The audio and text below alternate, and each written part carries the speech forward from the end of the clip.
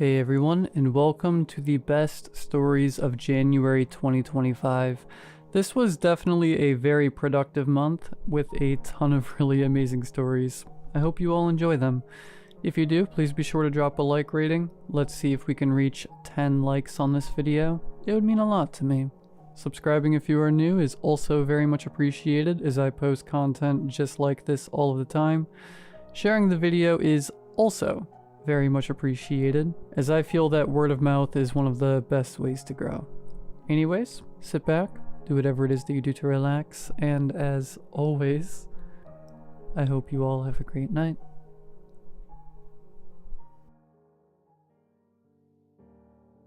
I stared with confusion at my phone. The rest of the gang were all in on this Monopoly game. I swear to God, if you get free parking, I will literally kill your stupid face, said Evelyn. Ravi rolled the dice in his hands. Come on, sweet baby Jesus. I just need a 4. He dropped them onto the board. No, he said, probably biffing it like always. I tried to make sense of it. Just a word on my screen. Black text on an all-white background. A rather classical-looking font. Hide. I tapped rather impatiently on the expensive black rectangle. The text wouldn't disappear.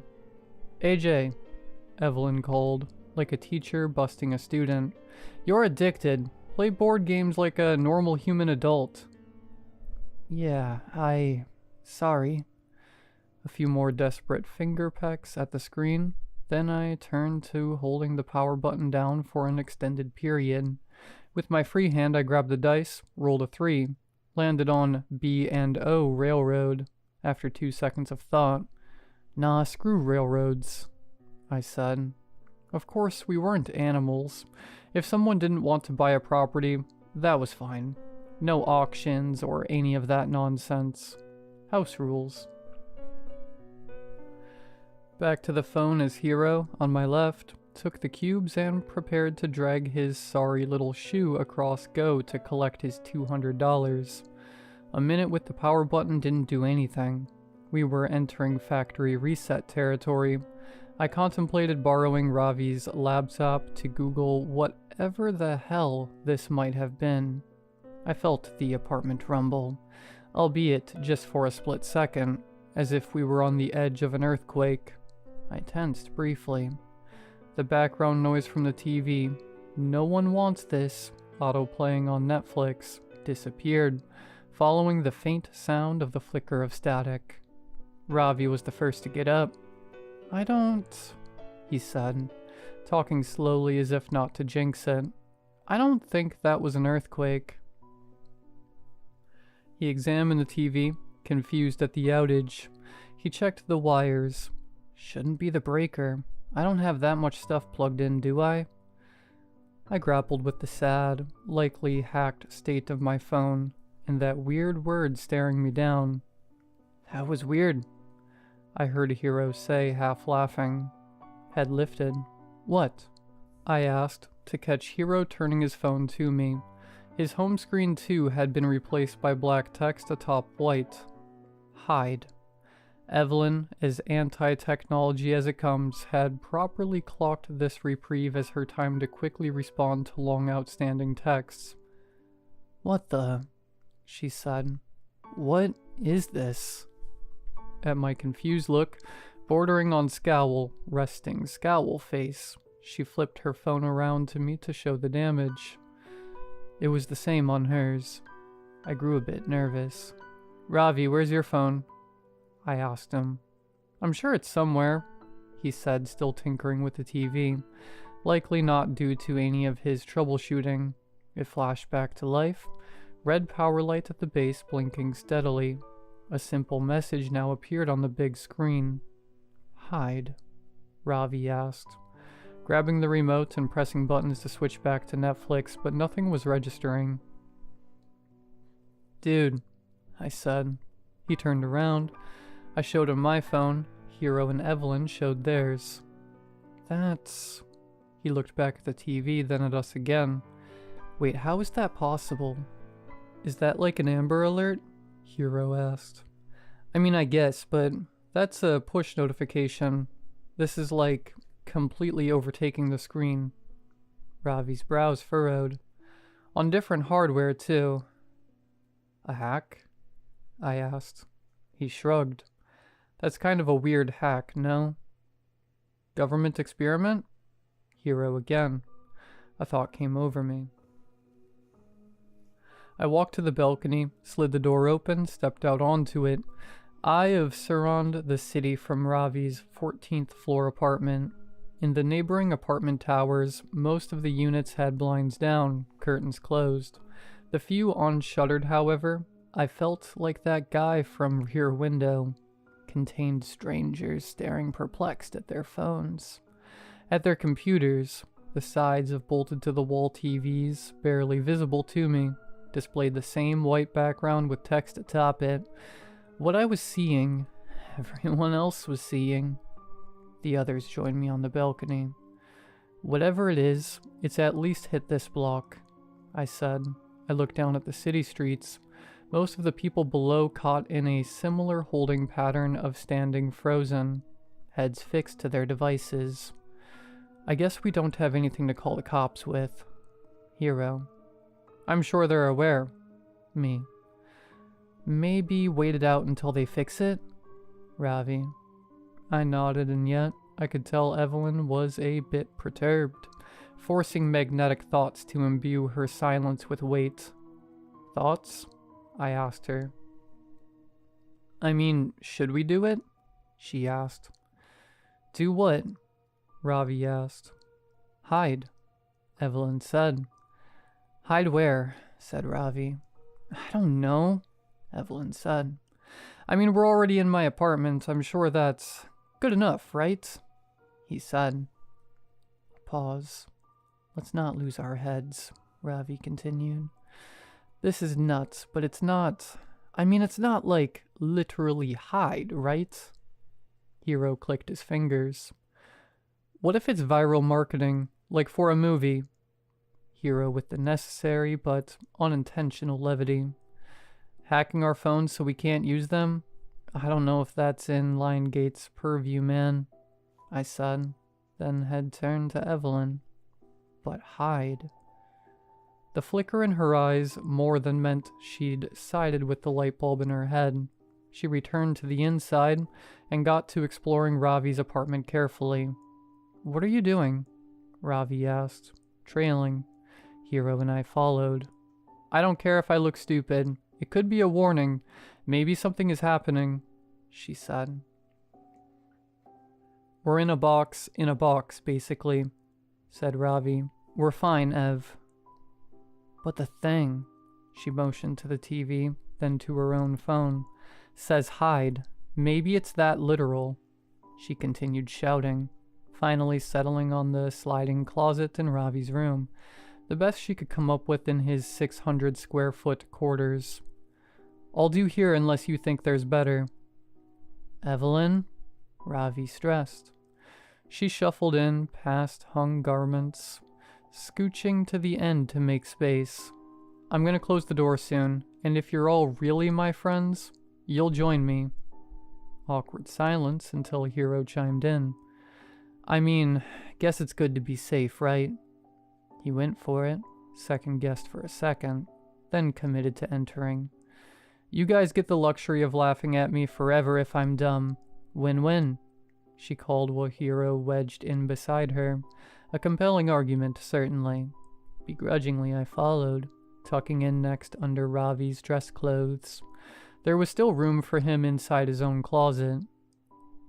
Hell, he caved, joining last, sliding the door closed to introduce darkness. I went back to my phone, still that classical font, still that mandate. How long do we have to stay in here? Ravi asked. 5 minutes, Evelyn said. Yeesh, he tagged. And then we sat in silence for a while, distant tick-tick-ticks of the clock in the living room bringing down the blood pressure a tad. It all felt silly, kind of fun. Remember when we went camping at Sunlight Groves? Hero asked. Glamping. Ravi clarified. Ev thought she saw a bear. Hero laughed. A bear and its cub. It was dark. It looked like bears, she said, half laughing herself. I heard noises too. Bears at Sunlight Groves? He said again. Saddest patch of trees in America. Guys, shut up. We're here, so let's commit to the bit before the conjuring doll gets us, said Ravi, surprisingly not bitterly. We kept our traps zipped for another minute. Eyes at the phone again. Hide. Nonsensical. All of it, really, but in a way that was starting to sit more and more uncomfortably for me. What do you think it is? Hero whispered. I shook my head. Evelyn with the light shrug. Ravi with a deep inhale before speaking. I mean, obviously sophisticated, he said, voice low. Like it's... yeah, it's obviously something. I waved my phone. My bank is on this, and it's bricked now, basically. I'm screwed. They'll figure something out, said Ravi. Powerful knocks at his apartment door all of a sudden. Thundering. Hey, a voice called, muffled through the walls. Ravi, you there? Evelyn braced. Who is that? A skinwalker, obviously, replied Ravi. Kidding. My neighbor Monica. Evelyn reached across me and Hero to tug at Ravi's sleeve.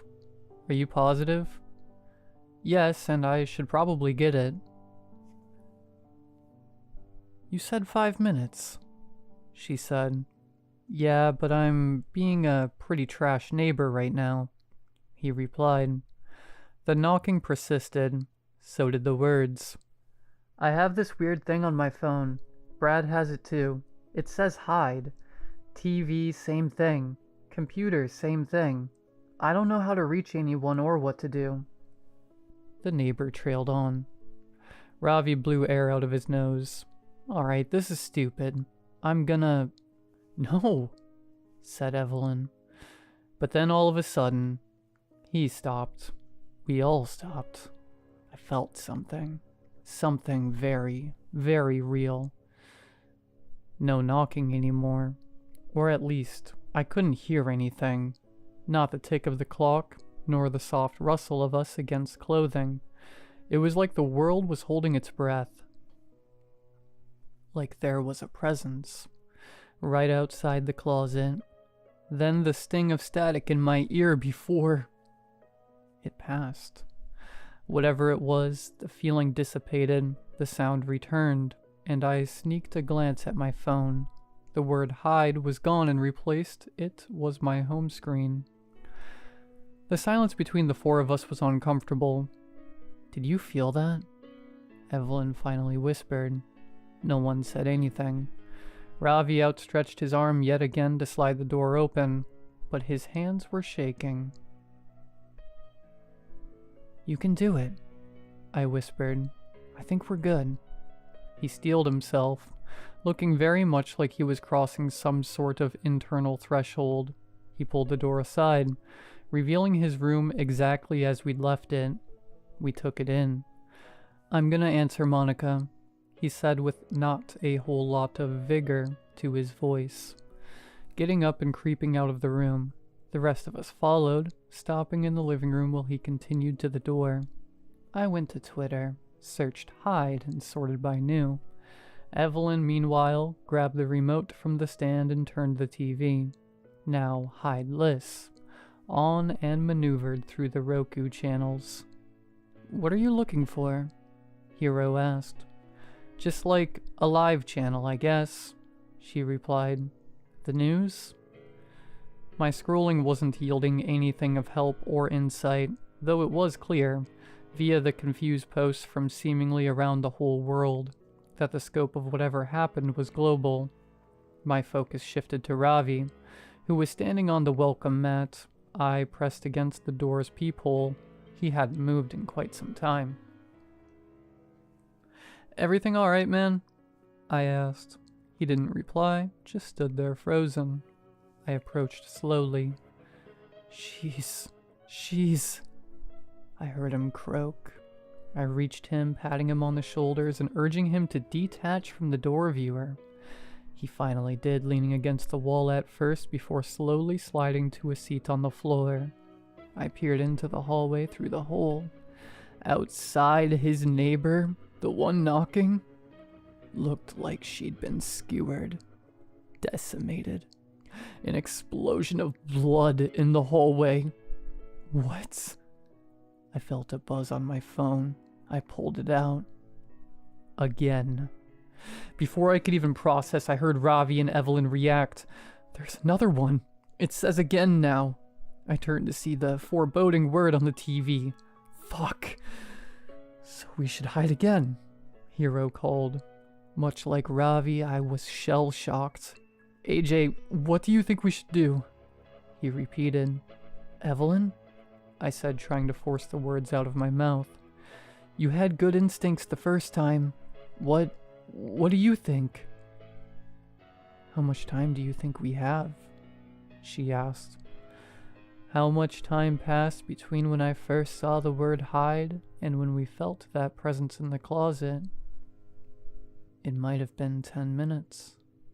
I heard Ravi mutter, almost lifeless. I don't... Then Evelyn interrupted herself. Wait, what did you just see outside? She started approaching the door. I stopped her. I don't think it'll be good for you to see it. Are you serious? She responded. Yes, I said immediately, realizing that lying might have been smarter. We can't assume we have the same amount of time, Ravi added. I went with my pitch. Do we try the same spot?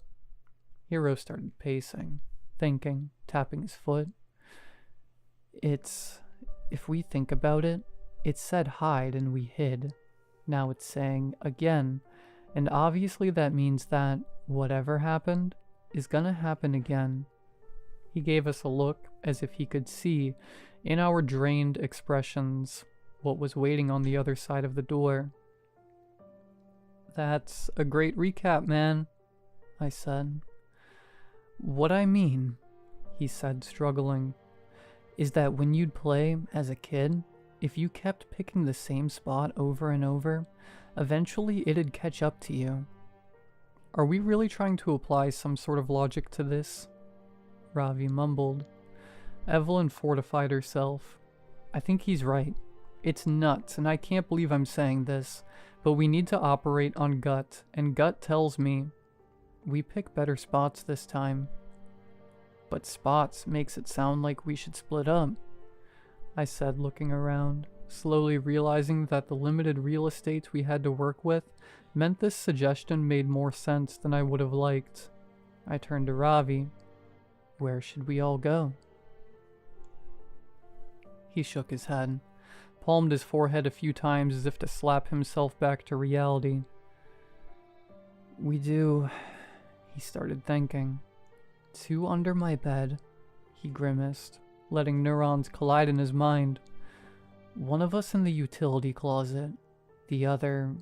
laundry closet. He got up and pointed. One of the closets was right behind me. Life in him again. Now. My eyes fitted to Hero and Evelyn, who ran into the bedroom. Ravi gave me a nod before entering the laundry closet and awkwardly squeezing in with the washer and dryer, closing his door. I entered the utility closet and closed mine. Rather, I tried to. The door wasn't clicking shut. Ravi, the door, it's not... But then I fought the urge to say anything more. If time was up, I'd compromise my spot. Hell, compromise his spot too if I kept talking. I tried a few more times to get it closed, then... I committed, terrified out of my mind to gripping the handle and holding the door shut. I tried to keep my shaking hand and quickening breath in check as... The silence overtook again. Complete silence, and then... that presence. I felt a light tug at the door. I kept my hold firm, but didn't try to overpower. Didn't want to completely give it away. And again, it stopped. The feeling disappeared, and I waited 15 seconds before sneaking a look at my phone to see that the again warning was gone. I heard the sound of Ravi's door swing open first. I followed with mine. He was emotional. I forgot that door is screwed up, man. I got scared, man, and I was... You're all good. It's alright. I know. I even heard you call for me, and I didn't. I panicked and I thought it'd... We're alive, man. It's alright. We're... And I immediately remembered it wasn't just us. Evelyn and Hero. Right, he said. We rushed to his bedroom. Nothing at first. The two hadn't emerged yet. For a moment, the horrifying thought that we'd be pulling their corpses out from under the bed rushed past me. Guys? I said. Coast is clear. Quick. Silence. For quite some time. Before they finally shuffled out in one piece, alive. As they shifted from crawl to bend to standing, I wanted to hold them. Hold everyone for just a second. I felt a newfound appreciation for life and their faces and personalities. Another buzz on my phone. I took a look. Break time. I let out a sigh of relief and showed the message to the others. I guess that's good, Evelyn said. A second to catch our breaths after this craziness. But then what?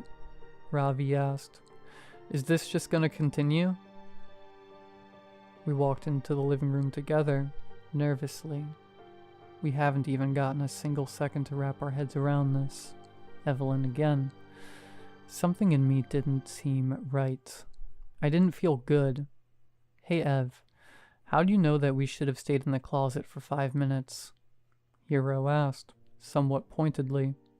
I clocked minor annoyance in her face at the question. I didn't know anything.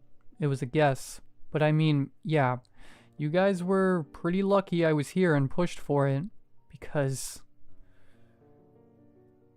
you were all being stubborn. Hero wore a strange expression as he looked at her. Alright. Sounds like you want to say something more, she said. Why would I? What makes you think I'd... Ravi interrupted Hero by stepping between the two of them. Holy hell. Keep your heads on, people. But as he said it, and maybe it was just an aberration in my mind, but I couldn't help but feel something significant stir within me. Something really inflame, as if even though his face was straight, he was concealing some sort of inner smile at what was happening. Hero, I think you're focusing your skepticism in the wrong direction, I said. Ravi's expression turned irritated, which all but confirmed it to me. I don't know if you want to be mad at the person that saved us the first time, I said, trying to make a point by motioning to Evelyn. But as I looked at her, something felt wrong there too. I contained it. Or rather, the person who wanted to open the closet door. And then something even more obvious hit me. Wait, Ravi, you tried to kill me. And all of a sudden, I was glaring at him, my temper rising by metric tons every second as if it was all starting to make sense. Evelyn and Hero joined me. Ravi looked incredulous. I already admitted that I screwed up with the door. I confess to you. Why are you trying to make things worse? I was trying to calm them down. Then, noticing us approach him, he backed towards the kitchen cabinets. He pointed at me. You were on your phone when this thing first happened, he said, as if he were having his own revelation. You were waiting for it to start. That's an insane misdirect, I said, positive that I couldn't trust him. But as my eyes turned to Evelyn and Hero, I realized I couldn't trust them either. Couldn't trust anyone. Still, Ravi absolutely needed to be the first to go. The first to be disposed of. He grabbed a knife from the cupboard and held it out at us, and only the smallest thought in the back of my mind was telling me that we were being toyed with, that it was so incredibly obvious that whatever this was, it had a handle on us. but unfortunately that understanding was academic for me at best, as I kept finding string after string of thoughts and emotions connecting, everything adding up, the logic sound, my emotions inflamed. "Break time," Evelyn said. "It's breaking us." Of course she would know that, though, if she were in on it. We all looked at her. I watched for sudden movements from any of these traitors. Even a millimeter shift wouldn't get past me. It's overriding us. It's flooding us with anger that isn't ours. And real as it feels, she faced her phone at us, beckoning us to read it clearly. Break time. We can't fall for it. And that small, grounded part of me took over, even though I was sure with everything in my soul that she, Ravi, and Hero were the source of everything that was happening. Ravi's grip on the knife tightened as he and the rest of us remained in the bizarre equilibrium of our four-way standoff. It's all of you, I thought to myself, before I felt a lightness overtake me, like an insatiable hunger fading, or extreme fear dissipating when you realize that noise in the other room wasn't a person, but rather something knocking over. My feelings of unrest and paranoia were gone. My phone screen once again returned to its default background. It was hard to describe how I felt now. Lucidity, shame. I looked at Ravi sadly. His head hung low as he put the knife back in its place. Hero turned to Evelyn first. "I'm sorry," he said. Then to Ravi, "Sorry." "Sorry, guys," said Ravi. And then I said, "I'm sorry." "You're welcome, assholes," Evelyn said. "We deserve that." "That was insane," Ravi said. "Like a messed up roller coaster ride," said Evelyn. "I didn't... That wasn't totally me," Hero said. "Like something was in me and it was..." "It's okay, man." I was getting tired of saying it. And certainly I, out of everyone, didn't deserve to impart forgiveness anyway, after what my own head was at only 30 seconds ago. We need to, write something down. Like we are susceptible. "Don't forget," started Ravi. "We just need to remember to keep your heads on." I interrupted. "Remember." But I think the fear that, again, would pop up on our phones drove him to start rummaging for some paper, start scribbling some words on it, while the rest of us tried to soak in the reprieve of nothing happening. Every half second a luxury. I wanted to say sorry another 20 times or so. Something I was sure wasn't a feeling unique to me. "I feel like I'm losing myself," I said. It felt like I was in a dream at this point. "Yeah," said Ravi. "Yeah." "We're," Hero said, looking at us carefully, "probably all gonna die. Should we, say our words, I guess?" Don't talk like that," said Evelyn. "How many people do you think are dead?" Hero asked. I went to the TV, temporarily free yet again from 1 or 2 word mandates, turned it on, toggled through the homepage until I found the live stream of a soccer game, one fixed camera angle, everyone in the stadium torn apart, players on the field within frame, eviscerated. I returned to the homepage, navigating in an attempt to find a different live program. I clicked on what appeared to be a news channel I hadn't heard of before. The sight of an empty desk appeared. Wires leading under the desk made me think that perhaps the anchor was hiding under it. "We are trying to report," he said, "knowing that the signal is going to cut out. I've survived so far. Survived whatever exactly this might be. But the carnage from footage I've seen is extensive. I strongly recommend..."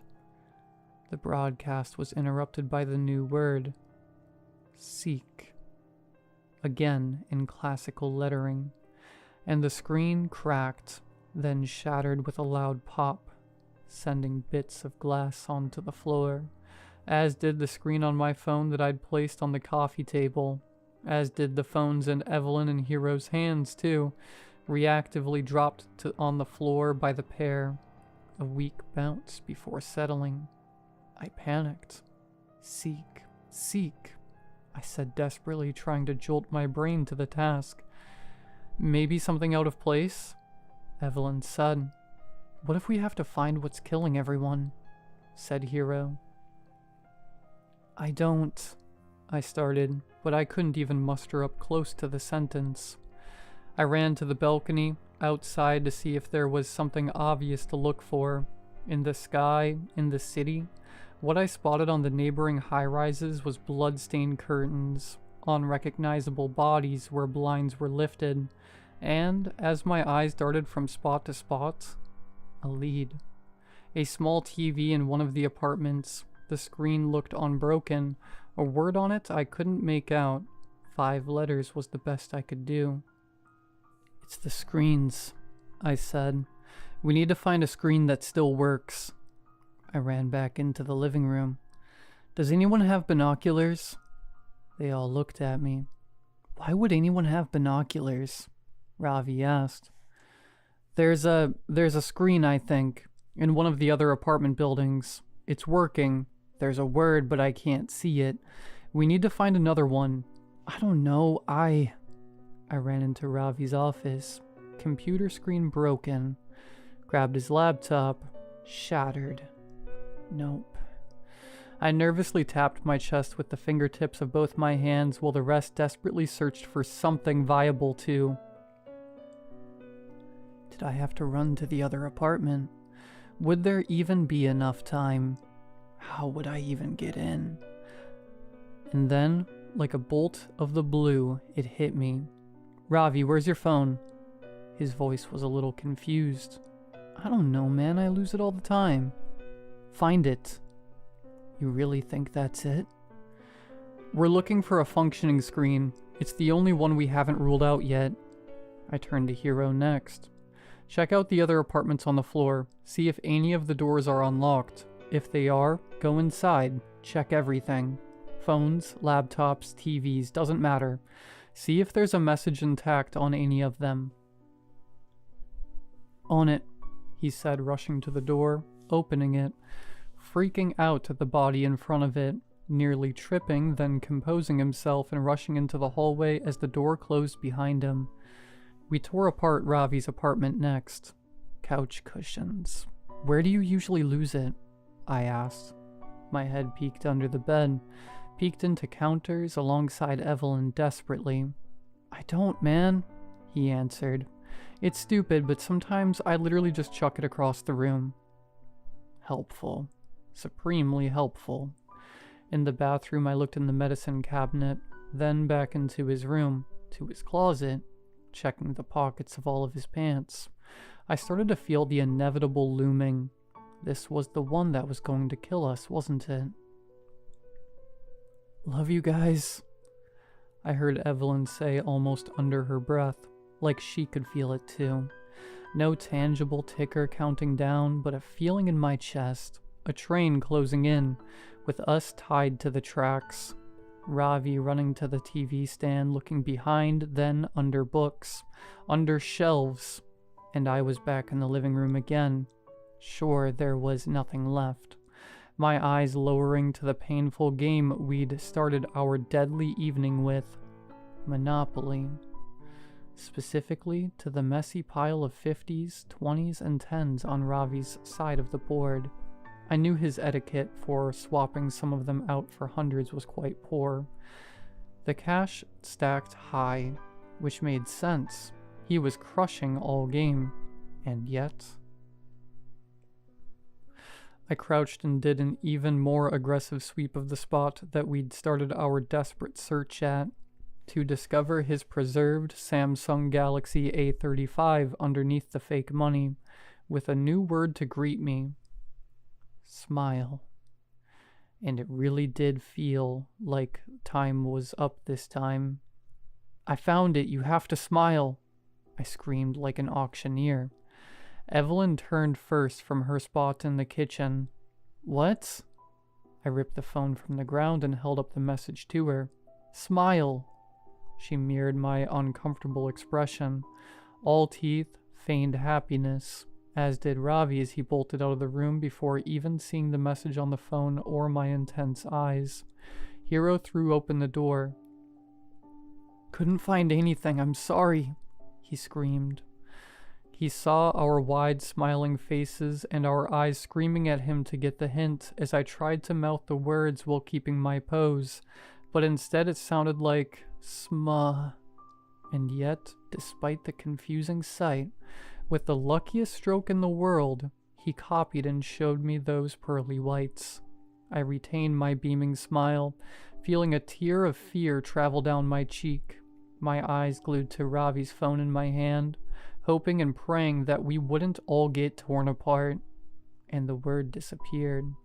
I showed the group the proof, and one by one our cheery expressions dropped to our default nervous frowns, resting scowl face restored. A collective exhale. I can't do this, said Ravi. I know, Evelyn said. And unlike some of the gaps we'd been afforded in the past, I already spotted a new message on the single remaining functional phone left in my right hand. Point to sacrifice. I could feel the group's eyes on me. I couldn't hide the misery. What? Ravi asked. Point to sacrifice, I said, barely legible. AJ? Evelyn asked. I tilted the phone so they could read it. I couldn't say the words any louder. My body wouldn't let me. Underneath the words, a timer had been running. One that was already down to 145, 144, 143 by the time I flashed them the phone. And yet, still, all of us needed more seconds to let it settle. I felt defeated. Truly this time. All right, said Ravi, cutting through the holding pattern. So what? We talk it through with the time we have left? Maybe we all agree on someone to point at. I mean, hey, who knows what I have to live for? Hero next.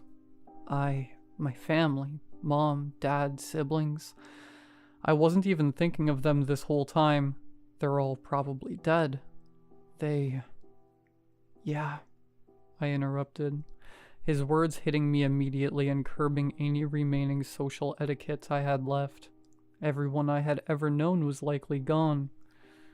Wow. Evelyn smiled at us softly. I just have you guys now, she said. So, yeah, screw this.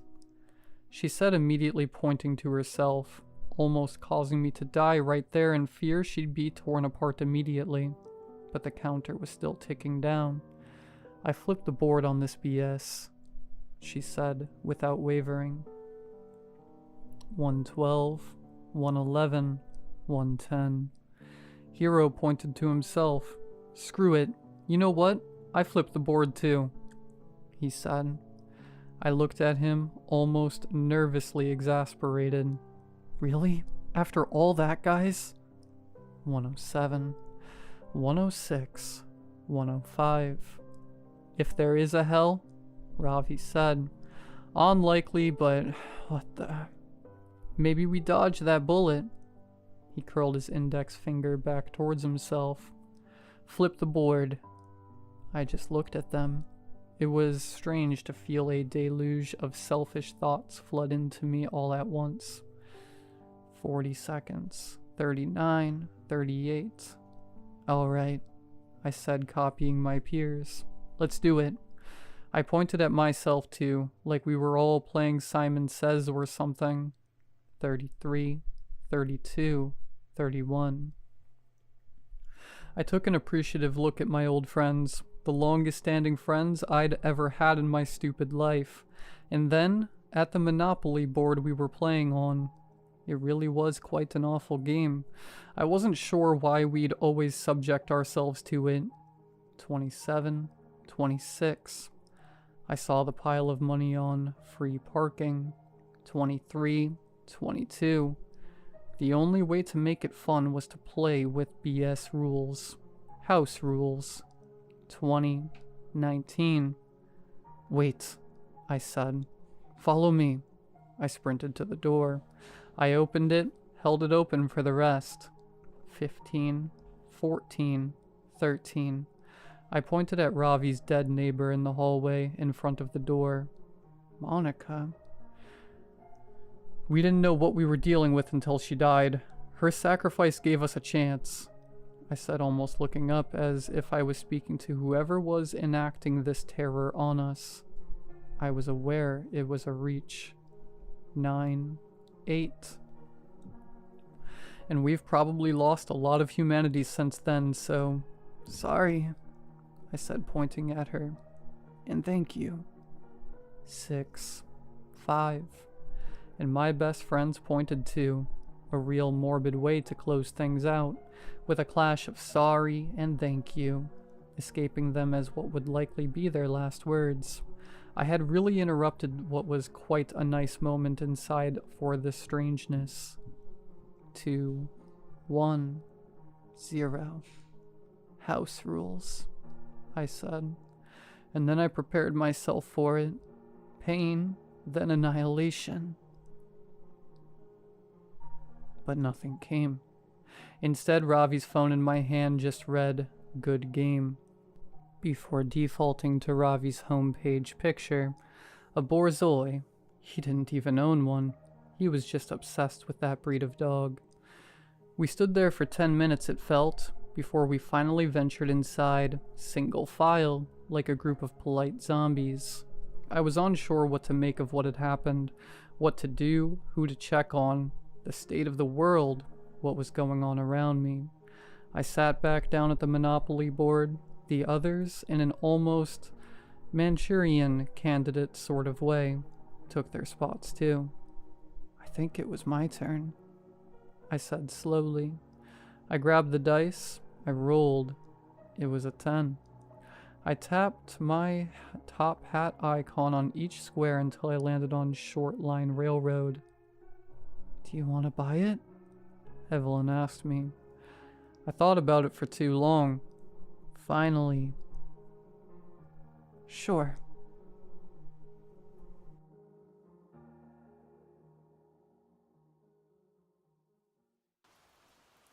I lived in a house with an extremely long, winding driveway.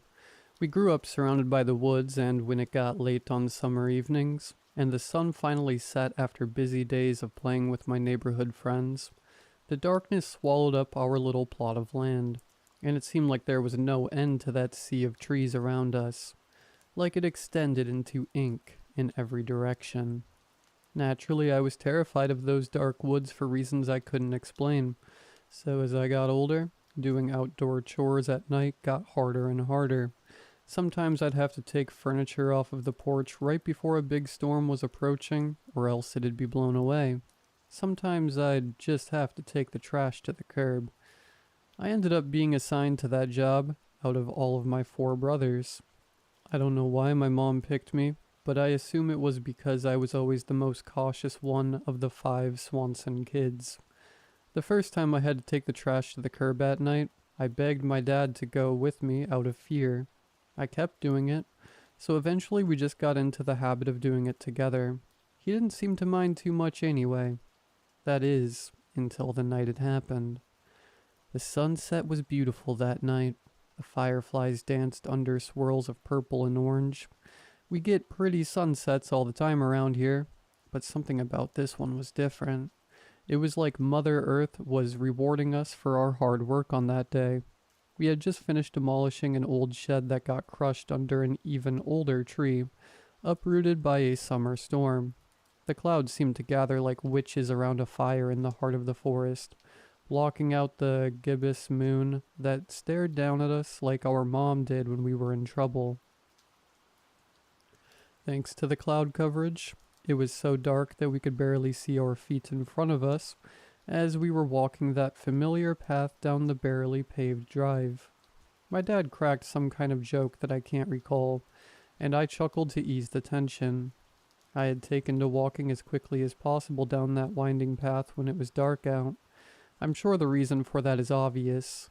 My dad could just about keep up with me, even when I was young and spry, and I wanted to spend as little time under that dark sky as possible.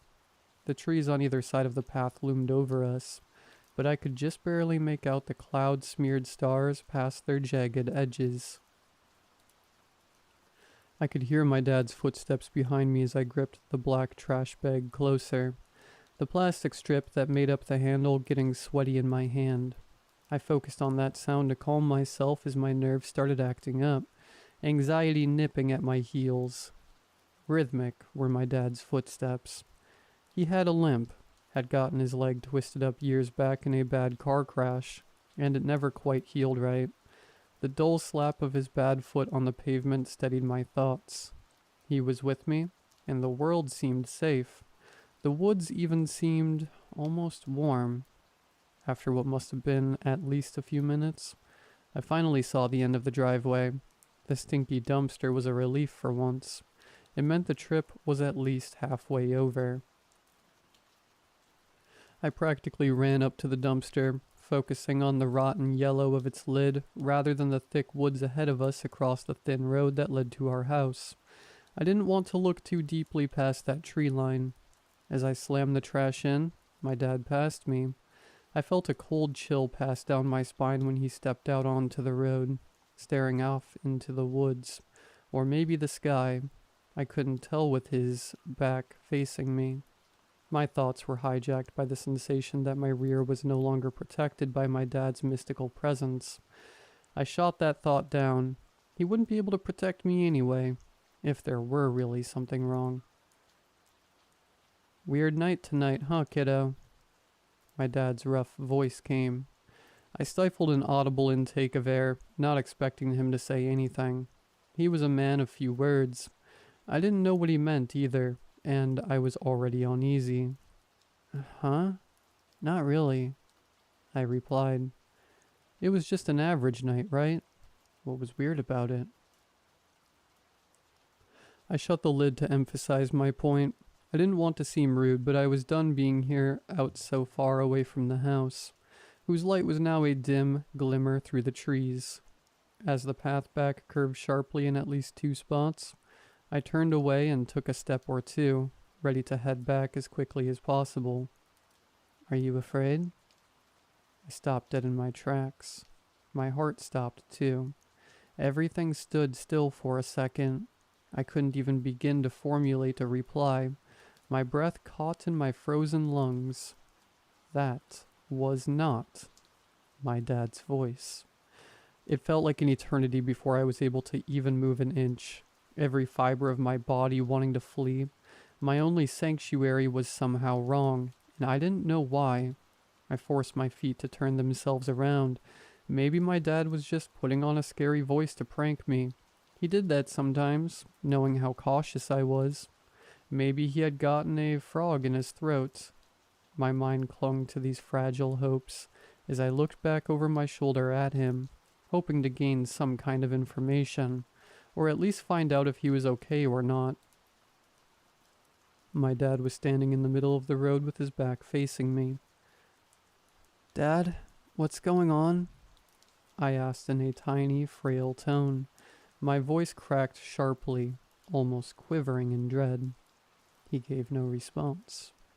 Then he slowly turned around, painfully slow, with inhuman, almost robotic movements, one foot after the other, one arm swiveling to face me, as if it were detached from his torso. His legs swiveled next, each part turning one after the other. His torso followed until finally his body fully faced me. Except for his head. His head was still backward. And then, that started to turn too. I shrank backward in horror beyond my control, my brain lit up with fear chemicals, my nerves suddenly blazing with a primal fear response. Everything about this was wrong, and I had to get away. Get away. Anywhere but here. I stood there, pissing my jorts in terror. For a good solid second further, he turned his head halfway before I bolted, and I'll regret that second before I started running for my whole life ahead of me. because I saw just a tiny bit of his face. Its face. It wasn't him. If you haven't gathered that already, I don't know what it was, but it wasn't him. My breath burned my lungs as I frantically scrambled back up the driveway, my vision going blurry. The clouds parted overhead, lighting my way back as my flip-flops slapped hard on the pavement. The gibbous moon trained its eyes on me from its seat in the ink-black sky, drinking in my fear. Behind me I heard something. Crunching, thumping, footsteps that didn't belong to my dad, plodding after me like a brown bear, too heavy, too disordered. No limp either. I remember running further on that night than my body wanted to, my legs nearly buckling out from under me. Adrenaline took over as I followed the black serpent of the driveway. My thoughts were a blur, panic thrumming through my veins. Every second half expecting to feel a cold, clammy hand finally gripping my shoulder. But the hand never stole my soul away from my flesh. I pounded up the stairs, threw open the front door, slammed it shut with all my strength, and locked it as quickly as my shaking, sweaty fingers would allow. With my back pressed against the wall, I slid down and wrapped my arms around my knees. My face burned from the tears, the warmth of home doing nothing to comfort me as I struggled to catch my breath, my feet aching. A few shuddering, painful gasps were all I could manage before another thought trapped me in frozen, stiff silence. What if the lock wasn't enough? What if it got in anyway? My eyes flicked up to the window in the door. I was terrified I'd catch another glimpse of that ghastly, pale thing that might have once been my dad's familiar face. But seeing the emptiness of the night sky was somehow worse. I took another breath as I got to my feet, gripping the door handle, as if, in the event of the lock failing, my own grip strength would keep the thing out. Looking back on it, that's absolutely laughable, but at the time I was acting on pure instinct. Which might explain why I stupidly peered out through the glass, scanning for any signs of life. I strained my eyes, trying in vain to see anything past the tree line. Even with the clouds parted, the woods held on to their secrets with a tight grip. After a minute or two, finally something changed. The dim light couldn't hide the trees shaking, the leaves parting, and something... I heard a scream. I leapt out of my skin. An outstretched fist connected with something meaty. My brother, Eric, materialized out of thin air, the door behind him ever so slightly ajar. "What the..." he complained, rubbing his cheek. I cussed him out, my panic and rage overflowing, my head shaking from how hard I was spitting insults at him. After several minutes of back and forth arguing, I finally calmed down enough to explain the situation to him. I'm sure it made absolutely no sense whatsoever. When I finished, he just gave me a weird look, like I had grown a horn on my forehead. "Dude, are you okay? Have you been taking your meds?"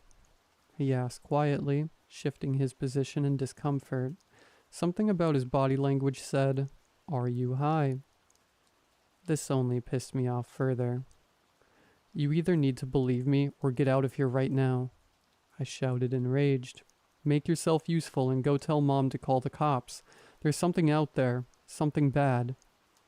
He stepped back at my yelling, but didn't go anywhere. He rubbed his shoulder, looking aside. Okay, I believe you. Jesus, calm down." We both fell quiet, looking at each other for a minute. Then I focused my eyes out the window again. Nothing. Empty front porch, empty yard, empty driveway. The faceless woods still met my gaze. "It's just, your story doesn't really make a lot of sense. Dad's been out on a fishing trip for a few days now. Did Mom not tell you?"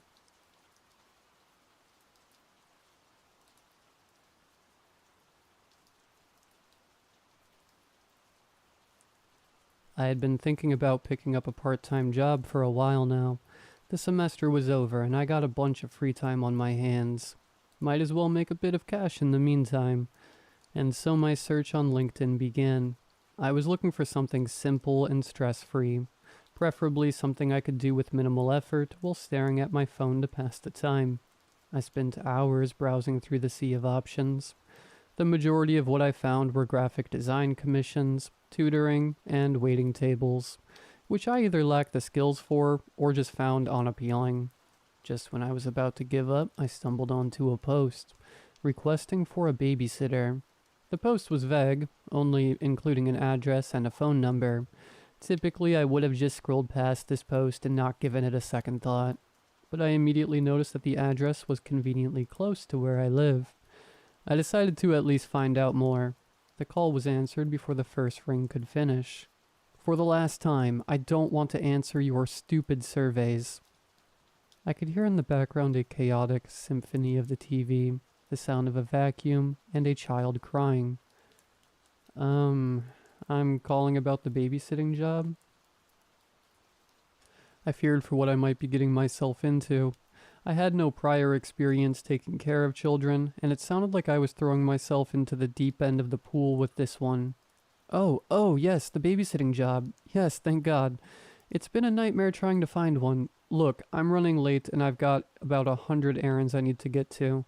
If you can get here in half an hour and look after my kids for 3 to 4 hours, 5 max, I'll pay you whatever you want. A part of me felt bad for how desperate this man sounded. The other part of me was worried about the storm I might have to weather for the next 5 hours. The other part of me kept replaying the words, "I'll pay you whatever you want," in my head. "I'll see you in 20 minutes. 15 minutes later, I found myself in front of apartment 4H. The entire complex seemed old, likely built in the 80s, yet the red wallpaper, mahogany accents, and soft carpeting gave it the feel of a luxurious hotel. I could hear the same chaotic storm I had previously heard on the phone brewing inside. I felt hesitant, but I already came all this way. I raised my hand up to knock, only for the door to fly open as I did. "Oh, hello. You're the babysitter, right?" The man didn't look how I pictured him at all. He wore a clean, navy-colored suit and had a tall, muscular build. He was mostly well put together besides his deep, sunken eye bags, messy curly hair, and unevenly shaved stubble. Despite it all, he was actually quite handsome. "Yep, that's me," I confirmed. "You're a fast one. Caught me by surprise." He chuckled. "Please come in." I walked into the small apartment and followed him into the living room. There I witnessed 2 small boys, who both looked to be about 7 or 8, fighting over a small green figure of a toy soldier. The entire living room was littered with hundreds of these soldiers and tanks scattered haphazardly across the carpeted floor. I almost didn't notice the little girl in the black dress on the couch. She sat motionless staring at the TV. Master Chef was playing. Junior. "Hey guys, settle down please," the man ordered sternly. The 3 children stopped their antics and simultaneously jerked their heads around to stare at me. "Daddy's gonna be gone for a little while, alright? This nice lady here is Emily. Emily is gonna look after you guys. When I'm gone, she's in charge, so be on your best behavior. I don't want a repeat of last time." The children collectively gave a silent, enthusiastic nod. "Good." The man then turned to me. "Emily, meet Khan." The man caught himself mid-sentence. "Silly me, I meant to say meet Zalos. The one in the white shirt, and Martius, the one in red. They're twins. And Limos, the girl." Strange names, I thought. The 3 children waved their little hands at me as their names were called. I awkwardly waved back. "Perfect. Bathroom is the door on the left," he said as he gestured towards the connecting hallway with 4 doors. 1 on the left, 2 on the right, and 1 at the end of the hall. "And you can help yourself to anything in the fridge. Make yourself at home. Just don't go into the room at the end of the hall. That's off limits." "Yeah, no problem," I assured him. "You might hear something inside and..." A buzzing noise interrupted him as he frantically fished around his pocket, pulling out a phone. Shoots. I really need to get going. He took his wallet out and, without taking his eyes off of his phone, handed me a thick wad of cash. Here, order some takeout with this if they get peckish. Before I could think of asking questions, the man disappeared out the door.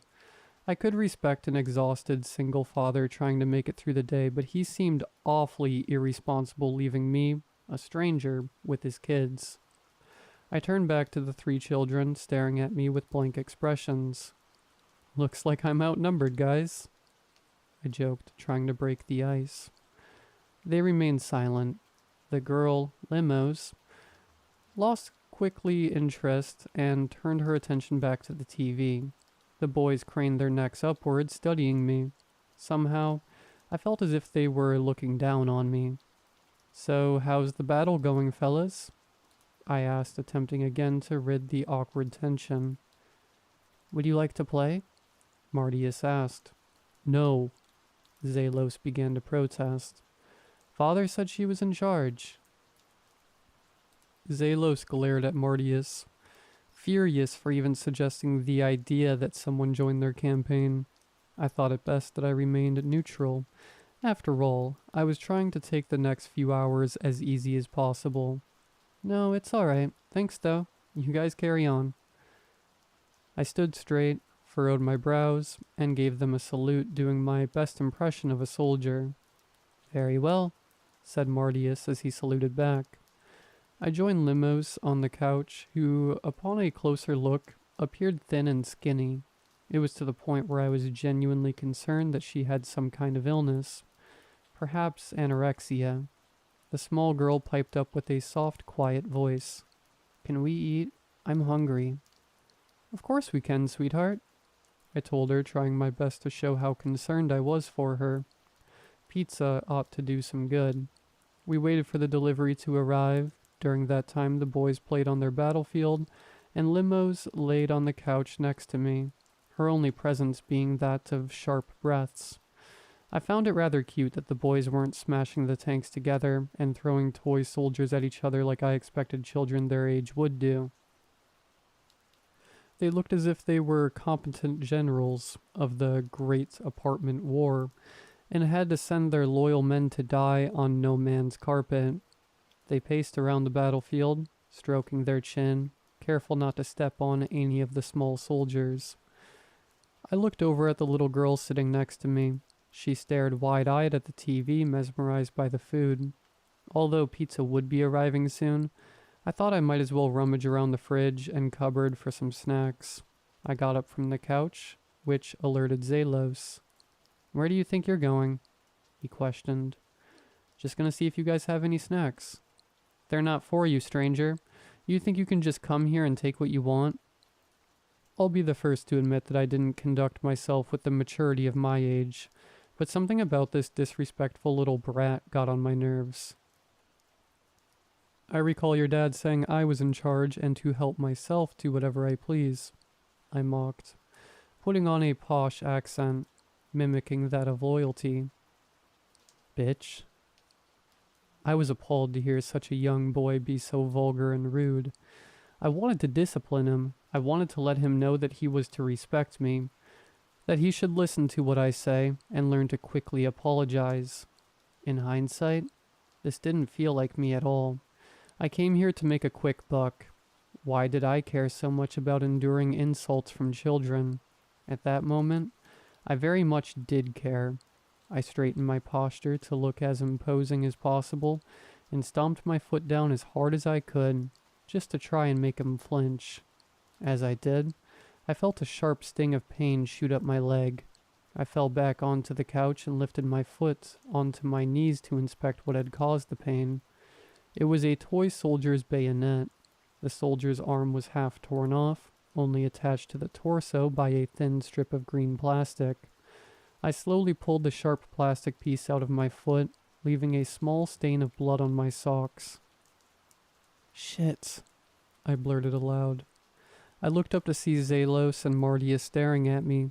Zalos, as expected, looked livid that I had broken his toy. Martius, on the other hand, looked at the broken soldier that now laid on the carpet, the tip of its bayonet now covered in a dark tint of red. He had a mournful look on his face. "Guys, I'm sorry," I apologized, the anger I had felt quickly fading away. "I'll buy you a new one, I promise." "That wasn't how it was supposed to go," Zalos exploded. "Zalos, please. I'll replace it for you the next time I come over, okay?" "He can't be replaced," said Martius, as he got on his knees and gingerly picked up the soldier. He brought it to a small jar that rested on the coffee table. The jar was half filled with green plastic soldier parts, a loose collection of hands, feet, heads, and torsos. Martius carefully sets the soldier. He held on to the top of the pile. "You guys really shouldn't just leave these toys on the floor like this." Martius shot a furious glare at me in response to that comment. "I don't care if you're in charge. It's not fair." Then I did something I regretted. I giggled. I found it amusing how they were so immersed in this game of theirs. I tried to stop myself, especially when I saw how the twins were fuming. I'm really sorry, guys. I'll make it up to you, I promise." "You don't understand. This is not a mistake easily amendable. But perhaps..." Martius stopped, turning to Zalos. The two of them seemed to have a silent conversation between themselves. Zalos, with tears welling up in his eyes, gave Martius a solemn nod. Zalos reached into his pockets, took out another toy soldier. He handed it to Martius, who in turn presented it to me. This one was different. It was a bit shorter and had a smaller build. It was a woman, in the same soldier uniform and equipped with identical gear as the rest. This was my first close look at these toys, and I was impressed with how detailed they were, down to the intricate facial features. I was puzzled by the realization. I was sure I was just overthinking it, but the small green face that stared back at me was mine. Before I could examine it further, Martius quickly snatched the toy from my grasp. He marched back to the center of the carpet battlefield, with my soldier in hand. "Perhaps we can make you understand," said Martius as he places the soldier down on the carpet. "Wait, give that," I started to say. I never got to finish my sentence. I don't know which of the assaults on my senses alerted me first. Was it the awful smell of sulfuric odor, the metallic scent of blood, and the acrid tang of gunpowder? Was it the thick, gritty taste of ash and smoke that lingered in the air? Was it the chorus of unintelligible screams, and the staccato of machine gun fire that flew overhead? Regardless, what caught my attention the most was the soldier in front of me. He sat slumped into the mud and filth of the trench we were in. I knew he was dead just by the look on his face. His eyes barely open, lazily staring at me. His jaws hung slack, with a river of blood trickling from the edge of his lips. As for the rest of his body, it had been contorted to a mangled mess of flesh. His arms, attached to the torso by only a strip of sinew. His hands still held on tightly to his weapon, a rifle with a fixed bayonet. Just a moment ago, I had been sitting on a couch in the living room in a small apartment downtown. I blinked and everything changed so abruptly. I couldn't even begin to comprehend what had happened to me. The mud I sat on was softened by either rainwater or blood. It was cold, and the moisture seeped into the uniform I now wore. Somehow sinking deeper into the ground gave me the slightest notion of comfort. Perhaps no one would notice me, I thought. I could pass for another corpse amongst the hundreds. And so I stayed quiet, holding myself back from screaming or crying. I tried remaining still, but I couldn't stop my heart from furiously beating or my teeth from chattering. I plugged my ears with my filthy fingers, covered in dirt and soot, desperately attempting to shield myself from the horrible blood-curdling screeches that could barely be said to have come from a human. I breathed small gasps of ashy air to avoid having to smell the rot. I took one last look at the dead soldier before shutting my eyes. I would have kept them shut too if I didn't catch a flicker of movement. He blinked.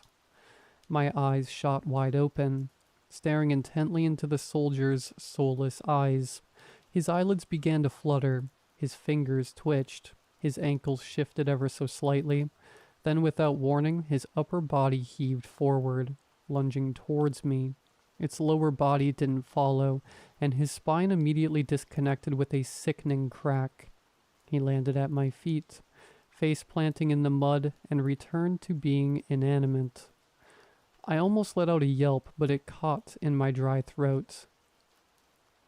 I thought that maybe some explosive shockwave had simply knocked him over.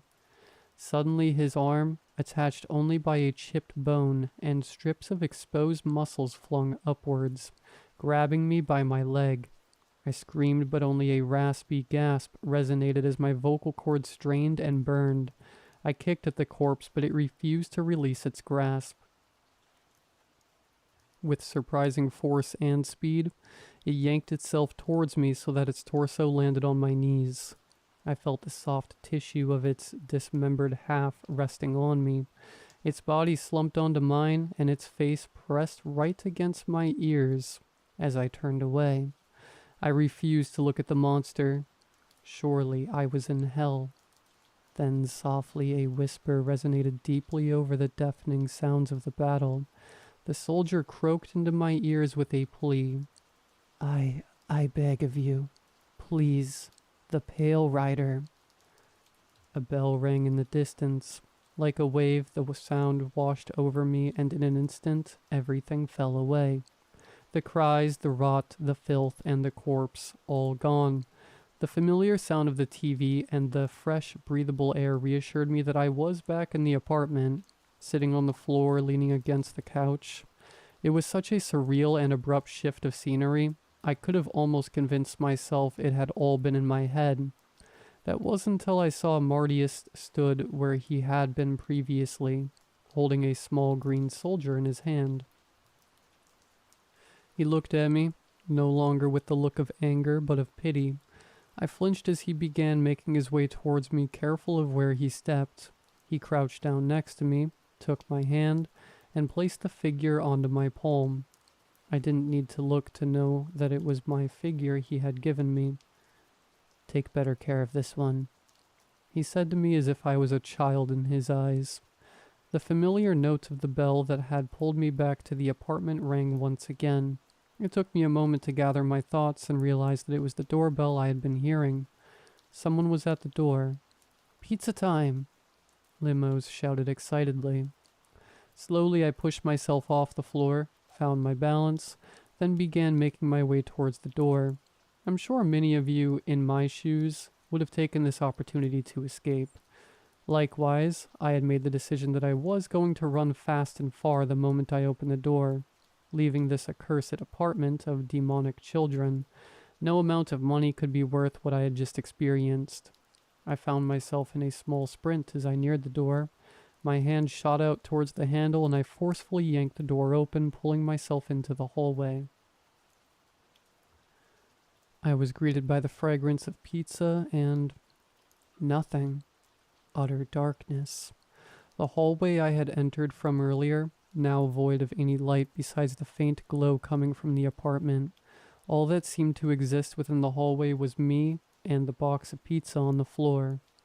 Dominoes. I stood there contemplating on what to do. Perhaps the electricity had just simply gone out. That was fine because I recalled where the stairwell was located. I could still escape. Are you going to share? Limos's voice from behind startled me. I leapt away from her and the apartment, deeper into the hall. She was standing at the threshold of the apartment. Between the two of us, the pizza box sat patiently. Please, she pleaded. I'm so hungry. The look on her face read of desperation. The black dress she wore appeared to hang loosely on her body. I was sure it fitted her earlier, but now it seemed a few sizes too big. Please, she begged again. The pale one is close. There was again the mention of this pale thing. Upon hearing this ominous omen, I turned around and blindly sprinted in the opposite direction down the hall where I remembered the stairs to be. It had to be there. My foot stamped and beat against the door as I bolted in a straight line. In the pitch black, it was impossible to see how close I was. I fully expected to eventually run into a wall. No obstacle ever came. It's not something you can outrun. Limos spoke again. The volume of her voice noticeably hadn't faltered with the distance I had traveled. I stopped in my tracks. I turned to face her thinking she had followed me. She hadn't. She still remained at the threshold of the apartment doorway. The pizza box still laid on the floor between us, and I stood where I had been at the start, a mere few feet out the apartment.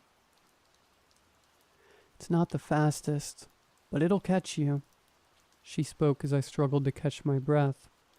It always does. What is this? I asked her, demanding the child for an answer. I was at a loss.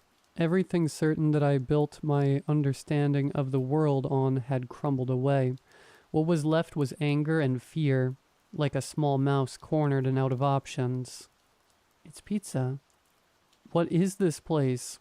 I yelled back, finally losing my temper. I never thought myself capable of hurting a child, but at that moment, I was prepared to do so. Domino. Enough! I screamed as I lunged at her, attempting to do something horrible. I reached out to grab her by the collar of her dress. She didn't step backwards or attempt to dodge, yet somehow she shifted ever so slightly out of my reach. I fell flat on my face onto the cold, solid floor, now noticing that I wasn't even sure what I had been standing on. I felt pain, followed by blood trickling out of my nose. It most certainly wasn't the soft, carpeted floor I recalled when first arriving at this apartment complex. As I laid prone on the floor, I stared up at the frail girl who now stood above me with an imposing presence. Behind her, the light of the apartment, in stark contrast to the darkness, made her figure a dark silhouette. I felt defeated. I didn't even try to stand back up. I may not have been sure where I was, but the ground felt solid and tangible. It was something I could be certain of, and that brought me comfort. What is this? I asked again. This time my question came out quivering. Limos crouched down, inspecting me as if I was a small insect she found crawling across the floor. The path, she answered. What does that mean? Are you hungry? She asked me, ignoring my question. Her concern sounded genuine. I wanted to tell her I wasn't, since food was the least of my worries, but as soon as she asked, it was as if she reminded my body of the idea of hunger. I felt starved. I felt hunger like I had never felt before. My stomach curled and cramped within me, screaming for sustenance. The aroma of the pizza now overpowering all my senses. I could almost taste the fragrance in the air itself. Yes. Are you strong? She asked again. I hesitated to answer. How could I be strong in the state I was in? Do you want to live? Yes, please. Please let me live. I begged her. Please help me. I want to live too, she said as she began stepping towards the pizza box. She gently lifted the cardboard box open, and the smell of the bubbling cheese, tomato sauce, and pepperoni had me salivating. I immediately mustered up my last bit of strength and brought myself to my hands and knees. I crawled in the direction of the beckoning food, yet quickly realized I was making no progress. As if I was on a hamster wheel, I simply could not move any closer. I started to crawl faster with more desperation, and before long, I had gotten onto my feet. I stumbled toward the little girl, who was now hunched over the pizza box on the floor with her back facing me. My stumbling sped up until I jogged, then ran, then to a full-on sprint. No matter how fast or slow I went, I made no progress. They were right there in front of me. I was so close, yet so infinitely far. All I could do was move in place, watching Limos scarf down each slice before me. As she gleefully ate, My only thought was the dwindling food left for me when I eventually reached the pizza box. She was going to eat it all for herself and leave me with nothing. I couldn't let that happen. One after another, the slices of pizza disappeared down her gluttonous gullet. I remember begging her to help me, to toss me just a bit, to save some for me. She never bothered to turn around. I yelled and screamed, but eventually, I grew too tired to do so. Finally, it came down to the final slice. She reached for it like she did the others. As I felt the last bit of my strength drain in desperation, I tried leaping towards her one last time. I fully assumed I would just land on my face as I did before, no closer to salvation. Yet I held out hope. I think that was what did it. Desperate, violent hope. One last act of defiance against the inevitable death. This time, I felt myself propel forward, and for the first time, Limos rapidly approached me. I slammed into the small, frail child, landing on top of her with incredible force. She yelped in surprise and pain as I felt her brittle right arm snap under the weight of my knee. In that moment, not only did I dismiss the injury I caused her, I felt retribution, as it was revenge for watching me suffer. I quickly turned my attention to the box of pizza, which to my horror was now empty. Furious, I turned back to Limos, who I now saw in her right hand, despite the pain of her fractured arm, still held on to the last slice. Without hesitation, I ripped it out of her hand and forcefully shoved it down my throat. I expected it to taste like the most savory, delicious bite, and yet, as my taste buds familiarized itself with the gooey slop, I was met with the disgusting taste of rot. Involuntarily, I threw up what was left in my stomach. Black, viscous liquid poured out of my mouth along with the half-chewed pizza. It appeared molded and putrid, as if it had been neglected for months. Dark, moldy spots of purple and green hue festered on the crust. Small specks of pale maggots writhed in the spoiled cheese and toppings. I spat onto the floor, attempting to wash the terrible taste that lingered. "No!" Limos shrieked in horror, as I keeled over the pile of vomit in excruciating pain. With my knee still holding her down by her broken arm, she began to struggle with a surprising spur of strength. I watched as she gracefully tugged on her fractured arm, steam exuding from her elbow. Gradually her arm stretched and strained as she pulled. I was too weak and terrified to stop her. With a wail of pain and triumph, she slid the bone of her forearm out of her arm as if it were a sleeve made of muscle and skin. The motion was so smooth it was like pulling the bone out of a tenderized rib. Upon freeing herself, she pushed me aside and with her one arm, scooped the black vile mass into her mouth. The sound of animalistic slurping and feral grunts was all I heard. No traces of humanity were left. As she devoured the filth with reckless abandon, my attention turned to the steaming flesh that she left behind. I feared a part of me knew that I was not far from descending to her level of madness. It reminded me of the burning smell of human flesh from the trenches. I reached out to it, piping hot to the touch. I grabbed onto the wrist, and with a revolting squish, the skin and muscle fiber fell apart like pulled pork. Just then a shadow casted over me. A figure loomed before me, covering the light of the apartment. Pathetic. Zalos taunted with a disgusted look of pity on his face. I could only imagine what he saw of me. Then he slammed the door shut, leaving me shrouded in true darkness. I wasn't sure how long I was there for. The awful sound of Limos' savagery quickly died out as she finished what was left of my excretion. After that, it was hard to tell how much time had passed. I stayed groveling on the ground, my hand still held on to the warm, moist lump of the girl's discarded flesh. My hunger grew even stronger, before I couldn't bring myself to do it, to stoop so low, to even think of consuming my own. It was abominable. I thought it better to be starved to death, to finally be free of this nightmare. I don't expect anyone to understand or condone my actions, but know that I was pushed to the brink of my sanity. A deep, primal urge within me wanted so desperately to live, to survive at any cost. So reluctantly, I held the mass of flesh and slowly brought it to my mouth, thankful that at the very least I could not see what I had to do. As I choked on the gamey meat through sobs, I heard a shuffle sound approach me. I couldn't see her, but I knew Limos was standing right next to me while I chewed on her member.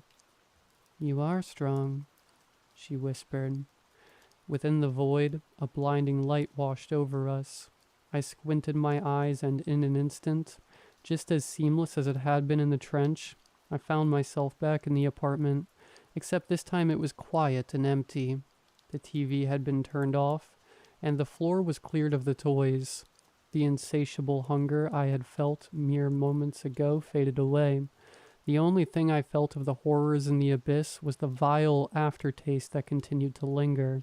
It quickly came to my realization that I appeared to be alone in the apartment. I got up and did a quick scan of the living room and the kitchen to confirm it. I was alone. Perhaps they had retreated back into their rooms. I looked down the halls to the bedrooms, which now appeared more threatening and ominous, as if some new terror lurks behind each door.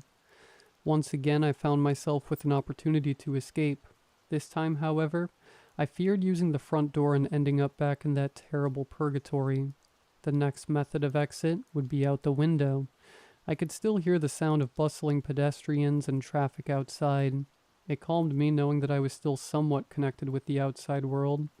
I was 4 stories up with no safe way of getting down, but at that point, I was content with simply risking the fall. To my disappointment, the window refused to budge when I tried lifting it open. It was an old wooden framed window with no locks on it.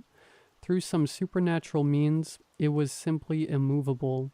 On the verge of a breakdown, I grabbed the nearest solid object to me, which was a desk lamp, and proceeded to smash it into the glass as hard as I could. I couldn't even leave a scratch. Feeling at a loss, I reluctantly tried the door once again. Slowly and carefully, I opened the door, making sure that I kept myself within the confines of the apartment. To my relief, I was no longer greeted by the abyss. The hallway had turned to its original state. Hesitantly, I stepped out into the hallway. As I crossed the threshold out the apartment, a faint cry emanated from behind me. It was the sound of an infant bawling. I flinched as the crying broke the eerie silence. It's odd that the sound of a helpless baby crying could invoke such fear within me, but nevertheless I sprinted out of the apartment and ran for the stairwell. My heart pumped furiously as I sprinted as fast as I could away from the danger, taking 2 or 3 steps at a time. As I reached the ground level, I bursted out the stairwell door into the lobby. I found myself standing at the threshold of apartment 4H. The baby's crying now intensified. I turned back, expecting the stairwell I had just exited to still be behind me. The same hallway on the 4th floor greeted me. After being led on with the hopes of escape only to be denied it once again, I fell onto my knees and wept. For the next few hours I cried along with the infant. In the lasting moments I stayed idle. The sunlight from the window never seemed to dim. The father, the man who lured me into this abstract, non-Euclidean prison, was yet to return, and I doubted he ever will. Eventually my crying ceased as my eyes ran dry. The infant, however, continued its tantrum alone. Its lungs never tired or faltered. Hours, perhaps even days go by. In the time, I've attempted multiple times to escape. My phone had no signal or connection, and any attempt to reach the outside world failed. I tried the stairwell again, only to find myself back in the apartment every time. I went knocking on the neighboring apartment doors, only to be met with silence. When I tried forcing my way in, to my surprise, none of the doors were locked. Only it seemed every apartment was apartment 4H. The elevator, no matter what floor I chose, always opened to apartment 4H. I never grew hungry or thirsty. I never tried to sleep. I just existed in this static space where the sun never waned. The scenery unchanged, and the crying endless. I felt the essence of my soul dim. I had fought with all I had and committed heinous atrocities for the right to live. Now as I sat on the kitchen floor, feeling the sharp, cool edge of a kitchen knife brush against my neck, I wondered why I had fought so hard. It's okay to give up now, right? I've tried everything. I'm at the end of the road. With my eyes shut, my grip on the blade's handle tightened as I slowly pressed the sharp edge firmly against my throat. I applied pressure slowly, still fearing the last stretch of pain before I could finally rest. I'm scared, a child's voice piped up. I froze, unable to even breathe. I hesitated to open my eyes. I could hear the child sniffling and whimpering in front of me. I had gotten so used to it. The sudden absence of the baby's cries unnerved me. Can you stay with me? They asked, in a high-pitched, shrill voice. It was the voice of a little girl, but it didn't sound like limos. I still held the blade closely to my neck with eyes shut tightly. It felt reassuring that I could end the torment any time I wanted to finally hold my own life in my hand. It gave me a sense of courage. My eyelids loosened and my vision fluttered open, expecting to see a small child. Instead, towering over me was an old woman. She was impossibly tall to the point she had to hunch over to avoid the ceiling. She stood naked, covered only by her long, unkempt gray hair. Her ashen skin, although saggy and wrinkled, were clean and eerily pale. It was like the first hint of snowfall on a solstice, where soft, curved patches of snow layered atop another. I didn't notice a hint of blemish or imperfection. Her face, however, was that of a child. Up to her neck, her skin becomes smooth like porcelain. Youth was distilled on only her facial features: button nose, wide eyes, small pink lips, and rounded cheeks. She looked at me with tears welling up in her puppy eyes. "Can you read to me?" she asked, in the same childish voice. It was uncanny to see the thing speak. I remained silent, unsure of how to respond. She raised her bony hand and reached her thin fingers towards me. "Don't," I hissed, turning the knife onto her. She quickly retracted her hand and backed away, retreating to the far end of the kitchen. For a moment I felt relieved to see this creature feared me as much as I feared it. The moment was short-lived as her brow tightened. Her cheeks flushed and her mouth tensed. She looked like she was about to burst. Why do you still resist? Why can't you just stay with me? It won't hurt. It won't hurt ever again." "What are you?" I demanded. She looked at me curiously. Her face softened, as if comprehending my question. "I'm the last one," she answered. "I'm what's left when everyone is gone." Her expression shifted back to sadness, and I watched as a single streak of tear ran down her cheek. "It's lonely," she sniveled. "I can't stay." Through her watery eyes, she cracked a warm smile. "You will. You always do." The way she said it didn't sound like a threat. "Is there a way to leave?" I asked, my eyes darting towards the open door to the hallway. Her eyes followed mine out the door. Then she looked back at me, shaking her head. "What can I do then?" "You can rest," she said. "Finally." The sweetness in her tone made the idea sound rather comfortable. "Or," she hesitated, "or you can put me to rest." "What happens if I do that?" I questioned, intrigued by an alternative choice. "Then I'll see you again, down the road." "So I can leave?" "For now. You'll be back soon enough." She reached towards me, handing me a card I hadn't previously noticed. Cautiously, I held it by the corner and took it. It was a Polaroid.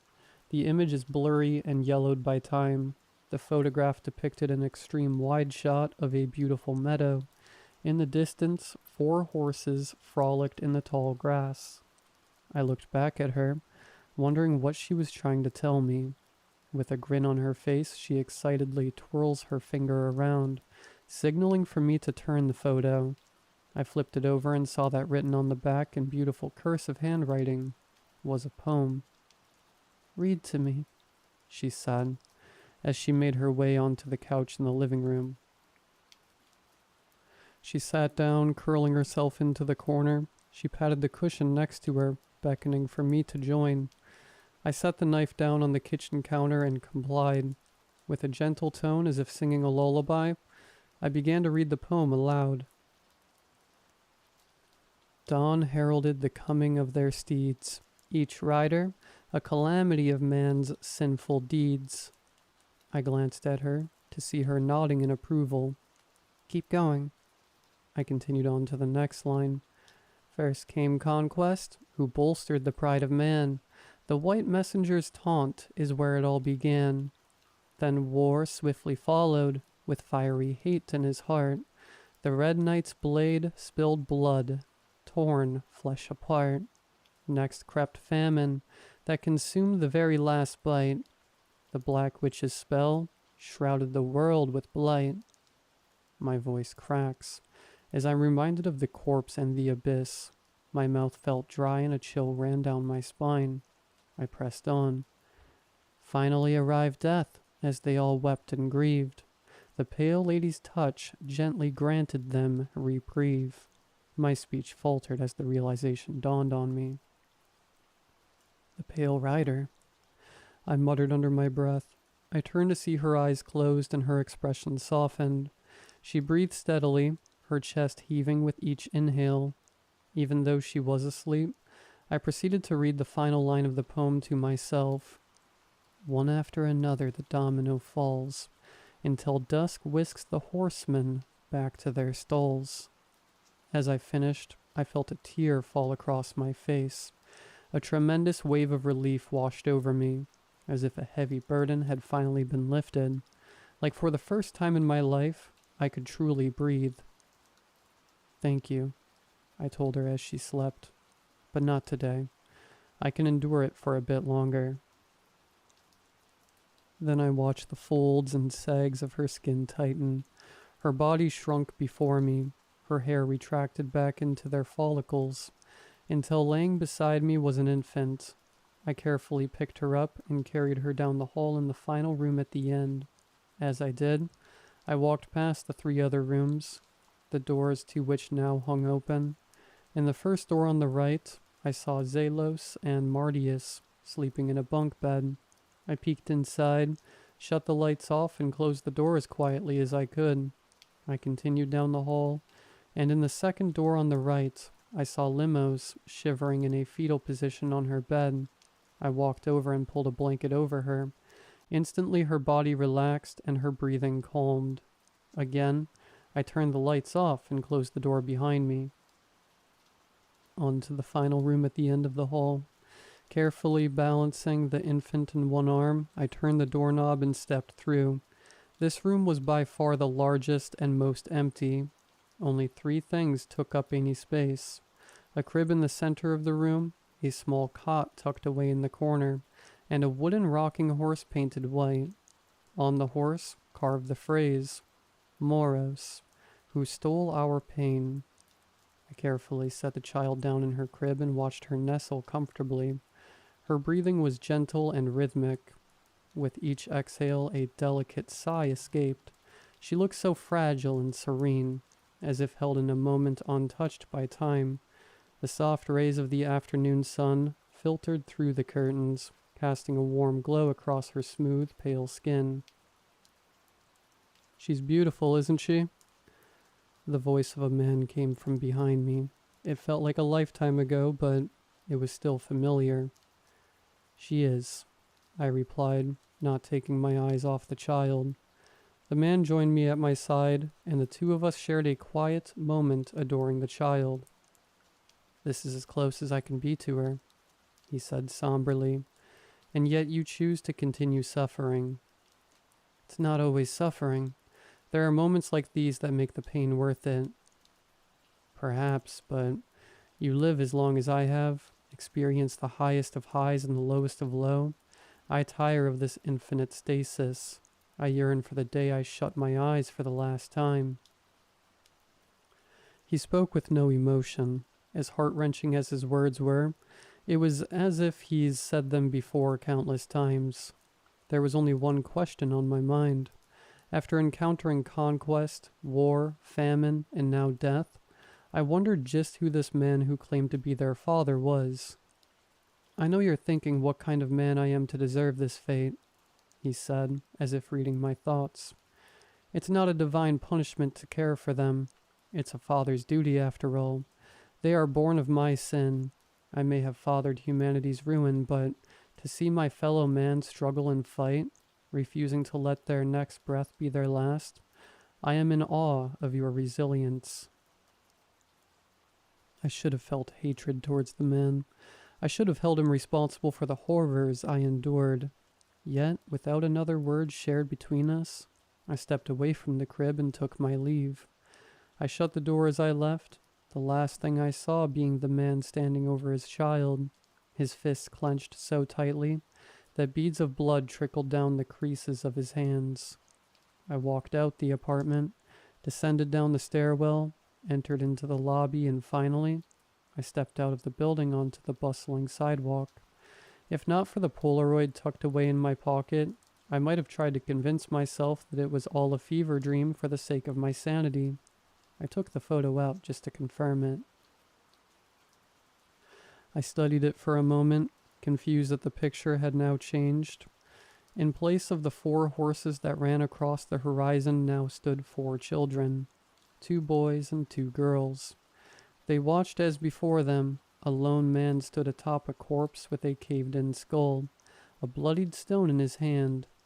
I flipped the Polaroid over, and as I had predicted, the poem had also been replaced, and now simply read, "The Folly of Cain."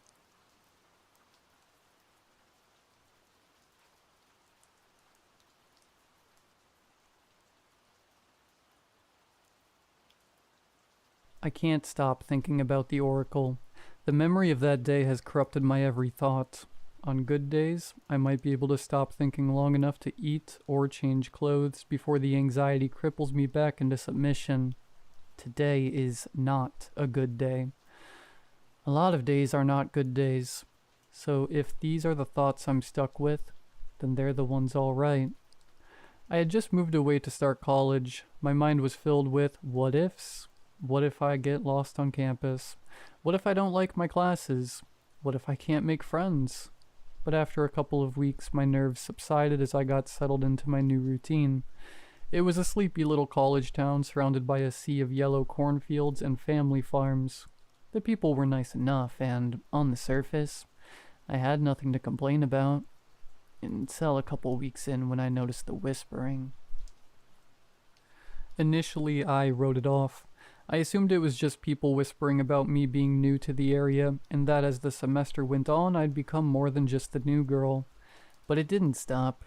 Even well into my first semester, people who I thought of as friends, or at least classmates, still whispered to each other whenever I was around. I know what they kept whispering now. From the day I arrived, the question on everyone's lips was, has she met the Oracle? I first learned of her from a note that was snuck into my backpack. It was a yellow index card that said, "The Oracle would like to see your future." It listed a New Drexel address, a time and date, and then said, "Bring an offering." I thought it was some weird small-town joke. After I had found the note, the whispers turned their questions to me. I couldn't walk into a room without at least one person seeing me, briskly walking over, and then whispering in my ear excitedly, "Have you gone yet?" Or, "Have you met her?" They were so eager to talk about her. One told me that he got winning lottery numbers from her. Another left his day job to start his own company, because she saw it in his future. Another met her now husband because of the Oracle. All success stories, all happy endings. I was skeptical. It was all so weird. I told myself I wouldn't go, but whether it came from curiosity or boredom, one Friday night I found myself taking endless lefts and rights through the back roads lined with cornfields. In my passenger seat, I had the now worn-out index card with the address and a brand new family-size package of Oreos. No one would tell me what kind of offering an oracle would want, but who doesn't like Oreos? I'm not sure what I expected, but it wasn't what I found. Pulling up to the address, I took a long dirt path surrounded by trees that gave way to a large clearing where 2 double-wide trailer homes sat, private and hidden. The yard was a mess of old and new. An old plastic slide and playhouse were faded from years out in the elements. Yet next to them was a brand new playground structure made of beautiful dark wood. The green plastic slide looked shiny and inviting, and the swings were pristine with their chains clanging softly in the breeze. I turned my attention to the houses.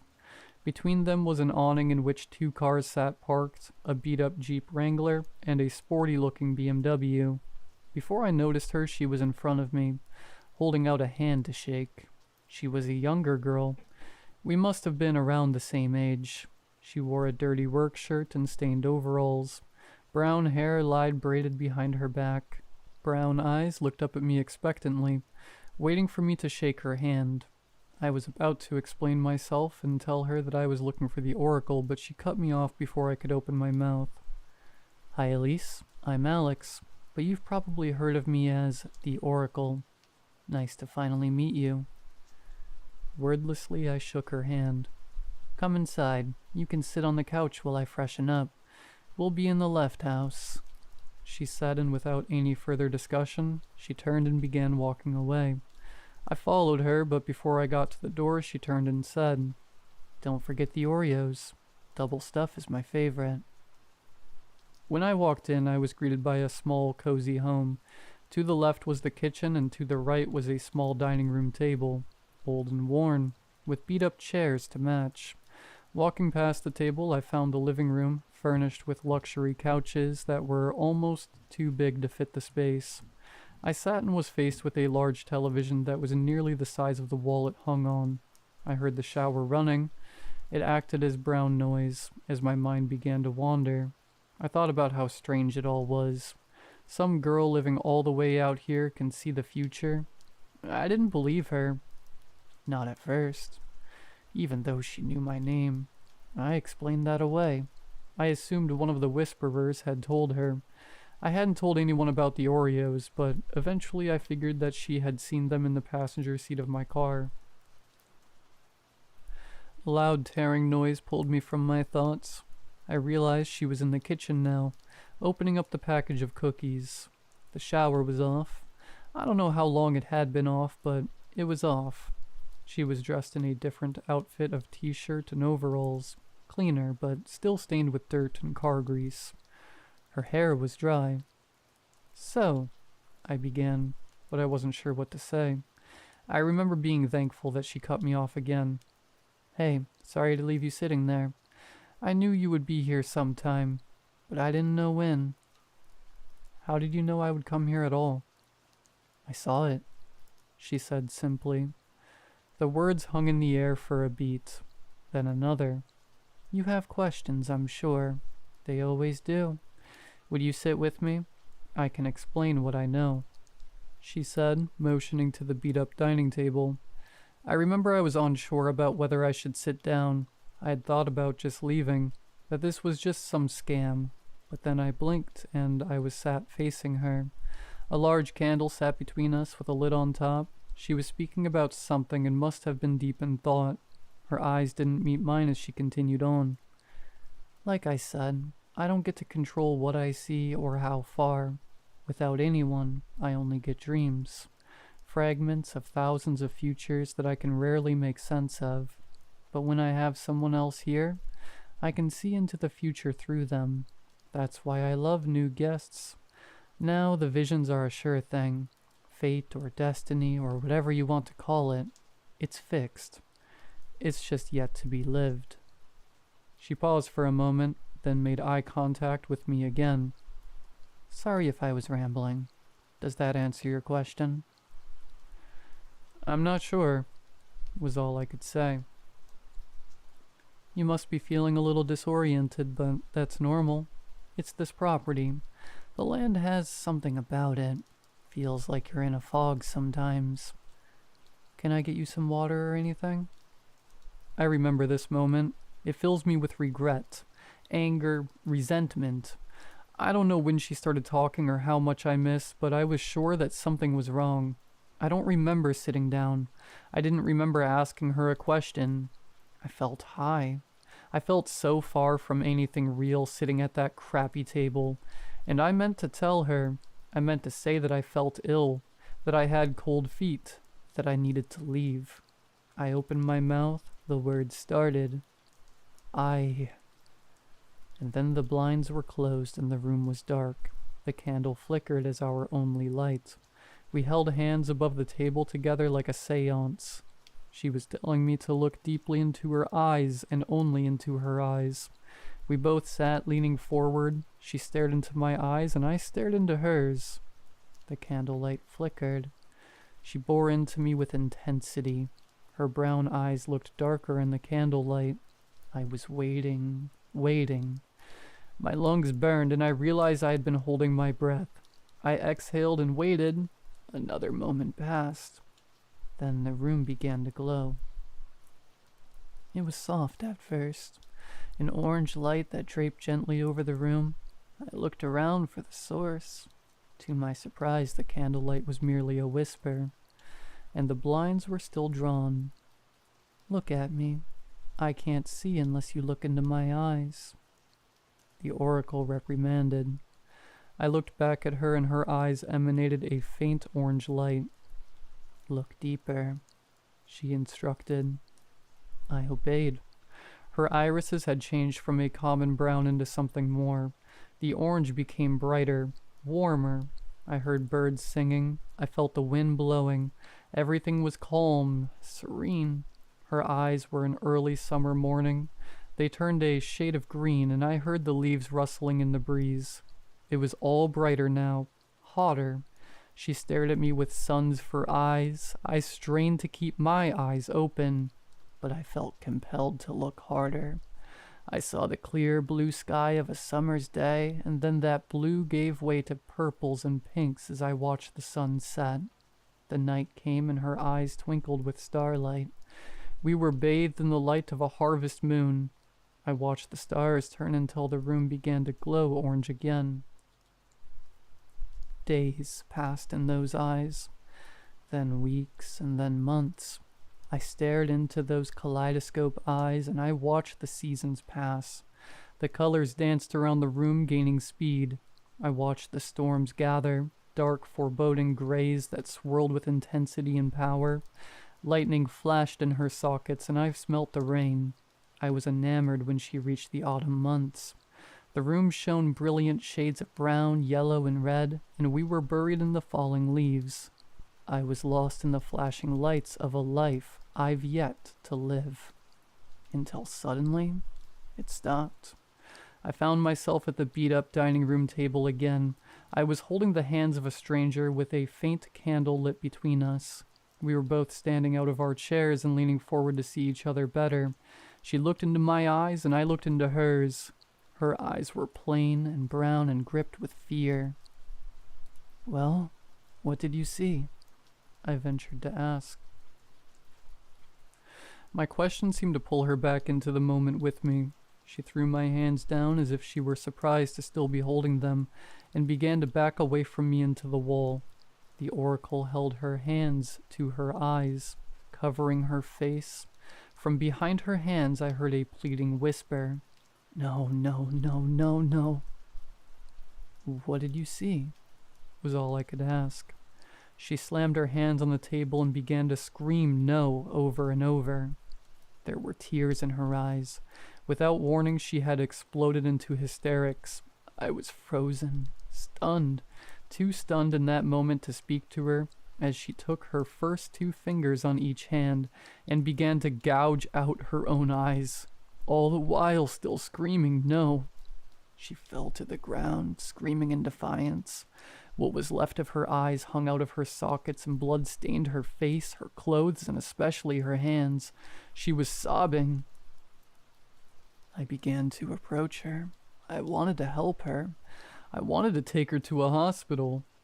And selfishly, somewhere deep down, I needed to know what she saw. But I never got the chance. A harsh yellow light burst from her now empty eye sockets. It hummed with intensity and poured over me like a nuclear blast. The oracle sprung to her feet and screamed out in horror. Oh God, I can still see it. Without another word, she grabbed the table firmly with both hands and bashed her head against it. Everything around me drowned in the light. Explosions of yellow rattled me with each impact. She screamed and slammed her head again. My skin burned. Slam.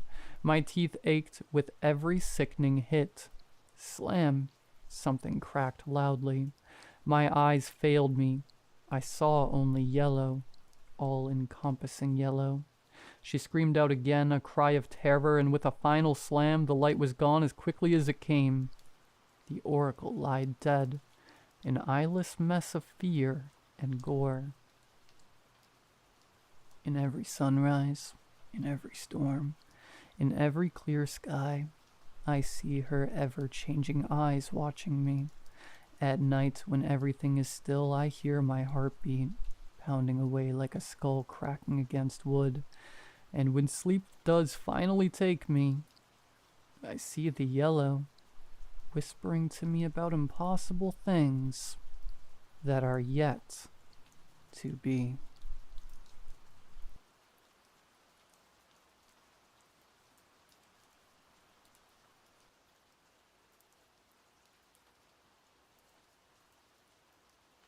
I was helping my mom move house the other day, and I found a small leather journal in the attic. I asked her about it, and she said it belonged to her grandfather, who was an archaeologist. Apparently he had a few of these from different digs he'd been on, though she had never read that one in particular. She said I could take it home and read it, but warned me that they could be pretty dry. Seems like my great-grandfather wasn't known for his creativity. I took it home that afternoon and forgot about it for a while. I was reminded of it by, strangely enough, a dream. I was sitting in a field on a rock outcropping reading the journal. I remember, in the dream, being overwhelmed by a sense of serenity, like I was floating, like the grass, swaying gently in the breeze, wasn't grass at all but a vast ocean. Anyway, the next day I made sure to set some time aside for reading. It started out normal and was mostly just logistical things, supplies and such. But then about halfway through, the entries took a turn. The only way I can describe them is unsettling. I've been trying to convince myself that he just randomly decided to take up creative writing. I'm gonna write up some of the weirder entries here, hoping that by sharing them, it'll take the edge off a bit. Hopefully we can all laugh at how dumb I'm being. August 24th, 1932. The dig has been nothing short of a disaster.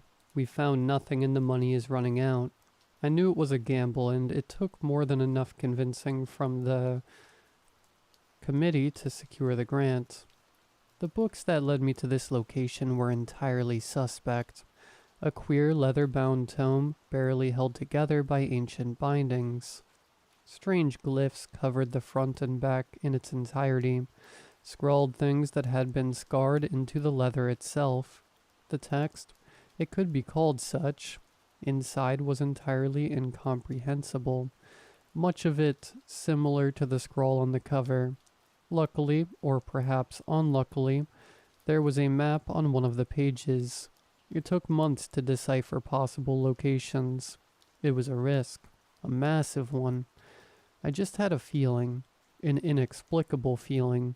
It wasn't a particularly good feeling, mind you, but it demanded an answer. It was my decades of work at the college that enabled this trip, and it will be my head if it fails. It pains me to think that if this dig turns out a failure, my so far immaculate career will be tarnished. an ugly, writhing blemish on an otherwise perfect legacy. Is it conceited of me to think about such things? Perhaps, but when one's field is history, you can't help but think about how you will be remembered. What will you leave behind? Will anyone know my name in 80 years? I like to hope so. We have 2 weeks of dig time left, and I've little hope. August 27th, 1932. A fight broke out between Moore and Thompson today. The strangest thing. Moore is one of the most sensible men I know, likes to keep to himself, never causes trouble. But at tonight's meal, he just lunged at Thompson.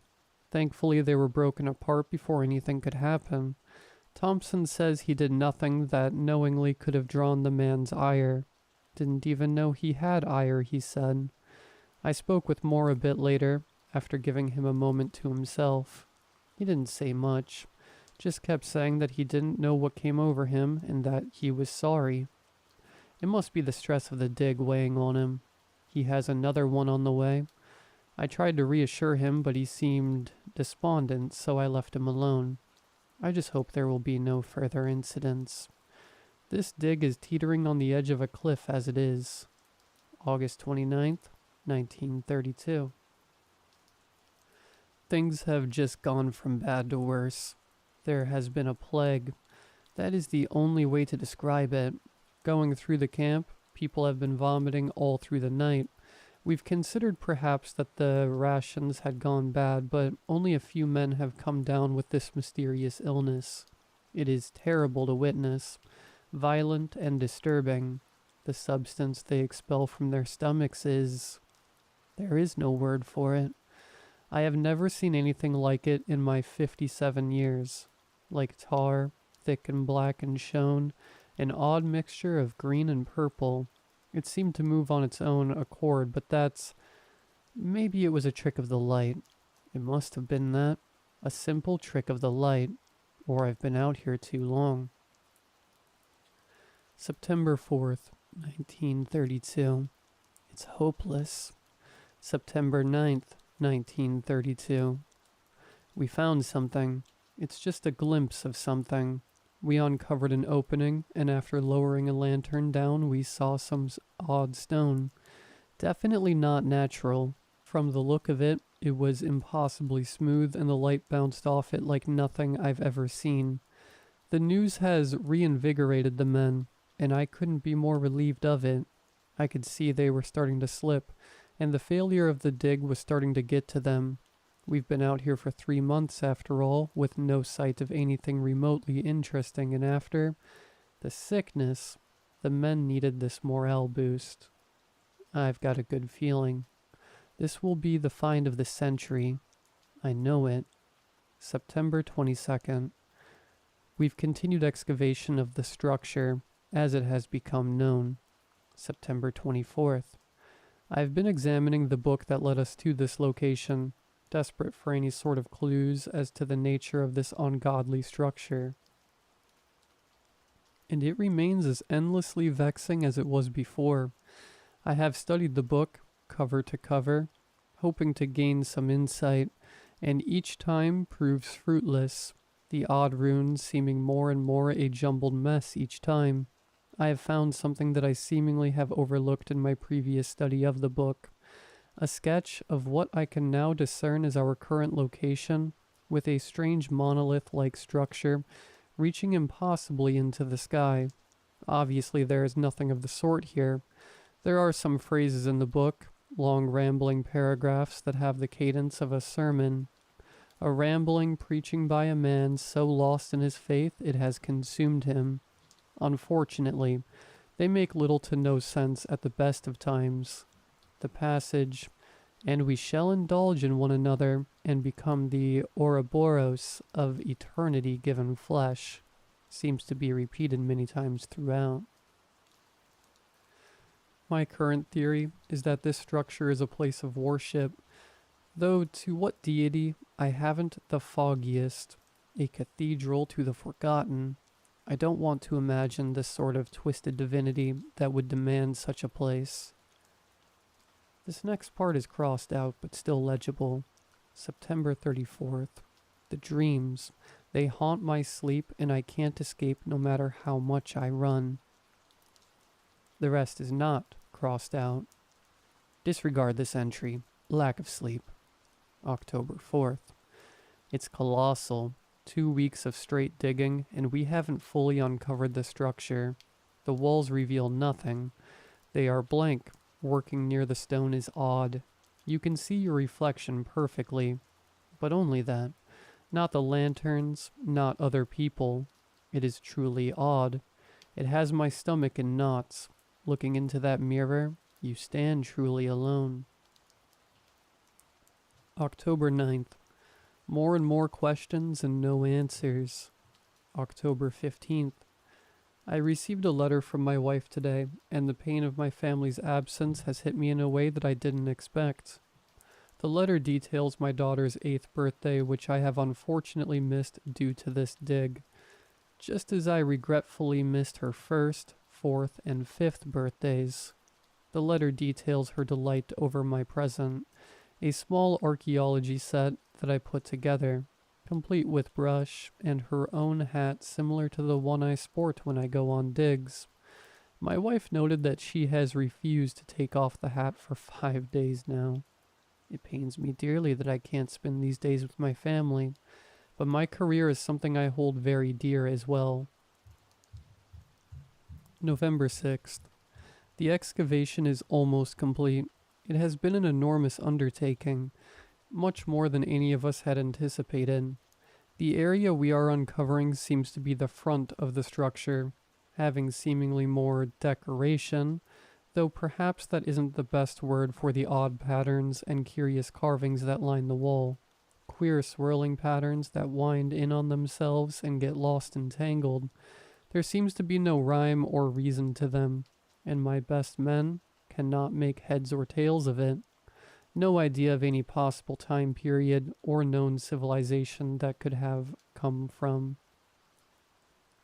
I can get lost in them for hours. The intricate detail. Every inch I follow reveals new details and patterns only for it to abruptly end, and for me to realize it had seemingly led me nowhere. While the patterns inspire a sense of wonder and vastness that simply cannot be put into words. The carvings inspire something much darker. Faceless heads have been carved into the rock, again seemingly at random. Due to the previously stated reflective nature of the rock, looking into this blank visages, you would find yourself staring out from the infinite void within, as if you yourself had been carved into the rock. It inspired an odd feeling of fate, or destiny, a silly notion that somehow I had been selected by something higher than my understanding to find this structure. A feeling slithered inside me, while staring into my own, seemingly black eyes, that everything in my life, every choice and look and breath, had been guided by an invisible hand. I am rambling. We estimate the size of the structure to be around 120 meters by 195 meters. November 17th. People are starting to talk about going home for the winter, and while it is disappointing, it is also understandable. The pain of missing my own family is starting to weigh heavy on me. The only two who seem to share my vision are Albertson, which is no surprise as he has always been my stalwart defender and loyal companion, and Moore, who has only become more and more withdrawn since his spat with Thompson. He has been taking his meals in his tent, seeming to prefer solitude. He seems to have lost some weight, though he brings his plate back empty after meals, something to keep an eye on. November 27th. It is finally done. The structure has been fully excavated. It is glorious, more so than I could have ever imagined. A colossal monument of imposing nature, some 55 meters high. It is almost otherworldly in its design, like nothing I have seen before. From the ancient Romans to modern-day architects, nothing matches the alien nature of what I have witnessed. The stone is immaculate, which is impossible to even believe, but we scored the outside of the structure, and there wasn't a single nick or scratch to be found. No erosion from water damage, which is odd considering this area gets approximately 950 millimeters of rain a year on average. This is especially strange when taking into account the flat roof of the structure. Never in my years have I seen something like it. Our rough guess estimates of the size were close enough. They will be stated in full in the technical reports. As magnificent as the fully revealed structure is, this victory brings with it a new challenge. There is no entrance. The only thing that stands out from what has been newly uncovered is a 2.74 meter circle in the exact center of the front of the structure. The circle is entirely perfect. It is endlessly frustrating to be denied at this pivotal juncture. December 7th. Everyone else has left with the exception of Albertson and Moore. It feels childish of me to say, but the thought of being alone with the structure sent a powerful chill throughout my being, and to know that I've avoided such a scenario is the greatest of relieves. Albertson and Moore have my endless thanks due to that fact alone. It is frustrating that our progress may slow with our lack of manpower, and the increased caution that comes along with that, but myself as well as the others are determined to see this through, and at the very least discover the inside of this intimidating structure. The entrance to the structure still manages to confound. The circular marking must be indicative of something, most simply an entryway of some kind, but remains resolutely obscure. Many of the men had suggested digging through the wall, but I wouldn't allow it. It was something that I had considered briefly, but had discarded as something too drastic at the current moment. Both Albertson and Moore had agreed with me, though Moore's reasoning of it being a great sacrilege stood stark in my mind and had taken root in an uncomfortable way. I will continue to consult the tome to see if I can glean some insight on this issue. Perhaps some primitive mechanism holds the door closed. I remain hopeful. It simply must open. December 11th. A curious phenomena seems to be occurring that I have no logical explanation for. While my expertise lies solely in the fields of archaeology and history, the stars have always been a subject of interest for me. The mystery and majesty of the night sky while on a dig, illuminated in splashes of bright color, is truly a unique sight. It gives a sense of scale like nothing else can. It touches the same sense of wonder that a new find does. While archaeology seeks to explore things lost in the past, the stars are the future. In trying to grasp the possible discoveries of some unfathomable, far-flung future humans is enough to keep one occupied for an eternity. That is all to say that I have a casual familiarity with the night sky, constellations and such, and I am certain there are stars missing, glaring voids where those pinpricks of light should be. I have consulted with Albertson and he agrees with me, though pointed out that some form of light pollution or other natural phenomena could be the cause. December 15th. The structure is open. I wish I could claim some level of responsibility for this newest success, however I have to admit that I played no part in it. I should be more suspicious of this occurrence, but I find it difficult to assign the proper caution at this moment. The adrenaline that has been coursing through me all day is only now starting to wear thin. Ever since I saw it, the hole, it appeared overnight as if by unnatural means. A simple hole about 1/2 meter in diameter. I must have stood there mesmerized by the twisting shadows that played inside for hours before calling from the others. We debated for a long time on whether or not it was safe to enter, more vehemently insisting that he had to go inside, while Albertson preached caution. Eventually, something pulled me forwards, and without a thought otherwise, I climbed inside the hole, the sound of Albertson's protests fading behind me.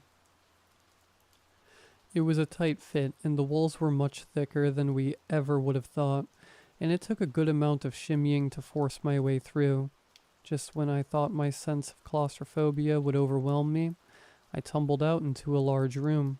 The first thing I noticed was the stale quality to the air, and the lack of any noticeable airflow, as if the air from outside was being prevented from entering. The floor was much the same as the walls, the same black stone that seemed to drink the light, leaving completely nothingness. It was an eerie sight that gave the impression of floating over an unimaginable void. I called back to the others that it was safe to enter, and to pass me my lantern. After they made their way inside the structure, I pushed forward. Albertson and Moore inched along behind me, swinging the lantern this way and that, though the odd nature of the stone meant that little was revealed at any one time. The room seemed bigger on the inside, which was surprising considering the colossal scale of the structure, though perhaps this was due to the reflective nature of the stone.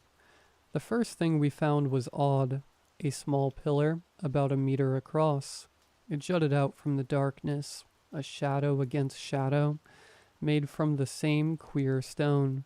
The most peculiar thing about it was that it didn't go all the way to the ceiling. In fact, it was hardly half the size of the room.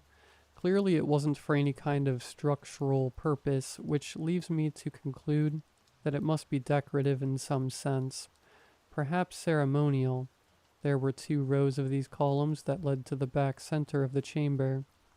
The second and last thing we found instilled in me such a profound sense of dread that I fear will remain with me, even into death. I am infinitely grateful for my cautious pace, and Albertson's quick hand, as those factors prevented me from stepping into a large hole in the ground. As I held my lantern out over the hole, only shadows swam up to meet me. I gained an incredible sense of height as I stood at the precipice, as if standing on the edge of a cliff. The fear that struck me at that moment was something that I will remember always. After I had regained some sense of composure, I pulled out a coin from my pocket and tossed it into the hole, hoping to gain some idea of the depth. It never made a sound. December 16th. The 3 of us have spent the day inspecting the inside of the structure, taking in the majesty and grace of its architecture. We have agreed to the terms that one person must remain outside the structure at all times, as we are still unaware of the mechanism that caused the entrance to open. I find myself entranced and unnerved in equal measure during my time inside the structure and don't like to linger there for too long. Albertson seems to share my mindset.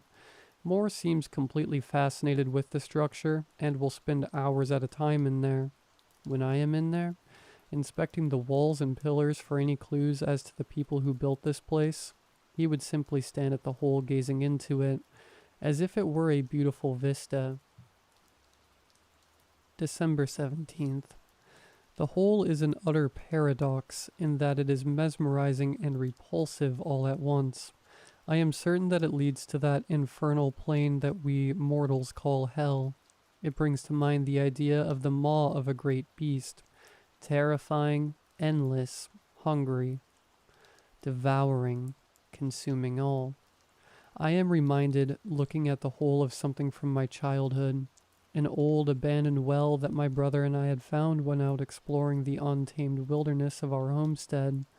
I immediately was fearful of the well, my small childish mind not able to comprehend that the well wasn't an inescapable chasm of pure darkness, a place that could hold untold horrors, creatures of purest evil.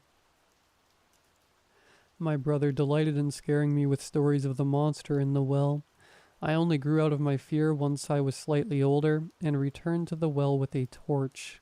I lit the torch, tossing it in the well, illuminating the shadowy recesses that haunted my mind. Once I had seen there was nothing there, my fear easily dissipated. Looking at the hole, I'm reminded of the moment I first laid eyes upon that well, and despite the fact that I'm now a grown man, it instills in me the same horrible terror. I told this to Albertson, and while I punctuated my tale with a small chuckle to try and relieve the tension of it, the uneasy look on his face told me I had failed.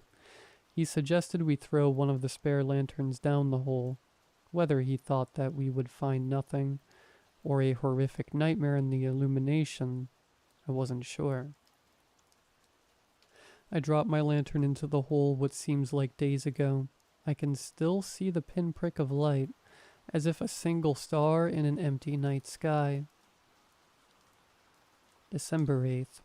I woke up to a terrible sound, a ghastly wailing that struck my soul like a violent attack.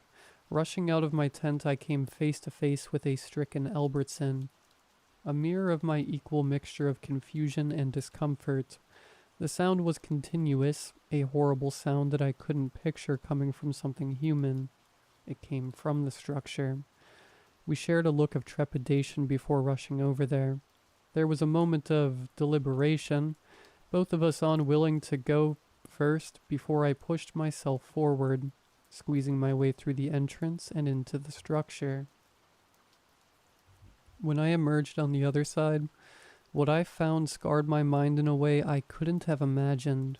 The noise was coming from more, a deep, unsettling moaning that echoed off the walls to create a cacophony of sound, hundreds of voices joining his to create a terrible dirge, a solemn hymn to that terrible place. The song was deafening, as if all the souls of the damned were screaming out to me, pleading. Moore was kneeling before the hole, the arms held aloft as if in great exultation. His face, lit by the harsh light of his lantern that rested by his knees, was a paradox of light and dark, frozen in a twisted mockery of jubilation. For a moment, as my eyes adjusted to the intense darkness, I could have sworn I saw a sea of robed figures standing in the room. I rushed over to him and shook him desperately, wanting nothing more than for that terrible noise to stop. It felt as if the sound was seeping into me, and when it finally stopped, it didn't retreat right away. It stayed with me. The man looked at me, but it felt as if he was seeing me from the bottom of a deep well, the water distorting his vision. I had the momentary thought, however much shame it brings me now, to throw the man into the hole. Anything to stop that sound. Finally, my frustration peaked, and I struck the man across the face. The spell seemed to be broken, and he blinked away from whatever fugue state he was in. Albertson and I helped Moore back to his tent where he collapsed on his cot. December 19th. Moore awoke in the middle of the night raving, his voice a shrill screeching that infected the night. He kept saying that he had to be inside the cathedral and that it was almost time. He spoke of the face of divinity, of eternity, and said that they shall indulge in one another. He preached about a grand city built by majestic beings, an ode to a holy pantheon of things so unimaginably vast that the human mind would shatter under the weight of their grace. He muttered about a dream that lasted an eternity, a gift from something deep in the annals existence, a quiver in the miasma of a newly born universe. He cried out about a vast antediluvian realm, where angelic beings made glorious music, a holy ode to life. He called it the Undercity. When I finally managed to calm the man and return him to his tent, he just kept repeating the words, "It's time." December 20th. As I was watching over Moore's tent in the late afternoon, as the sun dipped behind the hills and the darkness started to infect the sky, I heard a sound. At first I thought it was just the wind, then convinced myself it was simply my mind playing tricks on me. Eventually I had to admit to myself that what I heard had started out as a low groan, had progressed into a bone-chilling wail, filled with a terrible anger. The sound was so excruciating, so all-encompassing, so suffocating, that all I could do was sit in place, staring straight ahead into the dirt and pray to the great Lord above that I would never encounter whatever was making that sound. It sounded as it came to me from across such a vast distance that I couldn't possibly fathom. It felt like it lasted for an eternity. It was as if the sound reached inside of me and dragged some part of me out, into that place, down that hole, lost to the mortal world forever. Eventually the sound died down and I still dare not move. I sat there for what ended up being hours, until the rustling of the Albertsons' tent broke me from my trance. He and I exchanged no words in the wake of what I know we both heard. I retreated to my tent while he took over the watch of Moore's tent. December 21st. What I have witnessed today will forever be scarred into my mind, the hideous consequence of an attack from some unimaginable horror. I awoke to the sound of a terrified scream that invaded my mind like a parasite. Quickly exiting my tent, I came face to face with Albertson. We both wore mirrored expressions of a most solemn dread. In our minds at that moment, we knew without a doubt the sound was coming from Moore, and that he was inside the structure. We both rushed to the entrance of the structure, and after a moment's hesitation, I shared a look of trepidation between myself and my long-trusted companion. I pushed myself through the small passageway that served as the entrance to the structure. Halfway through a paralyzing wave, claustrophobia passed over me, and the terrifying sense that if I passed through the tunnel, I would be irreversibly altered coursed through me. Another horrific howl pieced the fog that had engulfed me, and I pushed myself out into the interior chamber of the structure. The room was lit with the glow of what must have been Moore's lantern, and what I saw cannot truly be described.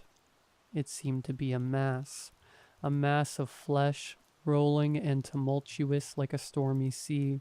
It had no eyes, no features that I could discern, and yet as soon as I was aware of it, I knew somehow it was aware of me in kind. The presence of it bore down on me as if 100,000 people suddenly turned to me, and I froze under that intense scrutiny. As an ant looked upon a human being, I looked upon it.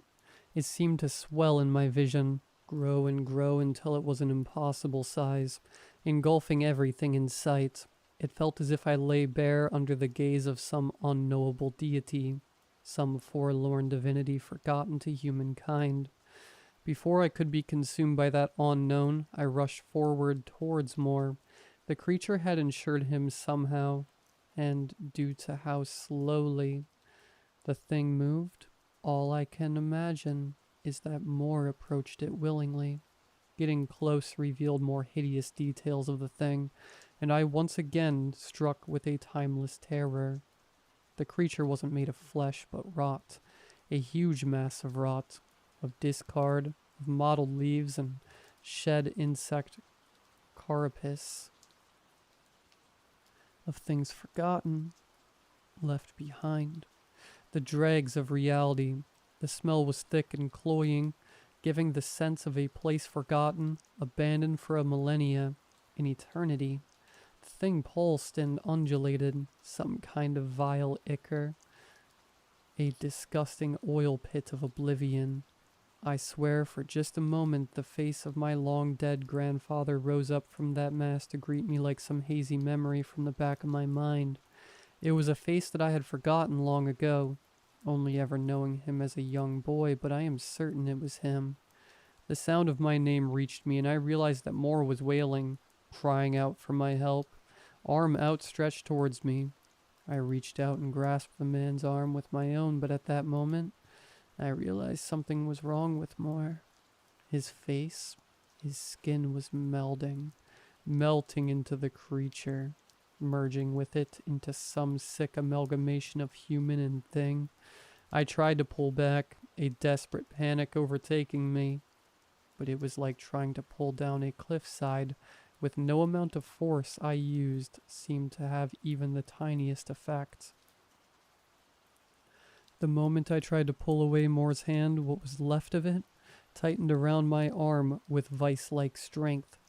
Looking into the man's eyes, only a fanatical kind of fever remained, and nothing of the man I knew. A searing heat crept up my arm, slowly invading my entire being. The pain was so much that I was barely able to think. All I knew was that soon I would be just like Moore, merged with this creature to be taken back to the ungodly realm within which it dwelled. I knew in that moment that death would be preferable, as by merging with that unholy abomination, I would be so far from our Lord that I could never reach his great gates. The next thing I knew, I was on the floor, my arms still writhing with pain, but my senses returned to me. Albertson helped me up and dragged me towards the entrance in my half-delirious state. With his help, I just managed to escape that oppressive tomb, that damnable cathedral, to some unknowable thing from the dark depths of existence. The pain still coiled around my arm, 1,000 needles stabbing into my skin, and as I looked down, I found my arm in the same horrific state that Moore was in. My skin was moving, transformed into that fleshy mass, as if an uncountable amount of slugs raved in orgy at the deity. The one to which I now know the structure was built in honor. Looking to Albertson, the man was wielding a large machete, and while I knew it was the correct course, the only course of action to take, I didn't relish that idea. I must have passed out at some point as I woke up sometime later with my arm bandaged, severed from just above the elbow. I am writing this now as I fear that if I wait any longer, I will try to dismiss these events as some feverish nightmare. January 18th. The committee has declared the dig an utter failure and revoked any remaining grants. I am relieved that I never had to return to that wretched place. The committee sent someone back to the site to collect the equipment and claimed to find no evidence of the structure. I am reluctant to return to the site myself to confirm this. The men don't remember the structure. Only Albertson and I, and perhaps more if, as I suspect, he still exists in some form, have any recollection of the events pertaining to the structure. Both myself and Albertson are content to go along with this story. What we found inside that pit should remain buried, though I suspect it shall not. It will find a way out.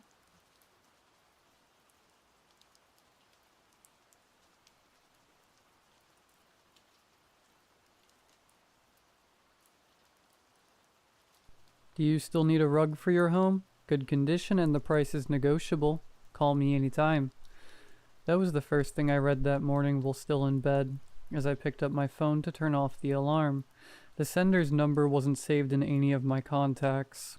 It was sent at 4 a.m. I assumed I accidentally ended up on some spam list and ignored it, as the apartment I had been living in for the last month was already fully finished. It was annoying, but I had to get ready for work, and these things tend to happen. My workplace was just a short metro trip from the apartment. I lived alone, although my boyfriend Terry was planning to move in with me in a few weeks. My supervisor, waiting for me at the reception area. Unfortunately, for the first day since I got the job, the metro was late. I worked at a consulting firm, and the only other time she had greeted me in the 2 months I worked there was on my first day. Not arriving on time was already not a good impression. Good morning, Monica. I'm afraid to inform you that the meeting we discussed has been scheduled for 11 o'clock. I'll need your report by then. My gut was twisted by anxiety. My report is almost finished. I'll have it on your desk by 11, I said, trying to keep a natural expression. That's great. See you later. The report wasn't exactly almost finished, so I realized I couldn't waste any time. I went straight to my cubicle. There was a pink post-it on the monitor. I still need your answer for tonight. Smiley face. I knew I forgot something. My friend Katie asked if we could have a double date at my place since I live alone. Terry had a night shift, so he didn't reply until this morning. She probably put the post-it before I arrived this morning, as I forgot to reply to her last night. I quickly texted her that we would be there, then put my phone in flight mode to better focus on the report. It wasn't easy, but I managed to finish the report just in time. Lunchtime had already started by the time the meeting was over, so I went time to the cafeteria. Katie was already eating. Hey, I sat at her table. Hey, are you still too busy to answer your phone? She said with a smug expression. Sorry, I forgot to reply. But today I have been really busy. I got late and a rescheduling happened, which nobody told me about until this morning. I'm sorry that you had it rough, so... Are you and Terrence not coming tonight? We'll be coming. Didn't you see my text? I looked at her confused. What text? I didn't receive anything.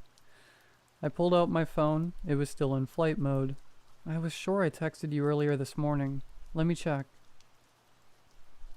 I got a notification about an unread message. The rug salesman had sent the same message again. Oh, you're right. I accidentally replied to someone else. I kept looking at my phone as I didn't believe it. Given the hurry, I absent-mindedly sent the message to the top contact, which would have been Katie if the unknown number never texted me. I quickly replied that I mistakenly texted him and wasn't interested in any rug, then blocked the contact. Katie laughed. Monica, I told you that you focus too much on work. You should relax more, she said with her mocking smile in full display. But don't worry, drinks are on me tonight. Sure, I let out a small laugh. Just make sure not to throw up in my living room.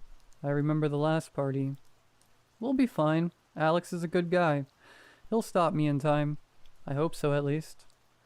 The rest of the day was also stressful. Due to the rescheduling, I had way more work piled up than usual. Terry would meet me at home before dinner to help me get the place ready. I had a shower, got changed, and then I browsed social media on my phone waiting for Terry. I noticed I had yet another unread message. It was another message about the rug, the same as the previous ones, but from a different number. This was getting annoying. I just blocked the contact without replying. Terry arrived not long after, bringing the cake. I greeted him with a kiss, and then we started cleaning up. We were talking about our respective work days when my phone buzzed. I expected Katie to tell me she was running late. I exclaimed, slamming my hand on the table. It was another spam message about the rug. What's wrong, honey? Asked Terry, worried about the sudden change in my expression. Sorry, it's been a long day. It seems my number ended up in some spam marketing list, so I have been getting texts all day. It's so annoying. Have you blocked them? Yes, twice. They don't seem to know when to stop. Maybe I should call the police. For what? Spam messaging? Don't bother. Maybe you should just call them and tell them to screw off. Are you serious? Yeah, my sister worked at a call center. You know those about phone plans? She said her contract dictated to try again with the same client until they accepted or got an explicit refusal. I wasn't really in the mood to argue and just wanted to stop it. Alright, but you do it. I handed the phone to Terry. I've had enough for today. He called the number. After a couple of rings, the unknown seller picked up. Hello? Terry's voice was followed by a complete silence. We could only hear faint breathing coming from the other side of the phone. Listen, I'm not interested in any rug. I don't want anything. Stop texting this number. More silence followed. Hello? Are you there? Just stop bothering me. Another 10 seconds of silence later, the other number had hung up. It's probably an automated calling service or something like that. I doubt a real person was even on the other hand. Tried to explain to Terry while I was bringing the tablecloth. You're right. Hopefully, they got the message. I had calmed down and just wanted to look forward to the night. Around 20 minutes later, the doorbell rang again. Katie and her boyfriend Alex had arrived. She greeted me by handing me a bottle of wine, while Alex followed her with the pizzas. We were about to eat when the doorbell rang again. I looked at Katie, puzzled. Did you invite someone else? No, I thought it was just the four of us tonight, right? She was looking just as puzzled as me. Alex, as he was sitting closest to the door, went to open the door, as I got up from the table. I think it's your order, Monica. Someone must have left it there.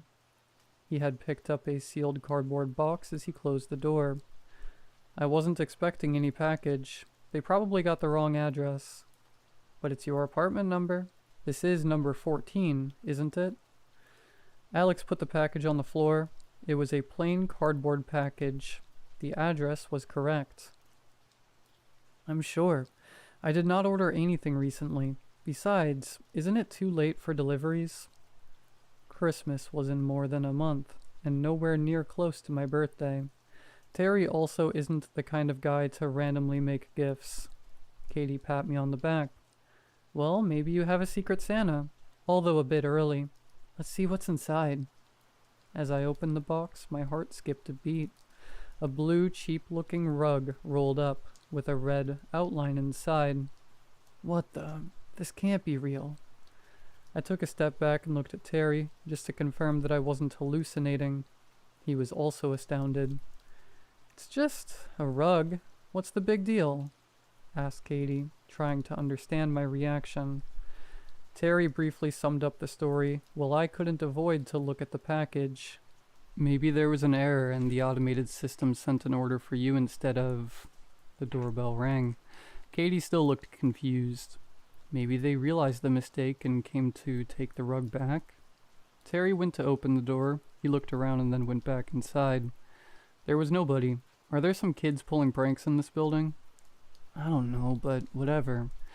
Why don't we just get back to the pizzas? We were about to start eating when we heard a couple of knocks, but they weren't from the door. Everybody froze. Terry spoke first after what felt like an eternity. Came from the balcony. We're on the 3rd floor. We couldn't see the balcony from the living room, as it could only be accessed from my bedroom. I'm calling the police. This isn't funny anymore. I picked up my phone. I noticed I had gotten another message. Order accepted from yet another unknown number. I tried not to think about it and dialed 911. My fingers trembling. We heard the doorbell again. We looked at the door as the doorbell kept ringing non-stop. What do you want from us? Screw off, shouted Terry, while the knock on the balcony had resumed. 911, what is your emergency? A relief hit me as the operator picked up the phone. Someone's trying to get inside my apartment. We don't know who they are. Please help us. What's the address of the... The call was cut short as the lights went out. Everything was pitch black aside from the light from my phone, which had lost reception. Something shifted in the dark. Stay away from the door. Terry and Alex had moved in front of me and Katie, grabbing kitchen knives from the table. Not long after, Katie's phone illuminated the dark room. The front door was still closed, as well as the door to my bedroom that faced the balcony. The cardboard box, however, had been moved. The rug had been laid out on the floor and was no longer rolled up. What the... There is someone else in there. Monica, call 911. I hit the recall button, my fingers still trembling. The reception, it's still gone. I could feel my heartbeat shooting up. Try with mine. Terry handed me his phone. I tried calling again and again while we stood in the darkness. It's not working either. Katie, try with your phone, please. All right. Katie pointed her phone downwards as the darkness engulfed us. We couldn't hear anything else but ourselves as the doorbell and the banging noises from the balcony seemed to have stopped. I've got no reception either. Alex, try it as well. Alex also pulled out his phone. Same for my phone. What do we do? Should we try making a run for it? We have to try. Terry, what do you think? We could only hear his breathing as Terry didn't reply.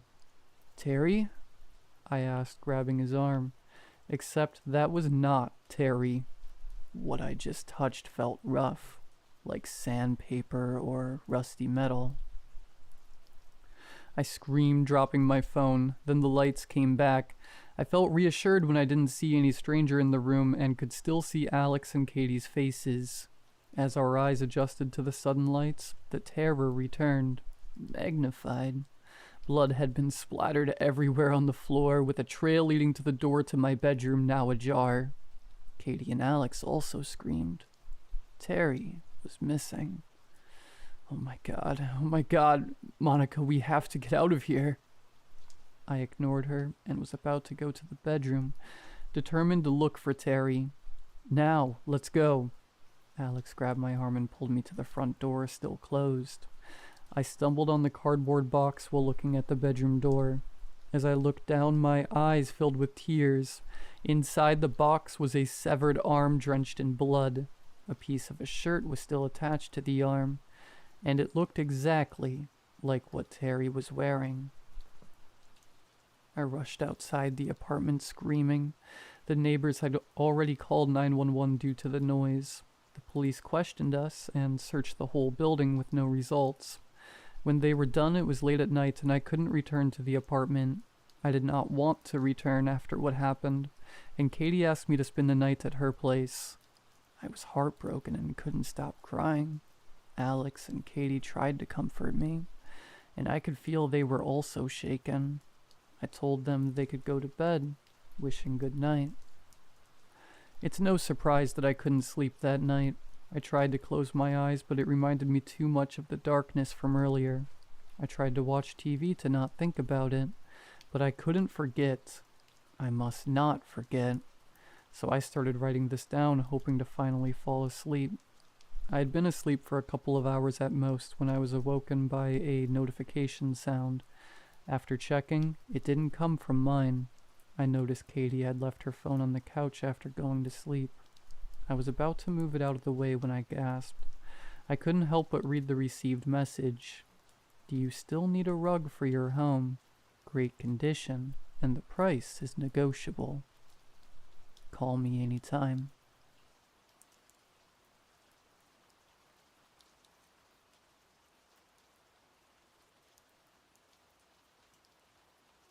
This kind of thing is never supposed to happen, at least not in this country, and certainly not in this day and age. Organ donations are supposed to be safe and regulated, and mistakes like this are not normal. At least, I hope not.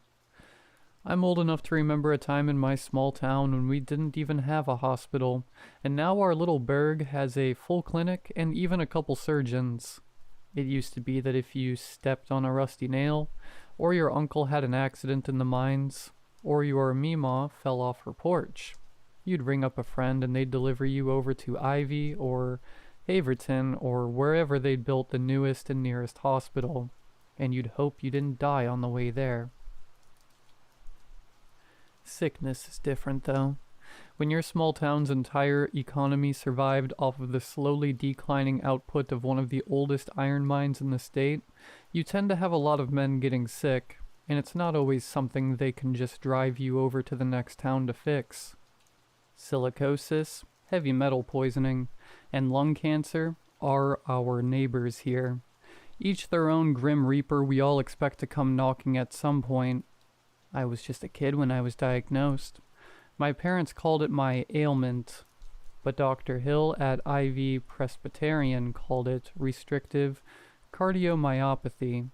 The muscles of my heart were too stiff, likely caused by hemochromatosis. Too much iron in my blood. All things considered, though, it didn't hold me back too bad. Sure, I never fulfilled my dad's dream of going to play for Tennessee State, and I still earned my degree. And sure, I did have to ask my prom date to slow down a few times so I could catch my breath on the dance floor, but she still eventually agreed to marry me. When I graduated, my wife and I decided to move back home.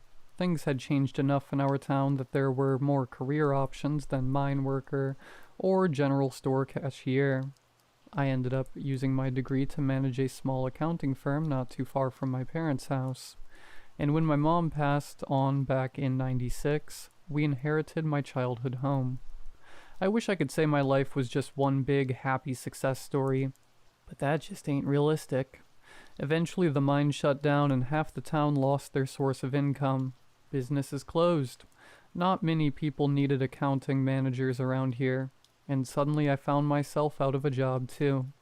I took a position managing a local hardware store instead, and while money was tighter than it used to be, Henrietta and I managed to survive. It didn't help that my heart was getting worse. Every passing year, it was a little harder to walk up the stairs to our bedroom, and every year the doctor's visits became more and more frequent. Martin, honey, I wish you'd consider moving. You could be so much happier at a job in another town, and it'd be so much easier to get you care when you'd need it. Henrietta said to me from behind her coffee one morning. I lowered my magazine and looked at her. It was the first time we'd had this conversation. I had to admit she'd made many compelling appeals. But this was out home. Everyone and everything we know here. Everything and everyone we know is here, Hen. I sighed. Because they're stuck here, Martin. They have mortgages to pay off, and kids that need feedin', and jobs that they're happy with. We don't have any of those things. We're free to go, to build the life you'd planned for. It wasn't the first time she'd said something to that point, but every time I heard it, I softened my stiff heart just a little to the idea. We'll see. Next year, maybe. It was 5 years later in that same home that my wife passed on. Blood cancer. Sometimes a place can take everything you have and find a way to take more.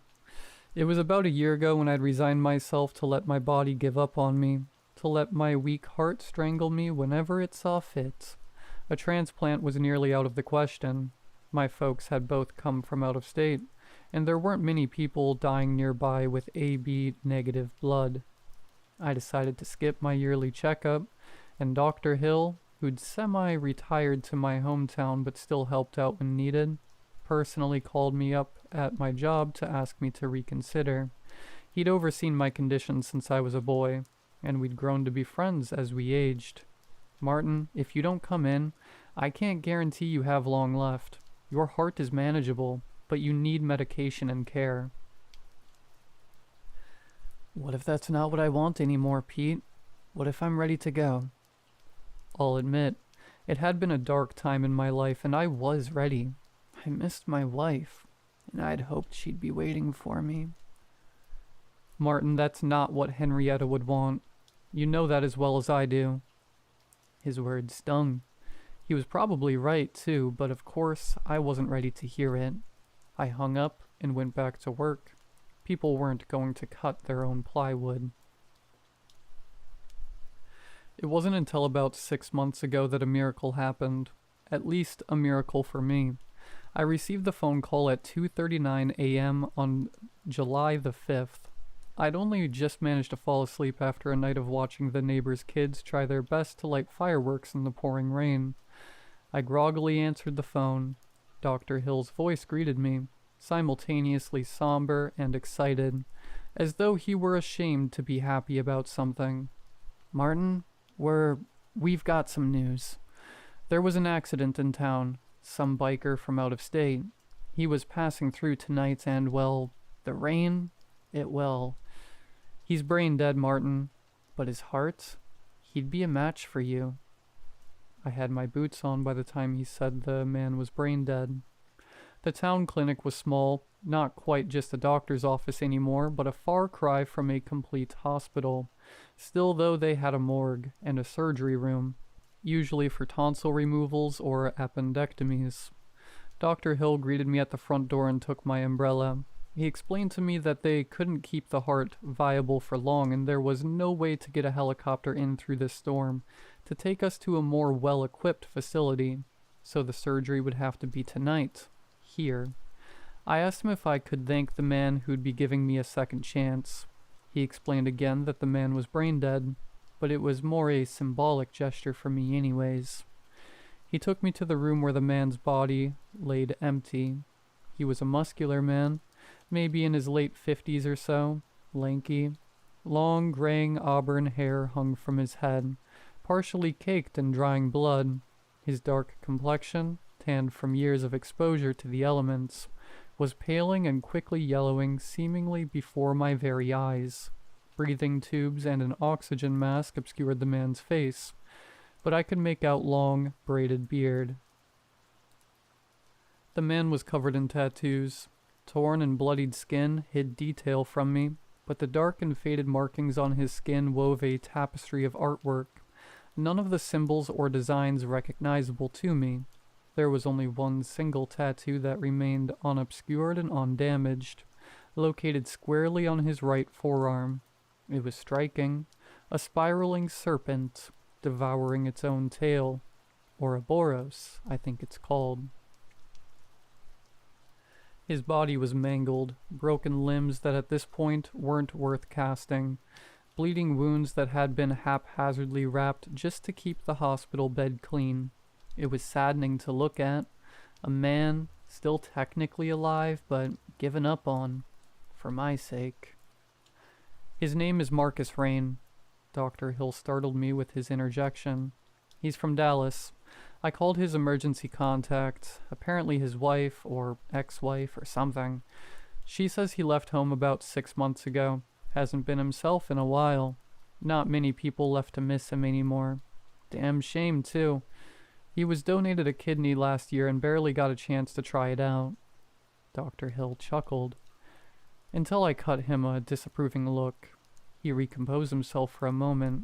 He must have been moved by the gesture. Registered himself as an organ donor a week after his operation. Pass it on. That kind of thing. I softly placed my weathered hand over Marcus's for a moment and whispered a silent thank you as Dr. Hill began to prepare for surgery. I woke up the following evening. There was no ICU at the clinic, so Dr. Hill had called up a few colleagues to come and help ensure my post-operation went smoothly. They gradually eased me off of my medications, and within a few days, Dr. Hill was driving me back home. Now you remember to stop taking your old medication. It'll interfere with the success of the transplant, he chided. And take it easy for as long as you can. Let Damien or one of the other clerks saw the 2x4s at the shop, and absolutely no heavy lifting. Marcus's heart was healthy, but there was some minor scarring that could be an issue if you don't let it rest for at least a few months. I reassured Dr. Hill that I'd take good care of myself, but secretly, I was only excited to have a second chance at a normal life. I could eventually start exercising again. I could travel. I might even pick up hiking. Dr. Hill dropped me off at home, but not before once again warning me about the symptoms I could expect in the weeks post-op. Fever, fatigue, chest pain, all supposed to be completely normal.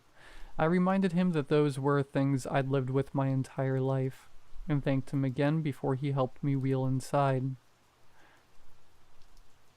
It was only a week or so before I was comfortable enough to stand again, and not too long after that I held a barbecue to celebrate my recovery. I invited the whole neighborhood, and of course the entire local medical team, who had performed such a miraculous surgery.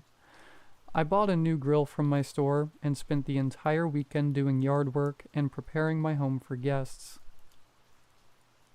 Dr. Hill was one of the last to arrive and sternly discouraged me from doing any more manual labor, and reminded me that I wasn't even supposed to be eating red meat because of my blood pressure.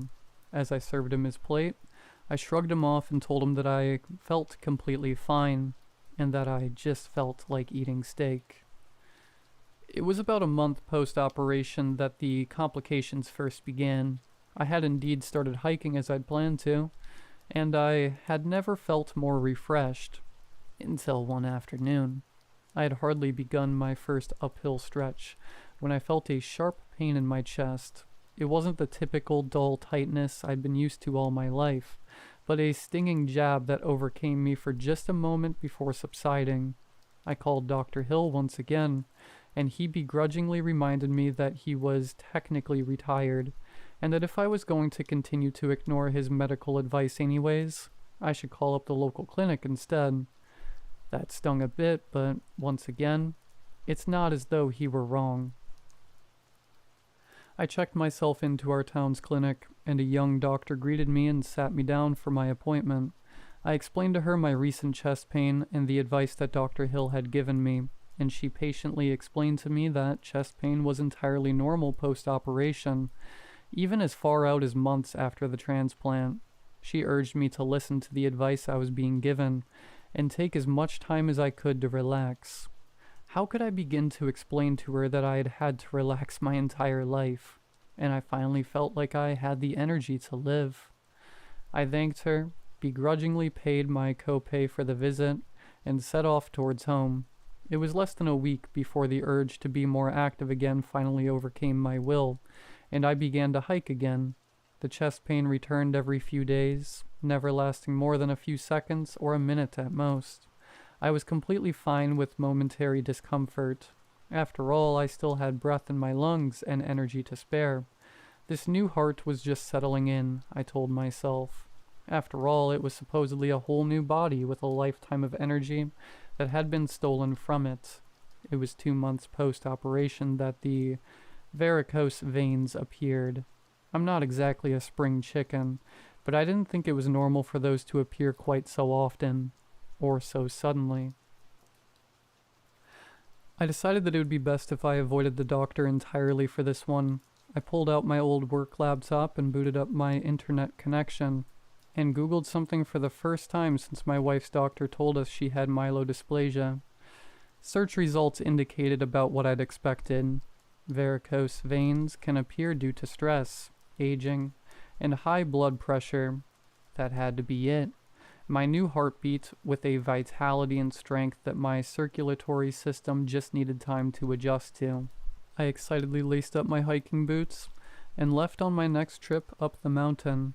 I remember making it just past the out-jutted rock you could see from my backyard, when I must have blacked out. I woke up in a hospital that I didn't recognize, surrounded by doctors I didn't know and hooked up to equipment I'd never seen before. They explained to me that I'd collapsed on the hiking trail and had been found a few hours later by a local jogger who had gotten me help. I had been moved to a hospital in a larger city a couple hours away, as it was determined that my local clinic was unable to properly assess me. I was badly sunburnt and very dehydrated, but what concerned the doctors the most were my scan results. They showed me a few graphs, some charts, and finally my scan images, and I had a hard time making out what I was seeing. The doctors explained to me what had initially been interpreted as scar tissue by Dr. Hill on my new heart was in fact an aggressive form of cancer. Hemangiosarcoma, they guessed. A cancer of the blood vessels that had apparently gone undiagnosed in Marcus before his death. It had metastasized in me and begun to spread through my circulatory system. The doctors explained to me that my chest pains and my varicose veins were all early warning signs that could have been detected if I'd been taken to a competent facility sooner. They gave me about 5 months to live and sent me on my way. Dr. Hill seemed a little overly smug as he picked me up from the hospital. "You know, I used to work here. It's where I first diagnosed your heart issue when you were a boy." I shrugged, not enthused to endure his "I told you so" old man smugness on the 2-hour drive home. Jesus, Martin, why is it so hard for you to listen to me? You've never been like this. You should never have started hiking. You shouldn't have gone back to work so soon. And you certainly shouldn't be eating so much red meat. The doctors in there told me that, as they were wheeling you in, you vomited a half-pound of pork sausage. What the hell has gotten into you? Who was he to scold me like that? He may be 20 years my senior, but he sure as hell wasn't my father, or my minister. Hell, he wasn't even my doctor anymore. I spat back at him. If I hadn't gone hiking in the first place, they probably never would have found the cancer that you missed. The cancer that you put into my body, Peter. The car ride crushingly silent on the way home. My anger towards him bubbled inside, and I silently enjoyed the sensation of my blood boiling. An emotional luxury my old heart never could have afforded. I felt a hotter anger than I had ever experienced before. He dropped me off at home, and snidely said to me as I exited the car, "If I hear you keep acting like this, I won't be there next time to pick you back up." I was going to ignore it.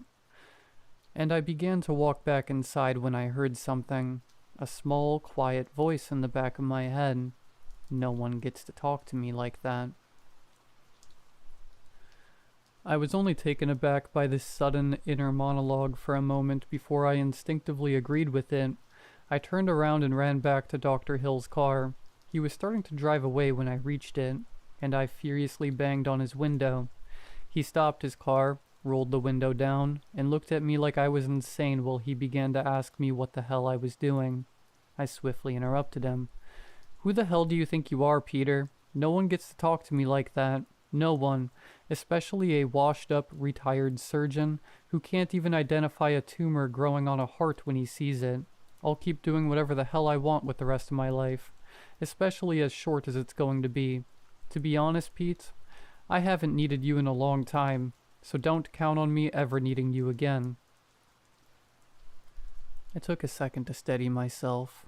My body froze in response to the gust of fury that had unexpectedly left me. Long enough for him to notice that my burst of anger only thinly masked the fear I felt. "You're not yourself, Martin," he said to me. "Get inside and clean yourself up for God's sake. You look homeless. Henrietta would be ashamed if she could see you now." Peter Hill drove off without another word, and it was the last time him and I ever spoke to each other. I stared at my gravel driveway, unable to move since my tirade. I couldn't believe what I'd done. In one fell swoop, I'd personally guaranteed the one remaining friend I had was out of my life for my final months. When I finally found the courage to regain my composure, I trudged towards the house. For the first time in a while, it loomed over me like a disappointing parent, and I felt weak and shameful, like I had in my youth. I took a look at myself in the mirror that night, a long and hard look. The doctors explained that I'd been badly sunburnt, but now I could see it for myself. My skin appeared dark and leathery, as though I'd been outside for weeks. Peter was right. I had let my once clean-shaven face become scruffy and unkempt. The hairs that had begun to sprout from my face were unkempt and bristly, unlike the neat and thin hair I had been accustomed to shaving daily. The varicose veins sprawled under my skin, ever darker and blacker than when I had left for my hike early that morning. They had started to extend further, too, now twisting and spiraling across my arms, culminating in clusters that washed my skin with mottled darkness.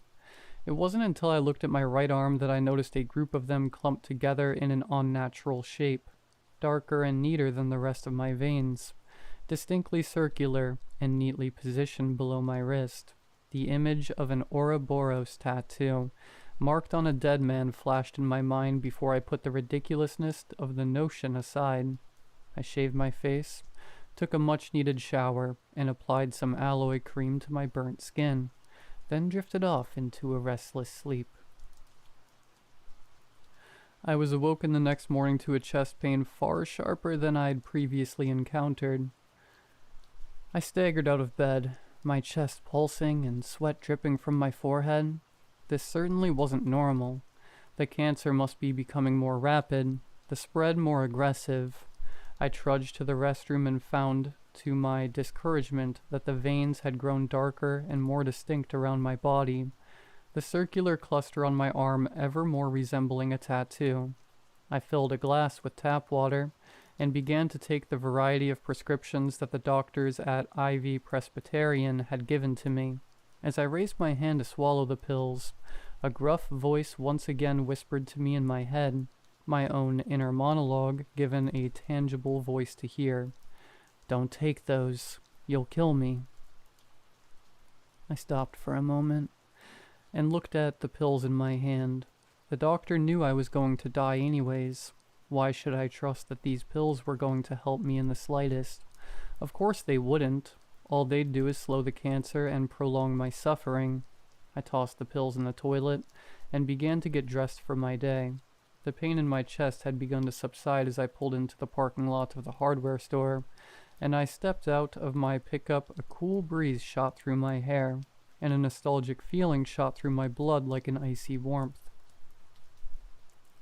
As I began my shift, the teenagers who worked for me were flirting behind the counter, stocking the vending machine, or assisting the early riser customers. Each and every one of them stopped to stare at me as I entered. I knew that I had begun to look worse for wear. When the acne-ridden kids with nose rings and green hair are looking at you like you're the oddball, you start to get the feeling enough is enough.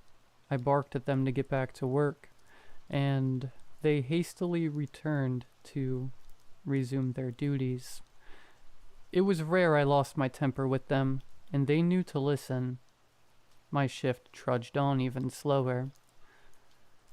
My chest felt tight throughout the day, sore and aching, as the veins around my body twisted and mottled my skin. I left work early to go home and get some rest, but I knew that sleep would not find me easily. By the time I finally made it home, I could feel the foreign heart in my chest pounding against my rib cage. I couldn't help feeling like Marcus's heart was pumping cancer throughout my body with all the effort it could muster. The image of a moldy sponge being squeezed into a bucket came into mind. As my head became woozy, I hastily undressed, and as I flung off my jeans, my wallet fell out of my pocket. Poking out the top of it was a pristine organ donor card I didn't remember putting in there. The terrible writhing worked its way through my body, compelled me to put off investigating it until the morning, and I made my way to my room. I collapsed into bed in a cold sweat, and the small nagging voice in my head whispered to me once more, "Sleep, Martin. We'll be all right in the morning." For the next 3 months, my body became a stranger to me. The dark veins that had first appeared as faint, wiggling streaks now sprawled across my skin in intricate, angular patterns. They didn't just grow. They etched themselves, deep and deliberate, into shapes that seemed almost purposeful. My arm bore the clearest mark, a perfect Ouroboros, coiled and unbroken. The black veins so thick they rose under my skin like cords straining against a taut surface. My skin had toughened, as though it had been stretched too far and then left out to dry. It wasn't just leathery, it was unnatural. It didn't even feel like skin anymore. The changes didn't stop.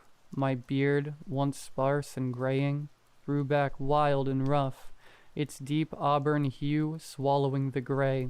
My hairline, long receded, seemed to march forward, strands of that same unfamiliar auburn forcing their way through the silver black. I stopped looking in the mirror altogether. It only made me feel more alien in my own skin. And then came the growing pains. It began with an ache, sharp and deep, shooting through my arms and legs in the middle of the night. I thought it might be my joints, or some side effect of my failing body. But then I noticed my clothes. Shirts pulling tight across my chest, my jeans creeping higher up my ankles. At first I told myself it was swelling, or water retention, or literally anything but the obvious truth. By the time I finally measured myself, I had grown nearly 3 inches taller. My limbs stretched as though my bones were being pulled apart slowly, deliberately. My joints ached constantly, my body struggling to keep up with the unrelenting rhythm of a heart that wasn't mine. My spine hunched, vertebrae protruding far further from my back than they should. But nothing compared to the pain in my chest. It was more than pressure or tightness. It was movement. I could feel it. Something burrowing deeper into me, snaking through my organs, wrapping around my ribs, anchoring itself to my bones. The pain would come in waves, sharp and searing, leaving me gasping for breath. One night it was so bad it woke me from a dreamless sleep. I stumbled out of bed, clutching my chest, and caught sight of myself in the mirror. My ribs were heaving, my skin stretched so tight I could see the faint ripple of movement beneath it. My hand flew to my chest. For a horrifying moment I swore I felt it. The heart, shifting, repositioning itself like a living thing, searching for a better grip. I doubled over, gagging, and in the midst of the pain, I heard the voice again. "Relax. Let it happen." It was louder now, more distinct. Not just a whisper in the back of my mind, but something tangible, something there. It wasn't my voice, and it sure as hell wasn't mine to control. The impossible, terrible idea that it was Marcus growing inside of me had gnawed at me for a while. Every day the thought became harder and harder to push back, and instead it slowly became accepted as an absolute truth. Somehow, some way, he was still alive in me. The idea haunted me, gnawing at me during every quiet moment I had. It wasn't just the voice, the low, gravelly whisper that urged me to give in to my darker instincts, but the sensations, the impulses, little things at first, easy to dismiss. Then there were the memories, flashes of images that hadn't belonged to me, desert skies stretching into infinity, the sting of wind against my face. I saw flashes of burning forests, endless rows of trees that seemed to writhe on the flame. One night, I caught myself humming a tune I didn't recognize, some twangy country dirge that felt as foreign as the veins twisting under my skin. How much of me was still me? How much had been overwritten? I tried to rationalize it. Maybe it was the stress or medication. Maybe it was my body trying to adapt to the transplant, my brain cobbling together fragments of identity to make sense of the changes.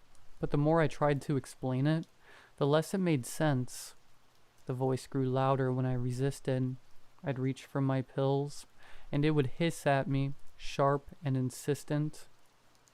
Don't take those. They'll kill me. Me. Not you. It wasn't just the voice either. My body resisted. The pills felt foreign in my hand, their edges sharper against my palm. My throat tightened when I tried to swallow them, as though I were choking on something too large. When I finally forced them down, I felt sick for hours, nauseous and weak, washed with shame as though I'd done something wrong. And yet, when I skipped a dose, my strength returned, my legs felt steady, my pulse strong. I'd look in the mirror and see the changes, muscles I hadn't ever had, a flush of sickening, rosy color in my cheeks. But it wasn't my strength, it wasn't my color. Let it happen, the voice would whisper in those rare moments I let my gaze linger on the mirror. It's who you are now. Was it? Was this who I was, or was I just becoming someone else? I started avoiding people. The teenagers at the hardware store had begun to look at me differently, their conversations faltering when I entered the room. I caught Mrs. Delaney, my neighbor of 30 years, staring at me through her kitchen window, her face pale and drawn. I hadn't said a word to her, but she flinched when our eyes met. Dr. Hill had noticed it before anyone else had. That last time we spoke, when he drove me home from the hospital, he looked at me with a strange mix of pity and fear. You're not yourself, Martin, he had said, and he was right. I was losing pieces of myself little by little, every day. The way I walked, the way I talked, the way I thought. It was all shifting, tilting towards something I didn't recognize. I wanted to fight it. I wanted to believe I could stop it. But every time I tried, the voice was there, whispering, coaxing, reminding me of the truth I didn't want to face. Whatever was growing inside me wasn't a foreign body. It was part of me. I needed answers. Last month, desperate for anything to make sense, I hired a private investigator to dig into Marcus's life. His online presence was sparse, and the few photos I managed to find of him didn't match the man I'd seen on the hospital bed. Still, I scraped together what I could and sent it off, along with a chunk of my savings. 2 weeks later, the investigator sent me a file. Marcus Rain wasn't a long-time biker. He wasn't a gang member. He wasn't any of the things I'd assumed from his appearance that night at the clinic.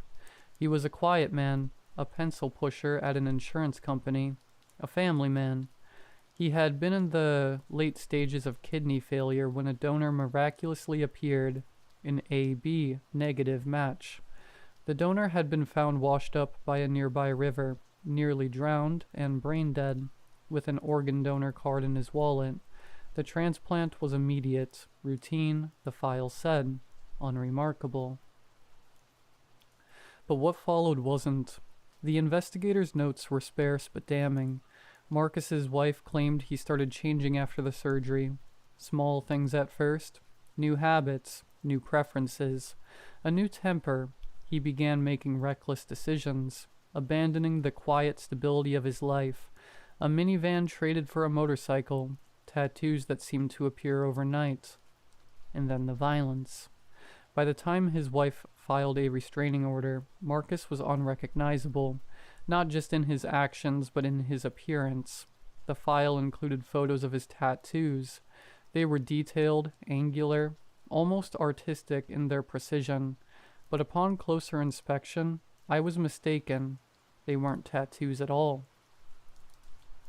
They were dark, mottled veins that rooted themselves under his skin, and they matched the ones now growing on my skin, vein by vein, line by line. I stared at the photos for hours trying to make sense of it, trying to feel something that wasn't dread. There is something growing inside me, and it isn't Marcus. I've stopped fighting it. I don't think I can anymore. My body isn't mine. My reflection isn't mine. Even my thoughts feel foreign.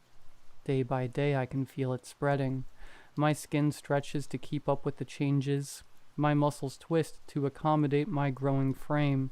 Beneath my hair, thick and auburn, I feel bony bumps forming, hard and sharp, pushing against my skull. If anyone finds my body, please. I do not give consent for my organs to be donated. I keep taking the stupid card out of my wallet. But whenever I leave home, a new one appears in my pocket anyway. Putting this online seems to be the only way to get this warning out as quickly as possible. The devil is growing in me. I know it. I've never been afraid to die. It's always been on the horizon for me, and I know I'll be with Henrietta. I just hope she still recognizes me.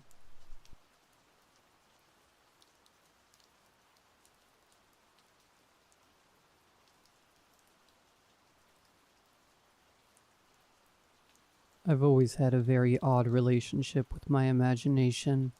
My imagination and daydreaming were so vivid as a child that it kept me occupied throughout most days, for better or worse. My dreams were no different. Some days I would have the most breathtakingly vivid dreams that were so beautiful. However, I found out from a pretty early age that this imagination came with a price. The horrific dreams and hallucinations started when I was around 5 or 6. I would have hallucinations of angels coming to me, standing in doorways, holding me in my dreams and showing me things. Now, being raised in a religious household, you would think that I found this comforting, but they always terrified me. The angels that I would see had no faces, and when I met them in my dreams, their embrace was freezing to the touch. There was no comfort I found in them, and to be honest, this is probably one of the reasons I fell out of religion so early on in my childhood. I can't exactly remember all of the things that they showed me in my dreams. I know they weren't all scary or bad, but it was always unsettling at the least. But my hallucinations, while the good ones were still there sometimes, became more and more horrifying as I got older. Sometimes when I'd wake up from a terrible dream, me being an elementary-aged kid would of course call for my parents, and one of my parents would come. Usually they would come right to my bedside and comfort me, pat my head, give me a kiss on the forehead, and go on their way back to sleep. But I remember on some occasions, I would get even more scared when my parents, or what I thought was my parents, came to comfort me. Because sometimes all they would do is peek their head around the corner and stare at me for minutes. With it being just about pitch black in my room, with only maybe the moonlight shining in from the window as light, I could only make out the shape of someone's head. There were never any facial features visible, just kind of a white blob. I would call out, "Mom" or "Dad" multiple times, but I would never get a reply. When this happened, I remember always thinking, Why is mom or dad taller than usual? But me being so young never registered that it could be something else other than my loving parents coming to check on me when I called for help. When I would finally say, "You're scaring me," after the uncomfortably long time of them just staring at me, the head would disappear back into the hallway. I know now, of course, that in these situations, those were most definitely not my parents. I would only become more and more aware of these tall ones as time went on. I started seeing them in the events I just described at around age 8, and it got worse at around age 9. I remember being around grade 4 going into one of the school washroom stalls. After I was done, I headed to the sink to wash my hands. The sinks were directly ahead of the stalls, so when looking into the mirror, I had complete vision of the stalls. I was looking down at my hands while lathering soap on them, and when I glanced back up at the mirror, I could see someone's head peeking from over the bathroom stall that I had just come out of. The head had a normal-looking men's haircut. The thing that I noticed first is that there should have just been enough of the head visible to see its eyes, or at least its eyebrows. But there was nothing. I completely froze. Even after 14 or 15 years, the memory and feeling is seared into my brain. It was completely still. I had really hoped that it was just my imagination playing tricks on me. I didn't hear a sound coming from the thing. No breathing, no shuffling, no anything. After the initial reaction of freezing up, I turned around, hoping that it wouldn't be there, but it was. I once again couldn't bring myself to move. Even though it had no eyes, I could still feel its gaze upon me. I don't know how long I stood there, but after a while, its head very slowly started to shrink down out of sight. After I couldn't see its head anymore, I quickly looked down towards the bottom opening of the stall, and I saw its feet. This particular tall one had standard brown business-type shoes. Directly after noticing this, I finally heard something. It began fidgeting with the door. Looking back on it, it was like it had no idea how the door worked. The idea of being face to face with that thing overrided anything else, and I began to run. Just as I exited the bathroom, I heard the stall door creak open. That day was the start of my personal hell. The tall ones would only begin to appear more often. A week after this encounter, I was in my classroom during our history class. I remember hearing the distant and slow clacking of shoes, the sound you usually hear when a teacher is walking down the hallway. I didn't think too much of it, as it's something that I heard quite often, until I noticed that the last time I heard them was when they were directly outside our classroom. I turned my head toward the doorway, and when I did, I jumped out of my chair and stumbled backward and fell against the wall. I couldn't do anything except scream. It was there again. The same tall one as in the bathroom stall, except this time I could see its entire body except for its head. It was too tall for the door. Its outfit was that you would see at a law firm. Very tidy, suit and tie. You get it. The thing had very deformed hands. It had extremely stubby fingers, and the hand itself looked like a blob of flesh just mashed together. Everyone obviously was looking at me, then started to look toward the door and, as you probably suspected, just looked back at me with a mix of confusion and fear as to why I was screaming inconsolably. My teacher rushed to me and tried to figure out what was going on, but I couldn't take my eyes off it. It felt like if I stopped looking at it, it would come snatch me away, and I would never be seen again. After what I think was a minute or so, as I was still crying uncontrollably, I saw the thing fully move for the first time. Usually this would be comedic, but this was horrifying. It didn't turn around and walk away like a human, but instead just took one massive, slow, exaggerated sidestep out of view. Imagine that as you like, because I don't even want to describe how unnatural this movement was. My parents were called and I was taken home. It took a long time for my parents to get anything out of me. I did eventually tell them, and they took me to a child psychiatrist. They always knew I had hallucinations that scared me from time to time, but after seeing me like how I was that day, they decided that was the final straw. The psychiatrist took it as an overactive imagination and told my parents that hallucinations during childhood are not that unusual and that they would eventually subside. He told my parents to come again if this kept occurring on a regular basis. Well, the visions of the tall ones kept occurring, and I was put on meds a short time afterward. They didn't do a thing to help, and after a while, I started seeing tall ones other than the businessman.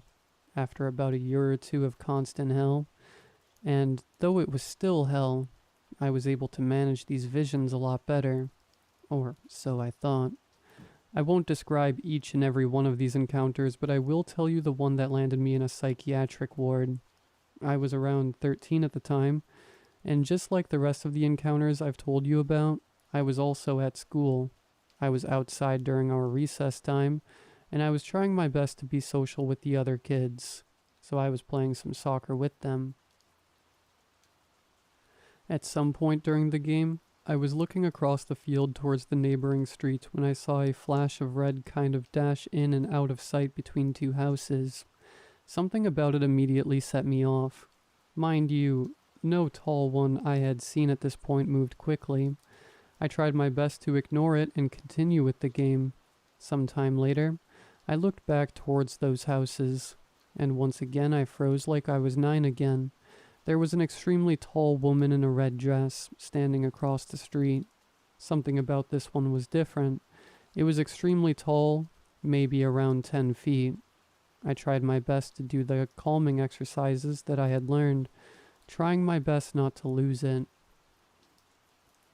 I brought myself to look at it again, and it started to make those slow, exaggerated strides toward me that I had become accustomed to seeing.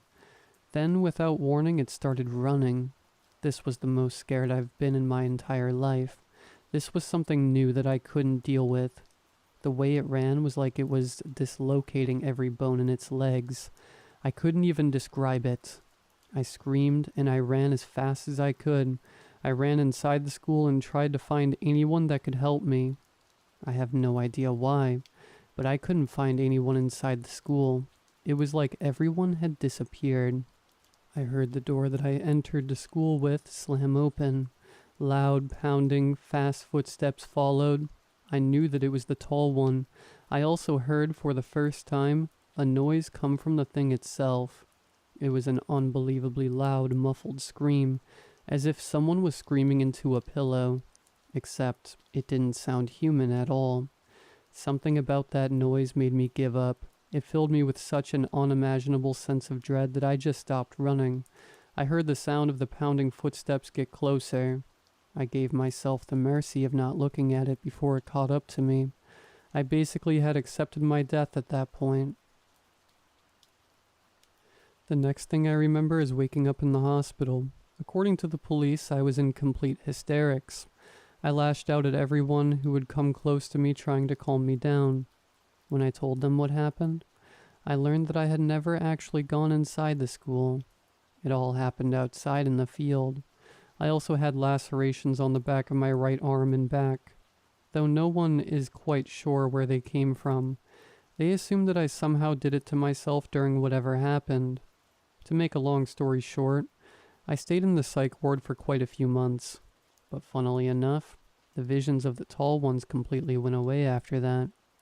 But I could never shake the feeling that maybe something could have been real about them. I am writing this now because 10 years later, I was in a bathroom stall again at work yesterday. I went to go escape from my duties for a while to just go on my phone, when I heard the bathroom door creak open, and those familiar slow, clacking footsteps made my entire body go cold.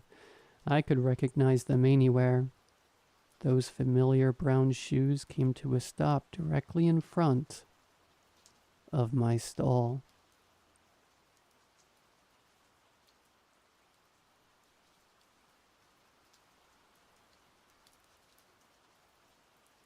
I'm from the American Southwest, in what was once the Navajo Nation, and that's where this story takes place.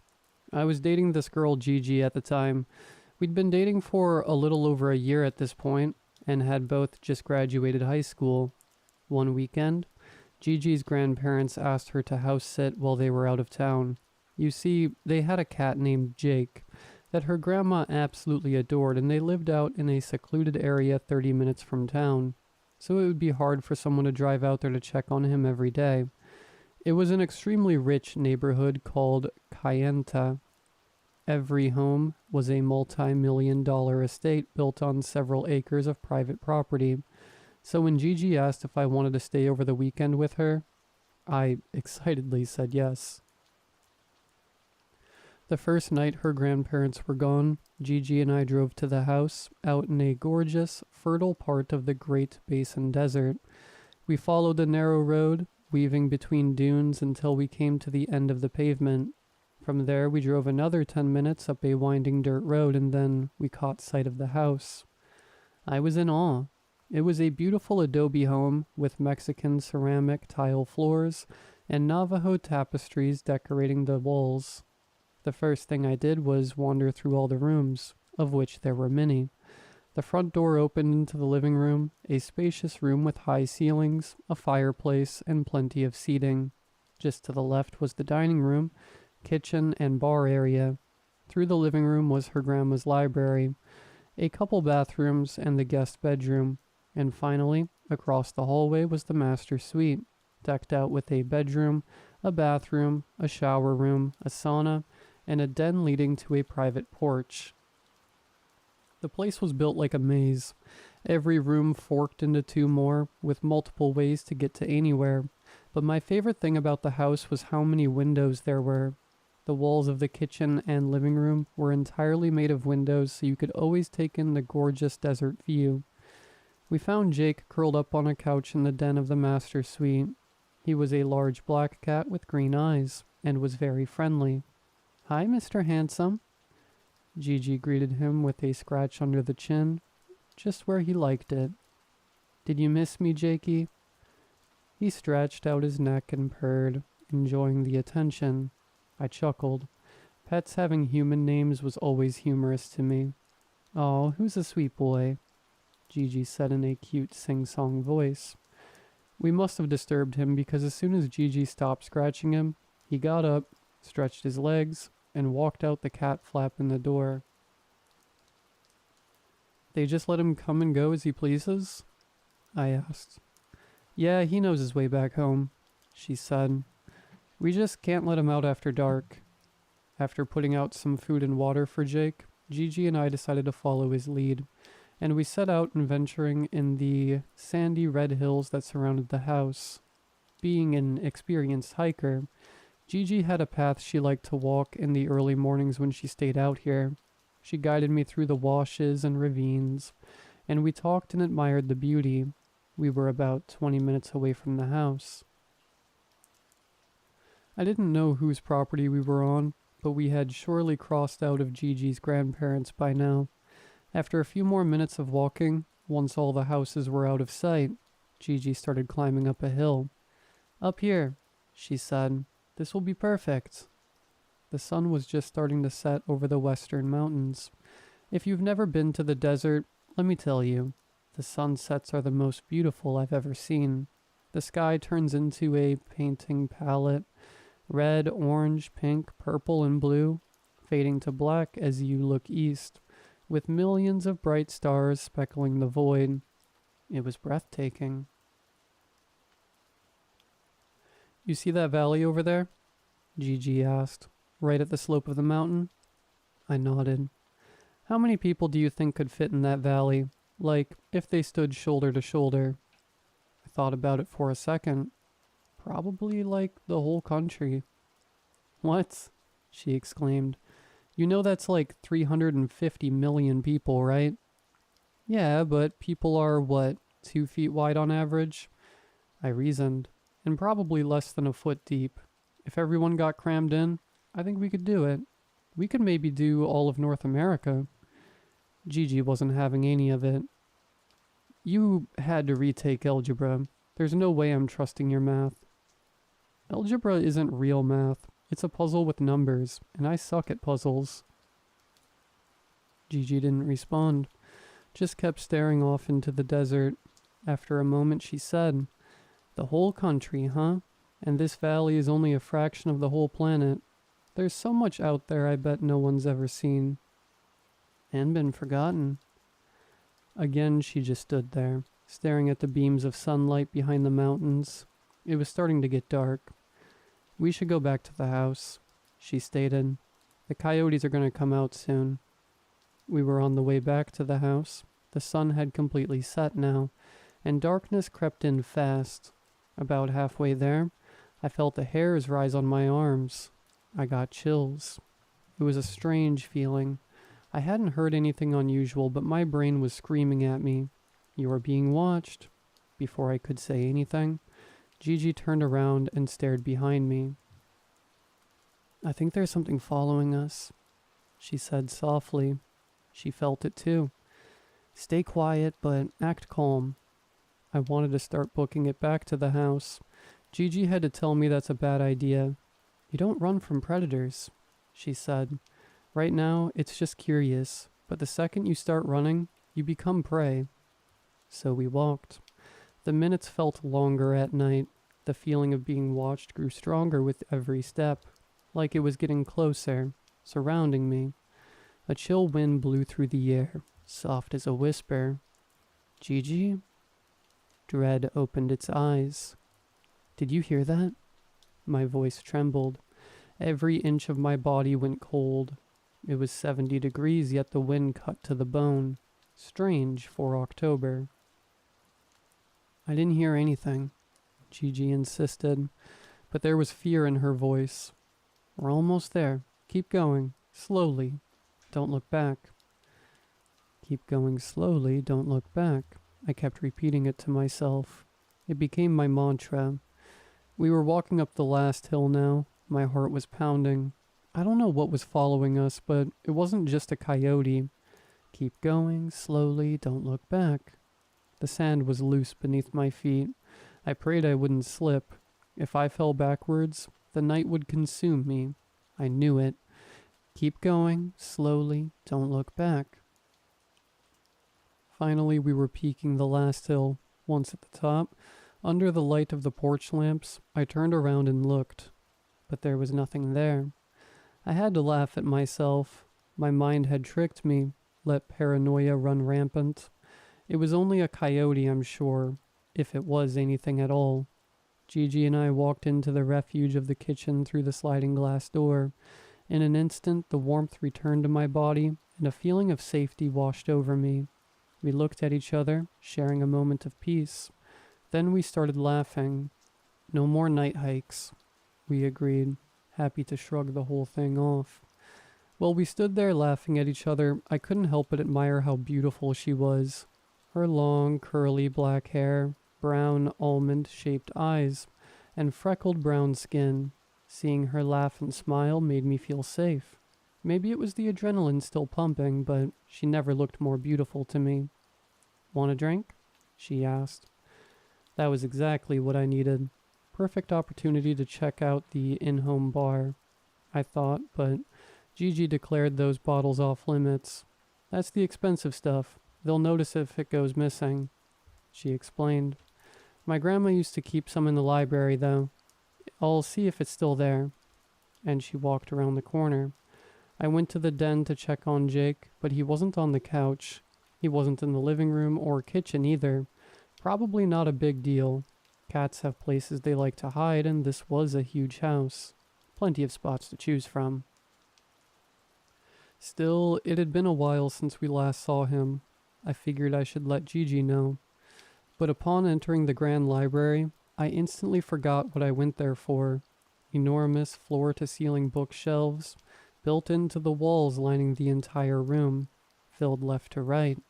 No space was left unoccupied. There must have been 1,000 books in this room.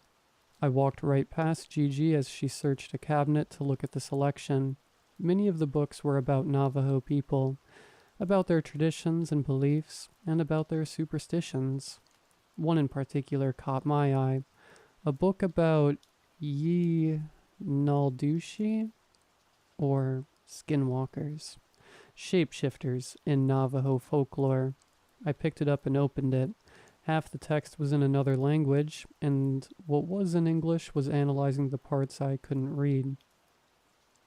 I kept turning until I came to a picture of a frightening mythical creature, unlike any I'd ever seen, like a feathered wolf with antlers and human eyes. Quite an unsettling drawing. Aha! I heard Gigi exclaim. From deep in the cabinet, she pulled out a perfectly cheap bottle of Bacardi. This won't be missed. Probably been forgotten about. She walked over and noticed what I was reading and visibly cringed. Put that away. I have nightmares about that book. You've read this? I was surprised. Gigi wasn't superstitious, or all that into Navajo culture like her grandma. Never mind that most of the book was incomprehensible. That and all the stories Grandma writes. She's really into skinwalkers. I didn't know your grandma's a writer. She's not so much a writer as, she claims that they're real stories. Yeah, but that's part of writing ghost stories. You don't start it off by saying, this is totally made up. No, I'm not kidding. She, actually believes this stuff. Gigi opened a small drawer in her grandma's desk. Check it out. It was an old Colt Peacemaker. Gigi reached into the drawer going for the gun. I thought, but her hand moved right past it and grabbed the box next to it instead. She lifted the lid. Inside was full of bullets. She hand-loaded these. There's a pocket of ash inside, which is one of the only things that can hurt a skinwalker, according to her. Can it kill one? The only way to kill a skinwalker is to call it by its human name. I know it sounds stupid, but Gigi saying the words human name is what reminded me of Jake. Have you seen the cat since we've been back? I asked. Oh, good call. She set the bullets and alcohol down on the desk and headed to the master suite. Jake, she called out while walking through the bedroom. No response. We entered the den where we last saw him. No sign of the cat. His food and water hadn't been touched either. Then I looked over at the cat flap in the door and remembered Jake leaving through it hours earlier. Gigi and I looked at each other and I could tell we were thinking the same thing. This is so bad, she was saying, while opening the door to the porch. This is bad, this is bad. She turned on the porch light and looked around frantically. Jake, she called out. Jake, where are you? I thought you said he knew to come home after dark. I knew it wasn't helpful, but I said it anyway. He does normally. That's why this is bad. Jake. She stepped further out the door, using the flashlight on her phone. Will you go check the garage? She asked me. He likes to hang out there sometimes. I'm gonna look over there. I said I would, and set off toward the kitchen. Now, mind you, the garage isn't connected to the house. It's a detached garage about 10 yards away on the property. I was still a little paranoid about what Gigi and I felt out in the desert earlier, but I shook it off and walked through the kitchen door, and all 10 yards to the garage. Once inside, I flipped on the light, and began searching. He wasn't under Gigi's grandpa's truck, behind the freezer, or in the tool cabinet. I double-checked, triple-checked every spot he could be. I'd looked everywhere, and there was no sign of a cat. All I could do was put my hands on my head, take a deep breath, and prepare to give Gigi the bad news. I turned the lights off and was about to step out when I heard what sounded like a soft exhale behind me. Immediately I swung around and flipped the lights back on, but again, there was nothing. Actually, there was something. Kind of. Some hairs on the bench next to an open window. Not much, but I hadn't noticed it before. I picked them up and examined them closer. Black hairs, probably Jake's. Maybe he was still close by. I hoped. I turned on my flashlight and ventured back outside. Jake, I called out into the night. Are you around here, buddy? I moved slowly, deliberately. shining my flashlight all about, making sure I didn't miss an inch. Jake? Then I heard something move in the sagebrush nearby. Jake? I said in a friendly tone. Here, kitty kitty. I had my light shining down on the bush, only about 10 feet away. I could see the branches twitching and something furry moving inside it. I was sure it was Jake, but the leaves and twigs were casting shadows. I couldn't see him clearly. Come here, boy. Then the animal emerged from the brush. What it was, I couldn't say, but it wasn't Jake. For a second, I thought it might be a coyote, but this animal was much too large. It looked almost like a dog except for its legs, which were long and skinny, and cloven, like a goat's. It looked at me with very unusual eyes, close set and expressive like a person's. It exhaled and I felt myself tremble. I thought of what Gigi said about not running from predators, so I started calmly backing up towards the house, not even turning my back. It slowly inched towards me as I moved, keeping its gaze on me the entire time. I was getting more and more unnerved the longer it looked at me. Dread opened its eyes. Stop looking at me, I whimpered, continuing my slow retreat. I was starting to sweat now. My tremble had turned into a full shiver. Something about this animal was not right, not natural. I didn't like the way it was looking at me. It was making me feel crazy, hysterical, like it was putting me under a spell. Stop looking at me. I tried to command it. It exhaled again, almost like a laugh. I just kept backing up. The light from the porch was getting brighter. I kept thinking I should be there any second. Just a few more steps. But with every step I took, the beast took one too, never getting closer, never letting me get too far away. Always within its grasp, like clay in its hands. Its eyes reminded me. Those eyes. I felt like I was going mad looking into them. They were black at first, weren't they? I had to ask myself because now they were deep, earthy brown. So familiar looking. Finally, I took one more step back, and I felt my hand touch the door handle. I slid open the glass door and got inside as fast as I could, locking it behind me. The animal walked right up to the house, continued staring at me through the glass, but the glass wouldn't stop it. I was sure. The way it looked at me, I knew nothing could stop this beast. It was determined, and it would have me. It would break through the walls and drag me into the night, never to be seen again. It exhaled again and fogged up the window, then turned around and walked back into the darkness. As I left, I felt myself return to normal. Dread went to sleep. Senses came back to me. I could taste my mouth again, feel my skin, hear the blood flow in my head. My whole body had been buzzing, but it was quieting down now, like the spell was wearing off. Then I remembered about Jake. I walked back to the master suite, knowing I'd have to tell Gigi the worst case scenario. Jake was nowhere to be found. And there's a menacing predator lurking about.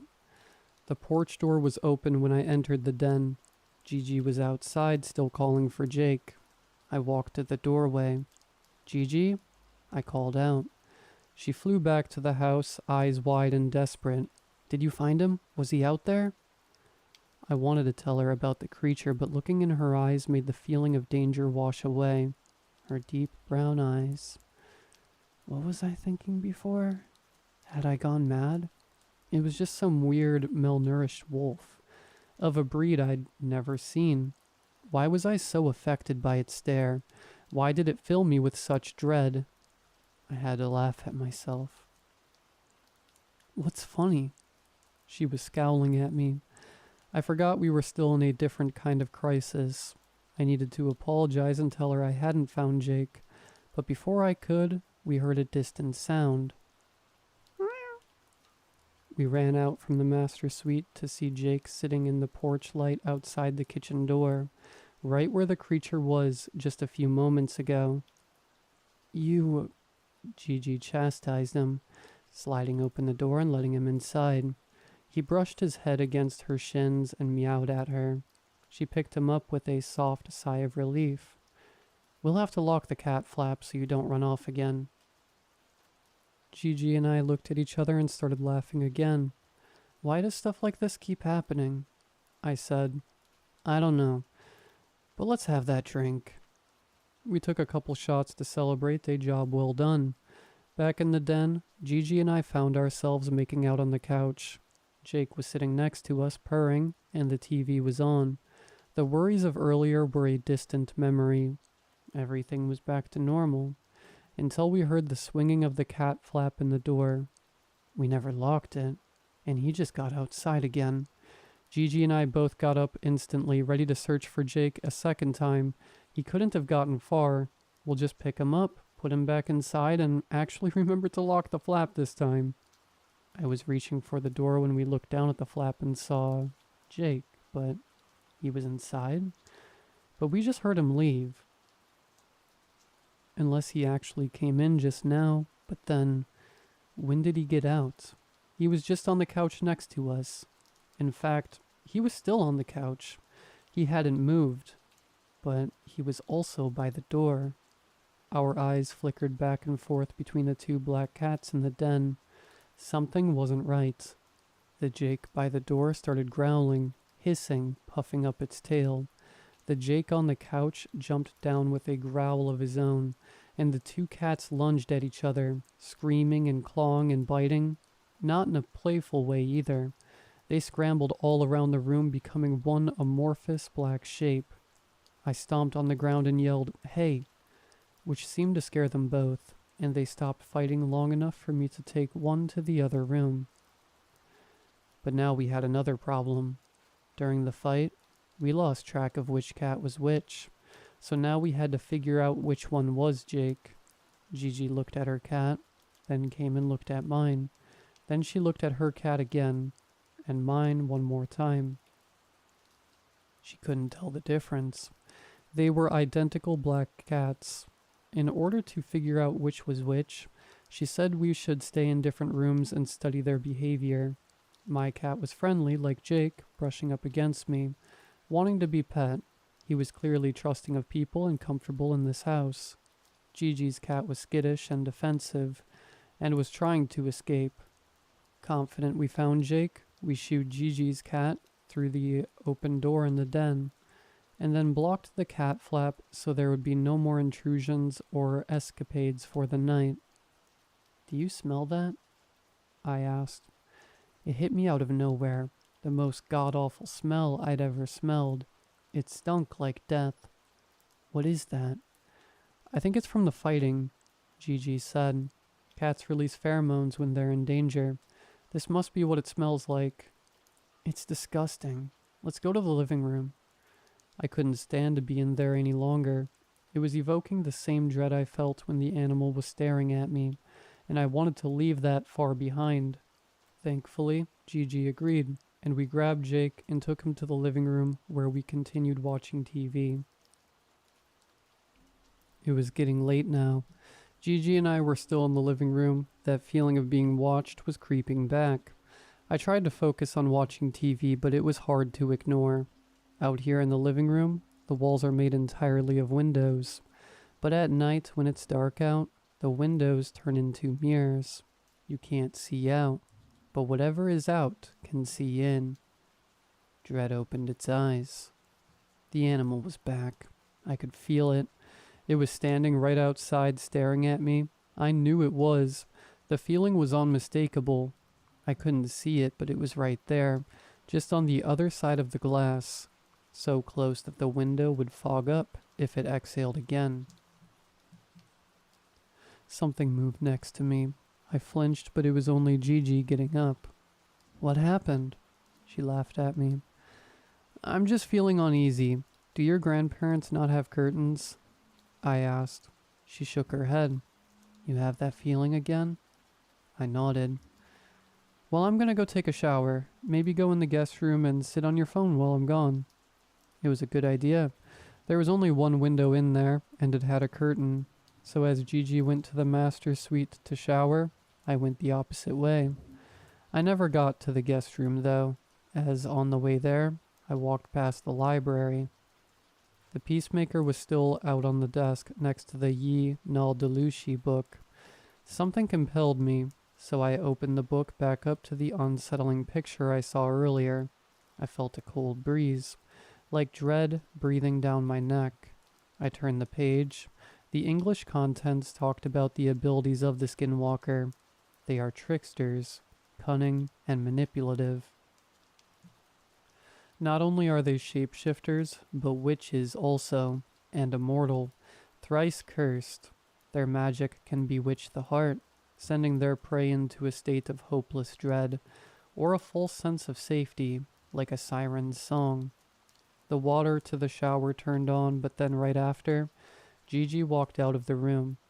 "Hey, will you do me a huge favor?" she asked. "Will you get me a towel?" I set the book down on the desk. "Where are they?" "In the den." "What? That's right next to you. Just get one." "Please. It smells so gross. I don't want to go in there." I stood my ground. "Just plug your nose. I believe in you." She scrunched up her face into a cute, jokingly angry expression and walked off. I giggled at that. She was adorable. I looked back down at the desk, and this time, my attention was drawn to the revolver. It was heavier than I thought it would be. I checked the rounds. All 6 were loaded. I raised it up and aimed it at myself in the mirror. "Feeling lucky?" I asked myself. Then I heard Gigi call out from the shower, "Hey, what's up?" I shouted back. In a sultry voice she said, "Come join me." She didn't have to tell me twice. Even in her grandparents' shower, I wouldn't say no. I set the gun down on the desk and exited the library, crossed the hall, and walked into the master's suite. The shower room was through the bedroom and to the right, opposite the den. I was just making my way around the corner.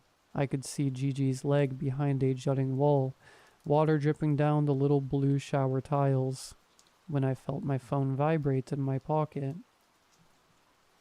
It was a text from Gigi. "Wait," it said. It caught me completely off guard. I glanced back at Gigi's leg in the shower. I was about to say something to her when I got another text. "Don't go in there." What the hell? Did she have her phone in the shower? Why was she texting me when we were just speaking to each other? Why did she say there and not here? I was so confused. It felt like a puzzle, and I suck at puzzles. Then it clicked. Gigi had never gone back to the shower room. She was still in the den getting a towel. I didn't know who I saw in the shower, but it sure wasn't Gigi. Dread wrapped its arms around me. The voice called out again, "Are you coming, babe?" And my breath caught in my throat. It was Gigi's voice, like, exactly, no doubt about it. It was all too confusing. I didn't know what to believe. Dread held me tight. "I just have to get something real quick." It was the first excuse I could think of. I backed up a few steps. Out of the corner of my eye, I saw the door to the den crack open. I was frozen in fear, waiting to see what came out. The trembling was back. Finally, and with caution, Gigi peeked her head out. She was terrified, her skin colorless, and her eyes wide. My phone vibrated again. Gigi held up her phone to show that the text was from her. "Get to the car. I'm going out the porch." I took a deep breath and started backing up out of the bedroom. I just needed to make it to the front door. The car was right outside and we'd be on the way. I inched away as quietly as I could, not daring to move too fast. You don't run from a predator. I'd finally made it out of the bedroom, just around the corner and through the living room, and I'd be at the front door. I heard that thing call out from the shower again in a sweet, sing-song voice. "Don't keep me waiting." Dread kissed me on the lips. I gulped and felt sweat drip down my brow. I had to pick up the pace, or I'd never make it out of here. My teeth were chattering in my skull. I was halfway across the living room floor when I heard wet footsteps coming out of the shower. I glanced behind me. The door was still 10 feet away. Wet footsteps came closer and closer. A shadow stretched across the tiles as it came into the doorway of the bedroom, and I prepared to meet this monstrosity. But when it turned the corner, my heart stopped in my chest. It looked just like Gigi. Same curly black hair, same brown eyes, same face, same body, same freckled skin. I couldn't tell the difference. The sight of her standing there naked, dripping wet, forced me to rethink everything. Did I just make it all up in my head? Do I really believe in skinwalkers? Surely this is my girlfriend, and this whole night has been some delusion. It had to be. The alternative is downright mad. She put her hands on her hips. "Why are you running away from me?" she asked, scrunching up her face into that cute, jokingly angry expression she did. Dread closed its eyes. This was Gigi. Every doubt I had washed away. Even if you could imitate every freckle and curve, mimic expression down to the tiniest detail, you couldn't fake personality. Not like this. My guard was down. I was about to join my girlfriend in the shower when the front door opened behind me. It was Gigi. Her jaw dropped when she saw herself, naked, standing across the room. "We need to get out of here right now," she whispered to me, leaning out the front door. "Babe, what is that thing?" Gigi asked, trying to cover her naked body. I looked at one, and then the other, and then back again. Identical. Both terrified of the other. I didn't know what to do. Behind me across the hall was the library. The peacemaker should still be on the desk, fully loaded. I turned around and booked it as fast as I could. Both Gigi's ran after me, but I was able to get the gun, cock the hammer, and have it pointed through the door at them before either got too close. "Shoot her, babe," the wet one said. "No, I'm Gigi. I'm your girlfriend," the dry one protested. "She was gonna lure you into the shower and kill you." "She's a skinwalker," the wet one proclaimed. "They're liars, babe. Don't listen to her. She was trying to lure you away from me. What do you think she was gonna do once she got you outside?" I didn't know who to believe. I pointed the gun at the dry one. "No, wait." Dry Gigi pulled her phone out. "I was texting you. You have my number saved. This is proof. Now shoot her." "She stole my phone while I was in the shower. It doesn't prove anything. Please don't listen to her." Dry Gigi sighed, not knowing what to say to convince me. "Listen, if you shoot me, I'm gonna die. It's not enough to kill a skinwalker, but it will kill me. I only ask, once you see that I'm dead, that you shoot her too and run away while you have the chance." Surprisingly, the dread was absent, but I did feel an odd sense of safety. The monster was feeding me comfort now, disarming me. I tried to think. I pointed my gun at the wet one. "Where did we meet?" "School," she said without hesitation. "That's too easy," the dry one protested. "She could have known that through conversations we've had." I pointed my gun at her next. "Whose class did we meet in?" "We had two together, Mr. Dale and Mrs. Brody." The dry one was confident. I pointed my gun back at the wet one. "She's a witch. She can read your mind." "That's not true," the dry one protested. "Skinwalkers can't read your mind. All they can do is deceive you." Two sets of identical brown eyes stared at me, pleading with me. The comfort being exerted on me made it hard to think clearly. I had to go with my gut. The gun was pointed at the wet one. I took a breath and raised my finger to the trigger, but as soon as I touched metal, the wet one darted back into the master's suite. Not wasting any time, Gigi grabbed my hand and yanked me toward the front door. "Come on, let's go," she yelled. But as we were about to grab the handle, the wet one flew out of the den. We ducked down and let it crash into the wooden door above us, then ran back to the library and shut the door. We looked at each other, horrified and out of breath. What are we gonna do? I whispered to Gigi. Wet footsteps slowly made their way closer to us, stopping just on the other side of the door. "Here, kitty kitty," it said in a voice unrecognizable. Dread licked its lips.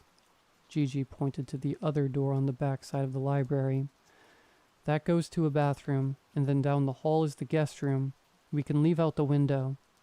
We leaned up against the wall as we opened the door to our exit, peeking through the crack before moving forward. Once we cleared the bathroom, we had to go through another door to the hallway. I aimed my gun at the crack as Gigi slowly opened it. All clear. I went first into the hallway, but as Gigi came behind me, the door creaked slightly. We both froze, listening. Wet footsteps. A shadow crept up from behind the corner ahead. Dread drew its breath. I dodged left into the guest room and hid behind the door. Gigi went right into the laundry room. I looked over at the window. There it was, the escape. I was so close to it, but I couldn't leave without Gigi. I had to get to the laundry room. The creature came walking down the hallway. My gun was pointed at the door, as steady as a trembling hand could aim. 1 step, 2 steps, 3 steps came down the hallway, but never seemed to pass. Dread bared its fangs. With each step, my chest beat harder and harder. I put a hand over my mouth to quiet my breathing. Finally, the footsteps passed me by, walking down the hall toward the library. Once it was several paces away, I silently peeked out the door. The creature didn't look like Gigi anymore. It had lighter hair and shorter and pale skin. With its back to me, I quietly shuffled across the hall into the laundry room. It didn't seem to hear me. The lights were off in the laundry room. I had to use my phone to look around.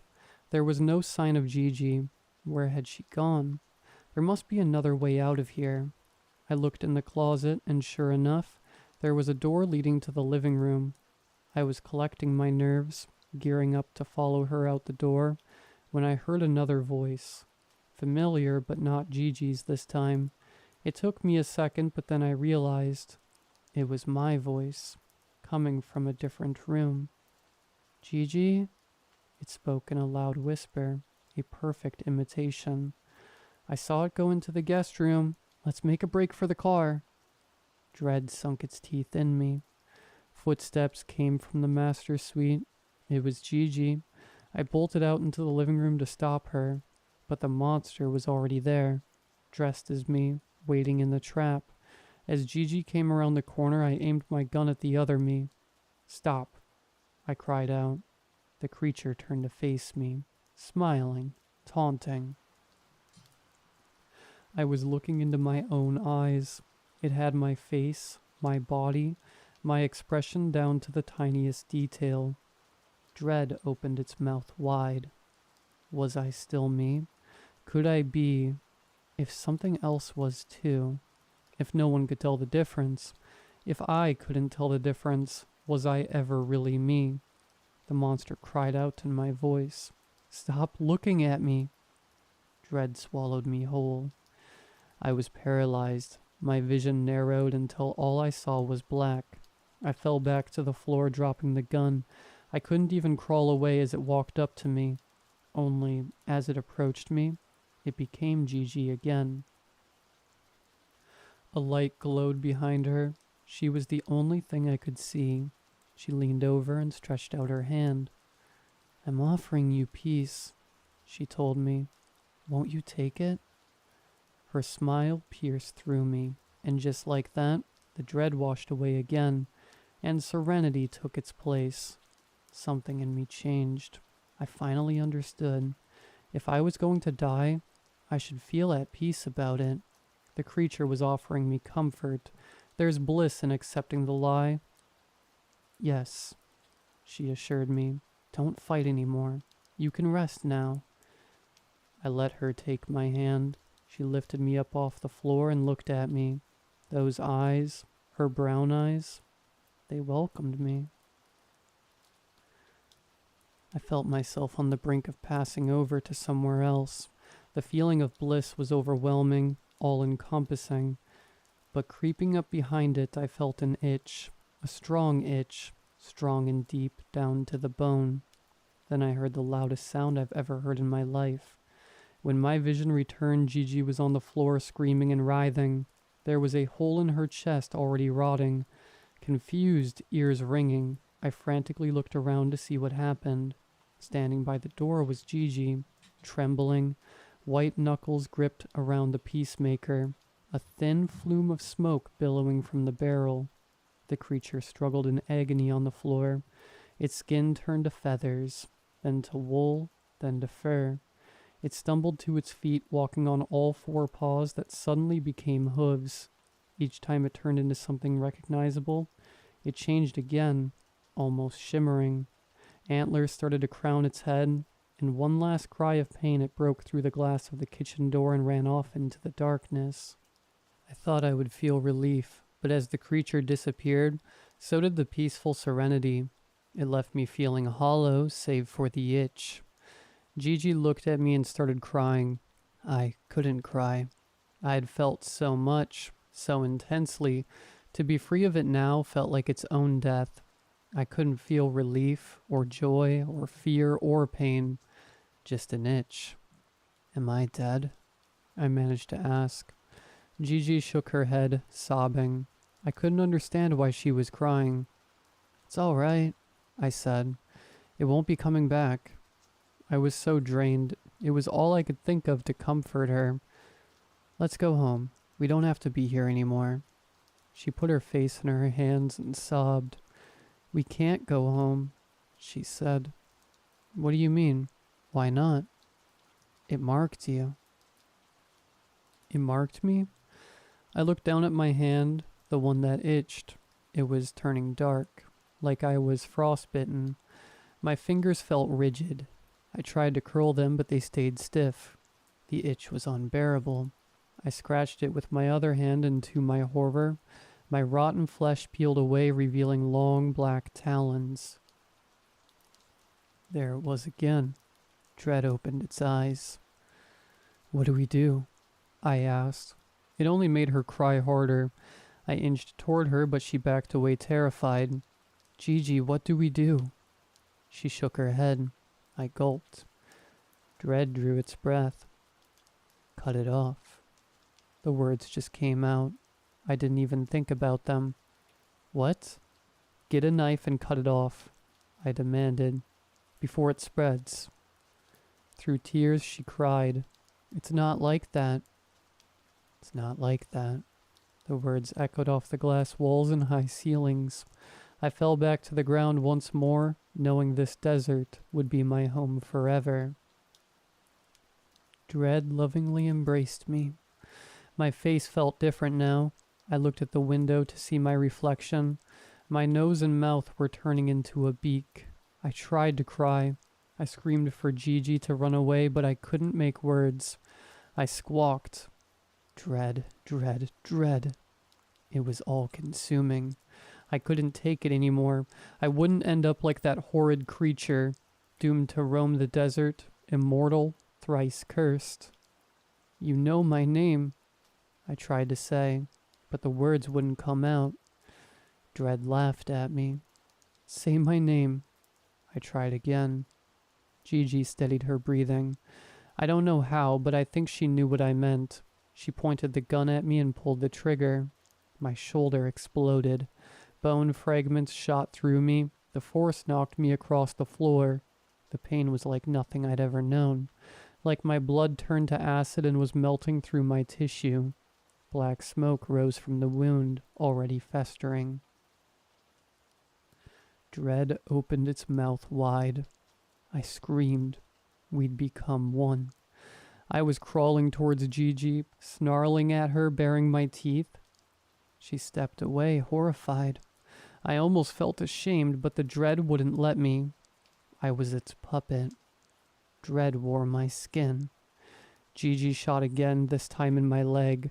The bone breaking was excruciating, but it stopped me from crawling. I laid there screaming, blood leaking out of me as my body tried to transform. Say my name, I screamed at Gigi, hoping she'd understand. She raised the gun again. "Patrick," I heard her say. I never felt a third shot. Dread was all that remained.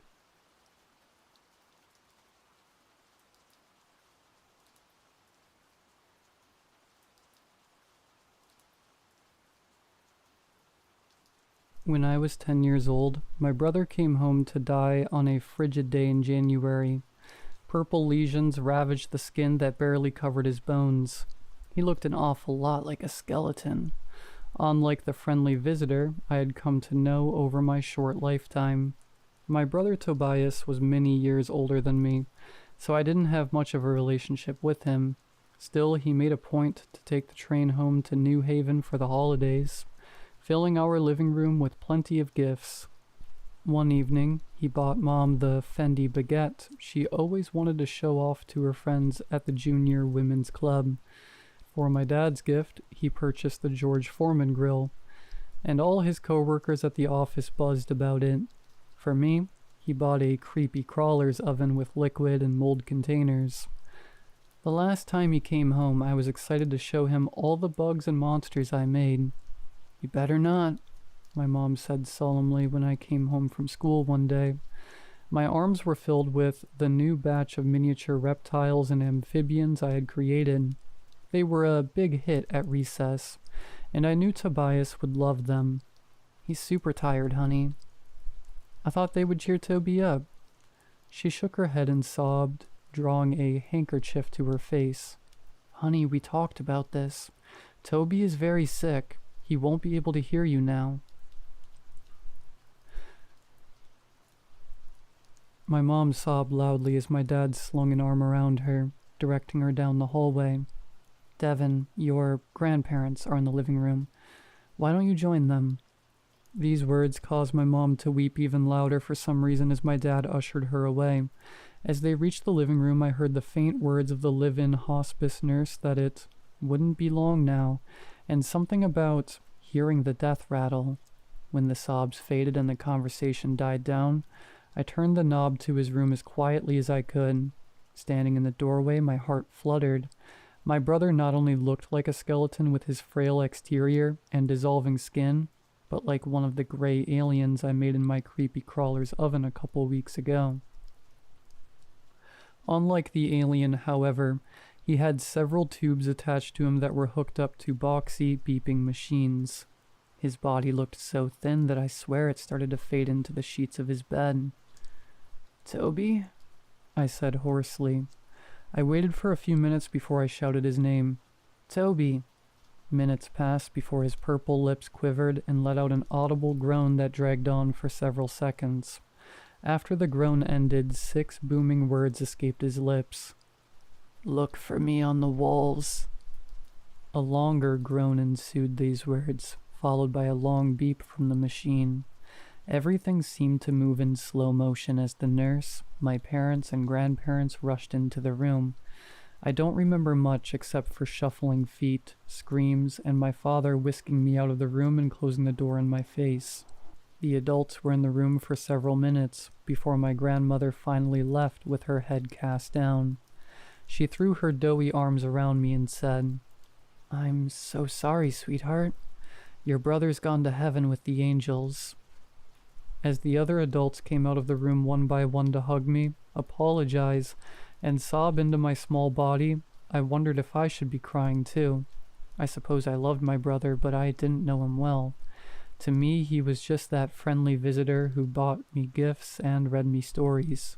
He popped in and out of my life like some magical elf that appeared only for holidays and disappeared like Santa up the chimney, or Frosty the Snowman on a sunny day. I put my hands over my eyes and pretended to cry with them. After a while, I asked if it was okay to go up to my room. My parents permitted me. At once, I hurried up the stairs and slammed the door behind me. For hours, I plopped onto my dinosaur bed sheets and stared at the walls. I stared at the walls for so long that I thought my eyes would bleed. The walls of my room were sponge-painted blue, covered in posters of my favorite baseball players and movies. The shapes on my walls were unmoving. As my eyes drew tears and I yawned. I started to drift off to sleep. My room didn't have any windows, so I couldn't tell whether it was nighttime or not, but I suppose night was nearing by the increasing shadows in the room. Something was strange about these shadows, though. They weren't the typical black or gray, but shades of green. I blinked as green circles danced around my walls like a stage spotlight. "Are you awake, Devi boy?" A hollow voice echoed. "It's time to wake up, Devi boy." "Huh?" I said, rubbing my eyes.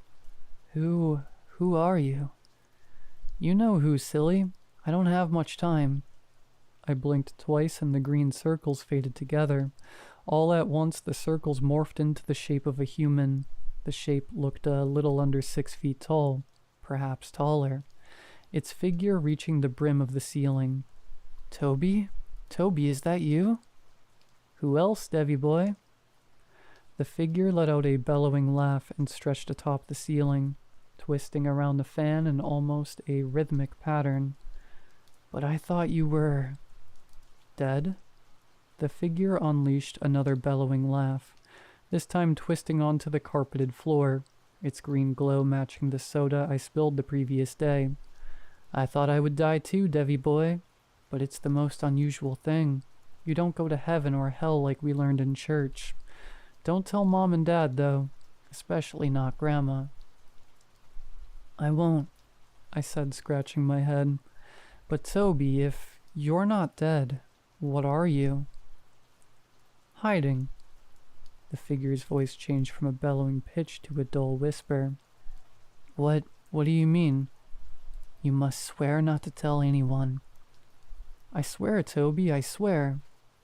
"People don't die," the figure whispered, draining from the carpets back to a small circle on my wall. "They hide." "From what?" "I don't know yet," the figure said, its voice now trembling. "I just know that we're hiding. We're all hiding." As the figure spoke those words, I saw dozens of green circles bouncing around my walls. They were varying shades of green. Some spoke in whispers like my brother. Others spoke in gibberish that sounded like different languages. I shoved my thumbs into my ear canals as the sounds grew louder and more varied.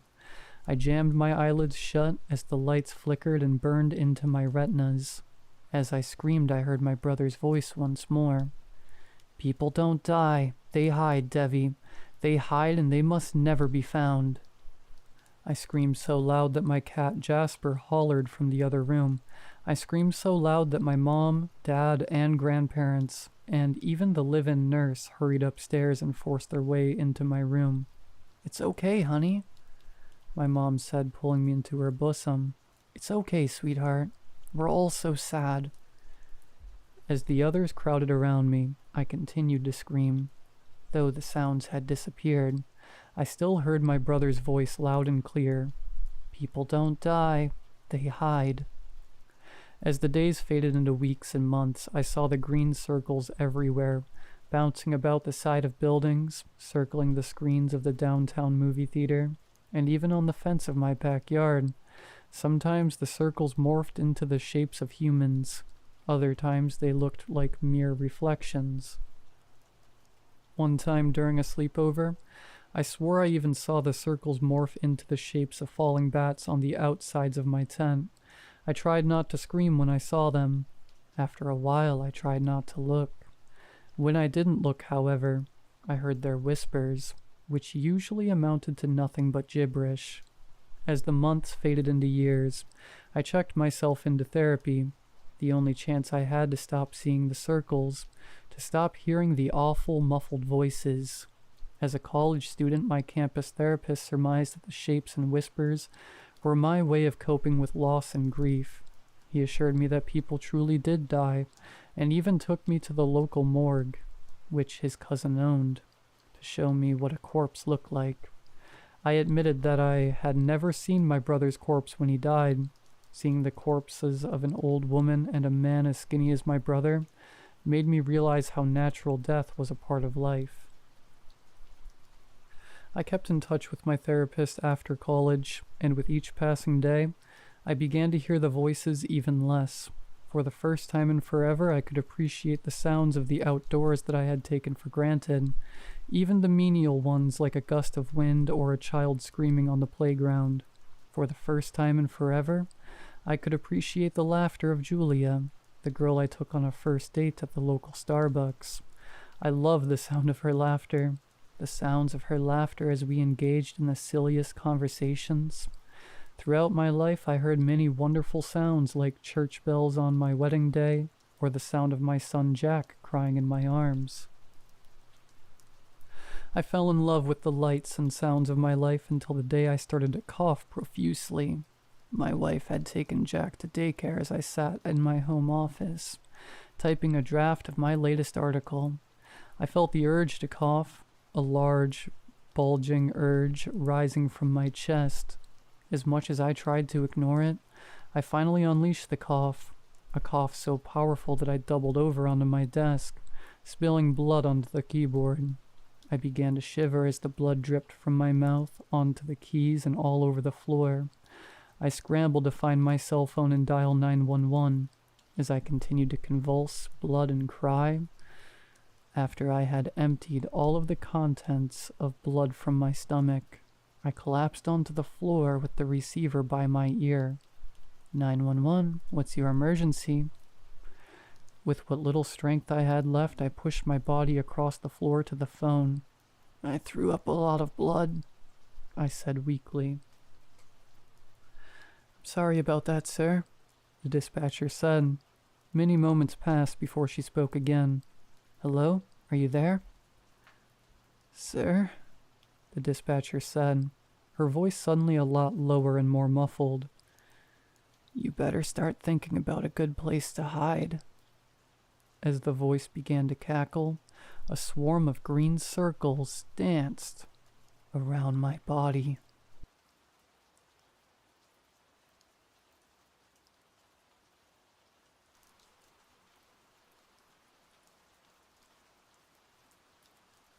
I work maintenance. It's not glamorous, but it pays the bills. Usually my jobs are at office buildings, warehouses, maybe a shopping mall, but 3 months ago, I was hired for a government contract in the middle of nowhere. No address, just coordinates. When I got there, it looked like a military bunker built into the side of a mountain. The entrance was a massive steel door, unmarked except for a tiny keypad. A man in a black suit greeted me. No name, no smile, just a clipboard and a pen.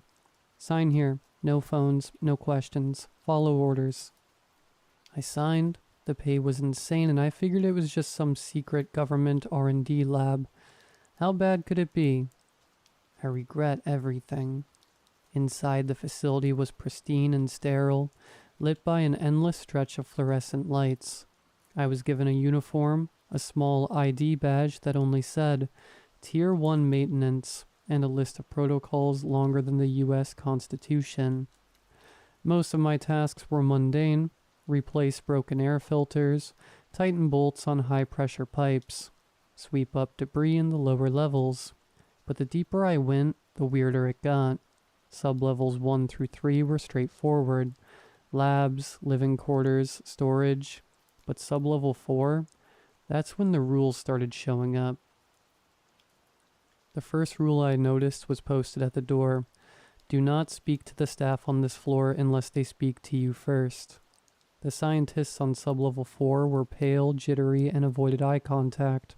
They whispered to each other in quick, frantic bursts and moved like they were afraid of being watched. There was a room I had to clean there, room 401. The rule for that one was specific. Never turn off the lights while inside. Room 401 was empty, just white walls and a metal table. Easy enough to clean, but the moment I stepped in, I felt like I was being watched. There was nothing in the room. No cameras, no vents, no windows. But the feeling was undeniable. And then the lights flickered. Just for a second, but in that split second, I swear I saw a shadow standing in the corner. When the light stabilized, it was gone. I finished my work in record time and didn't look back. By my second month, I noticed the air was heavier the deeper you went. Sublevel 6 felt like breathing underwater. The signs outside the doors were increasingly ominous. Emergency Protocol Alpha only. Extreme Hazard Class D entities. And my personal favorite? Do not enter without clearance or armed escort. One night, I was called to fix a coolant leak on sublevel 7. I didn't even know there was a sublevel 7 until that moment. My escort, a pair of armed guards with rifles I didn't recognize, didn't say a word to me as we descended in the elevator. When the doors opened, I instantly wanted to leave. The hallway was freezing and the walls were covered in frost despite the humming of industrial heaters. The lights were dimmer here, casting long, flickering shadows. We stopped at a door marked the atrium. "Stay inside the yellow lines," one of the guards said. It was the first time anyone had spoken to me that day. Inside, the room was massive, like a stadium flipped upside down. At the center was a huge glass enclosure filled with a glowing blue mist. Pipes and wires snaked around it like veins.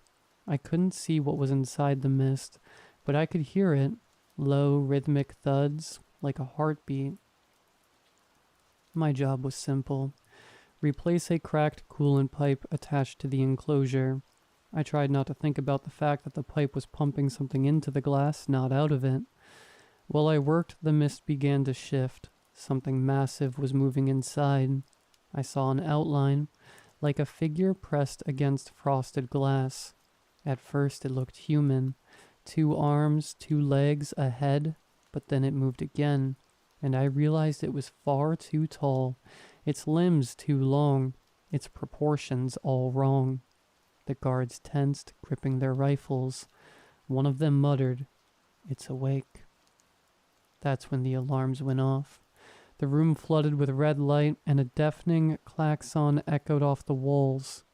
The mist inside the glass spun violently, and the figure slammed against the enclosure. The glass cracked, not a little, but a long, jagged fissure that stretched across its surface.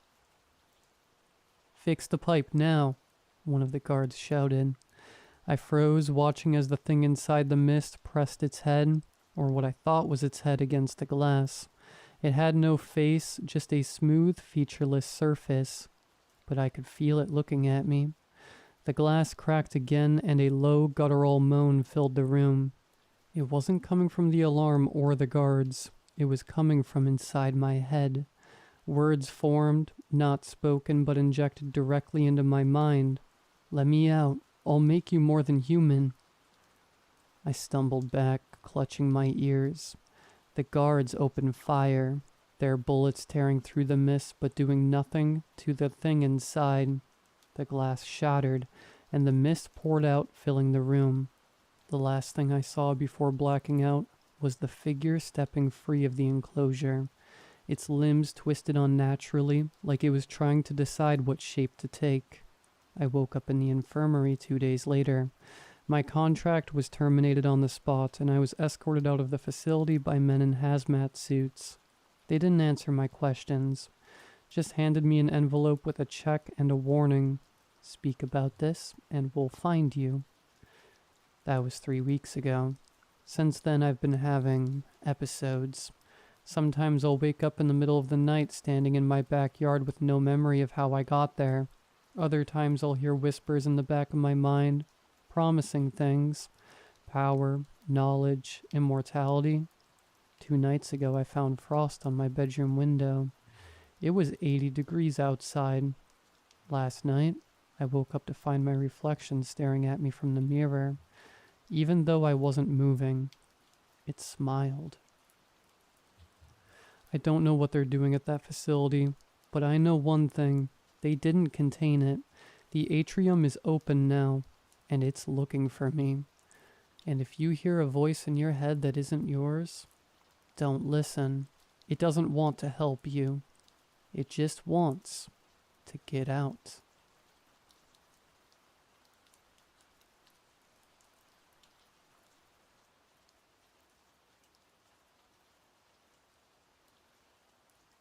I'm writing this here because I don't know what else to do.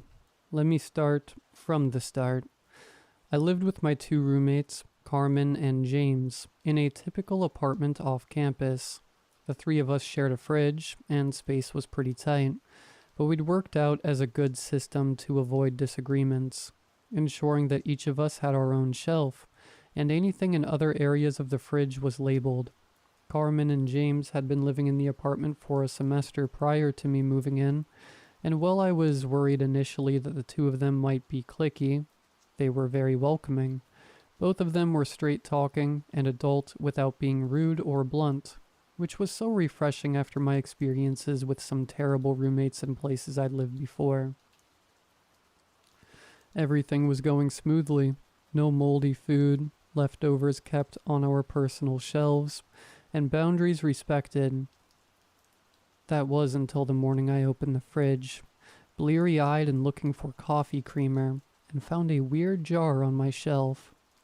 What looked like gnarled roots were suspended in cloudy liquid that swirled as I examined the jar in my hand. The jar was old-fashioned, sealed with a 2-part canning lid that seemed stuck tight. I'd never seen Carmen or James have anything like that in the fridge before, and in my mind, I groped around for rationale as to how this could have showed up. As I struggled to open the lid, it finally loosened, not with the fresh pop of a sterile jar, but with the gritty sensation of corroded metal loosening its grip on rust. This jar looked like it had been there for years.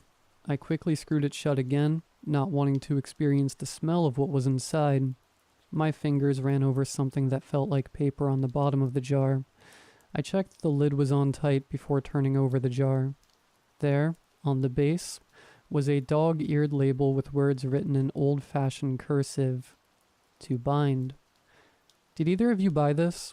I asked Carmen and James, but they both said no, barely paying attention. If someone's messing with me, just stop. It's not funny. I told them both, but neither of them took responsibility. It was too early to argue, so I shrugged and threw the whole jar in the trash. The next week, nothing else weird happened, and I started to forget about the jar that had just showed up in the fridge. That was until the morning that James yelled my name from across the house. "Emma?" he shouted, and I immediately jumped up and headed downstairs to see what the matter was. It wasn't like him to randomly yell for me, and I could tell by his tone that something was wrong. James was stood by the fridge, his face twisted into an expression of disgust. "Emma, what is this?" he shouted as he opened the door. I jumped back as he revealed the fridge was crawling with maggots. Their pale, segmented bodies were pulsing in sick rhythm as they wiggled up the inside walls of the fridge, each one swollen with a glistening sheen. In the center of the fridge was a mass of maggots and writhing clusters, and I realized with horror that they were concentrated around my box of leftover pizza, the pizza I'd ordered just the night before. "Emma, answer me. What is this?" I was frozen with disgust, and my voice sounded stuttery and weak. "I don't know, James. This has nothing to do with me, I swear." "Then why are they coming from your pizza box?" I recoiled as James grabbed my box of pizza, seemingly so full of anger and adrenaline that he didn't care about the maggots crawling all over it, which scattered to the floor around our feet. The air puffed with spores that made me cough as he opened the lid. The once cheesy slices nearly unrecognizable, swollen with mold, shades of green, black, and white, spreading across the surface in fuzzy patches. Some spots seemed slick and slimy. Others looked almost bubbly. Amid the rotting mess, maggots swarmed over each slice, their pale bodies weaving in and out of the gooey, decomposing crust. The air was filled with the dense, sour stench of decay and whispery, wet squelching of their bodies sliding against each other. The sight of the decay inside the box was so shocking that I almost didn't notice the message on the inside of the lid, scrawled in harsh capital letters. "Enjoy while it lasts."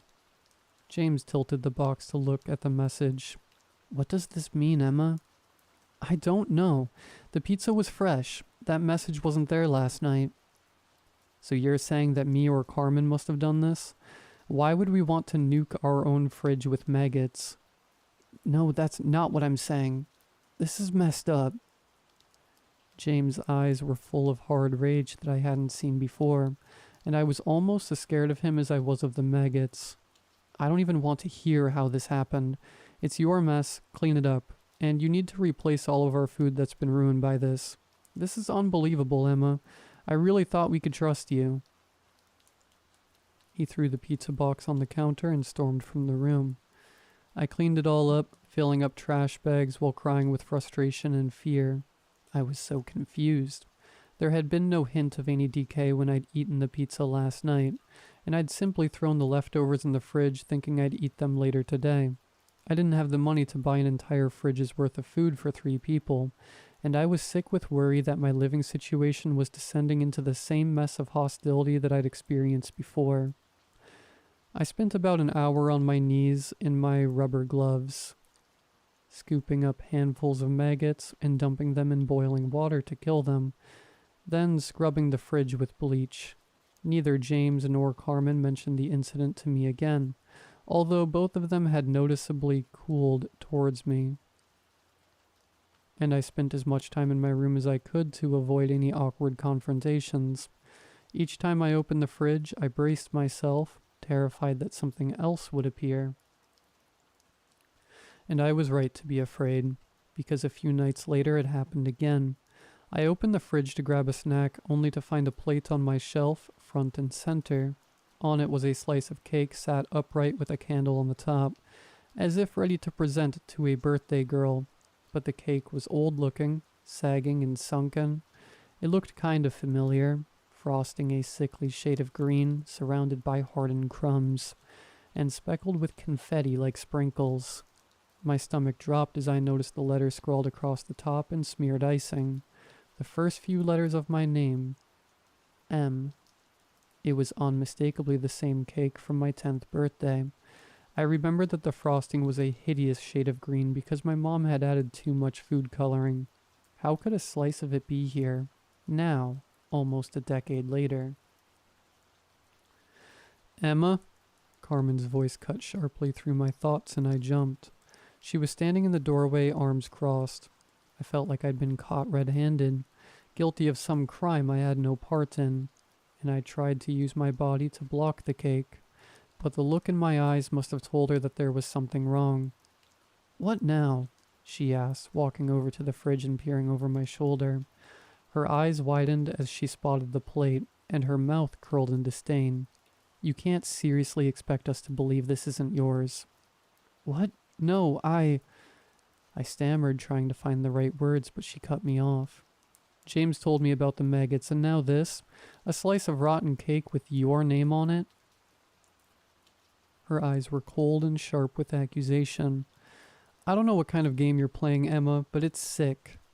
I swear, Carmen, I didn't put this here, I said, my voice filled with desperation. I have no idea how any of this is happening. She snorted, folding her arms tighter. You're telling me that a weird cake with your name on it just magically appeared in our fridge? Do you even hear how insane that sounds? I know how it sounds, I whispered. My voice was brittle with shame. But I'm not doing this. I haven't done any of it. Carmen shook her head. Her face was filled with disappointment, her eyes wrinkled with disgust, but like she was contemplating a stranger doing something unsanitary. I'd hoped that some fragile trust was still there, but each syllable she spoke tore it down. We were actually happy when you moved in. We thought you'd be different, but you've brought nothing but weirdness into our home. First the maggots and now this. James and I shouldn't have to deal with constant gross surprises in the fridge. Carmen, please, you have to believe me. I don't have to do anything, she snapped. We're going to have to reconsider this whole living arrangement. Later that night, I lay in bed, unable to sleep, replaying the argument with Carmen over and over in my head. I felt like I was going crazy, but I knew I wasn't responsible for this. Every other area of my life was healthy and happy. All I could think, unlikely as it seemed, was that James and Carmen were playing a trick on me. I didn't feel safe, I couldn't face a confrontation with them, and even if I could, our relationship would be forever tainted by what had happened. I needed to talk to someone who might have an outside perspective on all this. I picked up my phone and called my mom. "Hi, sweetheart." She sounded cheerful at first, but her tone shifted when she heard the strain in my voice. "Emma, is everything okay?" I hesitated, unsure how to even begin, but eventually the whole story spilled out. I told her about the maggots, the old cake with my name on it, and the jar of roots with the faded label. She was silent for a moment. "A jar of roots? Are you sure that's what it was?" "Yes," I replied. It looked ancient, like it had been in the fridge for decades, and on the bottom there was a label. It said, "To bind." Do you know what that could mean? There was a long pause before my mom spoke again, and when she did, her voice was hushed, threaded with a fear I'd never heard before. "Emma, there's something I haven't told you about our family. I thought, well, I hoped it would never be necessary, but hearing this, it sounds like..." She trailed off, and I felt her weighing the words she spoke next. "It sounds like an old ritual your great-grandmother once used. She was known to keep jars of herbs and roots, things meant to bind, to protect the family from harm." A chill ran through me. Bind us from what, exactly? "I don't know all the details," she admitted, a soft tremble in her voice. "But I do know that these bindings were meant to keep something at bay, to trap it or hold it back from affecting us. Emma, you didn't open the jar, did you?" I felt my skin prickle, goosebumps raising as a wave of cold washed over me. "Not completely. Mom, what if I did?" A shaky breath escaped her, like she was trying to steady herself. "Honestly, I don't know. I never believed much in the family stories, thought they were just superstitions. But I remember the jars and how your great-grandmother would never let anyone open them. She told me, never break the seal on a binding jar. Otherwise, what's inside might come for us." A thick silence settled between us as I processed her words, feeling like I'd unearthed a family secret that should have stayed buried. This couldn't be real. Surely there was no such thing as witchcraft or spirits. But as I cast my mind back to the stale cake and the writhing maggots, it all seemed way too weird to have any type of rational explanation. "Mom," I finally whispered, "what if I come stay with you for a while?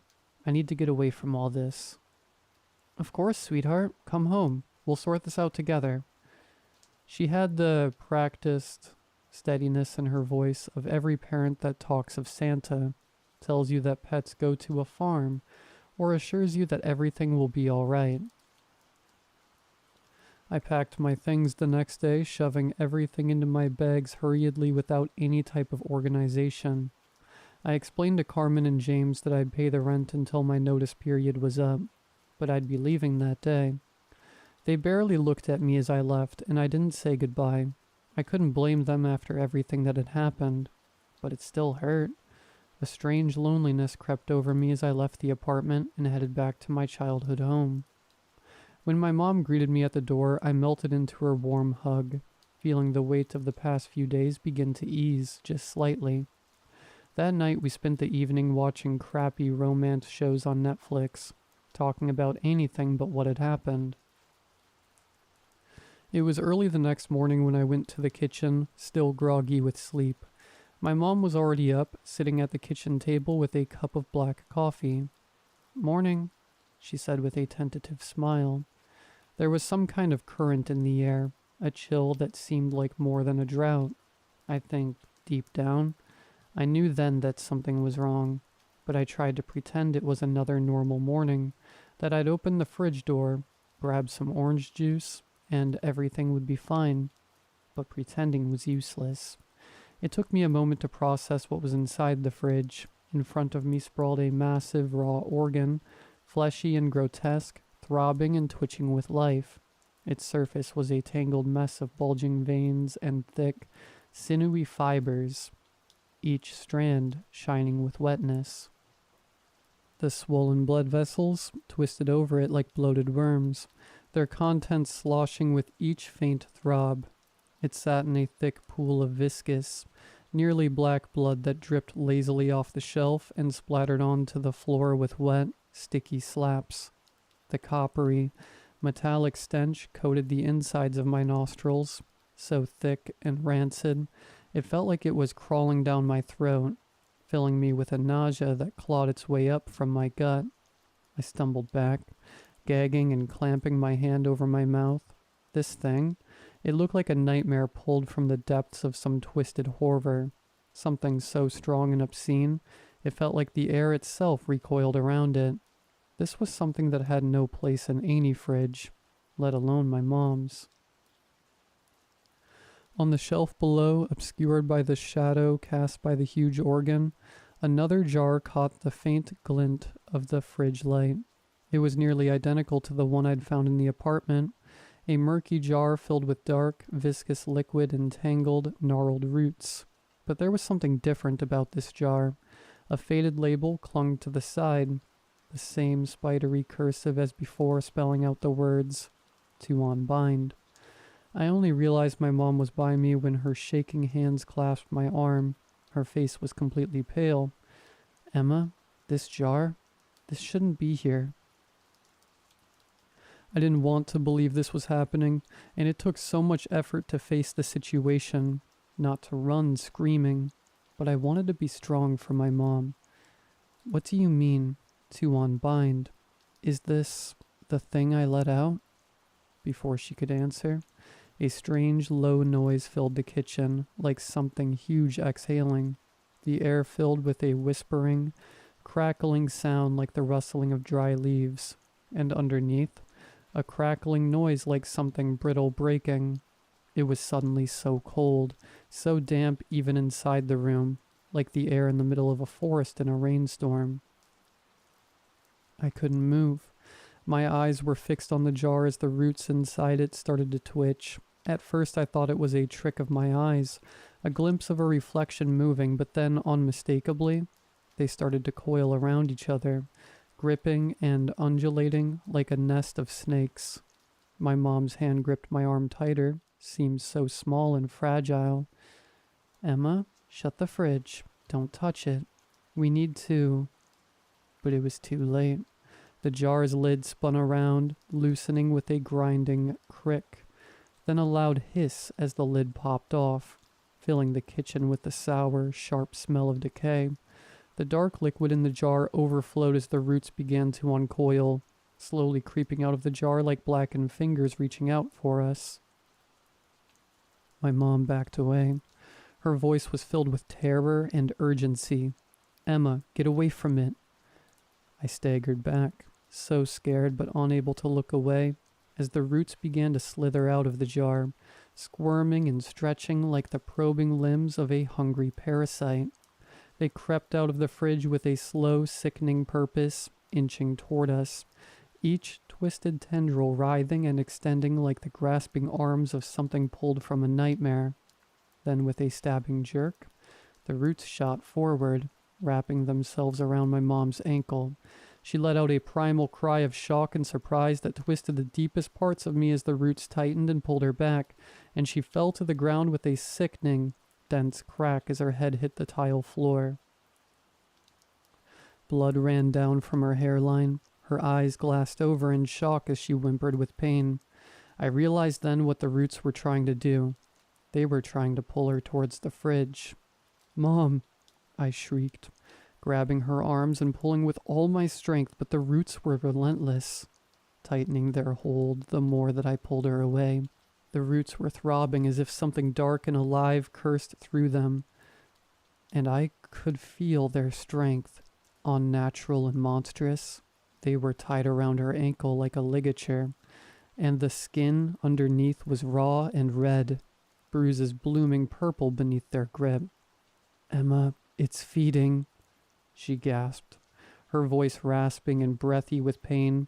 I clung to her, pulling desperately, my hands gripping so tightly I no longer cared if it hurt her.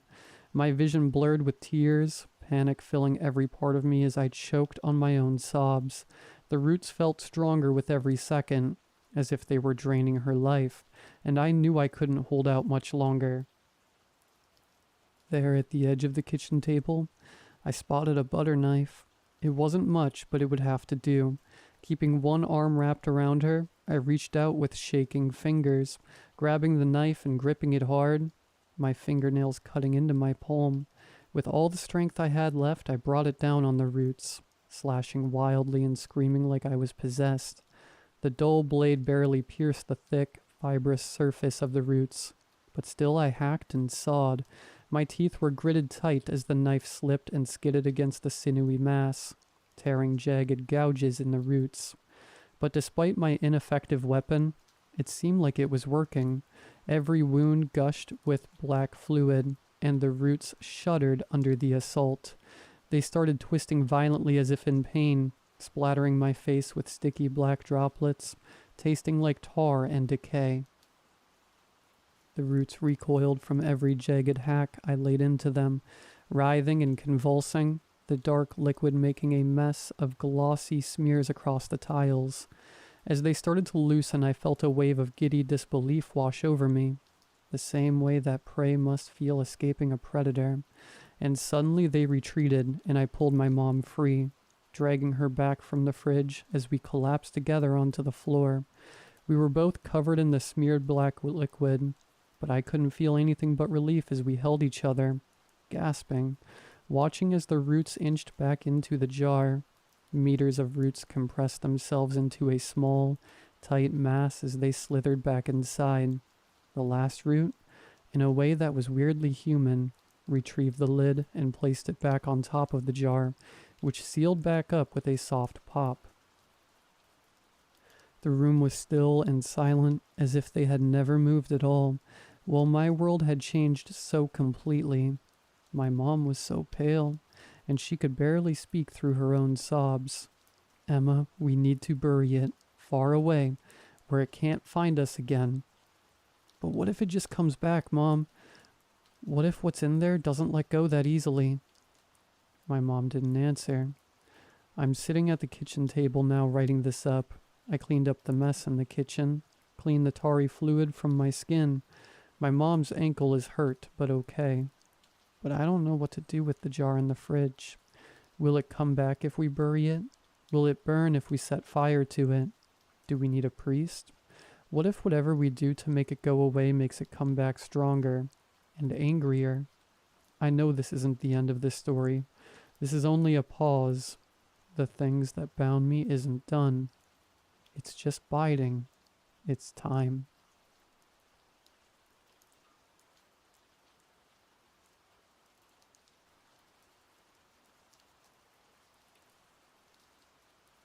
It started as a prank. 3 friends and I were hanging out one night, bored and restless, when someone brought up an old urban legend, a game where you could see your final 5 seconds. The legend said if you closed your eyes at exactly midnight, held your breath and counted to 5, you'd get a flash of your last 5 seconds alive. Just 5 seconds, a small glimpse into your end. None of us believed it, but then midnight hit. We decided to try it for a laugh. I remember rolling my eyes and thinking how ridiculous it was. We closed our eyes, took a deep breath, and counted down in unison. 5, 4, 3, 2, 1. Nothing happened. We laughed it off and went on with our night, but then we started seeing things. The first time it happened, I was brushing my teeth. Out of nowhere, I was somewhere else, standing on a desolate road under a blackened sky. An overwhelming dread filled me, but I couldn't move. Something was coming toward me, something fast and heavy. Then I was back in my bathroom, shaking. My heart pounded, and I could feel the taste of copper in my mouth. I tried to laugh it off as a daydream, but I couldn't shake the feeling that it had been real. The next morning, my friend Dave looked like he hadn't slept. His skin was pale, eyes wide and darting. When I asked him what was wrong, he just muttered, "I saw it." When I pressed him, he said he'd had a vision too, standing in a pitch black room, a sense of suffocating dread pressing in on him, and something slowly scraping along the walls, drawing closer with each second. It didn't stop. Over the next few days, the visions became more intense. Each time they lasted exactly 5 seconds, and each time the terror grew. We saw flashes of different places, abandoned rooms, darkened hallways, empty roads, places we'd never been, and each time there was something horrifyingly close. I'd hear footsteps or feel a presence I couldn't see, breathing on the back of my neck, lingering at the edge of my vision. One by one, we all became wrecks, sleepless, jumpy, always looking over our shoulders. We'd call each other late at night, desperate to understand what was happening. Dave was the first to say it. I think we saw our deaths. It sounded absurd, but deep down I knew he was right. We caught glimpses of our last moments, and now they were creeping closer, coming to claim us. The visions became more frequent, and every time, they'd change, like they were updating, getting closer to where we were in real life. 2 weeks in, Dave stopped answering his phone. I went to his place to check on him, and his roommate said he hadn't come home the night before. They found him 2 days later, his car abandoned on a lonely road, the exact spot I'd seen in my first vision. His cause of death? A hit and run, on an empty stretch with no witnesses. One by one my friends vanished after that. Each of them was found in a place that had appeared in their visions. They'd seen it coming just as I had, and they couldn't stop it. They couldn't run from their final 5 seconds. Now I'm the last one left. Every night the visions come stronger, clearer. I know exactly where it's going to happen. A place I've never been, but a place I feel drawn to every time I close my eyes, and I can't fight the pull. Every night the urge to go there grows stronger, and I know that one day soon I won't be able to resist. So, if you ever hear about the game where you can see your last 5 seconds, I beg you don't play it. Those 5 seconds aren't a warning. They're a promise, and when you've seen them, they'll come for you. Because in the end, you can't outrun what's already written.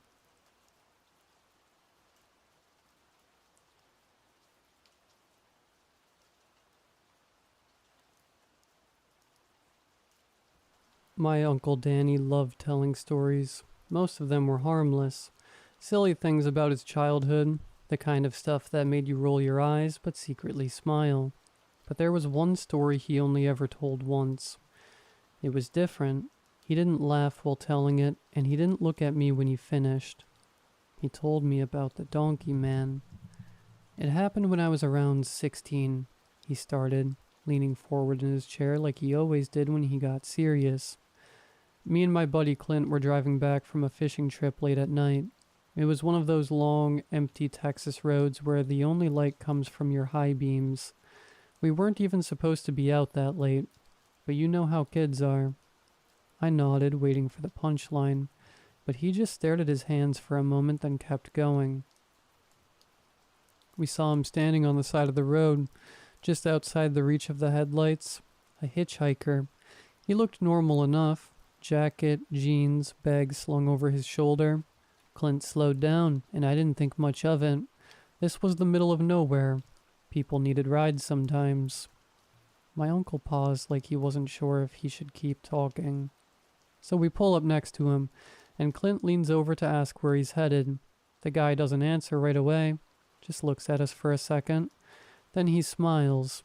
It wasn't a nice smile, though. It was wrong, like he knew something we didn't. Clint asks again, and the guy finally climbs into the truck bed. He doesn't say a word, just sits back there with his bag. I remember looking through the rear window at him and feeling off, like we'd made a mistake. What happened next? I asked, hooked. That's when I noticed it, he said, his voice dropping to almost a whisper. His feet? He wasn't wearing shoes, and where his feet should have been, he had hooves. Big, dark, donkey hooves. I laughed nervously. Come on, Uncle Danny. I swear, he said sharply, cutting me off. Clint saw it too. We both freaked out. Clint slammed on the gas, trying to shake him off. That's when he stood up in the bed of the truck. I swear to God I'll never forget the sound. He let out this horrible bray, half human, half donkey, and started kicking the back of the truck with those hooves. My uncle's hands shook as he mimed the motion, like he could still feel the vibrations through the steering wheel. We didn't stop driving until we got to Clint's house. When we finally got out, the truck was a mess. Dents all over the tailgate, like someone had taken a sledgehammer to it. Clint's dad was furious, asked us what we hit. We didn't know what to say. And what happened to him, the donkey man? I asked, trying to hide how uneasy I felt. Uncle Danny shrugged. We never saw him again, but Clint's truck, those dents never came out, no matter how much they tried to fix it. I sat there, stunned. Uncle Danny didn't say another word about it. He passed away a few years ago, and sometimes I think about that story. Was he messing with me? Or was it something he carried with him all those years? Something he couldn't explain.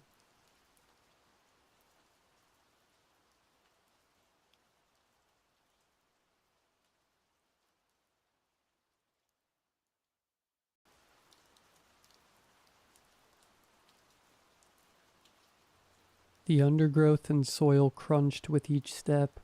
As I took a deep breath and soaked in the natural beauty around me, it was a moderate 67 degrees Fahrenheit. Birds were singing, and the sun was shining down as I walked along the Strawberry Creek Trail. In about a half mile, I'd go off the trail to the designated backwoods camping area. The bubbling of the stream and the whisper of wind in the branches all sounded like an old friend welcoming me home. I'd always considered Great Basin to be a hidden gem. It's the least visited national park in the States. In a few hours of hiking, I had only encountered 2 other people and 1 dog, and when I stared into the wilderness to camp, I knew for sure I would be alone for the whole week. Working as a high school teacher, I got my fill of people every week. Don't get me wrong, I love my kids, but sometimes between them, my coworkers, supervisors, and angry parents, I could just feel like receding into a shell of jaded mistrust. Coming out here and enjoying the silence and peace of nature always made me feel better. I saw the familiar bend in the trail and started my way off the side and towards Blue Ridge. It was always my favorite spot to set up camp. A beautiful, peaceful meadow right under the shadow of Wheeler Peak. It was a strenuous hike, taking at least 2 days of non-stop marching from the parking area at the trailhead, but it was perfect, and it was always there for me, no matter what had happened in the 358 days leading up to this. I knew this week would be perfect. As I crested the ridge, I looked down at the field of small, flowering bushes. It was exactly as I remembered, always even more beautiful as the setting sun painted it in beautiful red hues. That's when I saw a tent parked exactly where I planned on setting up. It looked like a small one-person tent, green canvas, with a cold fire pit in front. I felt frustrated, then sad, then frustrated at myself for these immature feelings. It's not like you own the park. You can always find a different spot. I knew that rationally I should not be upset by this, but emotionally, it felt like I had been betrayed by a family member. I sighed and trudged my way down to the field, setting down my pack at a spot about 1,000 feet away. Who knows? Maybe this could be good for you. One person with a shared interest instead of the usual crowd at work. I started making camp, trying my best to stay optimistic as I set up my tent and began to arrange a campfire. The sun had set completely by the time the fire was merrily crackling away. I ate a quick meal, just some canned soup I had brought. I'd be going fishing in the morning, but I always packed enough food just in case. I glanced over at the other tent as I chewed slowly. It was almost invisible in the waning moonlight. I hadn't seen anyone enter or exit the tent for the whole 2 hours I'd been there. And the strangest part was, there was no fire or even the glow of a lantern. It must be on some all-day hike. I tried to rationalize it, but something about the old, weathered tapestry, hung in a sloppy triangle shape, made me uneasy. I was being ridiculous, I knew it. It was probably just a leftover from being bitter about having a neighbor in the first place. It made me think about back when I got ripped from my position in the middle school since they had fired a high school English teacher. In a day, my workload and class size doubled. It was the same feeling of something familiar being changed suddenly. I chuckled at myself for being so emotionally brittle. I need to relax and stop overthinking everything. I turned my thoughts to the rest of my week's plans as I slipped into my sleeping bag, letting the gentle breeze lull me asleep. The moon was shining coldly when I woke up with a jolt. I tried to stay still, listening carefully as I heard another twig snap just a yard from my tent. I could make out a dark silhouette, the figure of a man projected on the nylon of my shelter. He seemed to be pacing like he was looking for something he had misplaced in the night. My heart began to pound as he slowly, quietly approached. As stealthily as I could manage with my heart bursting from my chest, I reached towards my pack, scared to death but still planning for the worst. Inside, I knew my Colt 1911 sat fully loaded just in case. Call me paranoid, but with the amount of mountain lions out here in the basin, I always came prepared. "Hello," the voice came from the figure, which now stood in arm's reach of my tent flap. It sounded tentative, stuttering, almost nervous, like a child going to wake his mother when he had a stomachache. I held my breath, my trembling hand gripping the cold metal of my firearm. "Are you okay?" The voice came again, definitely masculine, but it sounded more confident now, paternal in the way it expressed almost genuine concern. I don't know what possessed me to respond. I think it was reflexive, some innate Midwestern politeness. "I'm fine, just leave me alone," I croaked, a hoarse reply barely quieter than a shout. We sat there in silence for a few more seconds. Then the figure slowly walked away. He stalked off in an almost dejected manner, his head downcast. I shuddered, the interaction surreal and terrifying, but as much as I would have loved to write it off as a dream, I knew I was awake, feeling the indent left on my palm from the vice grip of my pistol. When the sun rose a few hours later, I felt no relief. I knew deep down in my gut the mysterious visitor was from the tent nearby.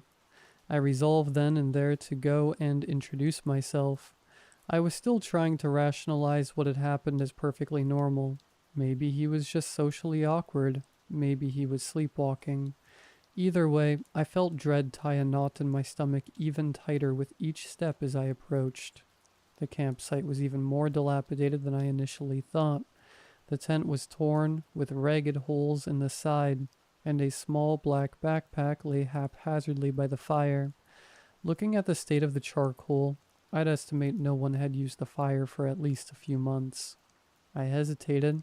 A few feet from the lean-to, I could see a lumpy human shape in the sleeping bag inside, through the torn patches on the side.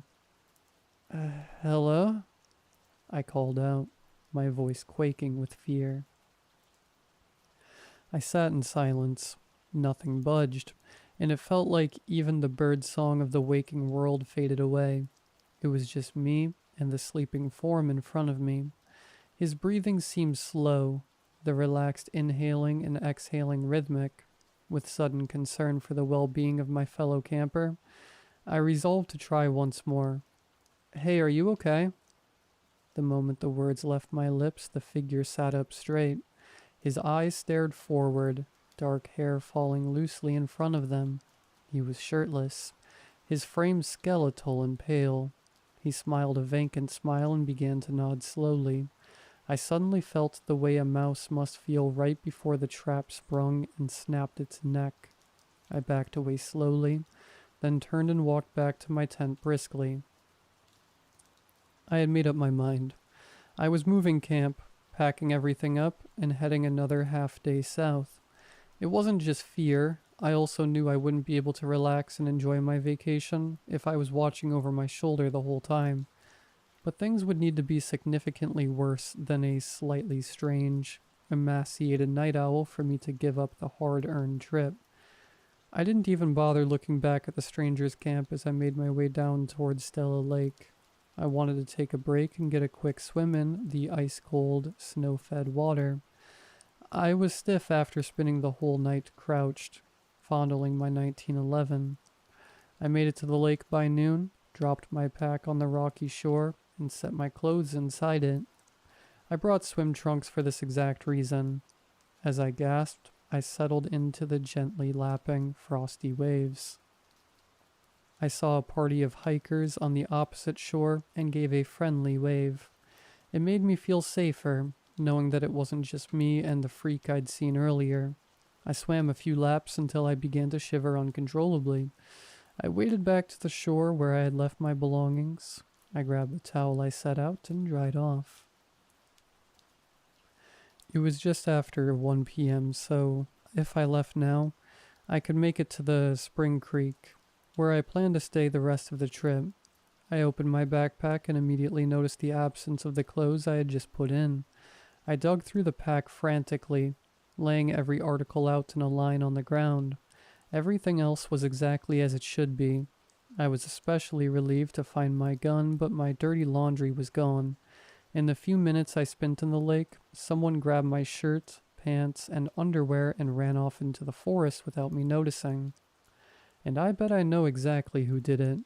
The stranger from earlier must have followed me. Whatever messed up reason he came to my tent, stole my clothes, I didn't want to know. At this point, I changed my plans completely. I'd worked my way back towards the trailhead I had parked at. I'd cut around the base of Buck Mountain through the woods. There was a community trail there, not on any maps, but well worn. I knew that it meant spending one more night in the park since it was a steep hike, but it was the most direct route back. I threw on my extra change of clothes and started a double-time pace up the gentle, rocky slope into the forest. The whole time I was frantically looking at the sides of the trail. Every rustle in a bush, the chirp of a bird, or the knock of a falling acorn made me nearly break my neck as I whipped around. The sun set once again as I was deep in the trees along the side of the mountain. The evening sun no longer seemed beautiful, the pink and orange light casting long, twisting shadows that made me even more jumpy. I made camp hastily. I'd take a quick nap and get moving at first light. It may seem strange considering the situation, but trying to navigate that night in the forest is a death sentence, and I didn't want to get lost, especially if he was following me. I sat, quivering on my bedroll, waiting for the sound of footsteps to throw me into a full-on panic. Despite my anxiety, I drifted into an uneasy slumber. As the sun rose and dappled light fell on my face, I slowly felt my consciousness return. Before I staggered upright, the tent, swaying gently against the wind, was in tatters. Hundreds of small, jagged holes covered the blue synthetic surface, and one, a much larger one, was torn away right at the foot of my makeshift bed. That had been where I left my pack and my boots. Both of these items were gone now without a trace. As I looked closer, I gasped as I saw that each of the holes perfectly matched the shape of a set of human teeth. I let out a choked, desperate cry as I abandoned my shelter and ran into the woods towards the trail. My feet were torn into by small rocks, thorns, and roots with each step. I barely noticed the pain as I sprinted, flight response taking over entirely. The park ranger I ran into must have thought I'd lost it. The way he looked at me with pitying eyes. I hopped his truck, and he was kind enough to take me back to where I'd parked. I told him everything that had happened, words tumbling out in a jumbled mess. As I got out, he called me back for a second.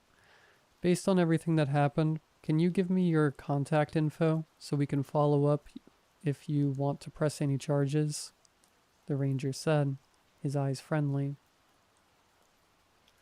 I agreed, but somehow I doubted he would follow up on the mad ravings of a shoeless hiker. I drove back to the town outside of the park in a daze. My wallet, fortunately, had been in my pocket the whole trip, and the bread and breakfast had some vacancy. I fell back on the bed in my new room and sobbed. It wasn't just the fear of being hunted, nor the disappointment of a ruined vacation, but a sense of relief that overwhelmed me. I spent the rest of the day sightseeing in White Pine County. It's a cute area with some historic buildings and rustic casinos.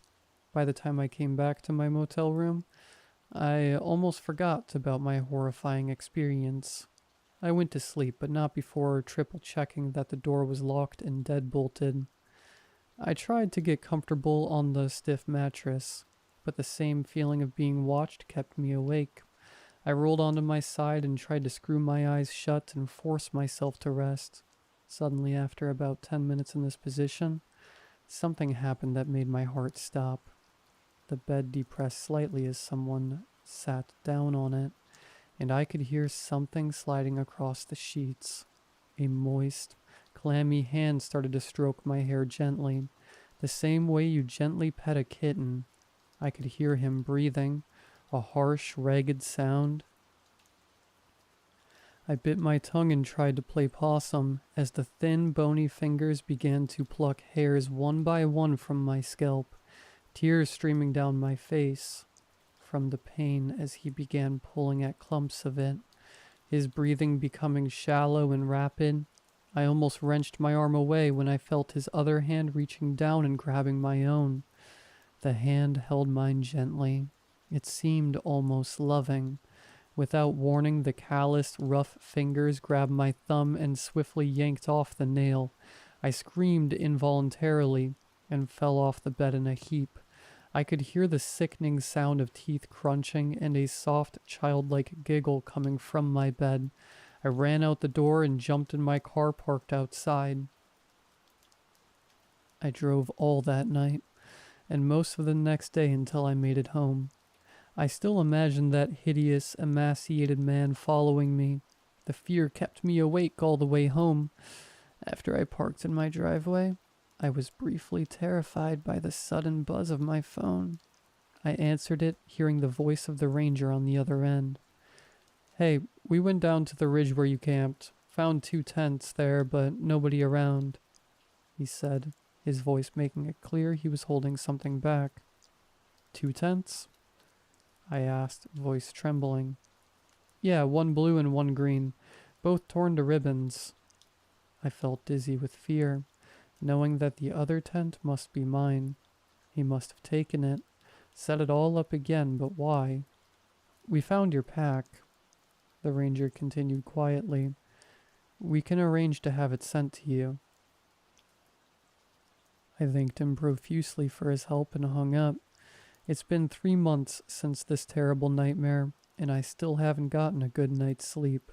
Worst of all, I still find that sporadically I'll lose random belongings. A sock here and there, a pencil I set down a few minutes earlier, and it's driving me mad. I'm not sure I'll ever feel safe being alone again, but I know for sure I'm not camping ever again.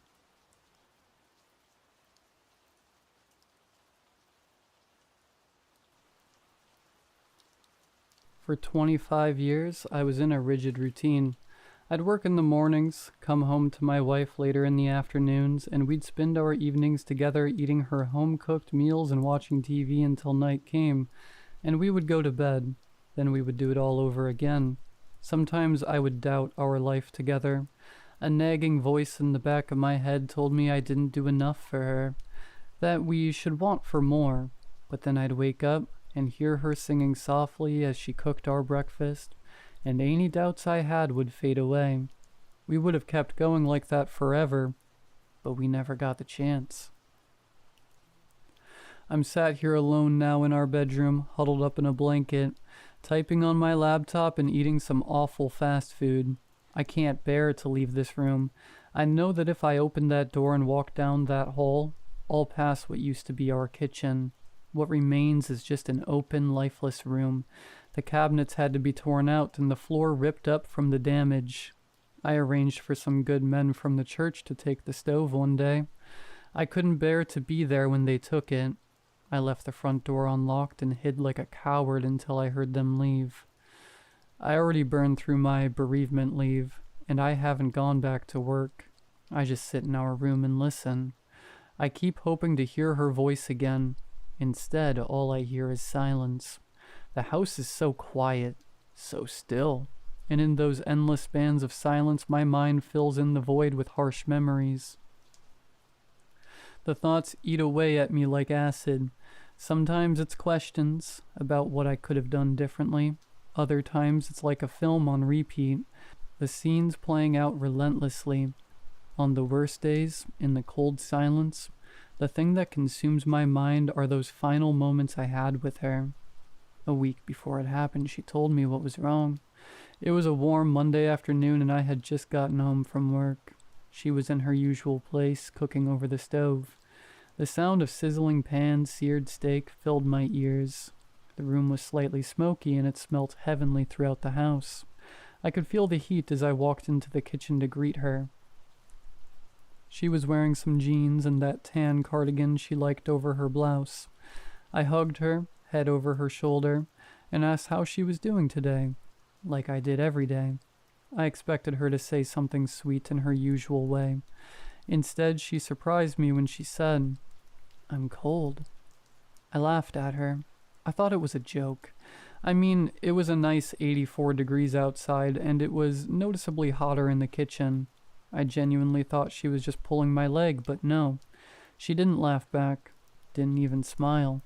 She rolled up her sleeve and showed me her goosebumps with a look of tentative concern. We figured she had a weird fever. She didn't feel particularly warm, but we decided to treat it like a fever anyways, and I put her to bed after dinner, skipping our TV shows that night. She got under the covers, despite me telling her not to, but I let it slide. As I was leaving the room to let her rest, I remember how she grabbed my hand and she asked me if I would stay for a prayer. Church had always been more of her thing than mine, but I didn't mind. I thought she might feel better if she did, so I closed my eyes and let her pray. Dear Heavenly Father, hallowed be thy name. You are the Father of health and wellness, and Satan is the father of sickness and suffering. I pray that this sickness will leave my body, and I will feel your warmth once again. In your name I pray. Amen. She seemed satisfied, and I wanted to give her space, so I left and tended to the house. I washed the dishes, cleaned up the kitchen, and watched some of our shows without her. I remember feeling lonely that night. Her absence felt like a tear in a winter coat. When I came to bed, I was relieved to have her by my side again. I was sure that in a day or two this fever would pass and she'd be right by my side again. But this wasn't a fever. Our routine was disrupted into something new, something worse.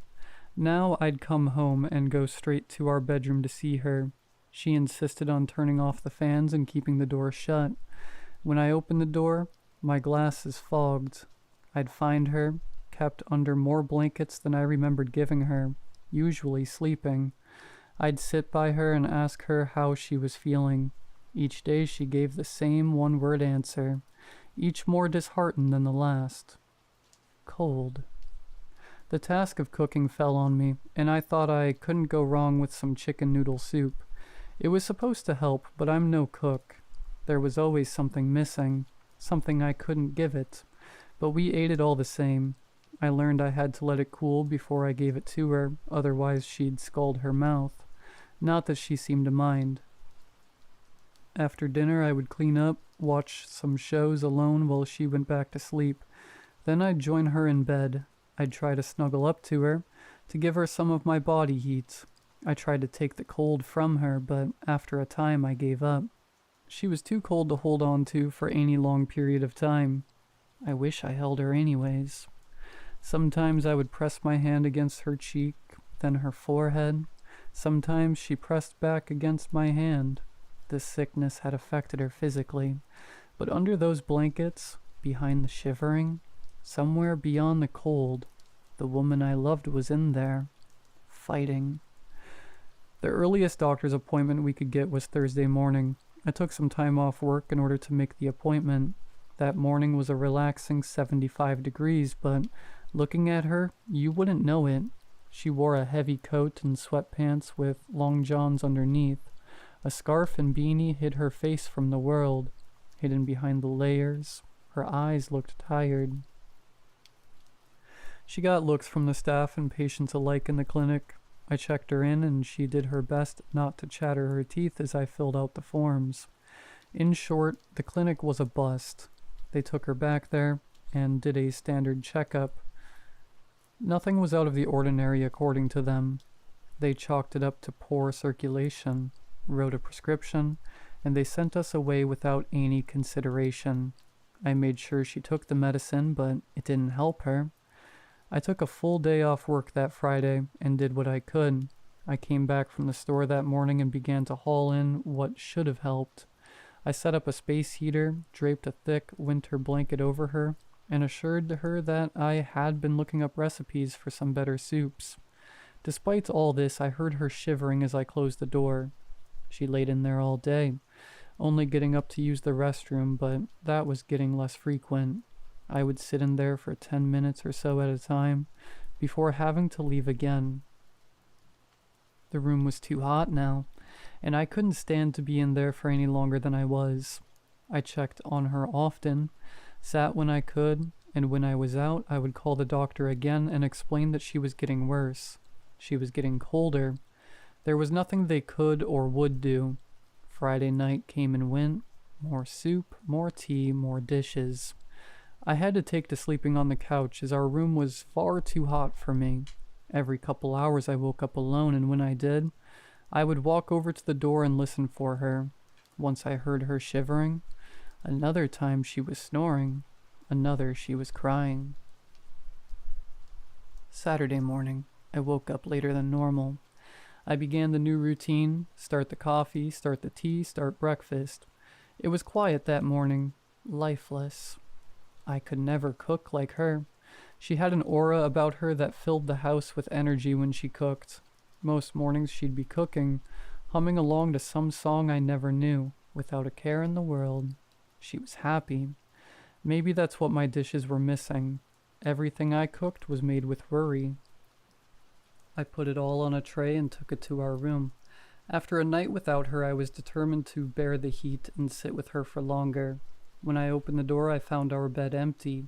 7 blankets strewn about the room, thrown off without care, leading to our bathroom. The shower was running, steam billowed out of the bathroom and bled into our bedroom from behind the closed door. I put down the tray and knocked. Then again. Then with more urgency. Each time I got no answer. I had begun to sweat. The heat from the room was bad enough, but the steam from the bathroom felt scalding. I tried the door, but it was locked. I had to think, but the heat was starting to take its toll on me. I felt sapped, exhausted. How could she stand this horrible room? I yelled for her, and when I heard no answer, I used what strength I could muster and kicked the door. Once, then twice, then the door gave way. The heat hit me like an oven, and inside was my wife. I found her in the shower, burned and shivering. She was sat on the shower floor with the water hitting her back. There was a big red circle where the water had burned her. Soft chunks of skin flowed off her back and toward the drain. I learned that she had turned the temperature on our water heater as high as it would go, and then turned the shower on and sat. She didn't know how long she was in there, or how long she would have stayed if I didn't get her.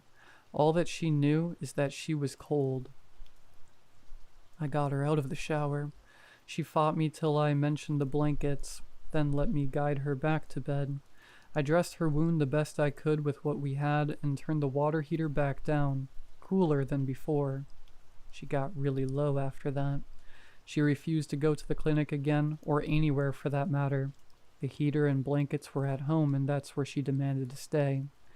That night I sat with her. Sweat stained my clothes, but I paid it no mind. My wife needed me. I was at a loss, and I felt desperately powerless to help her. I prayed with her. I thought it's what she needed, and it's all I had left to try. I prayed like she had. I asked God for forgiveness and healing and warmth. I prayed with conviction. I nearly believed it. Maybe I just needed to believe in something. I knew that she believed in it, and if nothing else, I hoped she would feel comfort in the prayer.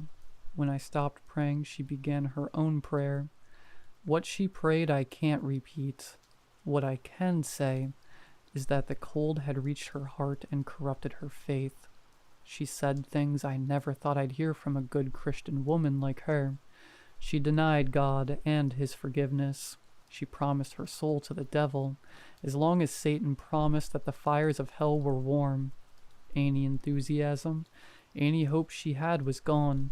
The cold had taken it away. I slept on the couch that night. That Sunday morning I woke up groggy. The couch had not been treating me well, and the anxiety had treated me worse. I got up anyways and headed to the kitchen. It was time for the routine to start again. She needed me. More coffee, more tea, more breakfast that doesn't quite taste right.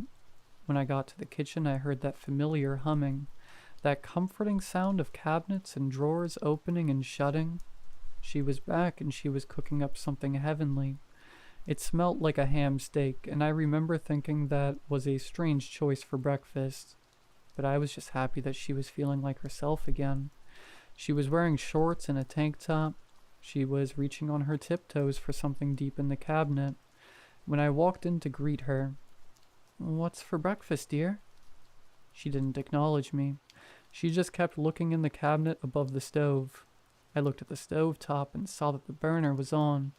As she was reaching further back into that cabinet, she had placed her hand on the burning cast iron pan, and it was sizzling.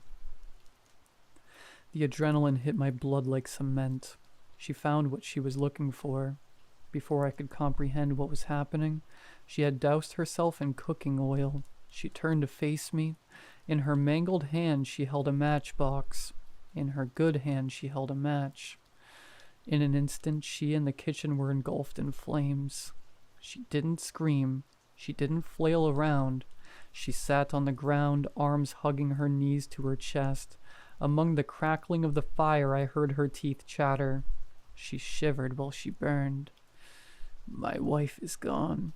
My life is gone. I have nothing but the memories and this feeling I can't shake. I'm cold."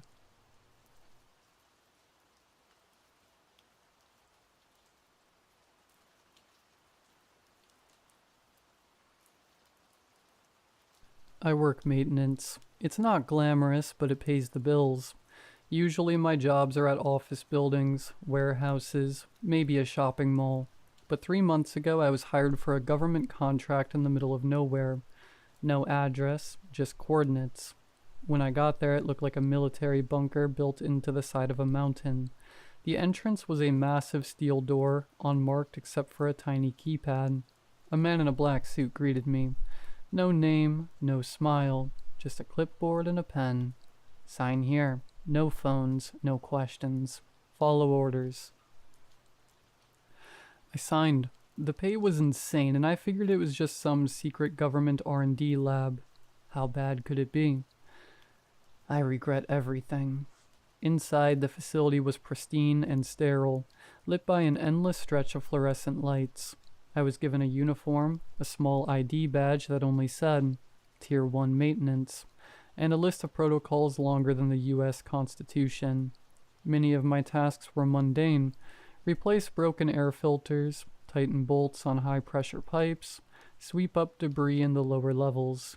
But the deeper I went, the weirder it got. Sublevels 1 through 3 were straightforward. Labs, living quarters, storage. But sublevel 4? That's when the rules started showing up. The first rule I noticed was posted at the door. Do not speak to the staff on this floor unless they speak to you first. The scientists on sublevel 4 were pale, jittery, and avoided eye contact. They whispered to each other in quick, frantic bursts and moved like they were afraid of being watched. There was a room I had to clean there. Room 401. The rule for that one specific. Never turn off the lights while inside. Room 401 was empty, just white walls and a metal table. Easy enough to clean, but the moment I stepped in, I felt like I was being watched. There was nothing in the room, no cameras, no vents, no windows, but the feeling was undeniable. And then the lights flickered. Just for a second, but in that split second, I swear I saw a shadow standing in the corner. When the light stabilized, it was gone. I finished my work in record time and didn't look back. By my second month, I noticed the air was heavier the deeper you went. Sub-level 6 felt like breathing underwater. The signs outside the doors were increasingly ominous. Emergency protocol, alpha only. Extreme hazard, class D entities.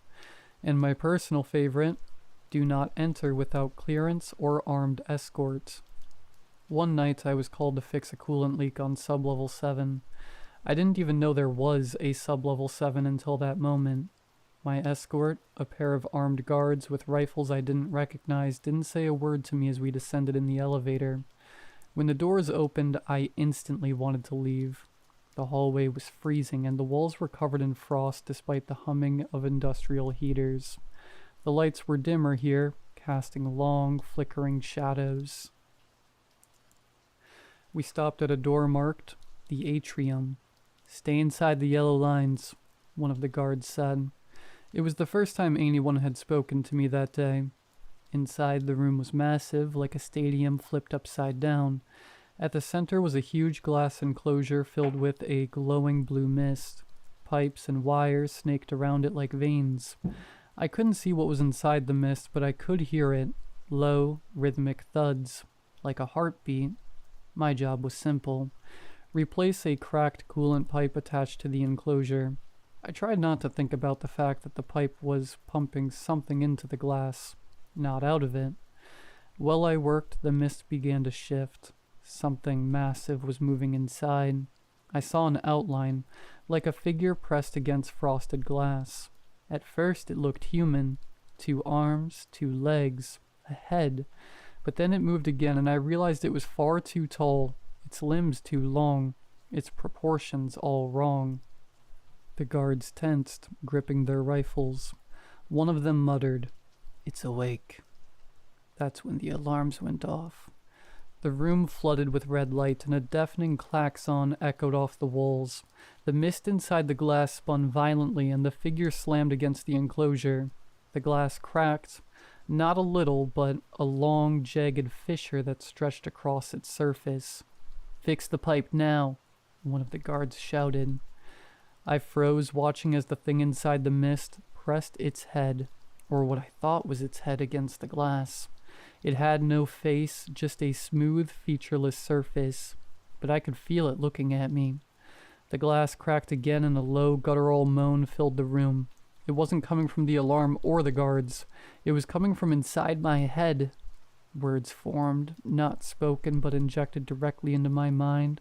"Let me out. I will make you more than human." I stumbled back, clutching my ears. The guards opened fire, their bullets tearing through the mist but doing nothing to the thing inside. The glass shattered and the mist poured out, filling the room. The last thing I saw before blacking out was the figure stepping free of the enclosure. Its limbs twisted unnaturally, like it was trying to decide what shape to take. I woke up in the infirmary 2 days later. My contract was terminated on the spot, and I was escorted out of the facility by men in hazmat suits. They didn't answer my questions, just handed me an envelope with a check and a warning. "Speak about this, and we'll find you." That was 3 weeks ago. Since then, I've been having episodes. Sometimes I'll wake up in the middle of the night, standing in my backyard with no memory of how I got there. Other times I'll hear whispers in the back of my mind, promising things: power, knowledge, immortality. 2 nights ago I found frost on my bedroom window. It was 80 degrees outside. Last night I woke up to find my reflection staring at me from the mirror.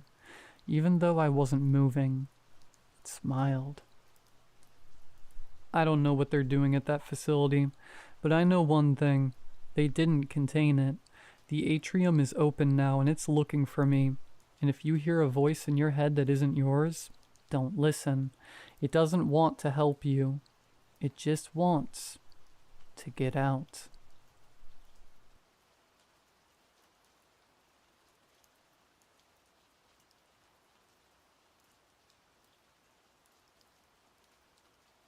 This happened 4 days ago, and I don't think I'll ever forget it. I'm never coming back to the village again.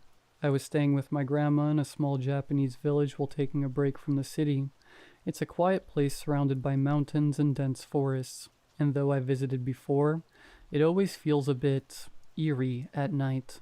My grandma is a firm believer in old traditions and superstitions such as yokai. One of her biggest warnings was to never whistle after dark. She used to say it invites Yanaki-sama, the night caller. I always thought it was just one of those creepy stories meant to keep kids from staying out late.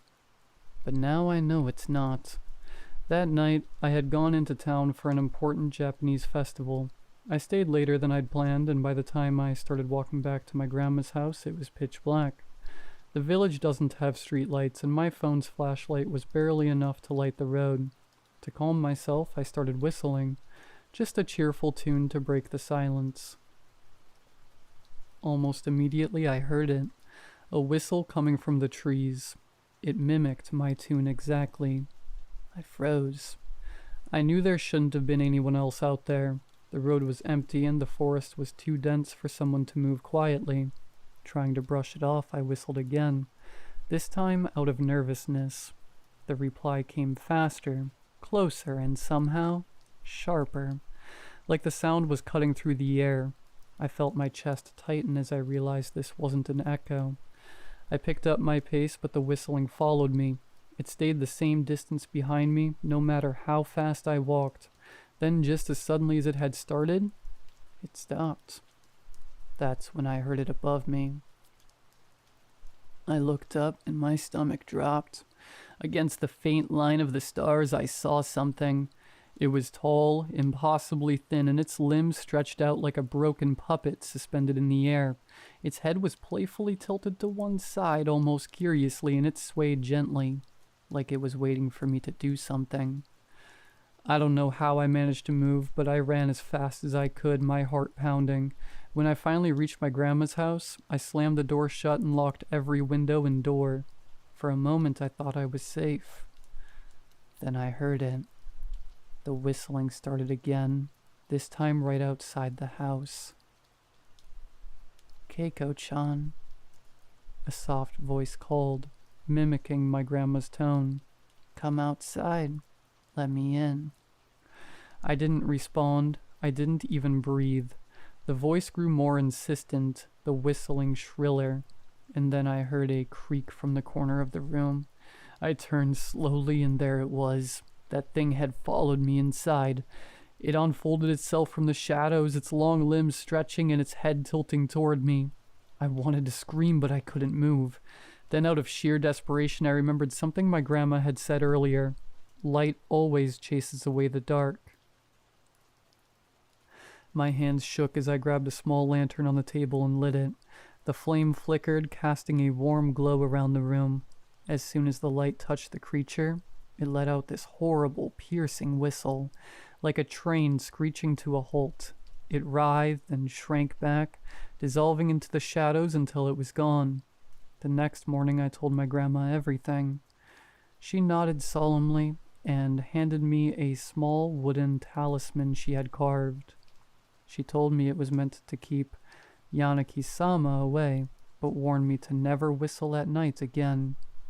I've kept the talisman on me ever since.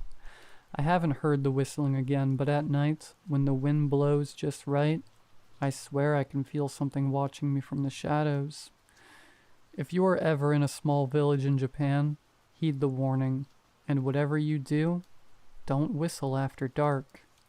You never know who's listening.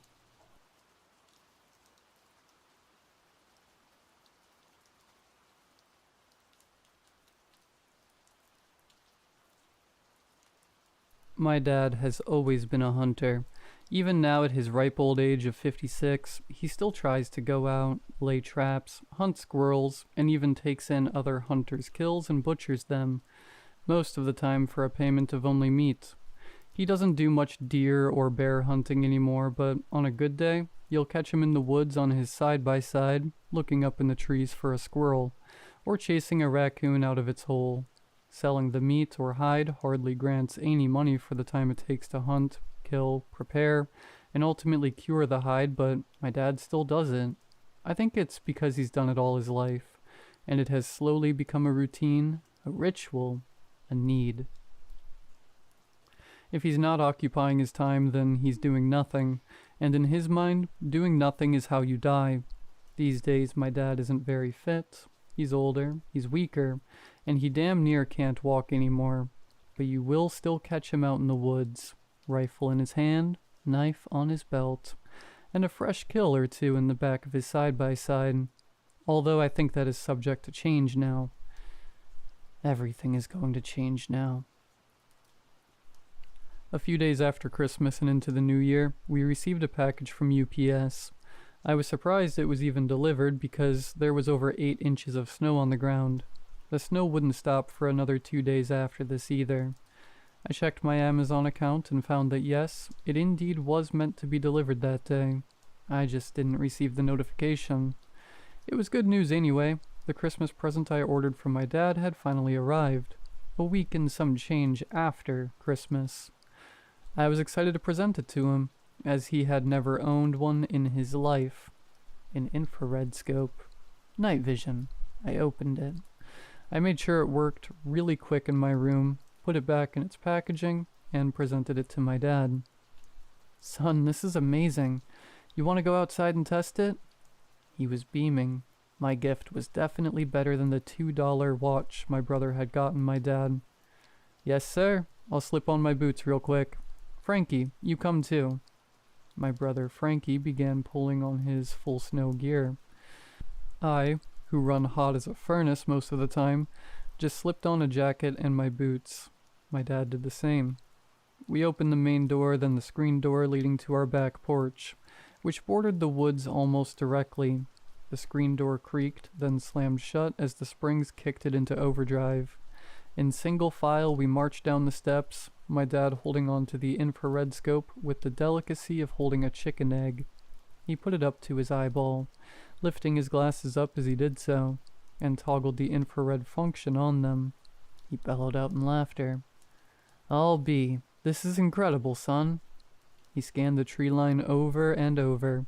He noted a squirrel in one of the trees closest to him. A bird, finch of some kind, he said, in a bush a little further away. And then he stopped dead, frozen momentarily. "What is that?" "What is it, Dad?" Frankie spoke up, nearly shouting. "Quiet, quiet." My dad started speaking in a whisper and hunkered down. We both did the same. "Dad?" I whispered back at him nearly a minute later. He was still staring off into the edge of the forest. "Let me see."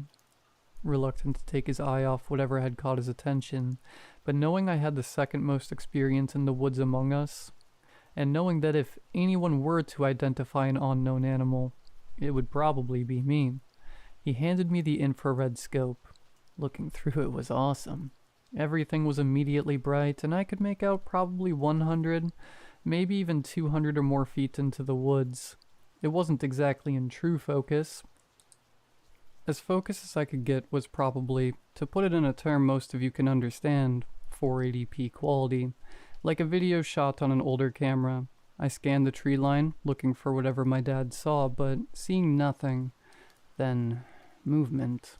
Something shaking in the woods, at the very edge of focus on the infrared scope. "It's eating." I found myself whispering this to my dad. "A deer, I know, but what is it?" "Frankie, go get Dad's rifle. Now." "Let me see." I cut him off with a wave of my hand. He's only 11 and has never been good at whispering. "Now, Frankie. The 45-70, not the 30-30. Load it, cock it, and bring it quietly." Frankie got up and moved into the house without another word. He was smart enough to not let the door creak and slam like we so carelessly did coming out there. I have no idea what the hell that is, Dad. The thing in the woods was covered in blood. The thick fur on its neck and shoulders were clearly matted, wet with the blood of the deer. I dared to move closer. 5 feet, 10, then 15. The image getting clearer and clearer as I went. 30 feet closer and I could see the unnatural bend in the thing's knees. I could see the 3 long claws digging into the flesh of the deer. I could see its snout, which I didn't notice before, ripping apart the flesh in its hands. Its ears were pointy and long, its body wide and muscular, almost like a werewolf, but not like in the movies. There was nothing human about this beast. It was more like a mutant wolf. Something born from a wolf, of which my state has none, and turned into a creature that stood, as far as I could tell, 8 feet off the ground. And that was on all fours. Its spine was curved like a scared cat, hunched over eating its food, yet much like a raccoon, it used its hands to eat. Fur did not cover its legs or head, just the neck and torso. As it moved to reposition itself on the other side of the deer, I heard the screen door close softly behind me. I didn't dare look away from the beast. Its eyes were mere slits in its face. The sockets themselves looked completely empty, and what little hair it did have on its head was long, thin, stringy, and waving back and forth as it shook the blood from its matted neck fur. It licked and cleaned itself slowly, then went back to the deer, continuing its feast. Frankie reached Dad, and Dad passed the rifle to me in the dark. My dad's lever-action 45-70 had a scope attached to it, but this infrared scope could also be mounted in front of the normal scope already on the gun. I shoved it on, took the Allen wrench that was stuck directly on the scope itself and tightened it down. I knew the scope was sighted in just last week, so I hoped it would be accurate. I trusted that Frankie had cocked the gun inside like I told him. I aimed at the beast, held my breath, and fired. The trigger clicked in my hand. It was loud. My idiot brother cocked the gun before loading it. There wasn't a round in the chamber. I had dry fired, and it was loud. The wolf thing in the wood's ears pointed straight up, flicked around, and then it looked right at me, baring its crooked, sharp teeth. I held a scream and cocked the rifle, successfully putting a round in the chamber. The thing was barreling toward me, running at speeds I have never seen anything that big before. It leaped and bounded its way effortlessly through the woods, directly at me. It too had infrared. There was and still is no doubt in my mind. It could see me, and I could see it. The wolf thing's eyes opened wide, and so did its mouth. They were in fact empty, completely. I suppose you don't need pupils when you see an infrared. Sensors or something. I guess. Inside those black, lifeless sockets. It sprang from the ground a great leap from nearly 20 feet away, heading right toward me. I pulled the trigger and a deafening boom rang my ears. If any of you have fired such a weapon, you know how loud they are. Deafening is an understatement. As I could hear a very high-pitched ringing and nothing else, the thud from the gun on my shoulder knocked my face, more importantly my eye, away from the infrared scope. I quickly cocked the gun, placed my face against the scope, and looked through the infrared again. It was gone. I hit it, maybe only nicked it, but it was gone. In the snow I could see tracks leading away, and a few drops of blood following them. God, I hope I killed it, and I hope it was the only one. My dad has been up every night since, in his rocking chair, 45-70 in his lap, infrared scope in hand, looking out the back window, and eyeing the tree line. I don't think he or I will be going into the woods ever again.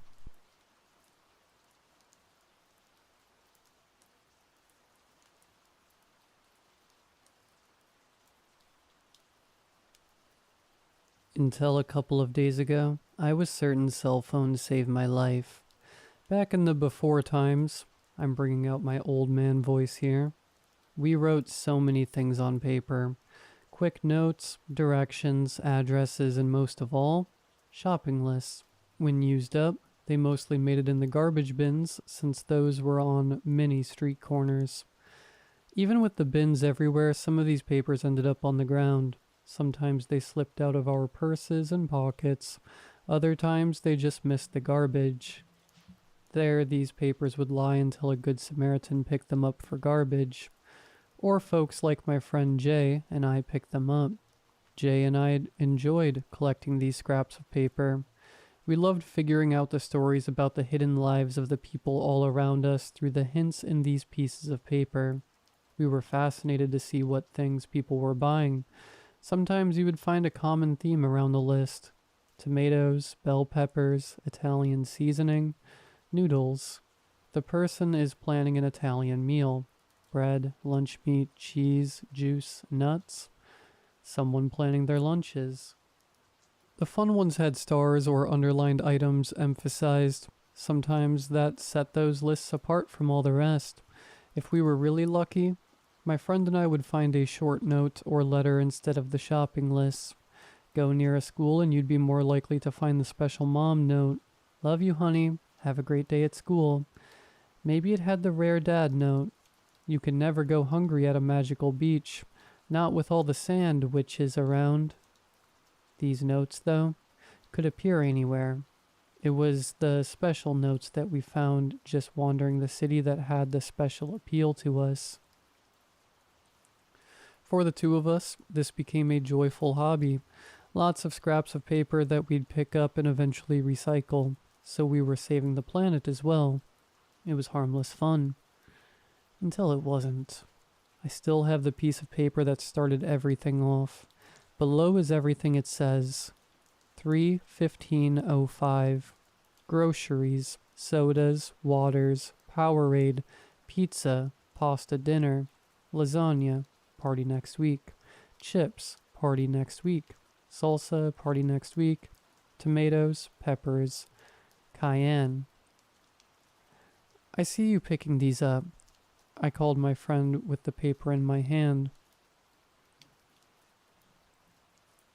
Jay, just found this on the ground. That's a cool one. Yeah, cool. With just a quick phrase, we blew this off just as a list of special notes and moved on. A couple weeks later, I got a call from Jay. So maybe that wasn't just a cool note after all. Huh? That I see you picking these up note? Yeah, I don't think that was just a cool note. I found one too. Starts out with a shopping list, but then it ended with, I see you picking these up also. Jay and I got together and compared the shopping lists. The handwriting on the items was the same on each slip of paper. The handwriting at the bottom was the same on both slips of paper too, but different from the handwriting of the items. Well, technically we were invading the privacy of others, especially when those weren't shopping lists laying on the ground. We were also picking up trash in public spaces. This was the private lives folks didn't mind leaving around town, or maybe it slipped out of their pockets, but still in the public space. These messages seemed directed, like an invasion of our privacy. What do you think these mean? I shrugged. I guess we have our own special note now. Jay's voice, if my memory is correct, lifted at the end of the sentence. I guess so. Not sure I want it.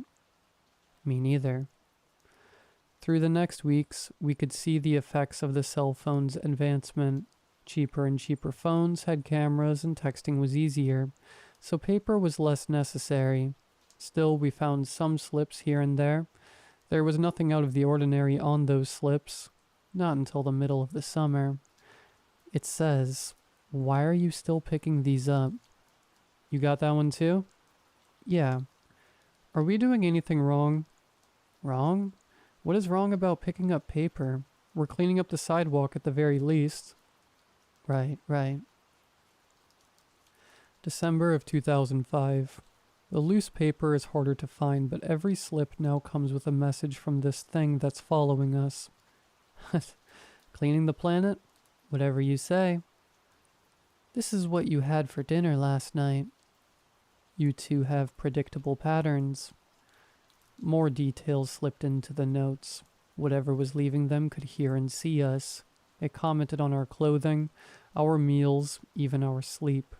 The stalking became much more obvious with the last few slips that we found. Watched you snooze your alarm twice. I have a knife. Do you recognize these?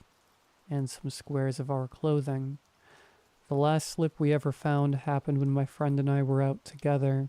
We passed a school and a piece of paper was lying on the sidewalk. We looked at each other and debated on picking it up. On the one hand, the possibility of a guardian's note, the prize finds. On the other hand, we didn't want to know what the bottom would say. The wind picked up a little, and one of us stepped on the paper so it wouldn't blow away. I guess that means we're picking it up. The slip of paper was only a special message to us. This time, the coloring was off, a dried rust color. The message was, I'm watching you right now. We ripped up the paper and found the nearest trash can. Jay and I took any of the papers we hadn't yet recycled, and we quickly made plans to burn them all, especially those with the strange directed notes. We created a bonfire on the night of a full moon. We threw whatever spices and plants we could find into the fire between notes. Jay and I knew nothing, still don't know anything, about demonology and exorcisms. We just knew we needed a little nature and something cleansing between the notes. My friend and I hoped this would be the end of everything. 2007 brought the advent of the iPhone. With that, the slips of paper were done. I hadn't thought about these messages or the time my friend and I had this hobby for a while now, except I found a piece of paper in front of my car at a parking lot. It was flipped, written side up, and all it said was, I'm still watching you.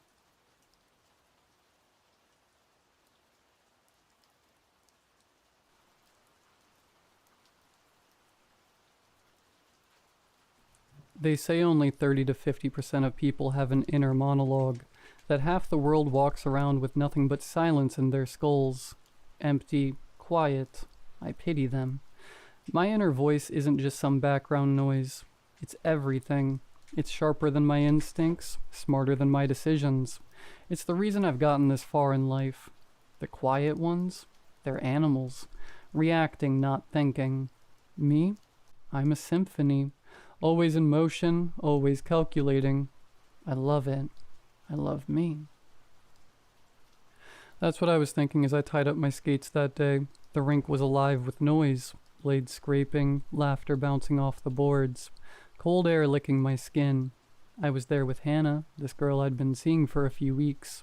She was sweet, steady on her feet, better on the ice than me, but too kind to show it. My voice kept pace with every moment. Don't trip, smile when she talks, hold her hand, but let her lead the rhythm. It's like having a coach and a confidant rolled into one. Who needs God when you've got your own mind? And then it happened. A stray kid tore across the ice, cutting too loose, and I stumbled to dodge him. My legs went out from under me, my head snapping against the frozen floor like a broken spring. For a moment there was only impact, sharp and hot. Then silence. Not just around me, but inside.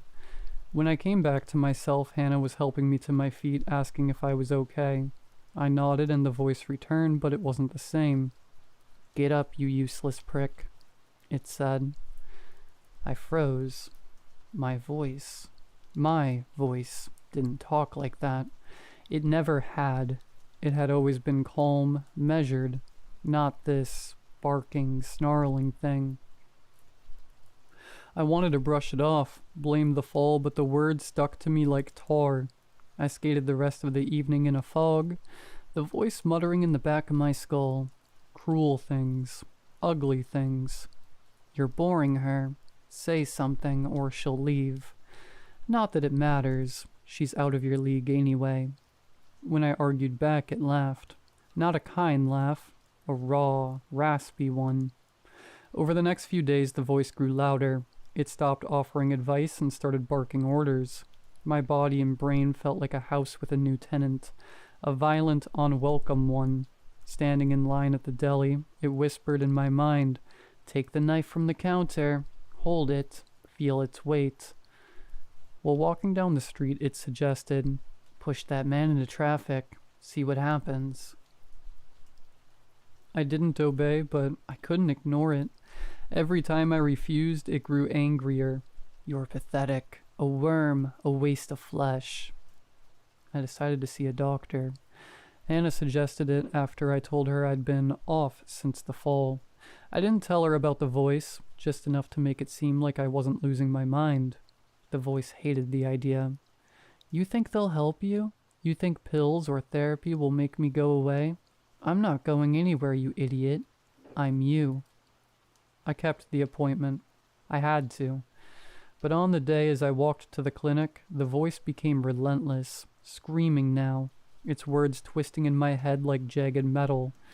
"Turn around. Don't do this. If you walk in there, I'll make you pay."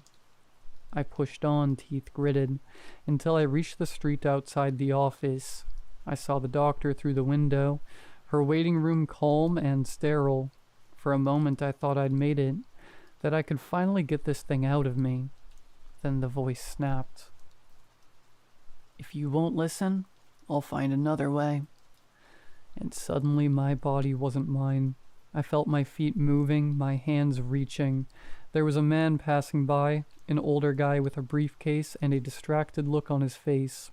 The voice roared. My hands latched onto his throat. His eyes went wide, bloodshot, panicked. I felt the cartilage in his neck shift under my grip.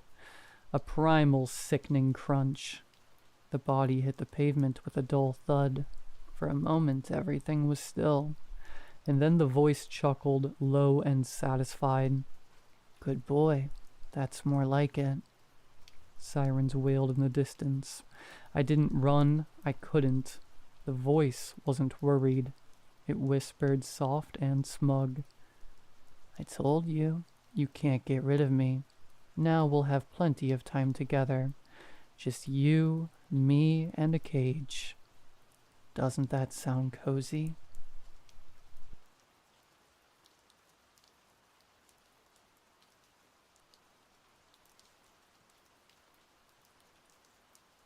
I think I need to go to rehab. My heart dropped when I heard that. It came out of nowhere. The woman I was married to and living with had been struggling in the throes of addiction, and I was none the wiser. I had never felt so taken aback. "Carrie, what do you mean? I don't understand where this is coming from," I said, gingerly taking her hand in mine. "Exactly what I said. I need help, John. I've been drinking again. Like, a lot." My mouth involuntarily fell open. Carrie had admitted to having alcohol dependency after graduating from college, but had always been under the impression that she'd nipped it in the bud. "Honey, how long has this been going on? I never would have guessed if you hadn't told me," I replied, taking a step back. "I know," she said, tears welling in her eyes. "It's been 6 months. I've been drinking vodka to hide the smell. That nightly glass of wine, it's actually cranberry juice and Smirnoff. I've been throwing the empty bottles in the dumpster behind my work so you wouldn't catch on. I'm sorry that I kept this from you. I really am. I just couldn't bear the thought of losing you over it." Carrie broke down, tears streaking down her cheeks. Hey, I would never leave you over something like that. You are the love of my life. We'll get through this. Together," I reassured her, gently rubbing her back. "Really? That makes me so happy to hear." She wrapped her arms around me, and she stayed there for a long time, sobbing into my shirt. "Thank you for being so accepting. I needed that," Carrie said, finally pulling away. "That's what I'm here for. I'll support you no matter what. But there's something that I need to know." "Anything for you. I need you to be honest with me. Is that all you're hiding? Her eyes widened, and I could see the wheels turning in her head. No, this was it. There's nothing else going on. Carrie, don't lie to me. We've been married for 13 years. I know when you're not telling the truth. Fine. I've been going to a support group. You know, for alcoholics. My brows furrowed. Okay, and why did you feel the need to keep that from me? Because it's not working. This was a lot to get off my chest. I don't want to talk about it anymore. Alright, but we're going to revisit this later. She nodded before darting into our room and locking the door. I don't know what she was playing at, but I knew that my wife wasn't telling the truth. Not all of it, at least. And I was determined to find out what she was hiding. Now, I wish I would have just left her alone. Carrie didn't check herself into rehab right away. She said that she had to make some preparations before being admitted. No problem there. What was an issue was the late nights that she would spend out with people she claimed to be friends, or coworkers, or family. I knew better. Each time Carrie would tell me that she was coming home late, I'd check her location. She's not the best with technology, so I'd wager a guess that she forgot that she shared it with me, and I used that to my advantage. Whenever my wife made up an excuse not to come home, her phone said that she was always at one spot, the abandoned church on the outskirts of town, so I did what any suspicious husband would do. I tried to catch her in the act. Look, man, I don't know if this is the best idea, my coworker Jeremy said as I neared the parking lot. Oh yeah? Well, what would you do in this situation? I'd probably just, call the cops or something. Really? And tell them what? That my wife might be boinking some random dude in an empty church? They'd be more likely to write me a ticket for filing a false report. Whatever, man. I tried to warn you. Good luck. And with that, the line went dead. Thanks, I guess, I grumbled, slapping the car in park and pocketing my phone. I glanced up at the rundown building before me, steeling myself for what I was about to do. The church was even creepier in person. A fire had left it completely charred, evidenced by the imprints left around the shattered windows. Vines snaked along the exterior, lending to the place's eerie ambience. I really didn't want to have to go in there, but I knew that I didn't have any other choice. After reassuring myself in the rearview mirror for what must have been at least 10 minutes, I finally gathered the courage to go inside. I crept up to the entrance, my eyes darting frantically around the parking lot. I felt like I was doing something wrong, like one misstep would have the local police force swarming me in an instant. I quietly pushed open the front door, breathing a sigh of relief when it didn't creak. The church was dark, but I could see a faint light emitting from one of the rooms toward the back. My heart jackhammered in my chest. Was I really doing this? What if Carrie found out? It would break her. No, she wasn't being honest with me, and I had to know why. I couldn't afford to turn and run, not after making it so far. I pressed forward, following a path that had been cleared through the debris. Aside from that, the interior looked just as I imagined it had the day of the fire. Everything had been burnt to a crisp, save for a marble statue of the Virgin Mary near what used to be a stained glass window. I shuddered when I saw it. It felt as if its eyes were following me around the room, casting judgment on me. After a painstakingly long time trying to remain silent, I finally made it to the source of the light. I cautiously peeked my head around the corner to what I assumed was someone's hollowed-out office. What I saw still haunts me to this day. Carrie, along with about 4 other pale figures in hooded robes, were gathered around a man's flayed corpse. His organs had been carved out, and the group was chanting in an unintelligible language. Beneath the body lay what appeared to be a pentagram. I ducked out of view, clutching my chest and trying to stifle my breathing. This couldn't be happening. I began to question everything I knew about my wife. I couldn't believe what I had just seen. I did the only logical thing I could think to do at that moment. I hightailed it out of there. I crept out of the church as quickly as I could without alerting any of those lunatics, and I raced home going well over the speed limit. Once I arrived back at the house, I tried my best to steady myself. Hot tears stung my eyes as I pulled out my phone. I didn't want to do it, but I knew what I had to do. I steeled my resolve, and I called the police on my wife. Hello, 911. What is your emergency? I think I just saw a cult ritual. There was this guy, and he was... I nearly vomited just recanting the gruesome scene, but I managed to keep it down. The man, he was... dead. Please, you have to send someone. I was at the old church on 5th Avenue. All right, sir. Stay calm. I'm sending a squad car. Are you in the vicinity? What? No, I'm safe. My eyes grew wide, and for a moment, I thought that I might pass out. Just then I received a text from Carrie. My breathing shallowed as I opened it. There was a picture, one of my car sitting in the church parking lot. It was followed by a close-up of me in the driver's seat. My heart thumped wildly in my chest as a text bubble appeared. We need to talk. If you tell anyone about this, you'll be next. Hello, sir? Are you still on the line? The operator asked, pulling me out of it.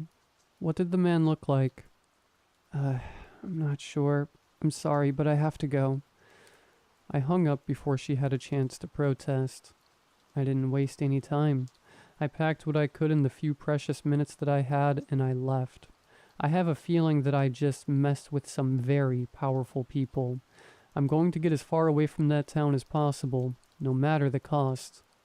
I'm not sure what's next for me. All I know is that I don't want to end up like the man with his chest open for all to see, lying on the floor of an abandoned church.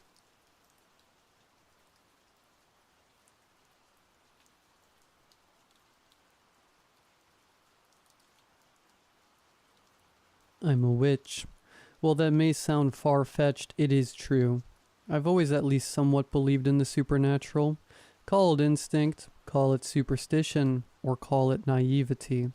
No matter what, I can work with magic and spirits well enough. I live in Colorado near the mountains.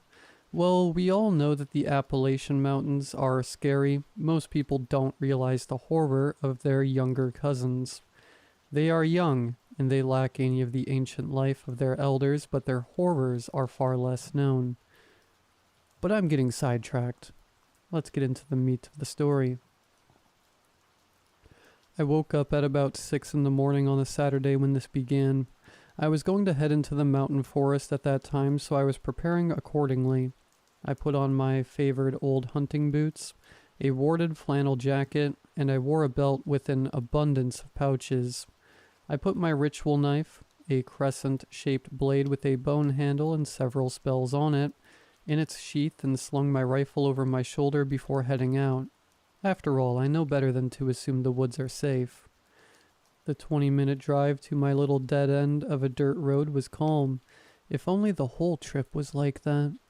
In the early morning chill, I trudged uphill to a brilliant purple and blue clearing of wildflowers, where I crouched down and started cutting some columbines by the stem. The morning dew fresh upon my skin. Calmly I started to cut through my next set of flowers, some larkspurs, which were flourishing, their harvesting accompanied by the song of birds. Thus I stepped into my final harvest. I cut some bluebells by the stem, and started placing them in a pouch. As I was crouched by them, I heard a twig break.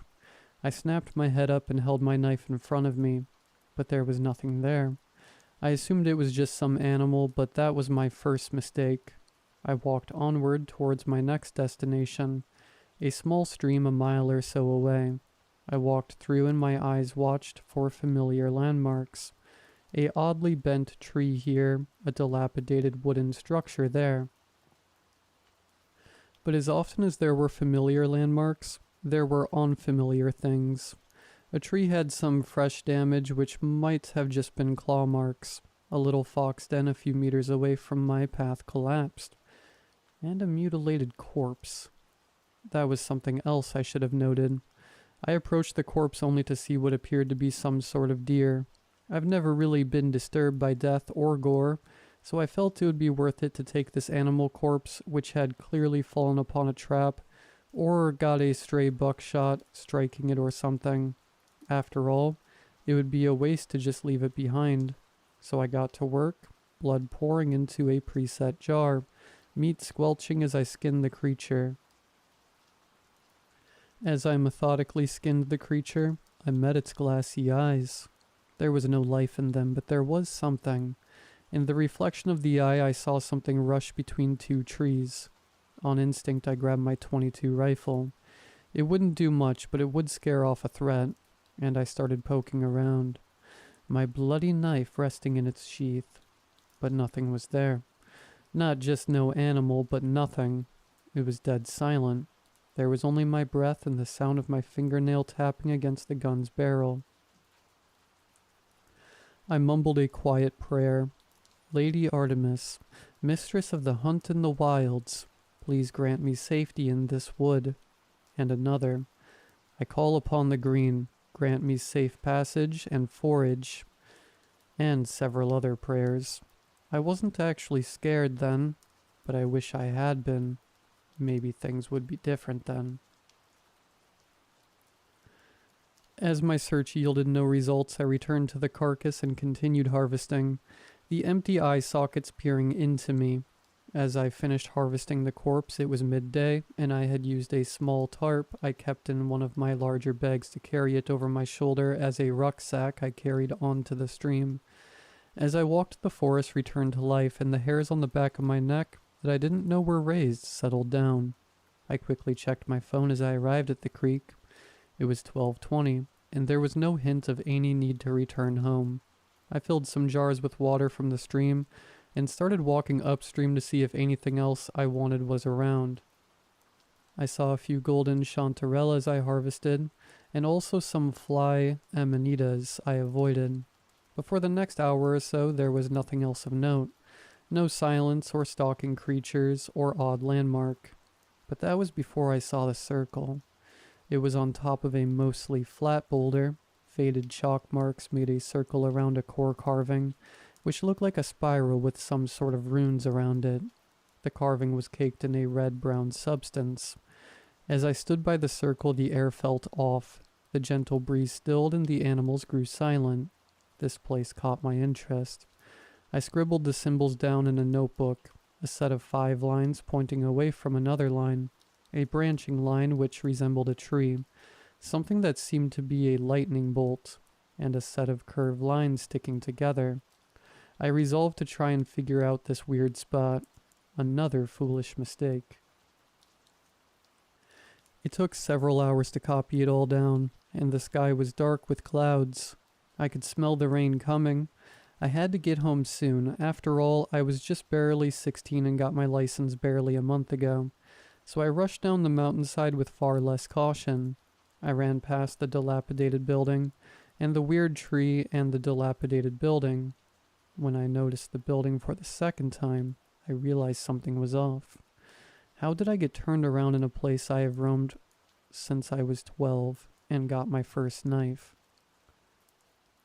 And as I paused, I noticed something in the trees. There was a flash of something in between the trees. So again I grabbed my rifle and moved to inspect the area with some muttered prayers. There was again no life, but there was some odd symbols on the trees. Forgetting my circumstances, I copied them down. But I then remembered my circumstances and slashed through the symbols with my enchanted ritual knife. Then I turned and continued hurrying downhill.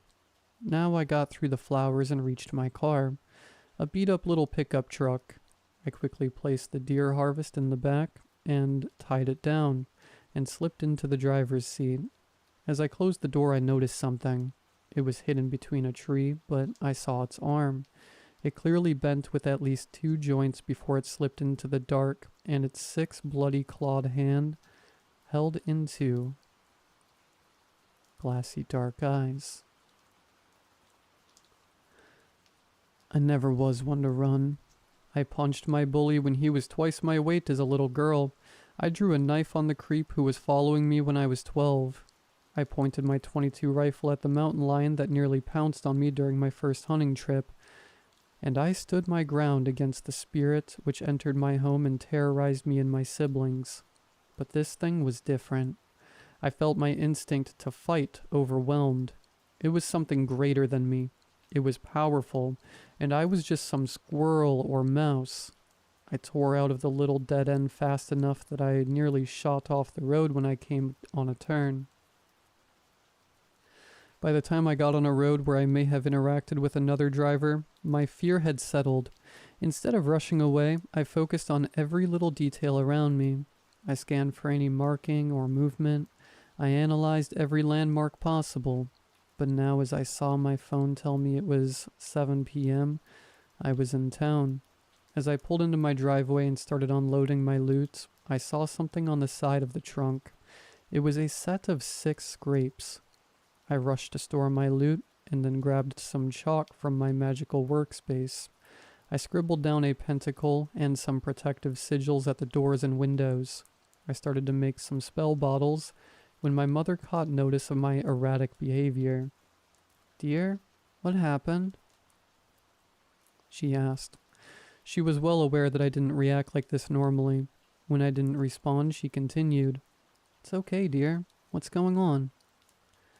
"Mom, I have to set up some protections for the house. Something might have followed me," I answered as I placed some iron nails and my blood in a jar and murmured some protective charms before moving on to the next. I spoke up. "Tell the others that this is a ghost thing and to stay put." My mother, unsurprisingly, did not take my orders and instead asked a question. "What do you mean by ghost thing?" As I made my last spell bottle, I answered, "I know you don't believe, but there is some sort of spirit which was causing me issues." I quickly ran past her into our yard and buried one bottle in each corner of the property and ran back inside. I then heard my siblings scamper out of their rooms. My older sister, Erin, looked at my disheveled state. She quickly grabbed her own hunting knife and rifle before returning and speaking. "So, Amy, what's happening?" My younger brother, Jacob, spoke up this time. "Sis, what's happening? I'm scared." Following this, my little sister Elizabeth spoke up. "Yeah, is it another ghost? This time I'll fight it." I was pretty confident before this, but now it was a bit more serious. I breathed before speaking. "You all should be fine. Remember the charms I made you?" I began, getting a series of nods. "You should be fine if you have them with you. And Liz, you're too young to fight this one." This seemed to satisfy my younger siblings, and they went back to their room, but Erin stood firm. "I don't know anything about magic, but this is serious, isn't it?" Erin said. Our mother decided to give us some tea, and I heard our father settle down next to us in a chair. I took my tea as I spoke up before the older family members. "So I get that you all are probably more concerned, so I'll tell you the important stuff. Essentially, there is a spirit or monster in the woods which was stalking me, and it scratched my truck, and I don't want to risk you all." My family was not satisfied with that, but I didn't give any more information. Throughout the following week of school and me trying to figure out the magical nonsense, I've been seeing things. The claw marks, the 5-fingered sigil, and the other sigils. Well, I have done my due diligence in destroying them. I need to solve this. This Saturday I will go into the woods and seal that thing. No matter what.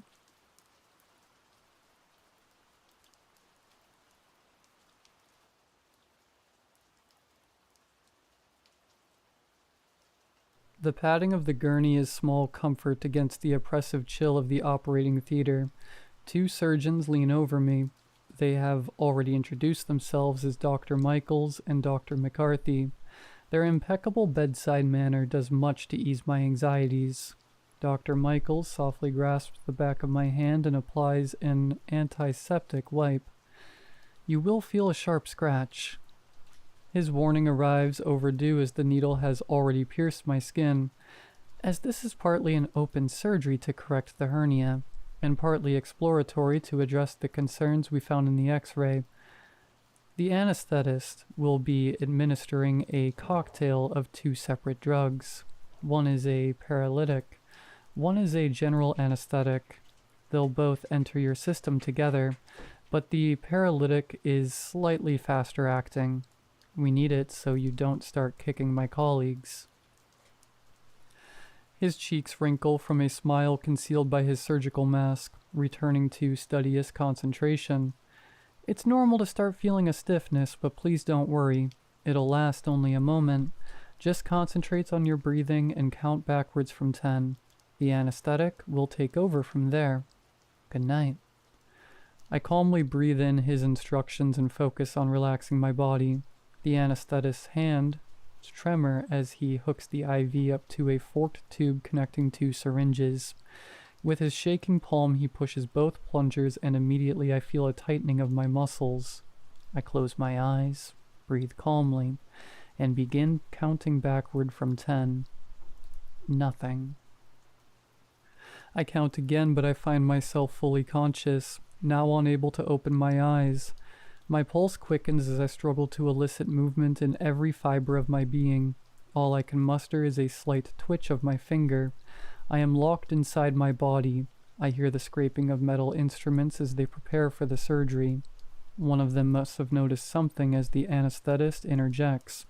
"Excuse me, I need to adjust the cocktail. One moment." Relief sets in. With a shuffling and a small tug on my hand, a new sensation washes over me. But it is not sleep. My chest feels heavy on my lungs. Breathing becomes labored. Even the slightest quiver is now impossible. I wait in helpless anticipation for the anesthetic to set in. Still nothing. I don't know what I've been given, but it's wrong. My heartbeat slows against the tide of adrenaline. Fluid pools in my lungs, and I feel as if I'm drowning. They should surely notice, but all I hear is faint murmuring and the shuffling of feet.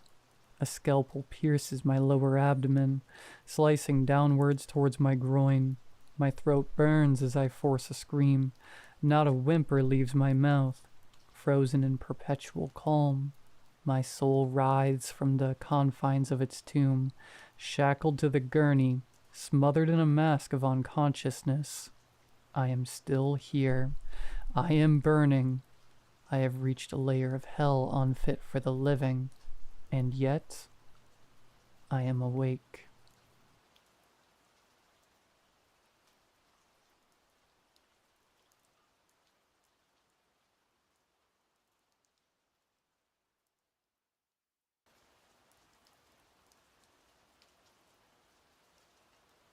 I always liked having my own space. I'd had my fair share of experience with cramped dorms and messy, inconsiderate roommates. It wasn't for me. So when I found a small ground floor apartment near campus, I didn't hesitate. It wasn't fancy, but it had everything I needed. Quiet, private, and fairly cheap. Perfect for my last year of university. Everything was good. Until the neighbors started complaining.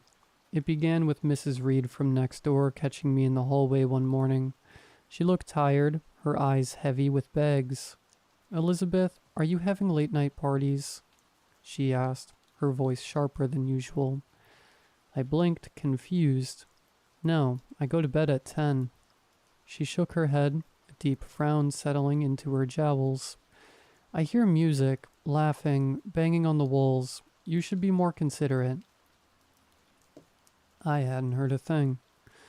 "I'm sorry, but it's not me, I promise." She squinted at me like she didn't believe a word I said. "Just keep it down." Nights were quiet on my end. I didn't throw parties or invite friends over. I'm a bit of a recluse, honestly. I barely left the apartment aside from classes or library runs. Still, the complaints didn't stop.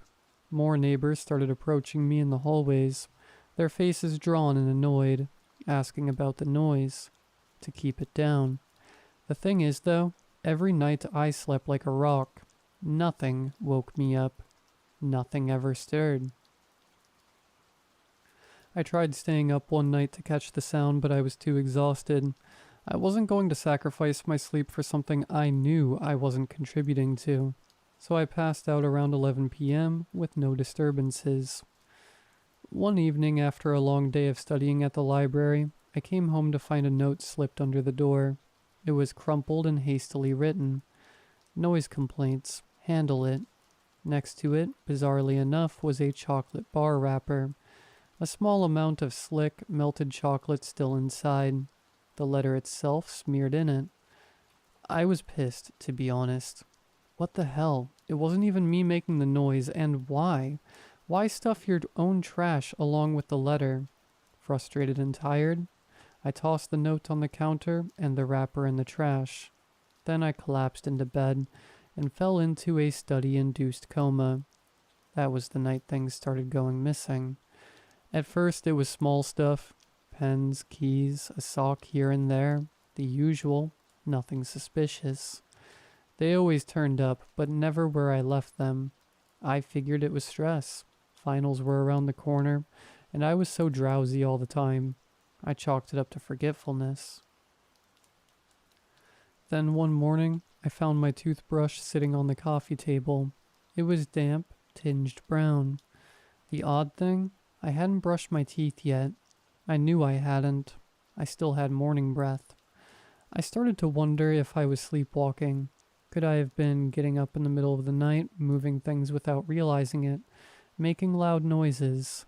I considered having a friend stay over to keep an eye on me, but that felt extreme. I finally got an answer a week later. While being threatened with eviction due to the unexplained noise complaints, I noticed a panel in the base of my closet was ajar. I froze. The base always looked solid before, nothing loose. Curiosity got the better of me, sliding it open more and more, being met with a stale, cool breeze rising up from below. Stupid, I know, but I peeked my head in, discovering a crawl space.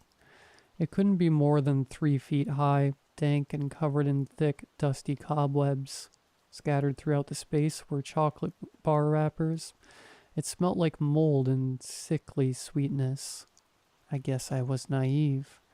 I assumed I'd find some wily raccoons, a stray cat. I turned on my phone's flashlight and peered further in. There were several cushions steeped in mold, discarded soda cans, more chocolate bar wrappers. It smelt of sugar and rank air. No scratching, no animal sounds. But deeper into the darkness, I saw them. 4 pairs of eyes squinting from the light I brought in with me. As my own eyes settled, I realized what was staring back at me. 2 children sat cross-legged on the floor. They were pale, gaunt, with dark circles under their eyes, but their knees rocked with giddy excitement, their smiles smeared with chocolate. The boy let out a small giggle as his eyes met mine. Slumped against the left side was a woman. Her face was blank, her eyes unfocused, staring at everything and nothing in particular. And in the far corner, drenched in darkness, was a man, hunched on all fours, watching me intently with a calm expression. "You're finally here." His voice was soft with a hint of malice. He gestured toward the children who were still giggling. "The kids love playing at night. Apologies. They can get a little loud." He smirked, a small, controlled smile. From his pocket, he revealed a tiny glass bottle. "I've been helping you, though. You're a sound sleeper when you're properly dosed." My blood ran cold as the cramped, rank space I peeked my head into began to spin. "You've been drugging me?" He shrugged, nonchalant, then gestured toward the woman slumped in the corner. "My wife doesn't talk much these days, but she enjoys the company." The woman didn't react to being addressed. Something cold brushed against my hand. The little girl was crouched next to me, her fingers icy as she tugged at my own. Her eyes were wide as she stared up at me, her smile never wavering. "Wanna play?" I scrambled backwards out of the crawl space before slumping back in a daze. My limbs felt like lead, my vision blurry. I heard the children let out disappointed cries as the man's face peeked out of the crawl space, half hidden in shadow. "Don't worry," he whispered, his voice dripping with menace. "You'll love it here. We all do. Don't we, kids?"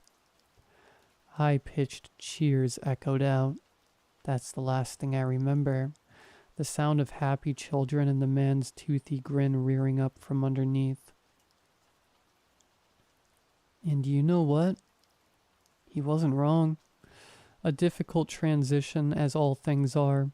Didn't sleep the first week, and now I sleep all day. Probably sugar crashing, to be honest. Now I love it here. I've grown fond of the kids and their games. I've come to learn that the wife is called Margaret, and she isn't officially his wife.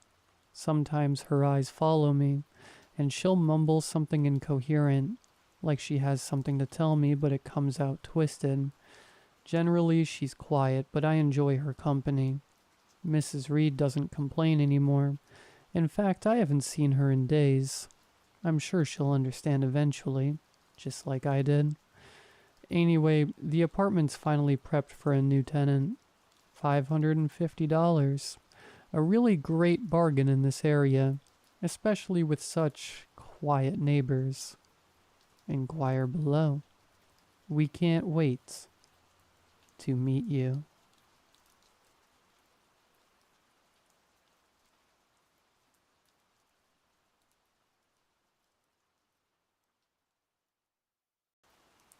When you grow up on the internet grows up in you too.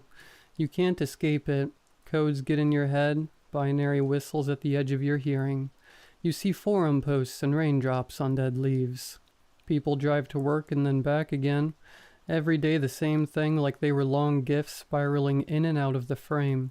The web is inside all of us, spreading out in our neurons, mirroring the fiber optic cables spawning across the ocean floor. They say there are server farms in Utah, that when you see them from above, they look like human silhouettes. They say that wasn't the way they were built. I keep thinking about this because of Orwell. I'm watching one of his videos now. He used to be my favorite YouTuber. I had watched him for over a decade back when he started as a dumb prank channel. I had that strange closeness with him, like we were friends even though only I knew him. A parasocial relationship, although that word makes me think of infections, of parasites, of something living inside a body that shouldn't be there. He uploaded the video I'm watching right now 2 days ago. There are almost 1 million views, 148 comments. He's updating his relationship status, which is, as it historically always has been for him, very complicated. I'm staring at his eyes as he talks. They're blue, ocean-colored, like they've always been. Nothing's changed. Everything is the same in the ocean, but every wave is new. I look on his Discord.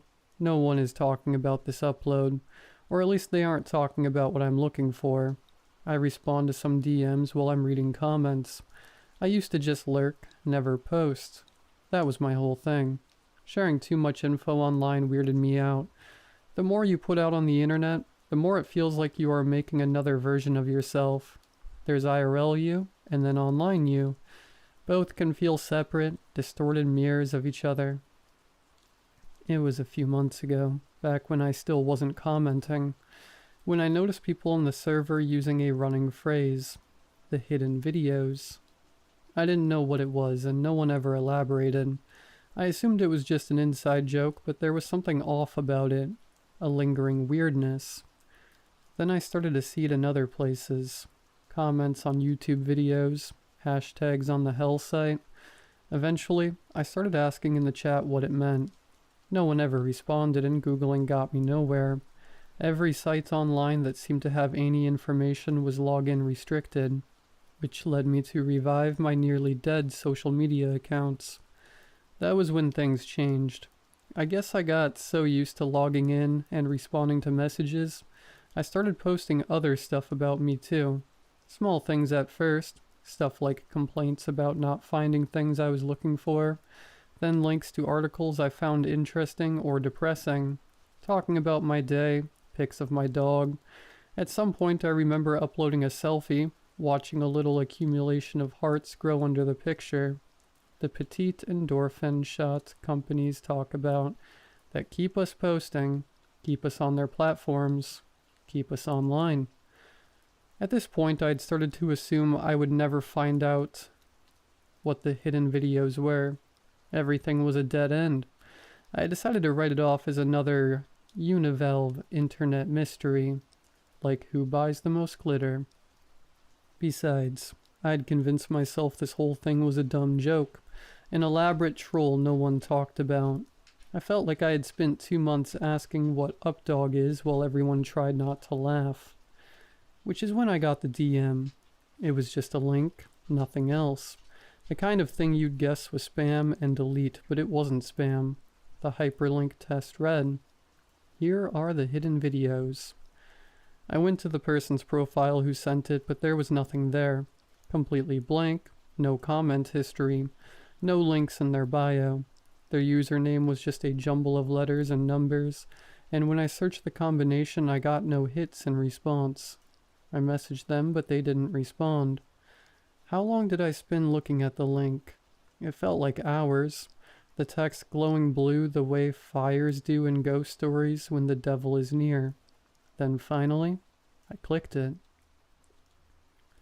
There was barely any text on the site. I was so used to the overabundance of information on most sites, the staggering amount of empty space seemed almost sinister.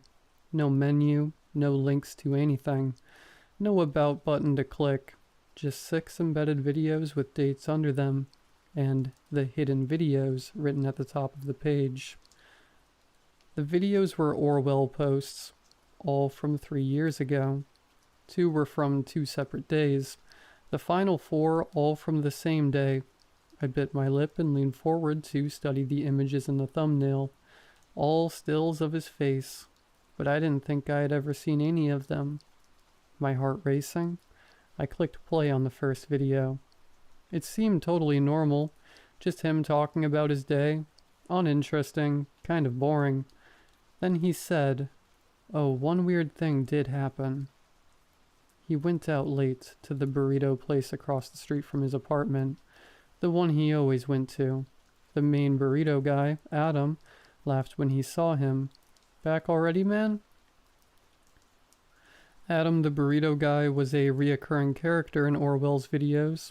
He had a thick Massachusetts accent and frequently told Orwell stories about accidents in his workplace. Orwell said he asked Adam the burrito guy what he was talking about. Adam said, "Dude, you were here an hour ago." Orwell explained he just got there, and Adam said, "You have a twin. Do you want to watch the CCTV?" I told him that hell yeah, I want to watch the CCTV footage. Orwell said.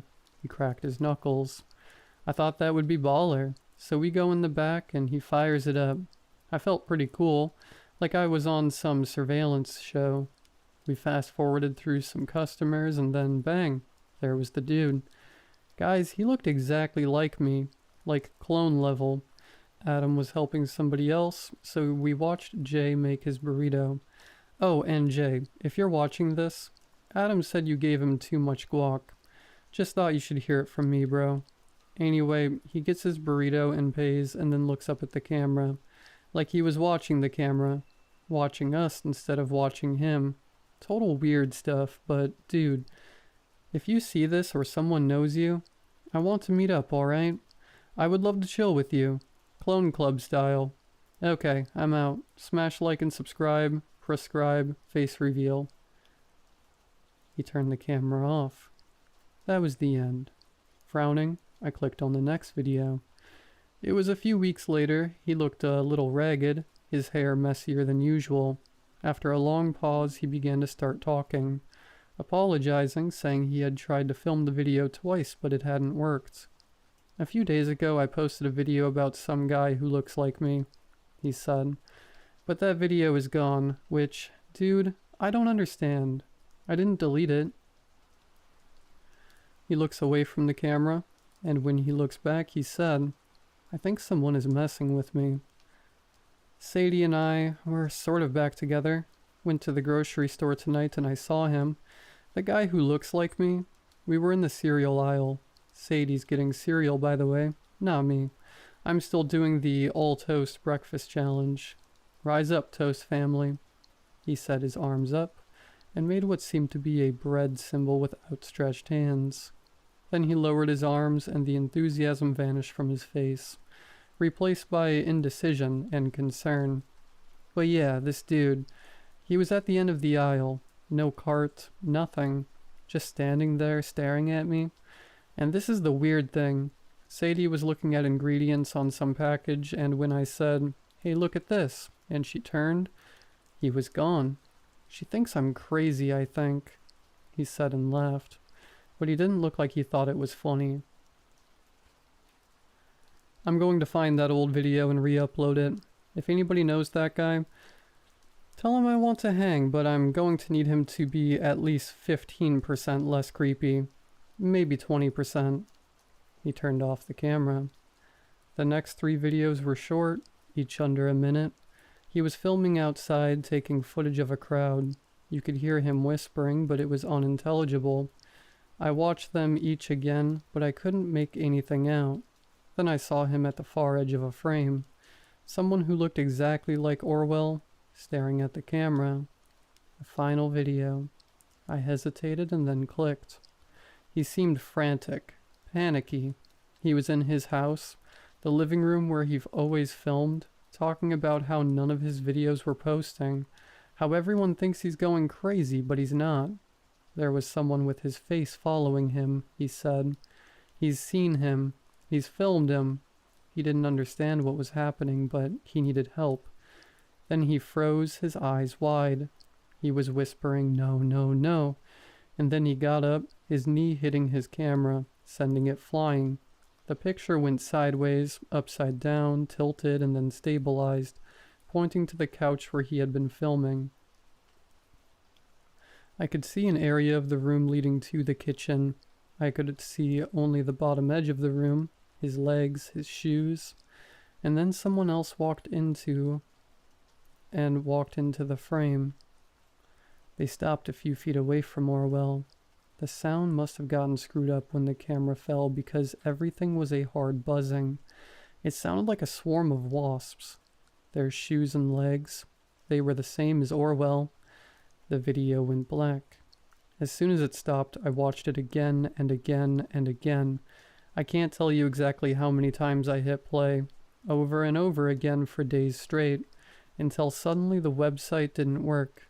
I kept hitting refresh, but my screen simply said Safari couldn't open the page because the server can't be found. Like it was never there. But it had been there. I went back to the message that had the link, but there was nothing in my chat history. The profile of the person who had sent me the message had been deleted. Everything empty, and all I had left was the image of Orwell, and whatever it was that looked like him in that room. I've been watching his videos since then, the ones dated after the last one. He looks normal, real, no sign of anything that isn't him. I've started to think all of this is a long con, some kind of ARG. There's no way any of it actually happened. But I keep seeing something in his eyes that wasn't there before. A strange gleam, the way they reflect. I'm watching other videos too. Ones where people mention secret videos in the comment sections. Those comments are all gone too, but I think I see the glow in those people's eyes too. An unreal shine. Yesterday I stopped at the gas station on the way home. Watched the stupid video on the screen at the pumps. Updated my status on a social media account. As I was leaving, a car pulled in next to me, pulling out into traffic. I glanced back in my rear view. There I was, stepping out of the other car, staring right back at me.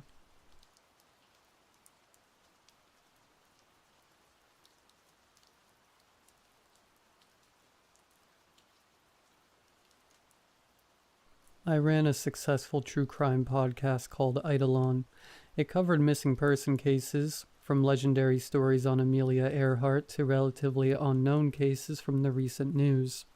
Recently, I told my 100k plus followers that I was stepping away to focus on other projects, namely my day job as an audio engineer. I told my friends that I was taking a mental health break. All the interviews with grieving parents, friends, and lovers with no closure had chipped away at my soul. I needed to reset, rediscover the beauty in this world, to forget the darkness that lurks beneath its surface. But the main reason I shuttered Eidolon, the reason I deleted all my audio files and contact sheets, the reason I promised myself I would never touch the true crime genre again was due to one person, Charnel Sam. According to his scant Patreon profile, Sam was located somewhere in the US and had plenty of discretionary income, donating to various true crime podcasts via the site. But he gave the most money to mine, having donated over $5,000 to Eidolon for the past 2 years, usually through regular $200 payments. Charnel Sam was my biggest fan. My online conversations with Sam were brief and professional. I sent him a nice, personalized thank you message each time he donated, and would announce his username at the top of my credits after each episode. Most of the time, my messages went unanswered, but on occasion, he would respond with a single cryptic sentence. It was always the same. Light floods the grateful frame, catching moments gifted by time. I had no idea what that meant or what it had to do with my podcast. It might have been part of his online signature, perhaps some famous quote missing an attribution. But if that were the case, why only send the attribution and not an actual message? I never thought much about it. I was just happy to receive such large and consistent donations. If Charnel Sam wanted to send me a cryptic quote now and then, he was more than welcome to do it. But everything changed a few weeks ago when I received this. Hey Brian, I have some information that I think could help solve the Bertrand Hikers mystery. I'd recently re-aired an episode on the Bertrand Hikers, 2 teenage girls who mysteriously vanished while hiking in the Bertrand Nature Preserve in northwestern Georgia, an area not far from my home in the Atlanta suburbs. The case was one of my most popular stories, and the main one that launched my podcast. The disappearance of Heather Simmons and Alicia Gunderson is one of those local legends that everyone I grew up with knew about, but never received much national attention. As such, it was a relatively unknown missing person case when I recorded my first podcast episode on it. Though the girls were teenagers, they were not the attractive, white, blonde teens that received most of the media's attention. Heather was slightly overweight for her age, with lots of bushy, curly hair. The popular girls at her school picked on her, calling her Shamu. Alicia was pretty, but still an outsider in the small town of Bertrand. She was biracial with a white Norwegian father and a Nigerian mother. Her family had recently moved to America from Bergen, Norway, and she spoke broken English. There were kids at school who jokingly referred to her as a dark elf. Both girls were 16 at the time of their disappearance. They became friends at Bertrand High, where they shared a homeroom. They played soccer and loved bands like Nirvana and the Smashing Pumpkins. They stayed up late watching John Carpenter movies and binging on popcorn and Kit Kats. They got straight A's in all their classes. They dressed up as Beetlejuice and Catwoman for Halloween one year. They were inseparable.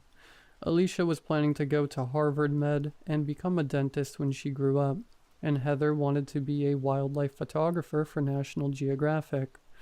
More on that later. They weren't popular at school, but they had loving families, and they always had each other. On October 17th, 1998, Heather and Alicia biked from their homes to the Bertrand Nature Preserve, a massive park covering 80 square miles of dense forest that blanketed the low-lying mountains of the Appalachian foothills. Witnesses at the visitor center saw them arrive around noon that Saturday.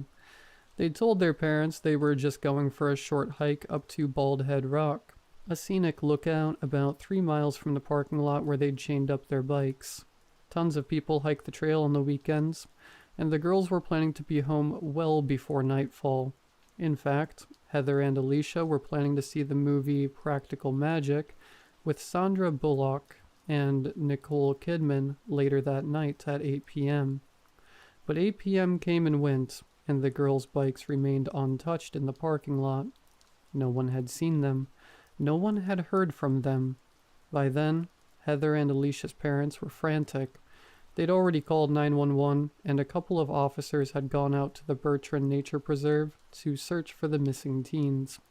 All they found were the bikes, still chained up outside the nature center. Over the following weeks, a huge search party combed the mountains.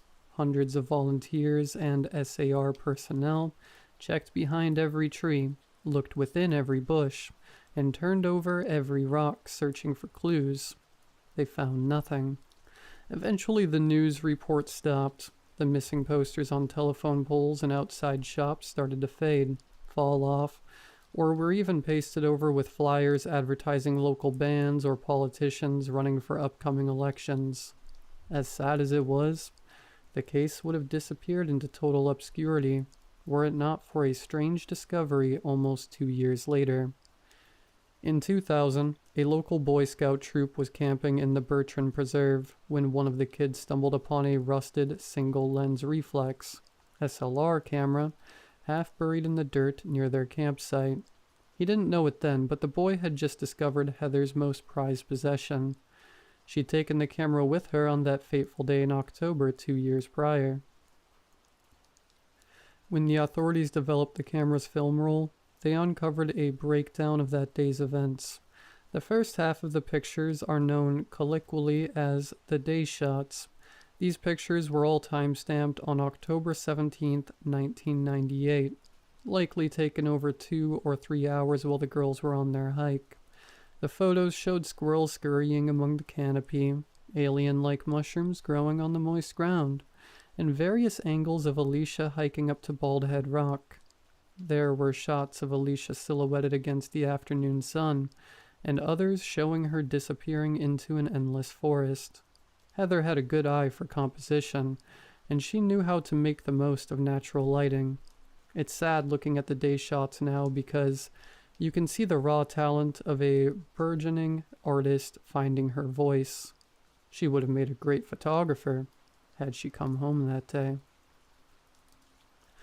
Another thing people noticed was the way Heather captured Alicia's beauty in the photos, the way she brought out her best friend's hazel green eyes, and accentuated her sharp facial bone structure using a juxtaposition of light and shadow. There were already speculations among their classmates that Heather had a crush on Alicia. Some even believed they were a couple, though there was no evidence the two girls had ever hooked up. Some speculated that Heather may have killed Alicia after she'd rejected Heather's advances, and then Heather killed herself. But there was no evidence of this from eyewitnesses or the photos themselves. What was clear from the day shots was that both girls had a zest for life. They were having fun and goofing off. There were even some forced perspective photos of Heather and Alicia pretending to eat a downed tree. These pictures contradicted one of the authorities' early theories regarding the girls' disappearance, that they might have taken their own lives due to depression. It was a reasonable theory, given that both girls were bullied at school and had no real friends outside of each other. But they never left a note, and neither their parents nor their classmates felt they were depressed. What really got the authorities' attention was a second set of photos on the roll. They called them the night shots. These photos were time-stamped on October 31st, 1998, a full 2 weeks after the girls were reported missing. They were taken in the middle of the night with a camera flash for 30 minutes. Creepiest of all was the subject matter. The night shots were almost entirely random images of the forest, tree limbs, bushes, rocks. There were no signs of civilization in them, just endless darkness beyond the foliage caught in the camera flash. Many of the pictures were out of focus, showing random green and black blurs. The most famous photo was a close-up of what appeared to be the back of Heather's head. Her curly hair filled the frame. Amongst those bushy strands was a dark red streak. Blood. The photos on Heather's camera were never officially released to the public. They remained sealed in evidence until sometime in the late 2000s, possibly 08 or 09. That's when someone leaked them to a now defunct true crime forum called Missing Inc., and they eventually found their way to Reddit. Once people saw the photos online, the Bertrand hikers case took on a whole new dimension. Suddenly there were dozens, then hundreds, then thousands of posts discussing the case and providing theories behind the girl's disappearance. All of them were centered around the night shots. There was a popular theory that the girls had gone off the trail and became lost, and the night shots were a way of signaling rescuers with the camera flash. There was a massive search of the Bertrand Nature Preserve on Halloween 1998. The SAR personnel were likely close to the girls at that time. Another popular theory posited that the girls became incapacitated.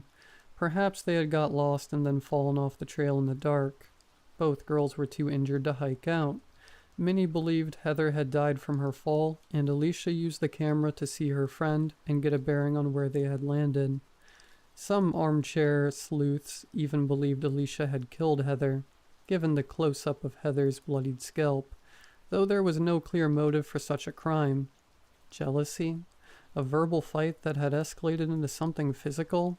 Perhaps Alicia pushed Heather, causing her only friend to accidentally fall to her death. Alicia, overcome with guilt and worried that she would be arrested for murder, then took her own life, but not before providing a confession in the form of random photos. I didn't believe any such theories. Hi Sam, thanks again for all your support. I'd love to see what info you have on Bertrand. An hour later, he sent this reply. Would you mind meeting up at Coffeeland on the corner of Weston and Whitsett? This caught me off guard. When I received Sam's message, I was staying at a hotel in Atlanta for a true crime convention. I was there to run a panel on missing persons cases. A quick Google search revealed that Coffeeland was not far from my hotel. Sam's reply came moments later. I know you're in town for True Crime Con. Brian? A tall, elderly man stood up from his table at the coffee shop. He was balding with silvery hair and a trimmed beard. He wore a nice sweater vest, khaki pants, and horn-rimmed glasses. The man reminded me of a college professor. Yes, I said, shaking his offered hand. It was soft and smooth like he used a lot of moisturizers. My name's Samuel, he said. Please, have a seat. Can I get you anything? We both got coffees and returned to our table. The tiny shop was busy with locals coming and going. Students and amateur screenwriters sat at the nearby tables, their heads buried in their laptops. I must say, I really loved your take on the Bertrand hikers mystery, Sam said. It's the only one that I think is close to the truth. Thanks, I said. My podcast presented a different take from all the others that covered Heather and Alicia's disappearance. I concluded that someone had kidnapped and likely murdered the girls, and the night shots were taken by this suspect. But the evidence I presented was not in the night shots themselves. Rather, it was in the day shots, the ones most people just glossed over. A good friend of mine is a professional photographer. I had asked her to examine the leaked photos, hoping she might shed some light, both figuratively and literally, on the night shots. I wanted her to brighten the pictures without losing too much information and reveal something, or someone, lurking in the darkness just beyond the camera flash. She did just that, but all it revealed was more empty forest. There wasn't anything more to see, she said. The night shots have been poured over hundreds of times online anyway. My friend paused for a moment. But I did take a second look at the daytime photos, and there was something strange on 205. Photo 205, named because of its timestamp of 2:05 p.m., was a shot of Alicia and Heather smiling for the camera as they stopped at a lookout point on the way to Baldhead Rock. The camera was likely placed on a rock so it could capture both girls. They appeared happy and carefree in the sunny proto-selfie. The picture captured just how much wilderness was in the Bertrand Nature Preserve. You can see a massive forest stretching for miles and miles behind them. "Take a look at the bottom far right," my friend said. "I've lightened the shadows in the background." I stared at the location, but all I found were trees. What am I supposed to see? "It's right there, between those two trunks." She pointed to a black dot in the far corner. It looked like an oddly shaped stump. "What is that?" "It's a person," she said. My friend showed me another copy of the photo, this one even brighter. The extra exposure had washed out the girls and the foreground completely, but now I could clearly see the human shape standing in the trees below them watching. The figure was out of focus, so we couldn't make out any details, but it appeared to be a man wearing all black. "Oh my God," I gasped. We sent the enhanced photos to the authorities, who thanked us for the new evidence. It was the first break they'd had in the case in over a decade. The discovery made local headlines. Heather and Alicia's families even sent us thank you cards. But ultimately, it didn't lead to much. Without any bodies, there was no evidence the girls were kidnapped, and the lurking figure in photo 205 was too grainy to identify. All the forensic analysts could conclude was the suspect's gender, male, and a rough estimate of his height, 6'3". Still, the discovery made my podcast go viral. It was a nice prize after spending months researching the case. "So you think my theory is the closest, huh?" I asked Sam. "That someone kidnapped and likely murdered them." Sam sipped his coffee. It was getting late, and the shop was starting to clear out. "More than that, I think I can prove it." My eyebrows raised. This better not be another conspiracy theory.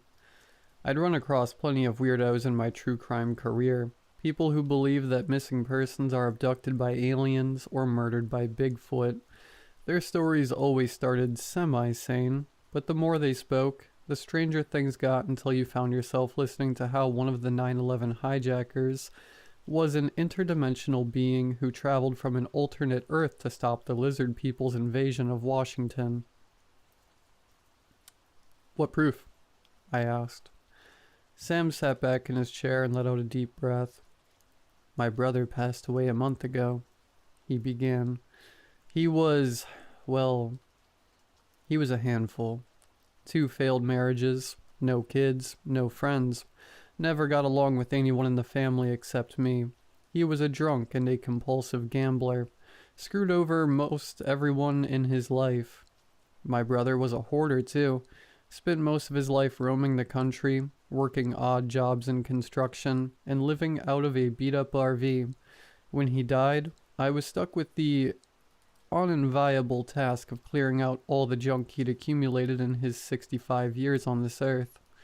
The stench when I opened that RV made my eyes water. There was so much rotting garbage, mountains of crap. I found 3 rat corpses. 3. I don't know how my brother had stuffed everything into such a small space.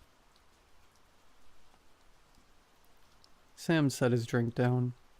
"Anyway, I'm throwing out boxes of his stuff when I come across these old photos, and there's one on top that immediately caught my eye. You know what it was?" I shook my head. Sam reached into his pocket and pulled out a glossy printed photo. The kind you would pick up from a CVS or Walgreens back in the day. It was semi-wrinkled and smudged with grease. As soon as I saw the image, I choked on my Mexican latte.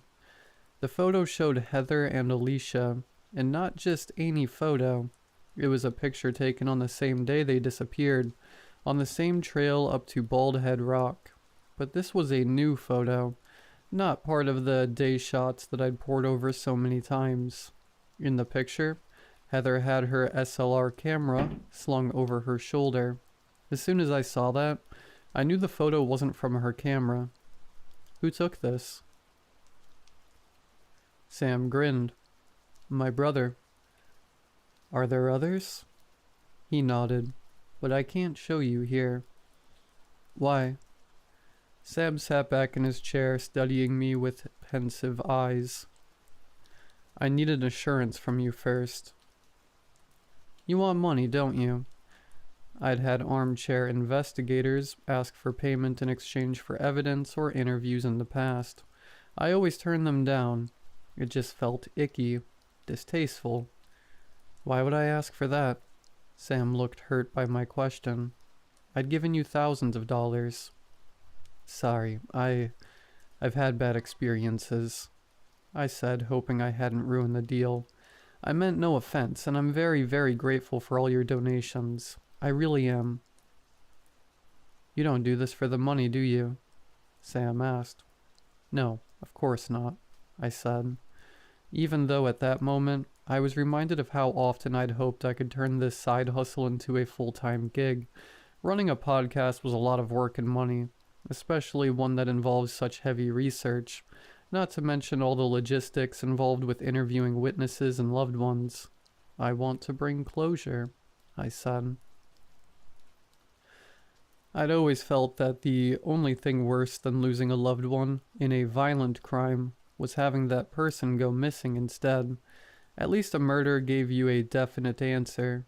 A missing person was like a never-ending haunting, a spirit taunting you with the possibility, however faint, of a miraculous return. You want the truth? Sam said. Don't we all? Sam finished his coffee, then got up to throw it away. I live not far from here, he said. Sam's house was a modest one-story ranch-style bungalow. I immediately noticed an old RV in the driveway as I parked out front. I stared at the rundown vehicle as I walked toward the home's entrance. I'm looking to sell that thing once I've finished cleaning it out. Sam was waiting on the front porch to let me in. As soon as I did, I noticed that Sam had brought much of his brother's RV hoard inside. I had to squeeze past stacks of crumpled magazines and cardboard boxes of random junk in the living room. Sorry about all this, Sam said. Once I discovered the photos, I decided I needed to do a more thorough investigation of my brother's belongings before throwing them all out. It's fine, I said. The house was dark and musty. A heaviness lingered in the air. It felt like walking underwater. Sam led me to a kitchen table, the one pristine spot in the house. There he pulled out a dusty photo album. It was big and black with a leather exterior. I found the rest of his photos in here. The album creaked as he opened it. Inside were pictures of roadside attractions, long stretches of highway, national parks, and random people. It looked like the photo journal of a relentless traveler.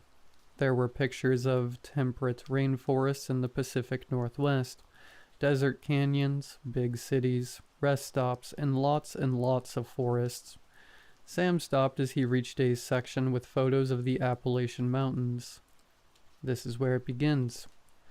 The first page showed pictures of the Bertrand Nature Center and parking lot. I leaned in. There were the girls' bikes tied up outside. Flip Creek. Pictures of the main hiking trail, trees, mountain vistas. Flip Creek. There was the photo of Heather and Alicia, the same one Sam had shown me at Coffeeland. Alongside it were other photos of the girls, some of them smiling for the camera, others where they struck semi-serious poses like they were fashion models. They appeared to be having a great time. I don't understand, I said, staring. He took all of these? Apparently he'd struck up a friendship with the girls, Sam said. The old man was about to turn the page when he stopped. I instinctively reached out to turn it myself, but Sam kept the pages closed. Sorry, I need one more assurance from you before I continue. What's that? I stepped back, suddenly aware of how close I'd gotten to the old man. What I'm about to show you is very sensitive.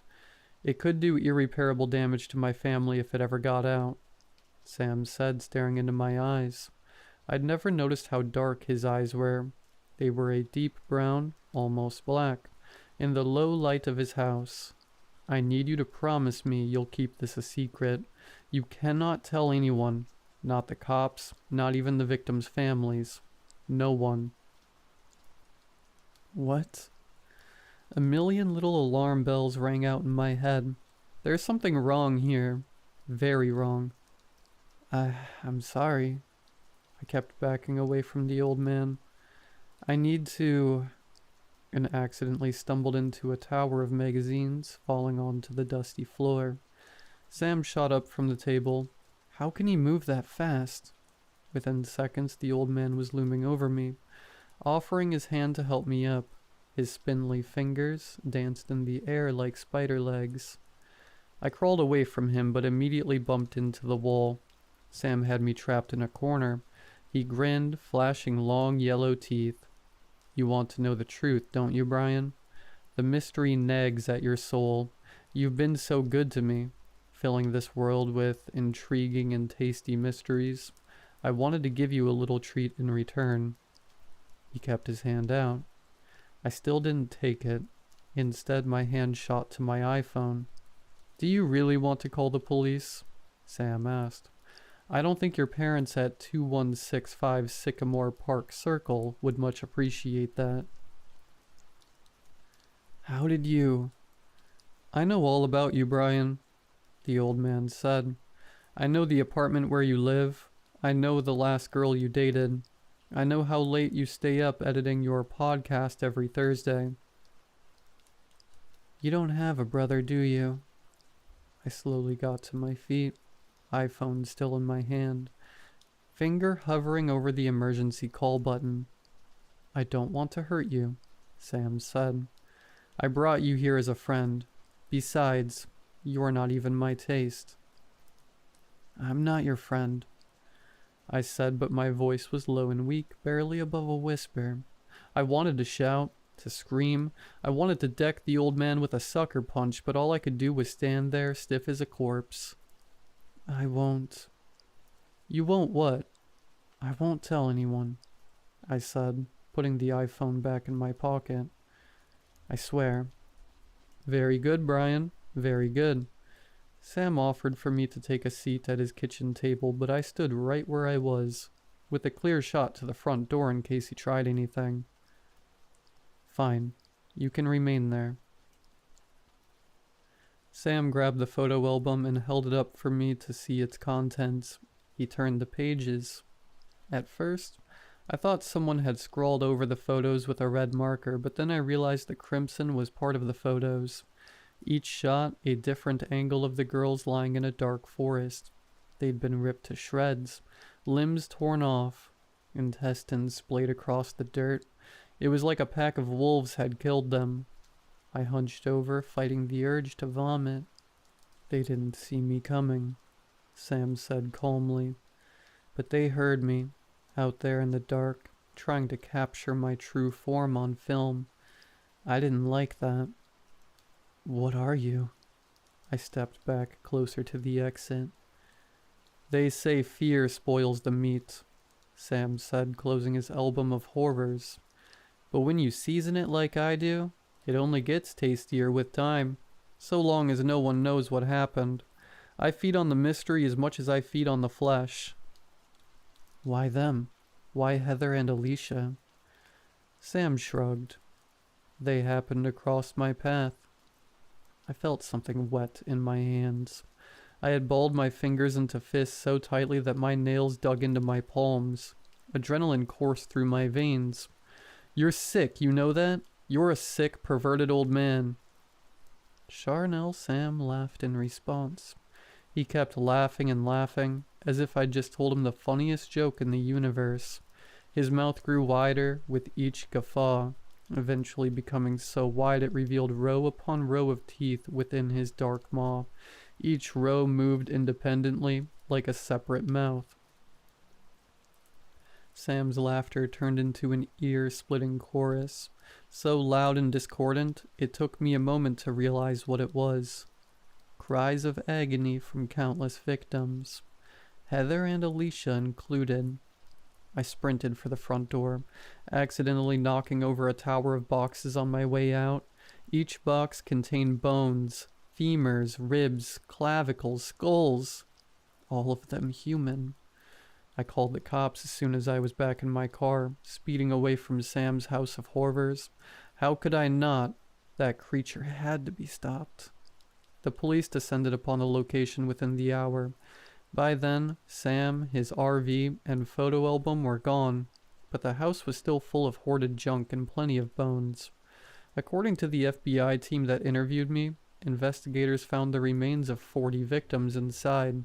They wouldn't tell me who, but all were from missing person cases. When they brought me in for questioning, I told the agents everything I've just told you. They responded by handing me a massive NDA. For some reason, the authorities are keeping a lid on all information regarding Sam, his house, and his connections with any missing persons cases, including Heather and Alicia. They've even scrubbed the internet and forced me to remove all traces of my podcast, Eidolon. I kept asking them why, but the agents never gave me a reason, just some vague BS like, it could jeopardize our investigation. There's a supposedly top-secret nationwide manhunt for my biggest fan.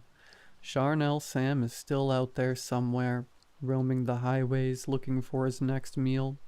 I've been forced into hiding too. Witness protection.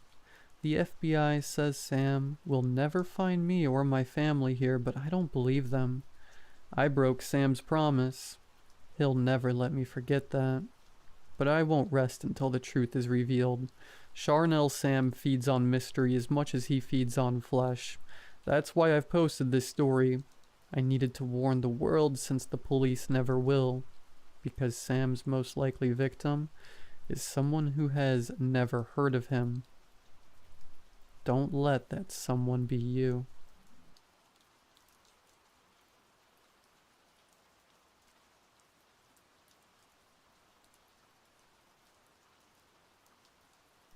I've been staring at this blank page for hours. I don't know why I feel compelled to write it all down. It's not like anyone will believe me. Hell, I wouldn't believe me. Trauma-induced delusions. Survivor's guilt. That's what they'll call it. Whatever cute little label they slap on this madness, it doesn't matter. I know what I saw, and I know it wasn't just in my head. I worked aboard the Coldwater Marlin for 5 seasons. 5 miserable winters hauling nets in the North Atlantic. A place so cold it chews through layers of gear like it's nothing. You don't work on a boat like the Marlin because you want to. You work there because you've got nowhere else to go. We were a rough lot, guys with bad habits, bad luck, or both. Drunks, debtors, and drifters. Hal Foster, the captain, once said that the Marlin didn't run on diesel, it ran on desperation. He wasn't wrong. We even earned the reputation as the Foster kids. Ask around and they'd tell you why. They'd say, ain't no other daddy wants 'em. They weren't wrong, but none of us cared about all that much. We had a job, and the captain treated us all right. That being said, the ship itself was an old beast, rusted at the seams, groaning like an arthritic old man, with every swell. Inside it was worse. The walls were streaked with salt and grease, and the air smelled like rotting fish and diesel fumes. Everything felt damp, like the ocean had already started claiming her. Looking back, maybe it had. We'd push further north than usual on that trip, chasing rumors of a dense shoal that would make the cold and misery worth it. Hal was restless this go-round. He spent his time chain-smoking in his cabin and muttering over the charts. Something about this run felt off, but we ignored it. You should never ignore it. The nights heading up there were the worst. Out in the open sea, the darkness comes alive. The sea whispers and howls, and the cold seems to rub up against you, searching for cracks to slip through. And sometimes, if you stare out at the dark water too long, you start seeing shapes. things that move too fast to be fish. I always told myself it was just exhaustion. You end up telling yourself a lot of things out there. But all that was before we found her. It was just another haul at first. The winches screamed as the nets came up, the load heavier than expected. The guys were already cracking jokes about a big payday. Then Carlos froze. What the hell is that? I didn't see it at first. Just a writhing mass of fish scales and seaweed. But then something shifted and I saw her. Pale color, too smooth, no shimmer. Human skin. She was small, no older than 8. Her body tangled in the net. Her lips were sewn shut with rusted fishing wire and iron fishing hooks. The flesh was swollen and raw. It wasn't the work of a surgeon. It was crude, violent, and old. And yet, she was alive. Her chest rose and fell in shallow breaths. Her hair clung to her face, matted with seaweed. But her eyes were the worst. Wide open, staring, but seeing nothing. The same look as the mountain of fish pressed against her. "Pull her out," Hal barked over the intercom, but his voice cracked. A sound I'd never heard from him before. Carlos and Jake hesitated, then reached into the net, their hands slick with fish slime. They laid her softly on the deck like she might shatter, but she didn't move. "What do we do?" Jake's voice shook. He looked to Hal, but Hal was just standing in the wheelhouse, staring through the glass. Carlos didn't wait for an answer. "We can't leave her like this," he said, pulling out his knife. I wanted to stop him. I wanted to shout at him to stop and think that whatever was going on here wasn't possible. But instead I just stood there and watched as he began cutting the wire. The girl didn't flinch, didn't make a sound. When the last piece came free, her lips parted, blood trickling down her chin. Then she opened her mouth. It wasn't a scream, it wasn't a word. It was a drone, low and humming. A noise that seemed to crawl into your ears and settle inside your skull. It wasn't loud, but it filled the air, vibrating in your bones, thrumming in your chest. Carlos stumbled back, clutching his ears. "What is—" he started to say, but he didn't finish. He turned and walked straight to the edge of the dock. I didn't understand what was happening. None of us did, not until Carlos climbed over the railing and jumped. God help me, I didn't try to save him. None of us did. The splash stole the silence. Then the girl sat up, her lips moving, the note growing louder. She crossed her legs and tilted her head like she was singing a lullaby for her classroom. I can still hear it sometimes. The song, I mean. It wasn't just a note, it was something profound, something that scratched its way into your brain and dug its claws in. The memories are coming back like a flood now, overwhelming me, choking me with details and visions. I can't write this fast enough. I wish we just tossed her back. Sorry, this is hard to write. I'll keep going. So Carlos was the first to go, but he wasn't the last. After he jumped, we just stood there dumbstruck, staring at the dark water where he disappeared. It was Will who broke the silence, running to the edge, shouting, "Carlos!" His voice was raw. He bolted to the railing, leaning so far over I thought he'd fall too. "Carlos, get back to the surface. We'll toss a line." He shouted over the railing, scanning the waves, but there was nothing.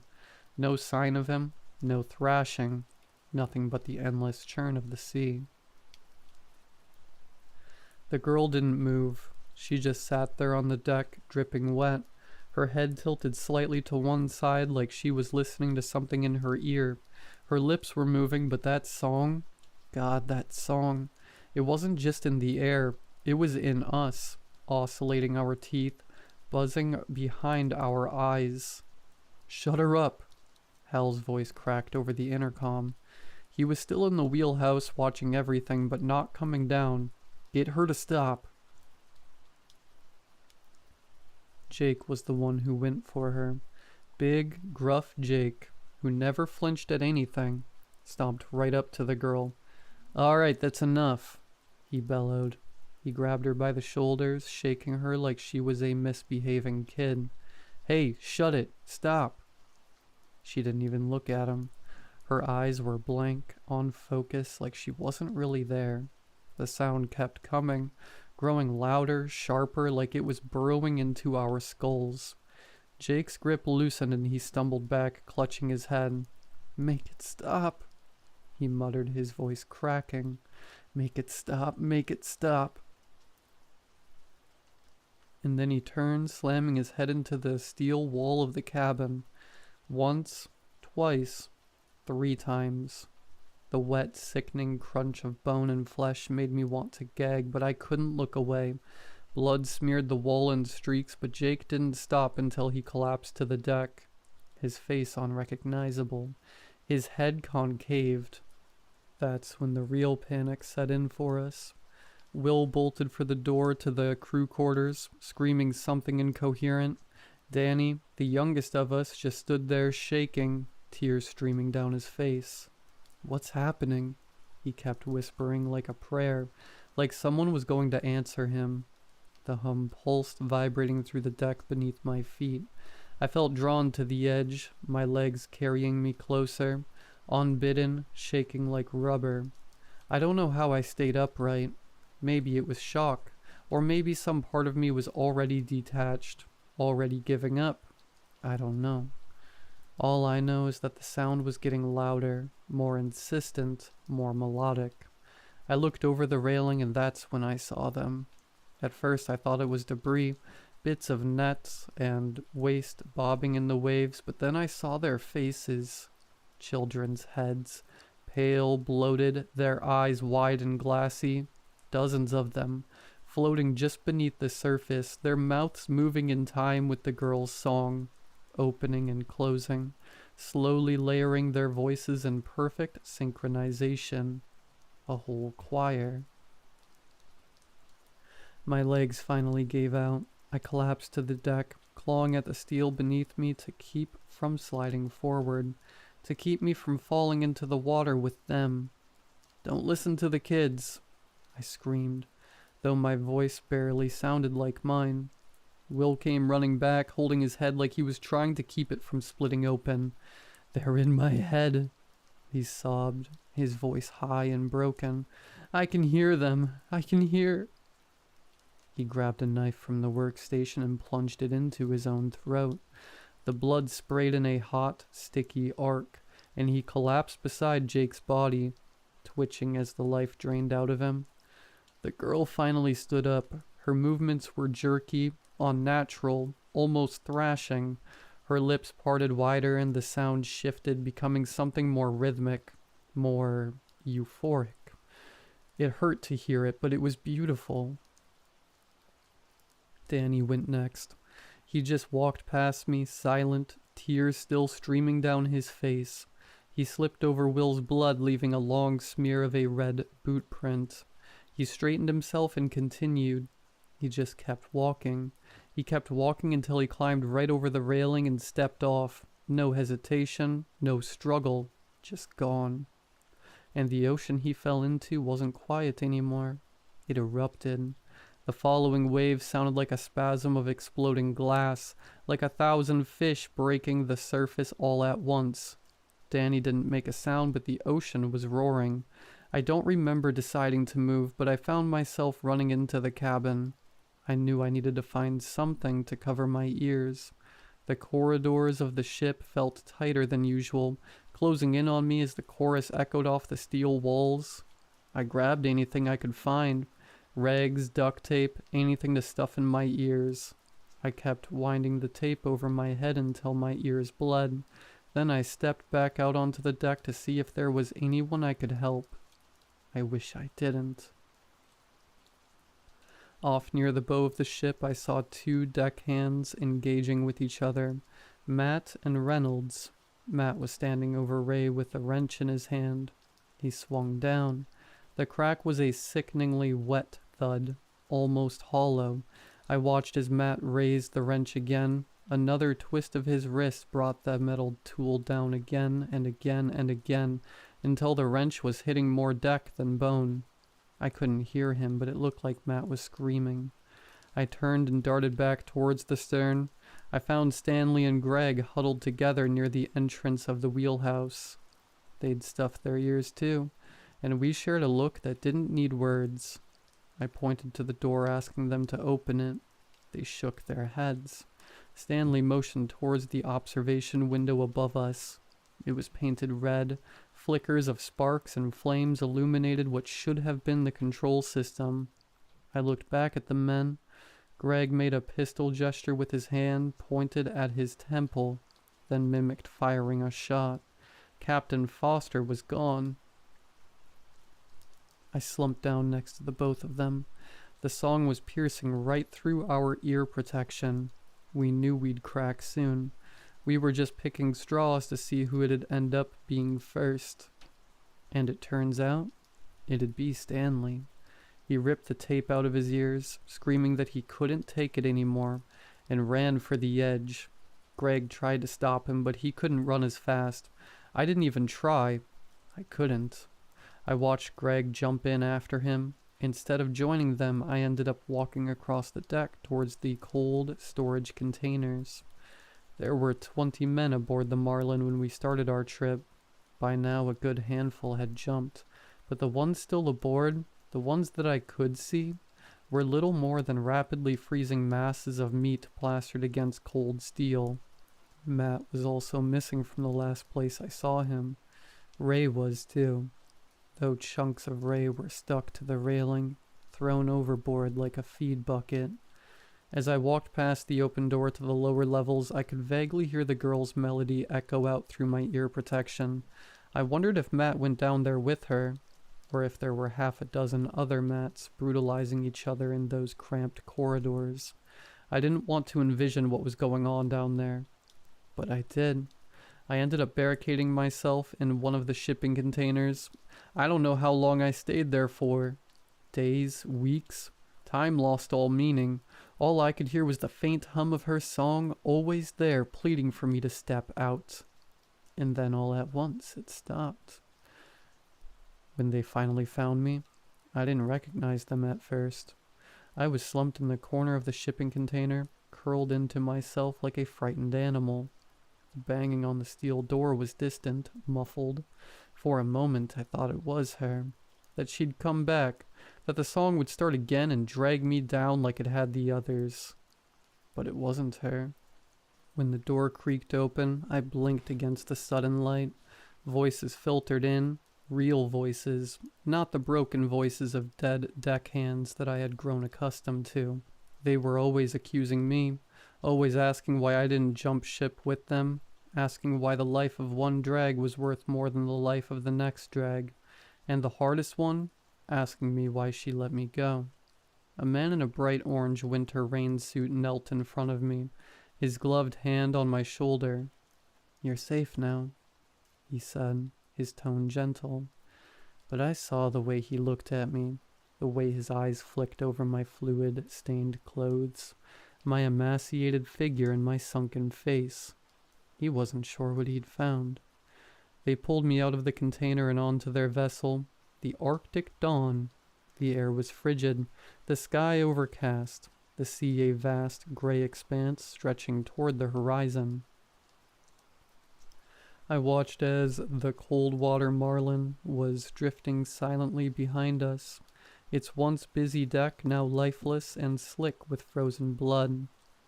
I didn't say much at first. I couldn't. My throat was raw, my mind a fractured mess. They gave me blankets, water, and something hot to drink. I remember the captain, a middle-aged man with a beaten-down face and kind eyes, asking me questions. What happened? Where was my crew? How long had I been out there? I couldn't answer. How do you explain something like this? How do you tell someone that the ocean swallowed 20 men because of a little girl with sewn-shut lips? Eventually they stopped asking. Maybe they thought I was in shock. Maybe they just didn't want to know. As the hours passed, I started piecing together fragments of what they told me. The Marlin had been spotted drifting aimlessly, its radio silent, its engines dead. The crew of the Arctic Dawn boarded her, expecting to find mechanical trouble or a stranded crew. Instead, they found nothing. Just blood on the deck, some personal belongings scattered in the cabins, and me, locked in that container. No bodies, no signs of struggle beyond the blood. Eventually I tried to tell them about her. The girl, the song, the heads in the water. But the words sounded ridiculous even to me. The captain listened quietly, his expression unreadable, but I could see the doubt creeping into his eyes. That night, after I said my piece, I sat alone in the galley. I overheard the other crewmates talking. They didn't know I could hear them. "Maybe he snapped," one of them said. "Killed the others and lost it." "Doesn't explain the blood," another replied. "There's too much of it for just one man. No way one man can cause that type of mess." "Could have been pirates," someone else suggested. But the words hung in the air hollow. Pirates don't leave a ship untouched, and if someone goes missing, there'd be a ransom already in the works. When the captain walked in, the conversation stopped. He looked at me and nodded, but his expression said everything. I tried to sleep that night, but every time I closed my eyes, I saw their faces. Carlos stepping off the deck, Jake's skull caving in against the wall, Danny's vacant stare as he walked into the sea, and her, always her, that blank expression, those dark, unblinking eyes. In the early hours of the morning I heard it again, faint, almost imperceptible, like a hum carried on the wind. I bolted upright, my heart hammering in my chest. I ran to the deck, desperate to convince myself it wasn't real. The ocean was still, eerily calm under the gray light of dawn. But I saw something, a ripple, a flicker of movement just beneath the surface. And then they appeared. The heads. Not dozens this time, but hundreds, bobbing silently in the water, their mouths opening and closing in perfect rhythm. I backed away, trembling, but I couldn't look away. Their eyes locked onto mine, and I felt it again. That pull, that irresistible urge to join them. I screamed for the others, but by the time they came, the water was empty. Just waves and wind and the endless gray horizon. They think I'm crazy. Maybe I am, but I know what I saw, and I know it's not over.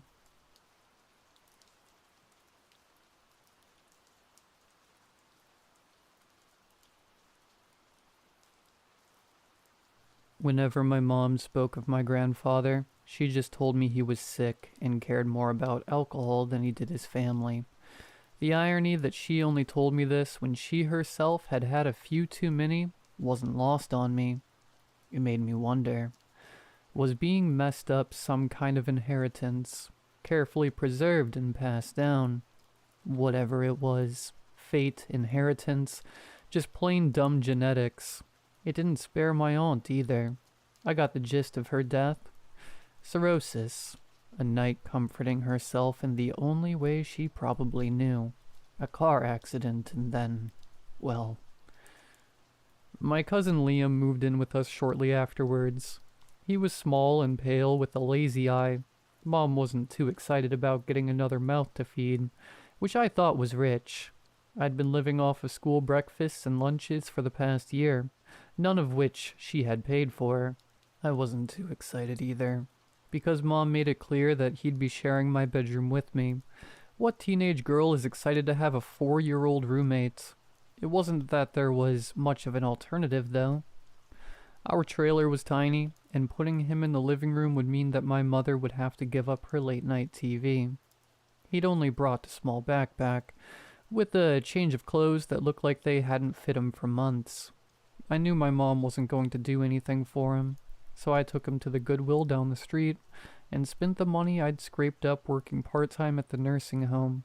I tried to think how many bedpans I'd emptied for the money, as I held up tiny shirts to his torso. He stared at me. Well, either at me or the mannequin behind me.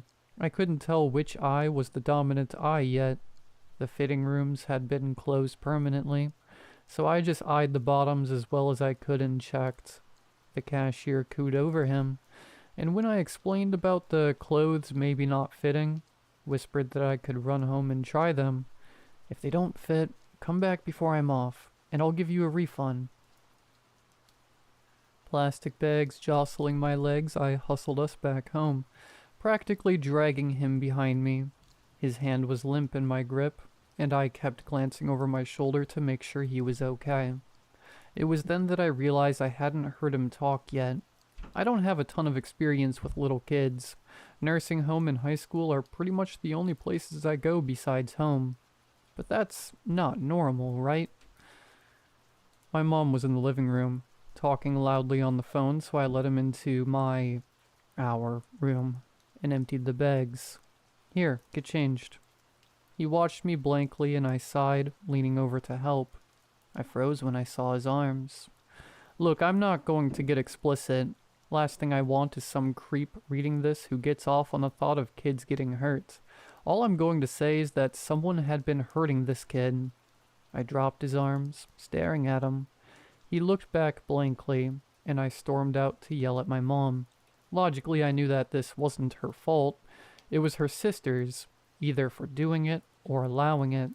But she was dead, and my mom was the closest person I could blame. We devolved into a screaming competition. I called her sister an a-hole, and we went from there, with her telling me that I didn't know what had haunted her sister in life.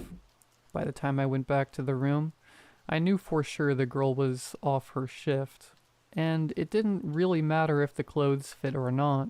He'd grow into them, because I was going to make sure he got fed. Nothing was going to hurt this kid ever again.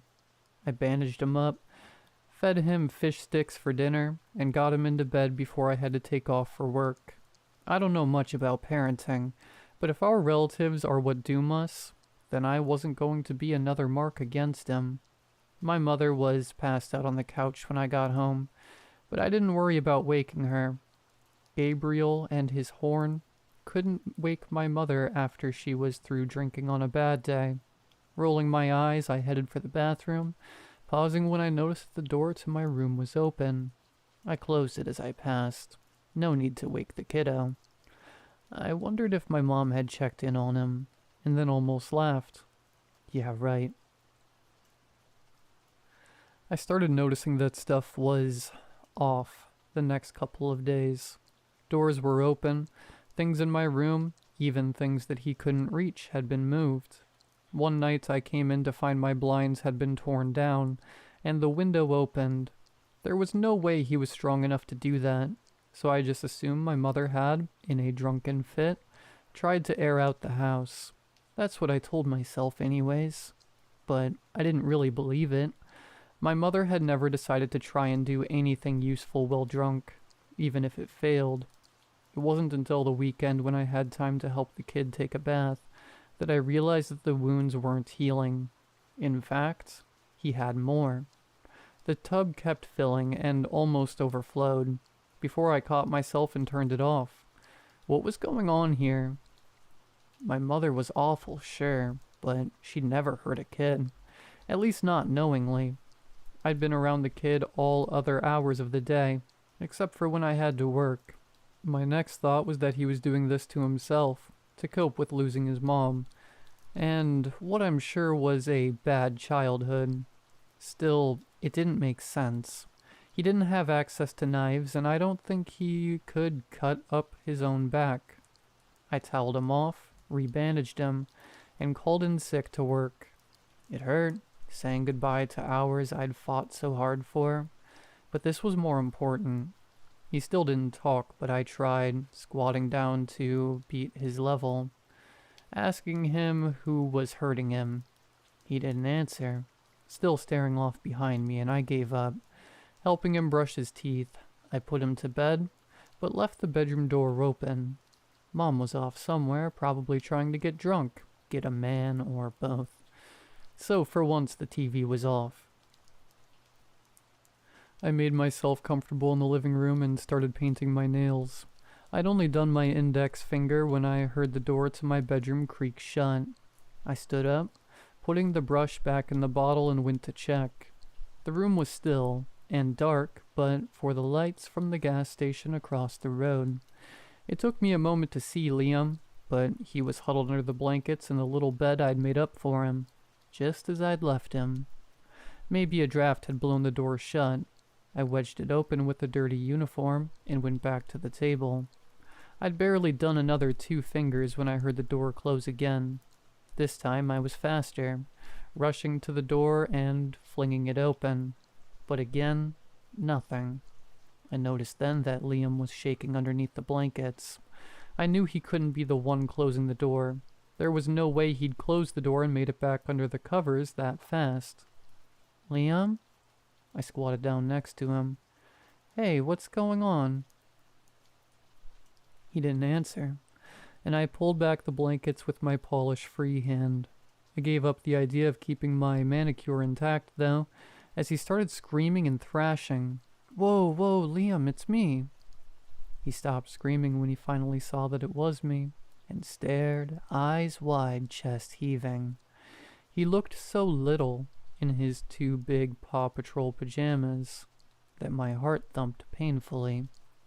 Who would hurt him? Hey, buddy, what's going on? I sat down, crisscrossing my legs. He shifted his gaze to behind me, and I glanced back surreptitiously. Nothing but the yellow light from the living room. Wait, there was something else. There, right behind me, something was pressing into the carpet. I couldn't see what it was, only the indents in the shag where something was standing. I stopped breathing and mechanically turned around. Let's get you a late-night snack, okay? He was hard for me to pick up, but I managed it, not even looking back as I carried him out of the room. I closed the door right behind me, trying to seem normal about it, like I hadn't noticed what was in there. I held him close as I hurried to the kitchen, and I could feel his little heart beating through his chest. What the heck was that, and why was it hurting him? I made silly faces as I mixed powdered milk with water, but my mind was racing. I remembered Mom had talked about her father and the deal with the devil that killed him more than once, but I'd always figured she was just talking about how he'd drunk himself to an early grave. Maybe not, though. Maybe she'd meant something much more literal. I had no way of contacting her, and she was probably too drunk to tell a coherent story wherever she was anyways. What else should I do? Call a priest? That idea seemed best, so I gave it a go while he drank his milk obediently. But when I called the local church, all I got was an answering machine. I thought about the police, but dismissed it. When they saw how beat up he was, he'd be taken away for sure, and I knew that whatever that thing was, it would follow him. What else? What else?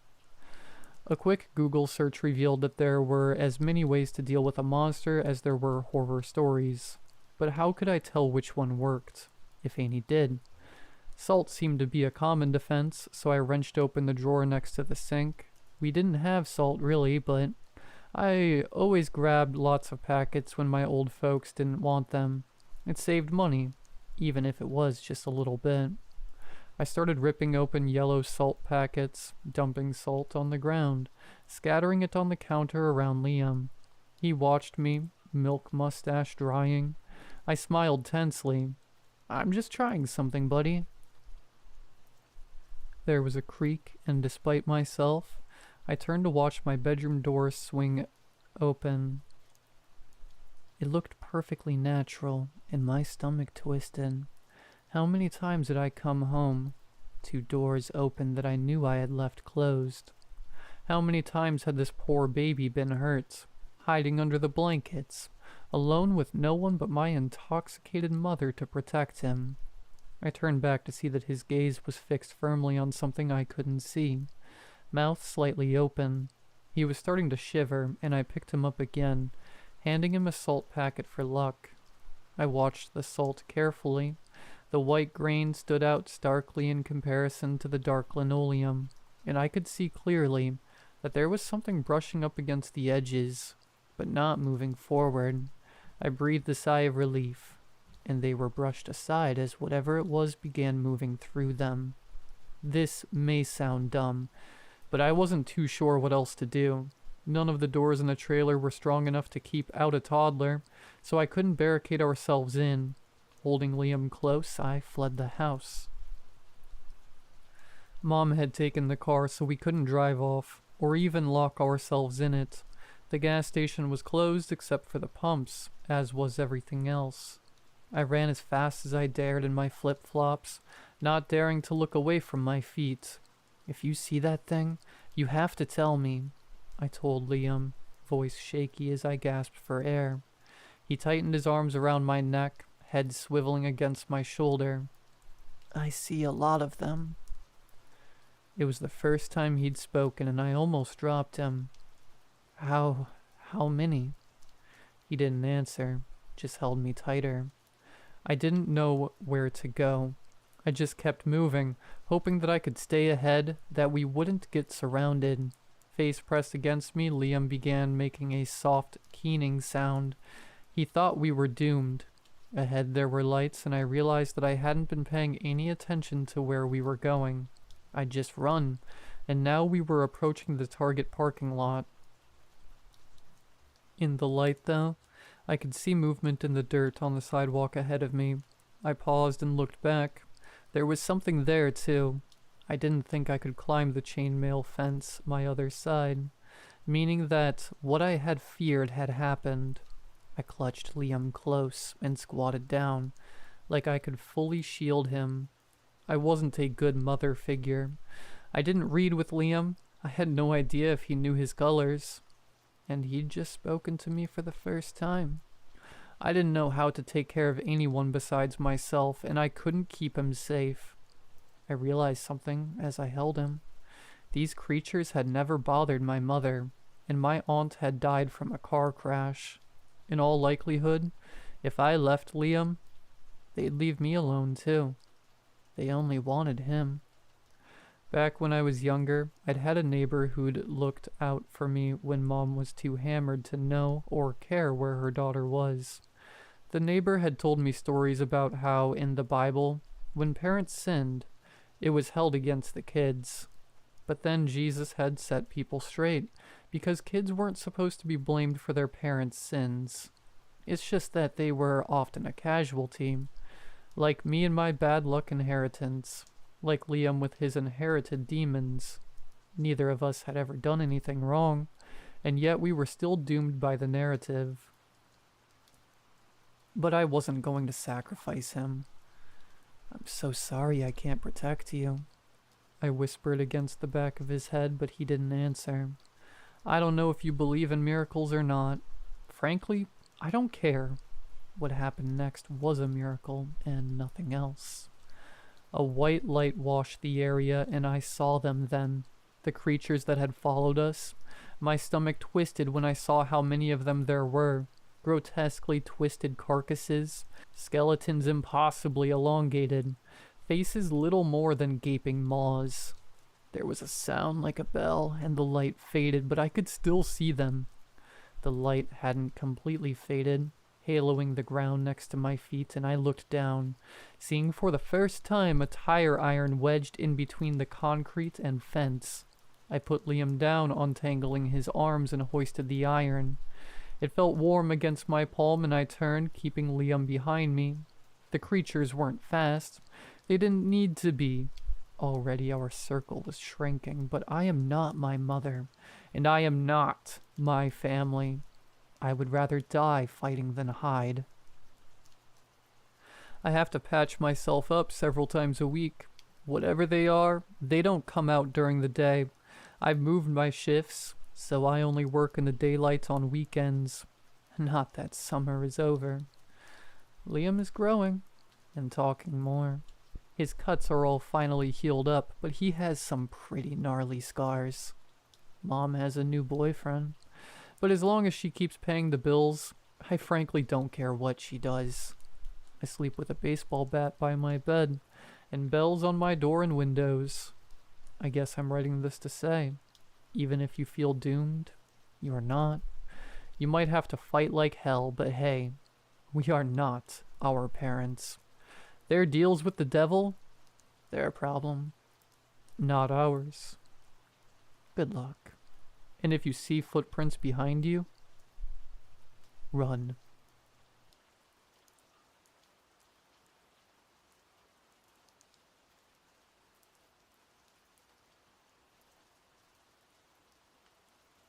Finally, followed by a huge sigh of relief is what I thought after setting down the cardboard box marked "My Stuff" in the living room of my new home. The relief wasn't that of any physical exhaustion since the house came furnished. It was more of a mental relief. Aside from the tedious search on the market for one that fit my paid peanuts salary, I could finally say I was out of that apartment. Now, you might think that's a little ungrateful and exaggerated, especially for those that have lived or are living in a crappy apartment. But trust me when I say mine was exactly that. Crappy. From the garbage heating system to the repulsive growing mold on every corner. I'm surprised it was even legally allowed to be up for rent, but then again, the neighborhood wasn't all that great either. It was the kind that required every window to be barred, and every street to be surveillanced past sundown. If I'm being brutally honest though, all those things were just little gripes that fed the real reason I couldn't live there anymore. To me, the place felt like a cage, and not because of the barred windows or my need to install 4 locks on my door, but because it was a reminder that I would be stuck there forever, with no indication of a better future. So I began to save up some money. I laid off on the useless spendings, got a better job. 2 jobs, actually. As much as I hated the place, I will say it was a hell of a motivator. Anyway, during the time I was saving up to move out, I came across a tear-off flyer as I was taking my morning jog down to the park. It read, "Home for sale," in bolded red letters and displayed printed images of the home. 2 stories, 3 bedrooms, 2 baths. It was 10 miles north of where I lived in a city you can say lacked the kind of excitement you'd find down here. Below there was the price, $140,000. This immediately got me questioning the liability of the flyer, but then as if placed to diminish all doubt, all the flyer's labels except one blew loosely in the wind. I stared at it for a while and finally ripped the whole thing from the wooden pool and stuffed it into my pocket. 1 phone call later and a lot of paperwork, and here I was, in my own home and finally free from that cage. It wasn't all that much, but given I've been living in the saddest excuse for an apartment for over 6 years, it was basically a mansion. An old mansion, that is. It was as though the whole thing was pulled right from the Victorian era. There was a matching intricate floral design on the walls, carpets, and curtains throughout the entire house. In almost every room, a large chandelier hung conspicuously around the furniture that was as chaotic as Van Gogh's painting palette. Mismatched colors and cramped knickknacks on every drawer. It was odd to me that someone would sell a house that looked like someone was still living in it. I mean, I've seen furnished homes for sale, but the furniture was usually new, neat, and appealing to look at. This, on the other hand, gave me a sense of claustrophobia and made my eyes go fuzzy just staring at it. I found it even more bizarre that the house was up at such a low price, and there was no other potential buyers, despite the torn labels from the flyer. Still, I bought it. I mean, who wouldn't?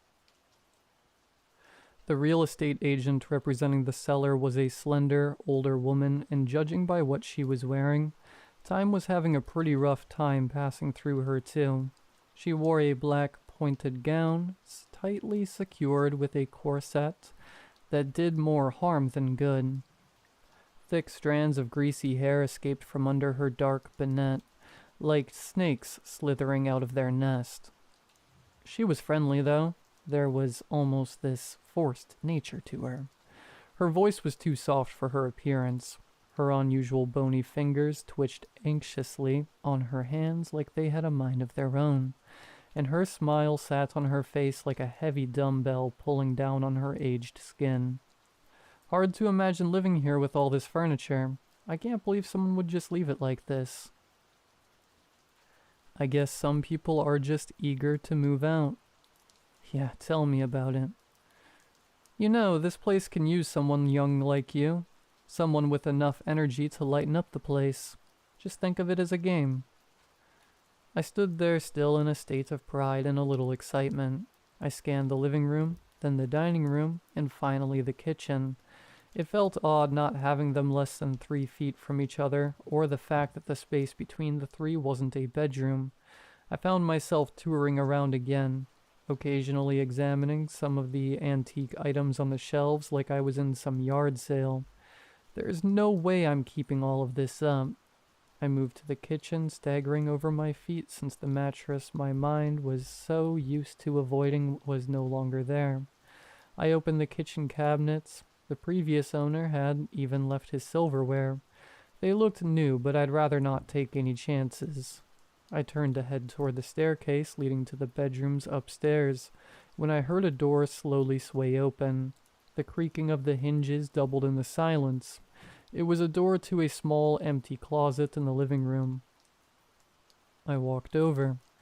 I swear this was never here. I guess I never noticed it. I closed the door and made my way upstairs toward the bedroom. Naturally, I chose the most spacious of the 3 bedrooms for myself. It also happened to be the one with the least amount of furniture. There was a mahogany wardrobe on one end and a king-sized canopied bed on the other. Next to it, a nightstand accompanied with a night lamp that looked as though spiders had spun its lampshade. There was also a large built-in closet with sliding doors. I slid the closet door open, half expecting it to be full of clothes and shoes, but it was empty. I guess the owner wasn't gracious enough to leave his clothes behind. Just then, I felt a cold breeze brush up against my neck. I turned, pawing at my neck. No windows. I can't remember what drew me to look up at the ceiling, but I did. I noticed the faint outline of an attic door above me. The ceiling was high enough so that no normal person could reach it without some sort of elevation, and there was no drawstring to pull down a ladder either.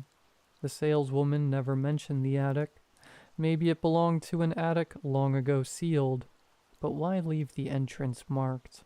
Or maybe there was an attic and it was too filled with junk even older than what was down here.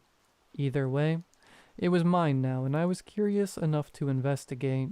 I stared at it for a while because I remember the aching sting on my neck when I looked down for any possible way to get to it.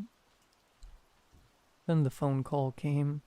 The loud ringing of a phone shot through the house. I instinctively looked down at my phone, but there was no incoming call. With that, my ears honed in on the sound. It was coming from the living area downstairs. As I made my way down, I noticed it had that old high-pitched bell sound of an old dial phone. The black dial phone was hiding among the many relics in the living room. I let it ring longer, hesitant to answer, somehow knowing the call would be unsettling.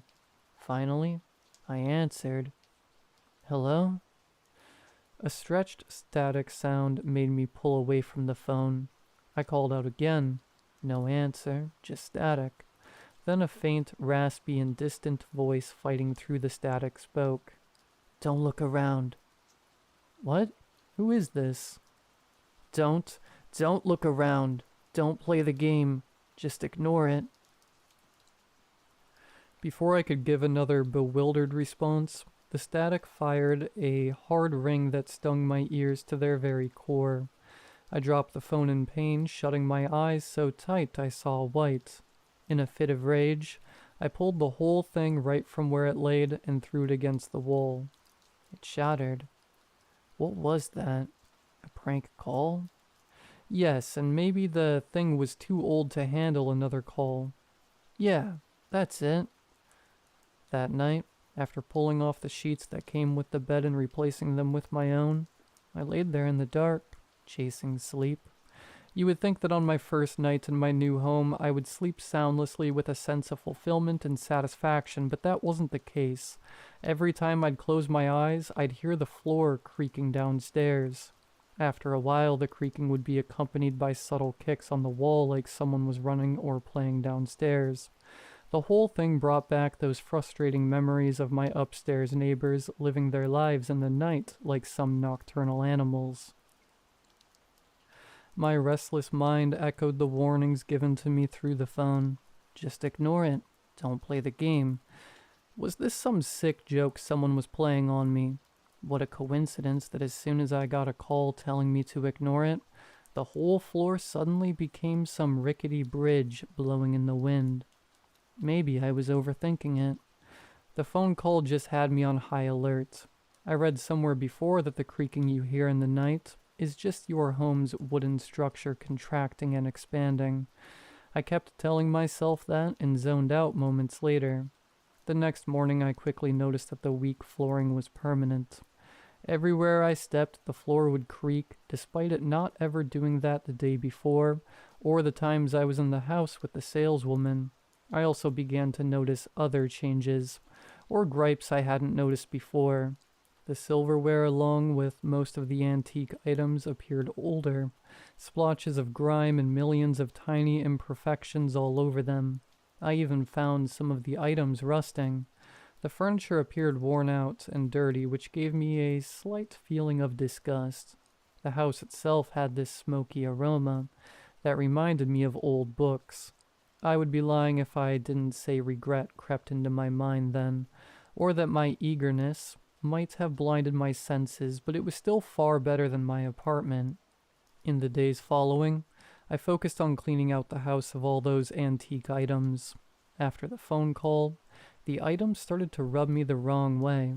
They felt alive, like each one had permanently open eyes. Despite my efforts to take them down and shove them into one of the bedrooms, I'd still get the sense that someone was watching me. I would turn, but again there would be nothing there. Once I was so certain something was watching me from behind that I turned a corner pretending I didn't know. Then, like a little kid anxiously waiting to scare someone, I peeked my head out from the corner, waiting to see what or who would come out. Of course, nothing ever came out. I looked so stupid, and I knew that I was becoming paranoid. The kicking and creaking continued every night, which was something I was failing to get used to. I bought some earplugs and even tried to sleep in different bedrooms to see if that would change anything. It didn't. One night I got into bed, inserted my earplugs, and began some breathing exercises I learned on YouTube to help with sleep. My mind was fading into nothing when this loud bang pierced through my earplugs. I quickly sat up from my bed. A second bang came from my door like a vicious knock, followed by running footsteps on the other side. I now faintly remember the childlike laughter that came after, though at the time everything happened so fast. I stormed out of my bed and violently swung the door open. I looked down the hall. "You think this is funny, huh?" I screamed from my door. There was no response. I searched the entire house that night. Again, nothing like always. I wasn't scared and never once thought the house was haunted. That isn't real, right? I was mad. Mad that I could barely sleep at night. Mad that I couldn't relax in my own home, and worst of all, mad that my old apartment was sounding more and more livable each day. Then one day, as I was cleaning out the other bedroom pretending everything was normal, a sudden salty, penetrating smell wafted into my nose. I covered my nose with the back of my hand, but the pungent smell lingered. It was moist and reminded me of all sorts of dead animals. It didn't take me long to pinpoint its origin. Under the bedside table was a clear, almost silvery puddle of a thick, vicious liquid. The sight of it, along with the growing smell, made me gag. Under it were large, savage scratch marks scarring into the old wooden floor. As I stared, completely confused at what I was looking at, I noticed more of the scratch marks around the bed. Then it hit me. The house was infested. It wasn't the natural movements of the wooden floor that was causing the insufferable creaking and banging. It was the scurrying of the rats or some other rodents. My paranoia was probably just a response to the answer I knew deep down. To think that those things had me question if the house was haunted would have been laughable, if it weren't for the sudden anger and hatred that boiled in me. I was determined to find them and kill them. I searched the house slowly and cautiously. Knowing that they could be anywhere made my skin crawl in disgust. As I looked behind and around the furniture of the living room, I heard one nearby, behind me.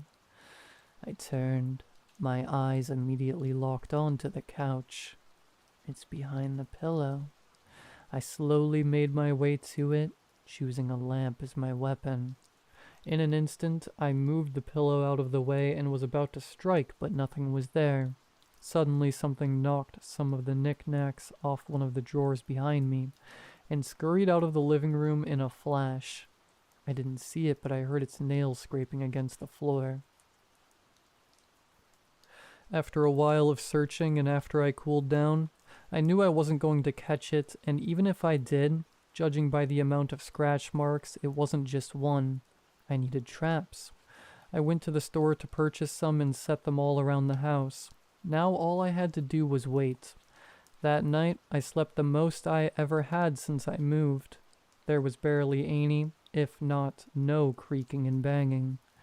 In the morning, I sprinted downstairs like a child would the morning of Christmas Day, only I wasn't excited about big, colorful presents. I was excited to see my nightmare end, trapped and lifeless. The smile on my face disappeared as quickly as it took me to get downstairs. The traps were empty. No presents, no rest, and definitely no peace. But I had a plan. I was hoping to save some money, but there was no way in hell I was going to live here one more day like this.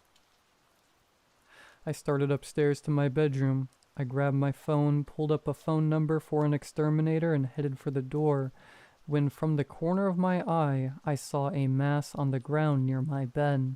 It was on all fours and was about the size of a medium-sized dog. The rest of its details blurred, though I remember the smell. It was a decaying, suffocating aroma. I twisted my head to see it, but before I could, it scuttled under my bed. This is it. I blindly reached for whatever, a broom, as I steadily moved closer. Slowly I crouched, keeping my distance. I heard it retreating deeper, hiding behind some boxes. The smell was unbearable. There was a faint whimper, or my mind refusing to believe it, a concealed laughter. I heard its nails gripping tighter against the floor. With the broom's handle, I suddenly swiped one of the boxes to the side. In a blur, it moved out from under the bed. The sliding door of the closet closed shut before I even had time to look up. The speed of it was unnerving. I suddenly felt a cold shiver run down my spine. I moved closer, the storm of a million questions in my mind winning over the instinctual feeling to run. I was unable to feel anything but my heart pounding out of my chest. I tightened my grip on the broom as I felt my hands go clammy. I reached for the sliding door, my hand hovering over it, trembling. Right when I slid the door open, the thing came bursting out. I fell to the ground. It ran out of my room, giggling like a child. It was a child or the size of one. I stared, frozen in shock. It was human-like, only its skin was pale, almost translucent. I saw its bleached purple veins webbing throughout its unnatural and misshapen body. It was layered over the disgusting, shimmering coat of that silvery liquid. The smell was like a physical mist that burned my eyes. On the ground, it left a trail of its viscous liquid. I followed it downstairs and into the living room. There it was, in a corner with its crooked back to me. It had its hands raised to its face, and in a childlike voice it began to count down from 10. With every number, its voice became more distorted, and its back began to stretch and grow as if something was trying to escape from under its pale skin. My stomach nodded as it doubled in size. Time slowed down for me. Don't play the game. Just ignore it. Just think of it as a game.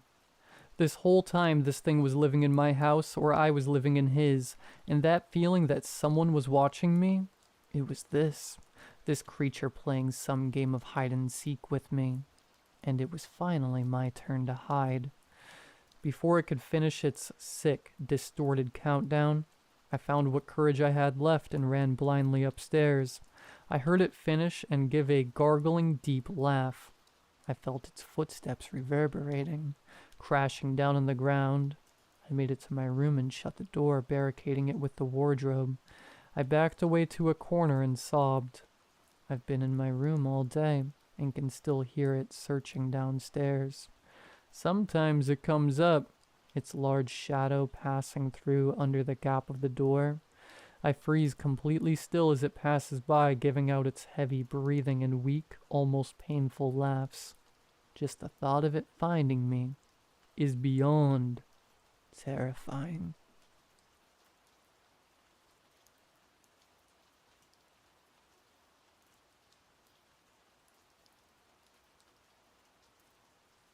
I mean, the title is rather self-explanatory. I'm at Vienna International Airport and everything is frozen in time. All the morning passengers are here, all of them unmoving like fleshy, warm statues. Looking outside through the window, I see a flight departing, suspended in the air. Next to me, a woman is dropping her handbag and all the contents are frozen in the air, unaffected by gravity's pull. Suppose I can elaborate a bit, as at the moment, it appears that I have all the time in the world. I was on a business trip to Vienna, and I had to travel back to Paris CDG Airport with an early morning flight. On the way towards the terminal, staring out of the cab, I saw the airport lights in the dim, cloudy dawn sky. Some of the departing planes were awfully slow, almost like they were not moving at all. I was thinking of pointing this out to the cabbie, but I chalked it up to tiredness. See, after conference, networking cocktails and 6 a.m. flights are not a great combination. So I was far from being in a chatty mood. Either way, the guy dropped me off and I decided to have a quick ciggy before checking in. While smoking, I wondered about airports. How fascinating they are. A while ago, during my university years, I had a part-time bartender job at one, and I always found them eerie. They were liminal spaces, areas of the in-between, people just heading there to pass through it, sort of a border world. Of course, seeing airports like that could have been Stockholm Syndrome because by this student job as well. After all, I needed some sense of wonder to tolerate 5 a.m. shifts. And now, many years later, here I am at 5 a.m. again, but this time as one of the travelers, a wandering soul lost in the liminal landscape. I let out a brief laugh. The hangover left me way too philosophical, yet the eerie feeling I had turned out to be more of a premonition, rather than a hungover inner monologue ramble. Things took a sharp turn for the weird at security. Well, there were quite a few people, many gates were open, so the crowd moved fast. I got directed towards a freshly opened security station. It was surrounded by tired-looking officers, one instructing me to put my laptops and fluid containers on separate trays, the other two standing behind the metal detector gates, waving me through, and a third one, slightly peculiar. He was sitting behind the monitor of the X-ray machine you put your bags through, wearing huge aviators, basically covering half his face. Ah, well, I figured you gotta make a fashion statement somehow, even if you were obligated to wear a uniform. Anyways, I was about to walk through the gate, the metal detector, the symbolic border between the mundane and the liminal, but the very moment I stepped through it, complete silence engulfed everything.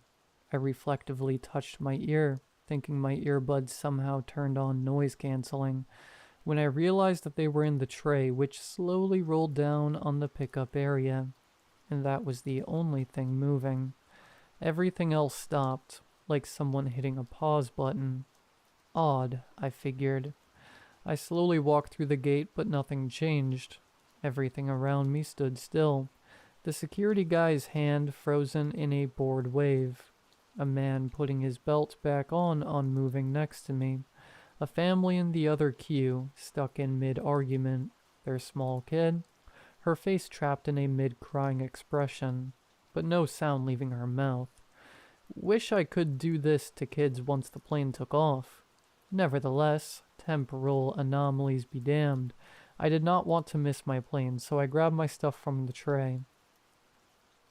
Yet, as I was putting my laptop back into my bag, I saw one thing. Or, well, the absence of it. The security guy with the sunglasses was nowhere to be found. The whole thing did not look like something that respects airport security standards. Walking towards my gate, D24, in the dead silence was certainly an experience. I moved through crowds in suspended animation. Or sure as hell I hope it was that. It would be rather awkward to be at an airport full of dead people. Still, it had a certain beauty. Upon arriving to D24, an unusual sight welcomed me. The monitors showed the boarding was open, and indeed, the doors were ajar. But the flight destination, instead of Paris CDG, just looked like a jumbled mess of characters. Now, while my app said that it was the correct gate, I did not want to end up at the wrong location, so I decided on not boarding for now, waiting it out instead, hoping that a staff member or an announcement will clear up the confusion soon. I was a bit hungry and a nearby bar seemed, albeit overpriced, but fairly attractive. I walked over, crisscrossing the statue-like crowds. I grabbed a sandwich and, as the staff was unavailable on account of being frozen in time, I decided to walk behind the till to the coffee machine and help myself to some drinks. For a moment, I entertained the thought of making myself a nice flat white, but I figured that if time restarts and I'm standing in a restricted area steaming milk, I may get some angry looks. So I opted for an espresso instead. The tiny cup was halfway through when I heard something familiar. The breaking news announcement of Euronews on a nearby TV screen. Well, something, apart from me, was unaffected by this time stuff. So I quickly grabbed my coffee and my sandwich. The total was $12.30. So I put a tenner on the counter and figured they can keep the change. Indeed, at the back of the bar there was a TV broadcasting the morning news, oblivious to the frozen world around it. Chief investigator of the crash at Air France flight. I have hidden the flight ID just in case. At Vienna Airport this morning states that at this time, the exact cause of the accident cannot be determined, while the number of confirmed casualties just passed 80. The search for survivors continues. According to witness testimonies, the aircraft overran the runway during takeoff and crashed into the industrial area of Schwadorf, a settlement near the airport. Authorities have asked the public to forward any information, including recordings of the events of the authorities. Rather macabre watching these news at an airport. I was thinking, when it hit me like a freight train, or like a crashing plane. The flight they were talking about was the one I was supposed to board. Now, while I was trying to cut down on my smoking, the news warranted another cigarette. The airport has a nice smoking area looking at the runway, where a flight was taking off, except it wasn't, as it was just floating silently, in a surreal manner, some sight for a smoke. Yet, as I was clicking my lighter, I noticed something weird. Well, something that should have not been weird, but in this specific scenario, it was rather unusual. A few airport technician-looking guys in high-visibility vests, cargo pants, and despite the cloudy early morning, dark aviator sunglasses were walking around. You know, actually walking, while the world around them was dead still. I'm back now at the restaurant, typing this down on my laptop. Now, I know that my demeanor may feel like I'm not taking the situation seriously enough, but trust me, this is my defense mechanism when I am positively crapping myself, which is pretty much the case now. I mean, I'm not stupid. I saw the news of my crashed plane and I can connect the dots. I'm wondering if this is limbo, death, or some otherworldly stuff. But the call of nature is disrupting my spiral into anxiety. After the coffee and the ciggy, I'm not only about to crap myself figuratively, but also literally. So I will try to hunt down a bathroom in this hellscape of an airport. I'll check back in a bit to see if anyone's around and update y'all. Cheerio. Update 1. So I went to answer the call of nature. Luckily, 1 out of the 4 stalls was open at least. I was also not jealous of the poor guys whom eternity found in the middle of dropping a log. So I was doing my business when I noticed feet.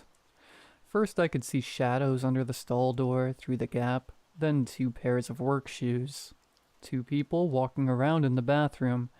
Now, I was about to call out, but something held me back. On top of how awkward it is to make a mid-crap conversation, soon I realized what set my alarms off. I saw the feet, but I did not hear them. They were walking in complete silence, until they started talking. I mean, I reckon they were talking, but I couldn't understand anything. Saying their words were garbled is an understatement. It sounded like a recording of an already foreign language being played backwards, while distorted via a radio. So I clenched my buttocks and remained silent until they left.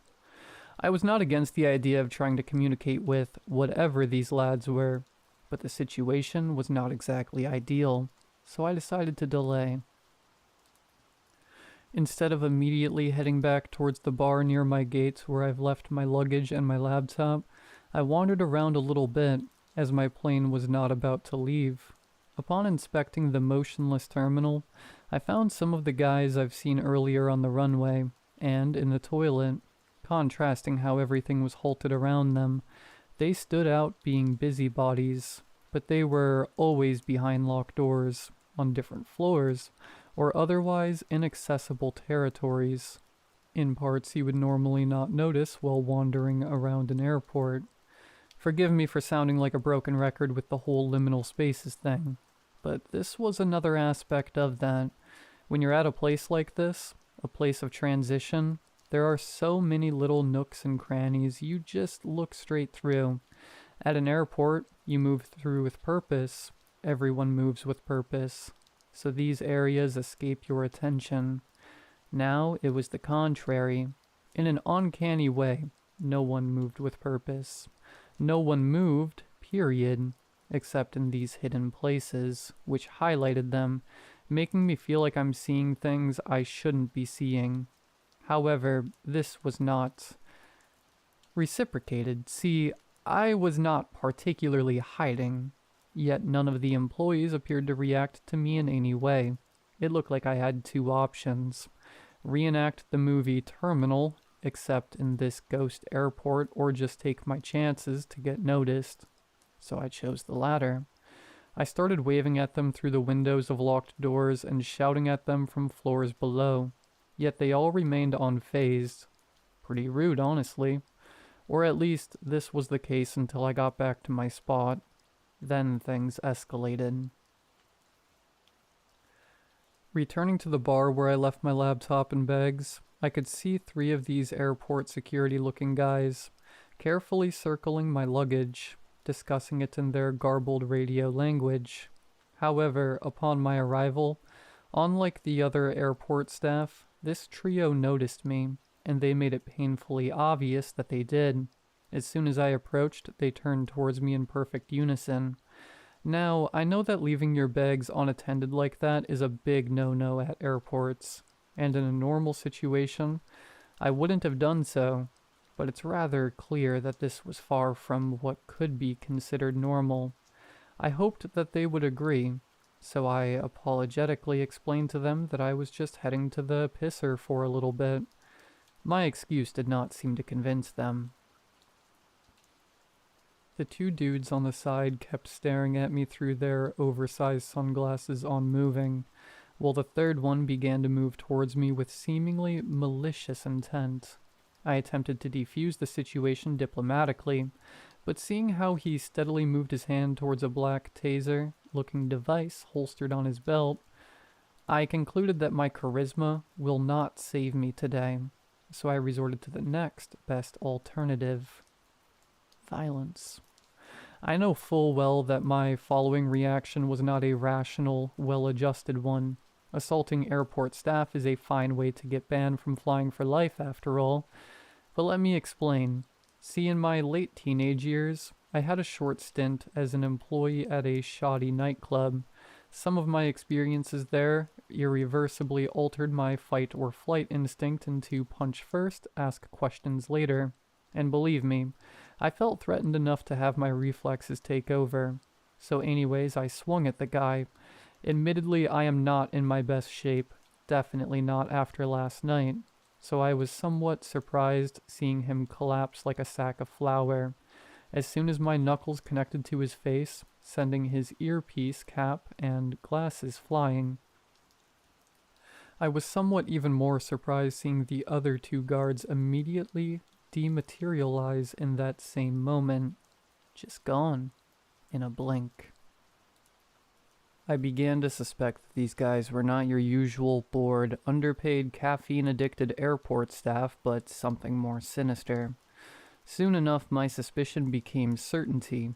The less lucky one of these entities I whacked laid in front of me face down, to see the damage I may have caused and to check his pulse just in case. I grabbed his shoulders and turned him on his back, so he faced towards me. Now, remember I said these guys look like normal airport employees? Well, there was a little bit of a difference. The guy had like a million eyes. The face, previously covered by the dark tinted lenses, which now lay shattered on the floor, stared at me with countless pupils. Small ones, big ones, just dotted all over the sockets. In a way that should not be possible. Not entirely unlike a spider, but way more crowded. In fact, there were simply too many of them. They should have not fit the space normally only occupied by two eyes. Yet there they were. Kind of like a Mandelbrot fractal. They appeared to be almost infinite, and frankly, fairly hypnotic. But I had to snap out of it. For the lack of anything better to do, I figured I'd sit down and type this update. I have mixed feelings about the situation. On the one hand, I'm somewhat relieved that I didn't ruin the day of some poor guy at the airport. And parallelly, didn't ruin my chances of me flying ever again.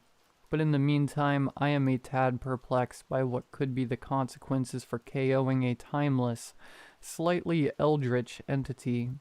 On top of that, I can't really get those eyes out of my mind. And not in a romantic way. See, no pun intended. I honestly don't know for how long I was staring into them, but once I was out of it, I feel like I remembered something.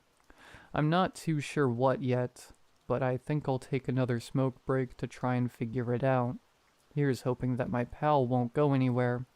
I'll get back to y'all soon. Update 2. Midway through my ciggy, I realized that the unconscious guy may have a way of entering those little hidden areas I was ranting about beforehand. Since, at this point, I was fairly certain that the areas accessible for passengers won't hold any answers. I figured I could borrow a keycard. Spare me for the moral lesson of looting from a, hopefully only, unconscious entity. Of course, these security gates also require a password in addition to the keycard, but since apart from the trio messing with my luggage, no one acknowledged my existence. It was not particularly difficult to follow one of these mysterious walkers towards an off-limits area, and peek at the 4 digits password over their shoulders. The key code was, I kid you not, 4444. Airport security. Yeah, right. I opened the security door and entered a bland, white, blindingly lit hallway, leaving the passenger area with its soothing colors, kitschy decorations, and fake plants, and entering a blindingly lit, barren security hallway. Surprisingly, it didn't give me as much of a whiplash as I expected it would. Of course, this corridor had none of the artificially welcoming atmosphere of the Traveler's Lounge, but it still felt like that the two areas were related. I can already hear your snarky comments saying, yes, both are parts of the airport, but it's not that. It felt like the empty corridor represented the reality of this place, and outside of it, all the bits and bobs that made it feel welcoming were just there to ease people in a sense of familiarity instead of liminality. But here, behind the thick blue doors, that poorly fitting facade was dropped. No siren, no comfy feelings. Colorful advertisements and €2 massage chairs here for you. The corridor screamed, through the humming of the bright white neon lights, that you are a stranger, and you shouldn't be here. Too bad I got used to people screaming at me not to do things, then doing them anyways. And corridors, I guess, kinda ruined that metaphor here. So I marched on, peering into barren office rooms, some of them containing some oblivious airport entities, their real self hidden behind the sunglasses. After a bit of wandering, I noticed an area labeled Monitoring Room, and on a whim, I entered. The label didn't lie.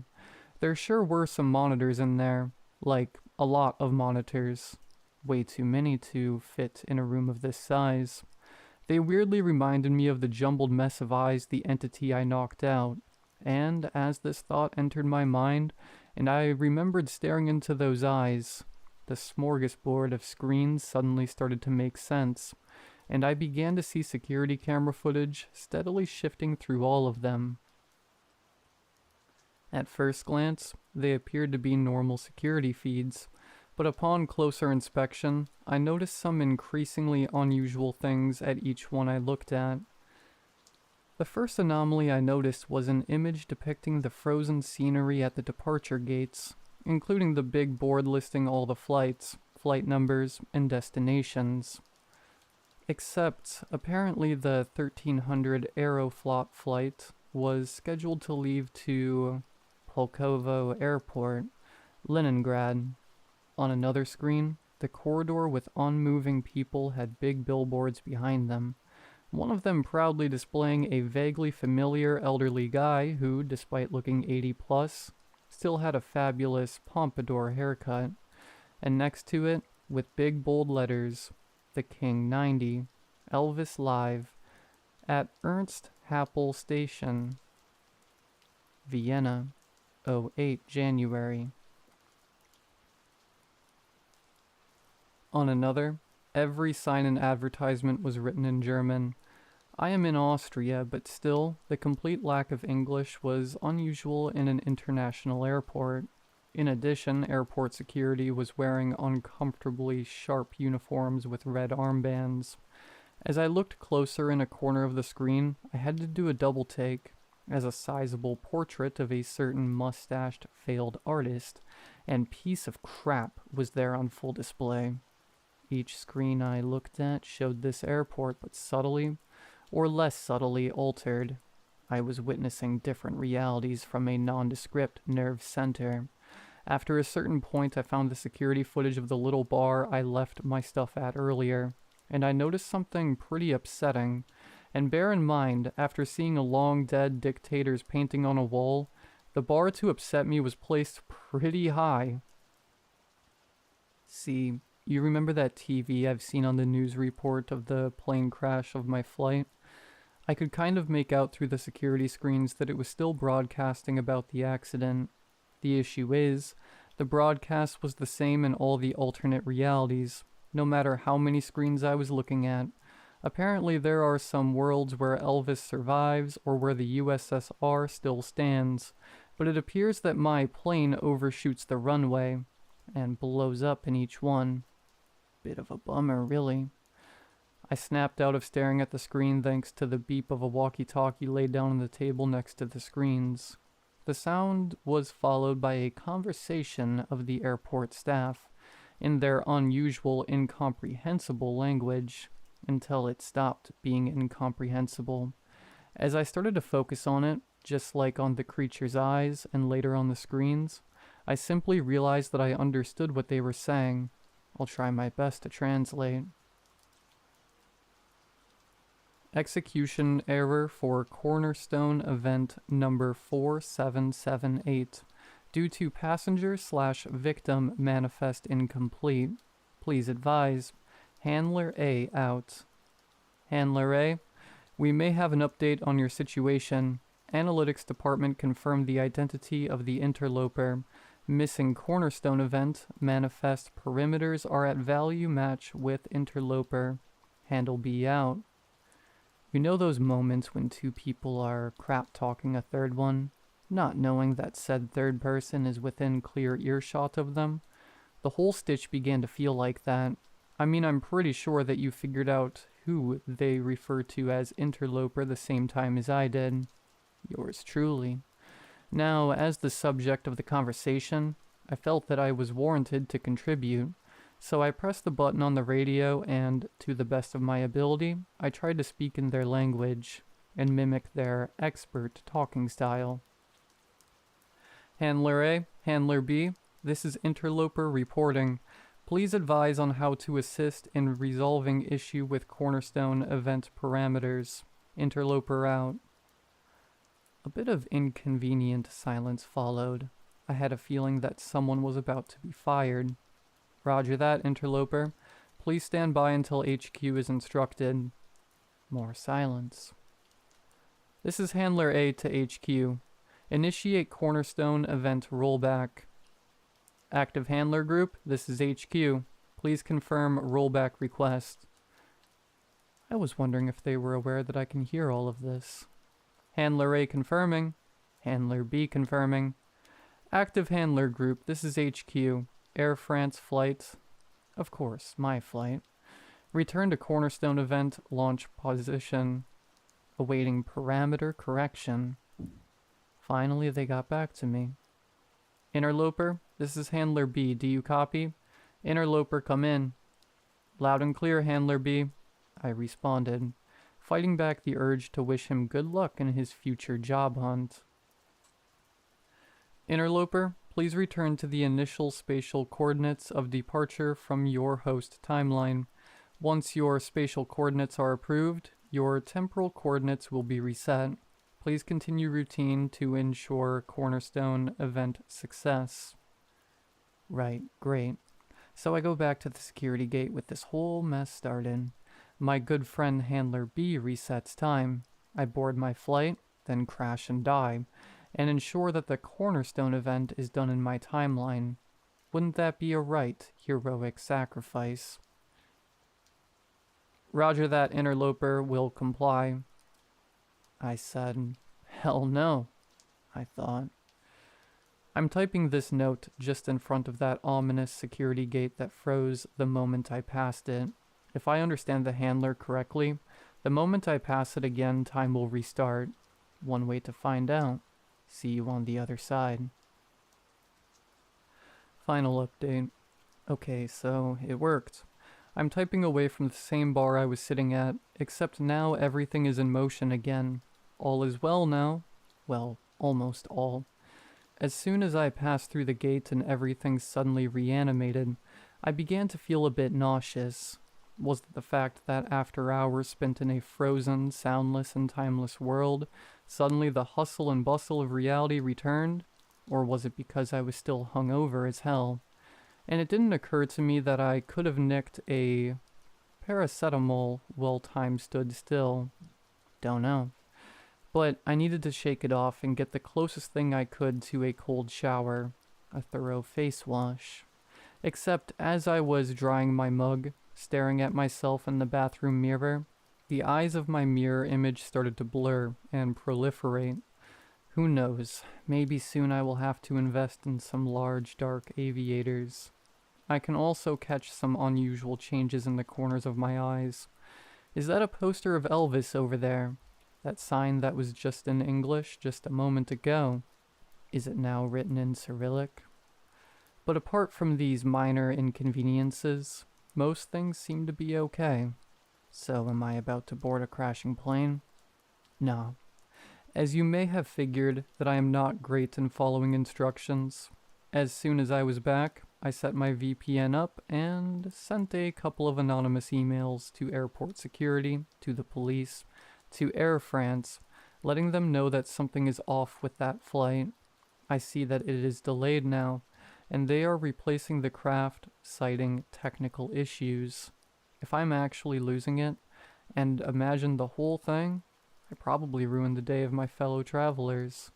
But if not, then I just helped those poor guys to live to see another day. But about the implications of me doing that, well... So, all sunshine and rainbows, right? I ought to pat myself on the back. I messed around with beings beyond time and prevented a major accident. Yeah, normally I would, but there are some subtle things going on that overshadow my urge to celebrate. See, the eerie sunglasses wearing part of the crew is still around, and they definitely look a bit more agitated than before. And while I couldn't really catch all their conversations, here and there I hear some jumbled radio fragments I still understand. They mention a certain cornerstone correction protocol and enhanced intensity events in close proximity. Now what does that mean in practice? Hell if I know. And I know I am being pretty vague here. It sounds like stuff is about to go down. Well, either way, they're calling my flight. Suppose it is time for me to leave this godforsaken airport.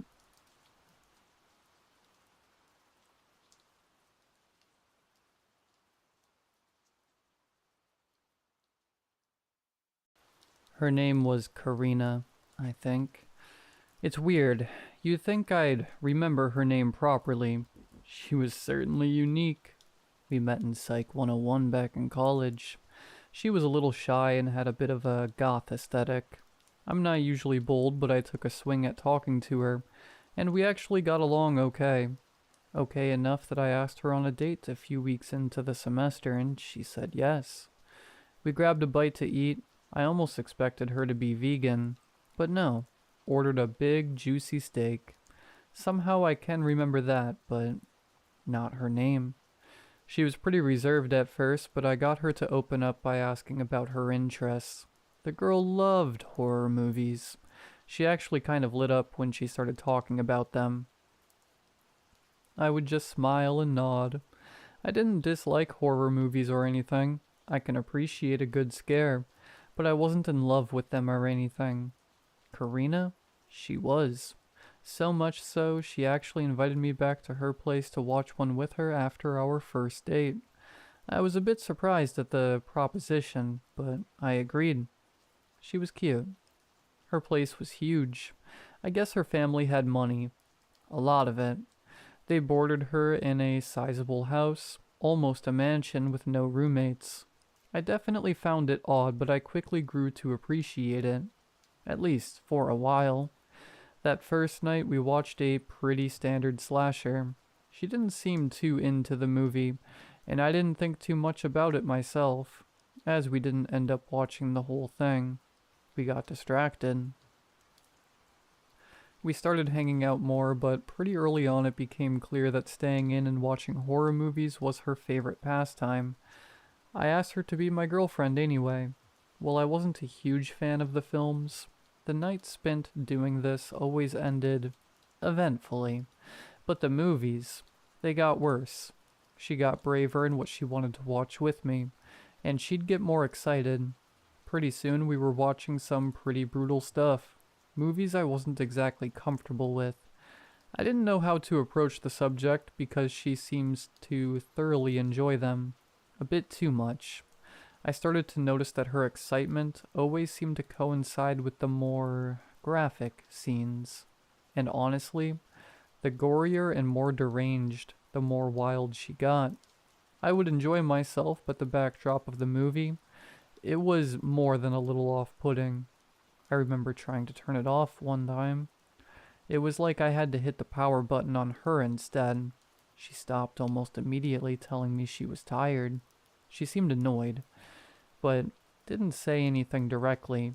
I started to get the sense that she had an unhealthy obsession with some pretty dark stuff. I knew things wouldn't last, but I was having fun, even if the films had gotten more than a little disturbing. I remember it getting to the point where they weren't even mass-distributed films. They were grainy and, God, some of them felt real. It was one night like that. The last night, we were watching some VHS tape of what seemed to be a man being tortured.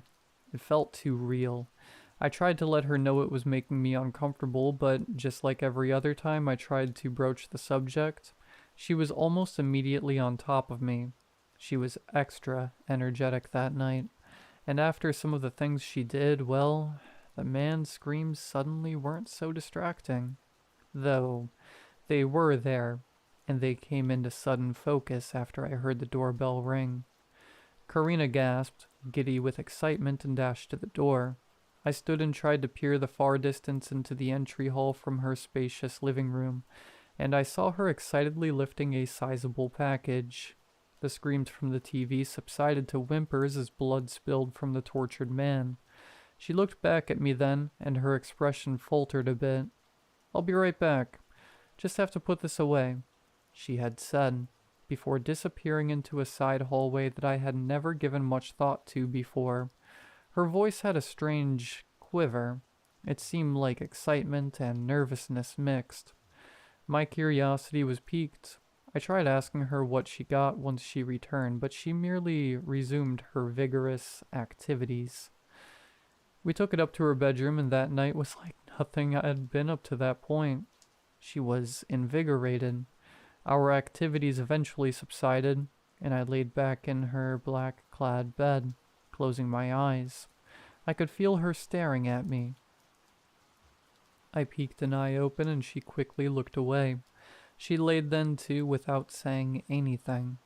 I tried to cuddle with her, but she was rigid and unyielding. Something seemed off, and I felt the unease that had slowly been settling in about to creep into my mind. I knew I had to end things. She was disturbed. I remained quiet. So did she. We laid there for a long time. Sleep couldn't find me. I felt uneasy. This was not helped by the fact that every 20 minutes or so, I would feel her sit up, and I would sense her staring at me. I peeked once or twice. It was a cold stare. I could always make out some sort of noise or other indication that I was not fully asleep, and she would quickly return to lying down. Eventually her breathing did slow, and she appeared to drift off. I could not follow her there. Something was off, and I felt like it had to do with the package. After a time, I decided that I wouldn't be able to sleep, not until I knew what made Karina behave so strangely.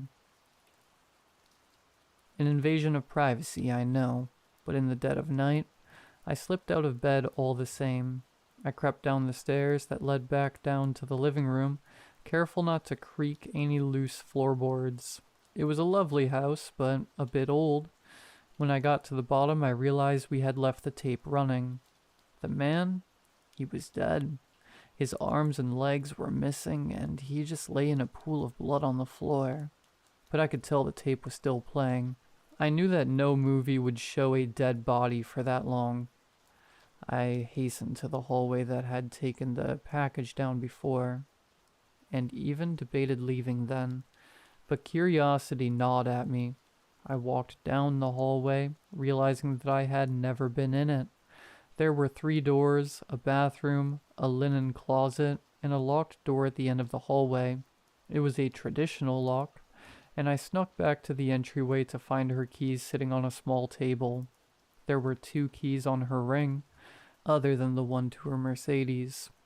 I went back and tried them both. One must have been for her house, and I guess the other was for the mailbox or something, because neither worked. I decided to leave it be and just try to get some rest. I snuck back upstairs and was about to lay down when I noticed her clasp bag a few inches from her fingers on a side table. She went everywhere with that thing. I had even noticed her checking it obsessively on several occasions. Another invasion of privacy, but I couldn't help it. I quietly lifted the flap and poked around inside it. Lo and behold, there was a small pocket on the inside, and in that pocket, a pearly key. I remember her stirring when I set the bag back down. I stood stock still until her movement subsided. Then I snuck back down the stairs. The key fit. It unlocked the door, and behind that door, a nightmare. On display in clear cases were dozens of dismembered body parts. Some seemed preserved, others, not so much. The smell was not egregious outside of the room, but inside I wanted to vomit. There seemed to be intricate ventilation systems inside each case, but honestly, that's not what I was focusing on. I remember the one closest to the door, a human leg severed at the knee. It had been opened up like a medical display, but it was clearly for artistic effect. Strips of flesh were cut away to form intricate patterns. Blood still seeped from the cuts. It was clearly still fresh. I stumbled further into the room. I saw many things I don't enjoy recalling them, but I feel like some of it is important. I saw a woman's severed head on display, with a cool blue light illuminating it. The bottom jaw had been split in two, leaving the two halves dangling down instead of meeting at her chin. It was not one of the well-preserved specimens. I think the worst was the knot of small appendages. Too small, obviously children's. They were broken and twisted in impossible ways to make some symbolic-seeming knot. It was hanging above the main attraction, a terrified-looking woman who had clearly been dismembered and restitched back together, but backwards. Every joint had been severed, only to be reattached in the opposite direction. Her head was on backwards. Even dead and mutilated, her last expression showed primal terror. She too did not appear to have been dead long. I could go on, but I don't think I actually spent much time in there. Not long enough to even think of taking a picture. Not before I heard her voice from the doorway behind me. "Do you like them?" I'll never forget that question. Asked quietly and sweetly, and in the most menacing way I have ever heard. I turned to look at her. She was in a white sleeping gown. Her black hair was disheveled. Her pale skin glowed. So did the knife in her hand. She charged me. It was a jerky and unnatural movement. She tackled me with a strength that seemed incongruent to her small stature. She straddled me in a perverse reflection of our previous activities, only now she ruthlessly stabbed the knife down at me. 147 stitches. That's how many I ended up needing, mostly on my cheek and neck, but a few on my face. It's a miracle none of her attacks nicked anything important. She wasn't a big girl. I managed to throw her off. And believe me when I say I tore out of that house like a bat out of hell.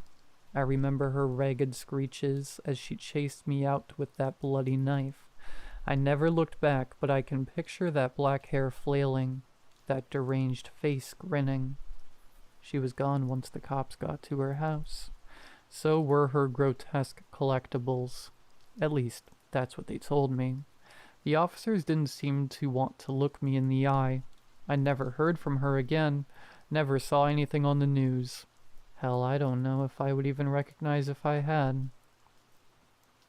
I can't even seem to remember her last name, but I know what I saw. I've got the scars to prove it. Whoever she was, whatever she was. I hoped she was gone, but last week I got a package. It was a child's arm severed at the joints and reassembled in reverse. I of course reported it to the authorities, but there was no information on the package, and somehow nothing on my doorbell camera, despite it clearly being hand-delivered. But I've got a pretty good idea of who it's from.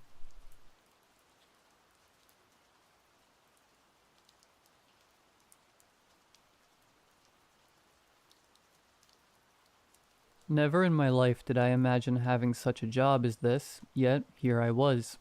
I found a job listing for a company called Bell, Home Security and Surveillance, with paid training. Bills were stacking up and I wasn't getting any replies, so I filled out an application. Received an email almost instantly telling me I got the job. No interview? I thought. A document contract was attached to the email, a DMCA. The email read that I got the job, and to keep it, I had to sign the contract and essentially promise not to speak or share details of my training and position. I was in no position to argue or complain, so I signed. Didn't even read the entire contract, which I know I should have. Come October 1st, it was time for my big first day. I was asked to arrive around 9 p.m. Seemed like I would have the graveyard shift. I put the address on my GPS, but nothing came up. I searched it up and nothing. As I was about to email the company, my GPS automatically refreshed and started giving directions. I was puzzled, but paid it no mind. Didn't want to be late on my first day. I started the engine and drove off. The office building lied far from the city in the outskirts, deep, and I mean deep into the vast woods. A road veered off from the highway, which I had to take to get there. I drove across the bridge over a small river and finally arrived at my destination. The building had a weird shape to it, unlike anything I seen. Instead of your usual boxy structure, the building was tilted as if about to fall over. No windows or doors were visible, just white walls without a single speck of dirt or dust. I left my car at the parking lot before the building and got out. I approached the wall, which suddenly slid open. A man in a black tuxedo greeted me. "Mr. James Morgan, welcome to Bell. We're happy to have you." "I'm happy to be here." I shook his hand and followed him inside. We walked down various empty halls with no rooms in sight. I remember looking up to see the walls reach for the sky with no ceiling in sight. The man stopped at a corner and pressed his hand against the wall, which slid open the entrance. Inside was a small office complete with a desk, computer, and 3 chairs. Cabinets and drawers were stacked with papers. "Please, Mr. Morgan, take a seat." I took the closest seat as he took the one behind the desk. "Mr. Morgan, here at Bell Home Security and Surveillance, we take our job graciously in ensuring safety to our customers from all dangers." I just nodded as he went along. Danger comes in many forms: theft, break-in, but we specifically specialize in a very specific kind of danger. "What kind of danger?" "Tell me, Mr. Morgan, do you believe in ghosts?" Lost for words, I wasn't sure how to respond. I mean, how do you respond to such a question in such an out-of-place scenario? I'm an open-minded person. I see what I believe. "Do you know why the company's name and logo is a bell?" "No." "It's named after the Bell family, a religious family that lived in a church, with a notable bell tower." He retrieved an old photo from the cabinet behind him and placed it on the desk. "They were known for ringing the bell every time danger appeared, to alert the town not from any invading armies, but from witches." Taken aback from his words, I glanced down at the photo to find an old family from the 1800s holding pitchforks and torches. "That's where it began, and we have continued their legacy ever since." "Wait, you're a home security company that warns people about ghosts?" "We wait for a sign of paranormal activity, thoroughly investigate it from here, using the cameras and sensors. If needed, we also use our hidden drones to properly scout the place." He returned the photo to the cabinet and continued. "If a creature or otherworldly entity poses a threat, we immediately send a list of instructions to our client that share just enough details to know what type of entity is in their house and what to do." He leaned back on his chair and held his hands together. "As our friends back here guide the client to safety, a team is dispatched to that location to deal with the entity. They then have 3 options: capture the entity, neutralize it, or eliminate it." So you're ghost hunters. We're no different than any other home security organization. We just take it a little further. Unreal, I thought. A dream. If not, then what? Okay, so what am I gonna do exactly? You'll be part of the team that deals with the entities directly. That's where the paid training comes into play. He stands up and waves me towards the door. After you. We left his office and headed further into the hallways, eventually coming across a locker from near a giant garage. A guy in a black uniform stepped out. James Morgan, I take it? I shake his hand. Pleasure to meet you. The name's Michael Waters, and the pleasure is all mine. A little bell was pinned to his shirt along with the name tag. Let's get you into one of these, shall we? I nodded my head and turned to find the previous man now gone. Didn't recall hearing his footsteps either. In the locker room, I was handed a black t-shirt and pants, a belt with a few pouches for storing stuff, and a little bell and name tag. Nervous? Michael asked. Are we really ghost hunters, or was that man just messing with me? What man? The man, the guy in the tuxedo that walked me over here. He was standing right next to me. Oh, I see. Don't worry. Nobody could see the woman that hired me either. Michael began loading equipment onto a black van with a satellite on top, a giant yellow bell on its side. Really pushes the little theory me and my folks got going on. And what's that? The company is run by ghosts. Good ghosts hunting bad ghosts? Or something else and probably much worse. Yeah, we help people, but I think it's all theatrics. What do you mean by that? Ghosts or not, you need money to get your resources, so they pose as a home security company, help people on the side who then talk about the great, wonderful customer service we provide, refer their friends and families. Pretend to be the good guys so people pay them to do what they only care about? Yes, not every time though. Some of my folks were told to purposefully leave customers in danger and fend for themselves. Can't sell home security if all homes are safe, you know? It was a lot to take in. I was ready to just leave and pretend this was just a bad dream, but I guess Michael took notice. I wouldn't leave. It's too late now.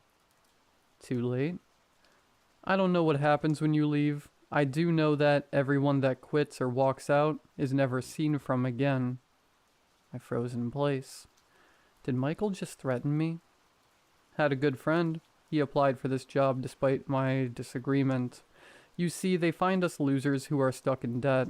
People that can't find a job. Promise us a huge paycheck. They do pay us. He placed a container into the van and shut the doors. But when my friend decided he had enough, he walked out and couldn't find him anywhere. Never went home. Nobody's seen him. Michael takes the keys from the wall and heads towards the front of the van. I reluctantly stepped into the passenger seat as he took the driver's. We're in this together now, James. I got your back if you got mine's. I sighed, accepting my fate. Michael started the van and we drove off. We were driving along the highway when a female voice came over the radio. Agents Waters and Morgan, possible level 4 entity detected. Level 4 entity? An entity that can't be dealt with or handled. What about the other levels? A level 5 entity can be left alone. A level 4 entity can only be left alone under surveillance. Level 3 is an entity that must be dealt with right away. Level 2 is an entity that has a very specific way of dealing with. Level 1 is an entity that is out of our control. What levels are more frequent? Level 4 is the most common. I haven't been called to deal with any entities above them. We finally arrived at the address the female voice sent us and parked the van up front. Michael got out of the car and walked up to the house. I followed behind. He handed me an earpiece as he placed another in his ear. It's so Sharon can communicate with us. Sharon? The lady in the radio. Oh. Michael was about to knock on the door when we heard Sharon again. The client has vacated the premises. Proceed to enter. He carefully pushed the door open and stepped inside. I walked in after him and looked around the dark living room. I was ready to try the switch, but Michael stopped me. Even something as simple as the light turning on could upset or trigger these things. Best to leave it alone for now. He pulled out a tablet from the bag he was carrying and switched it on. It glowed a blue hue, bright enough to see the screen and nothing else. What are you doing? Just getting ready to gather some information. I glanced around and waited to see any sort of sign that a ghost was present. Nothing. Sharon, can you tell us what you got? Affirmative. Level 4 entity detected at 22:41 hours. Subject has the appearance of a female, 11 years in age. Subject is currently upstairs on the first bedroom to the right. Will do. I followed Michael upstairs to the mentioned room. When we entered, we did indeed find the girl Sharon was talking about. Up to this point, I was just playing along with everyone else. Was still having trouble believing everything I'd been told. But any and all doubts went away as I laid my eyes on the girl. She was normal in terms of looks. She just so happened to be standing on the goddamn ceiling. Michael? Sharon, we found the entity. He proceeded to approach the girl. Hey, sweetie, why don't you go ahead and come down to us? I stayed by the door and watched as Michael pulled out a piece of candy from his pouch. I got candy. You like candy? As he unwrapped and offered it to her, the girl started to slowly descend. My eyes widened and heart raced as red, bloody hands ripped through the girl's feet as the body lowered itself. The right hand inside the girl's left foot let go of the ceiling and reached for the candy. I can't even, nor do I want to describe where the head of the thing came out from. All I'll say is it came from between her legs. The thing snatched the candy out of Michael's grasp and shoved it in its mouth. Other parts of its body soon began to emerge out of the skin, like a person with no flesh who put on their clothes backwards, wearing the shirt as pants and the pants as a shirt. All you could make out from what parts were visible was that the thing had no skin and probably why it used the girl's corpse as clothing. Michael seemed so unfazed, yet I was starting to panic. I lost my cool and darted downstairs and towards the exit. James, no! I heard a piercing cry behind me, accompanied by a loud crash. I turned around to find the thing chasing me. The skin of the girl it was wearing started peeling away. I screamed and reached for the door when Michael opened fire on the thing. It stumbled into the wall and onto the floor. The thing was still breathing, but severely wounded. Sharon, we require medical attention. I checked for any injuries on myself and looked at Michael. I'm fine. It's not for you or me. He pressed his 2 fingers against the thing's neck. You want to save that thing? It tried to kill me. It's the job. Capture these things and keep them out of trouble. You're insane. You filled out the application and put on the uniform. You're part of this now, whether you like it or not. I'm leaving. I told you what happens if you leave. Coincidence, that's all. Okay, if you are so sure, go ahead. Walk away. I hate this job. I think the reason I get away talking about it is because no one would in their right mind believe such a ridiculous story. Still work there, of course. The pay is beyond great. I got my own house now, car of my dreams. Thought if I lived a good life doing what I always wanted to do, it would take my mind away from the horrors I have to live through working there. But every morning, after saying goodbye to Michael and heading home, I dread the day that we both encounter something beyond our control. The day we don't clock out. I write this now to anyone who may dare read and take my story to heart. Well, I still can tell that story, because tonight I go back to work. Michael called me in the late afternoon telling me to have a nice meal and do an activity I love. We survived this long, Michael. We can push through another night. It's a level 2.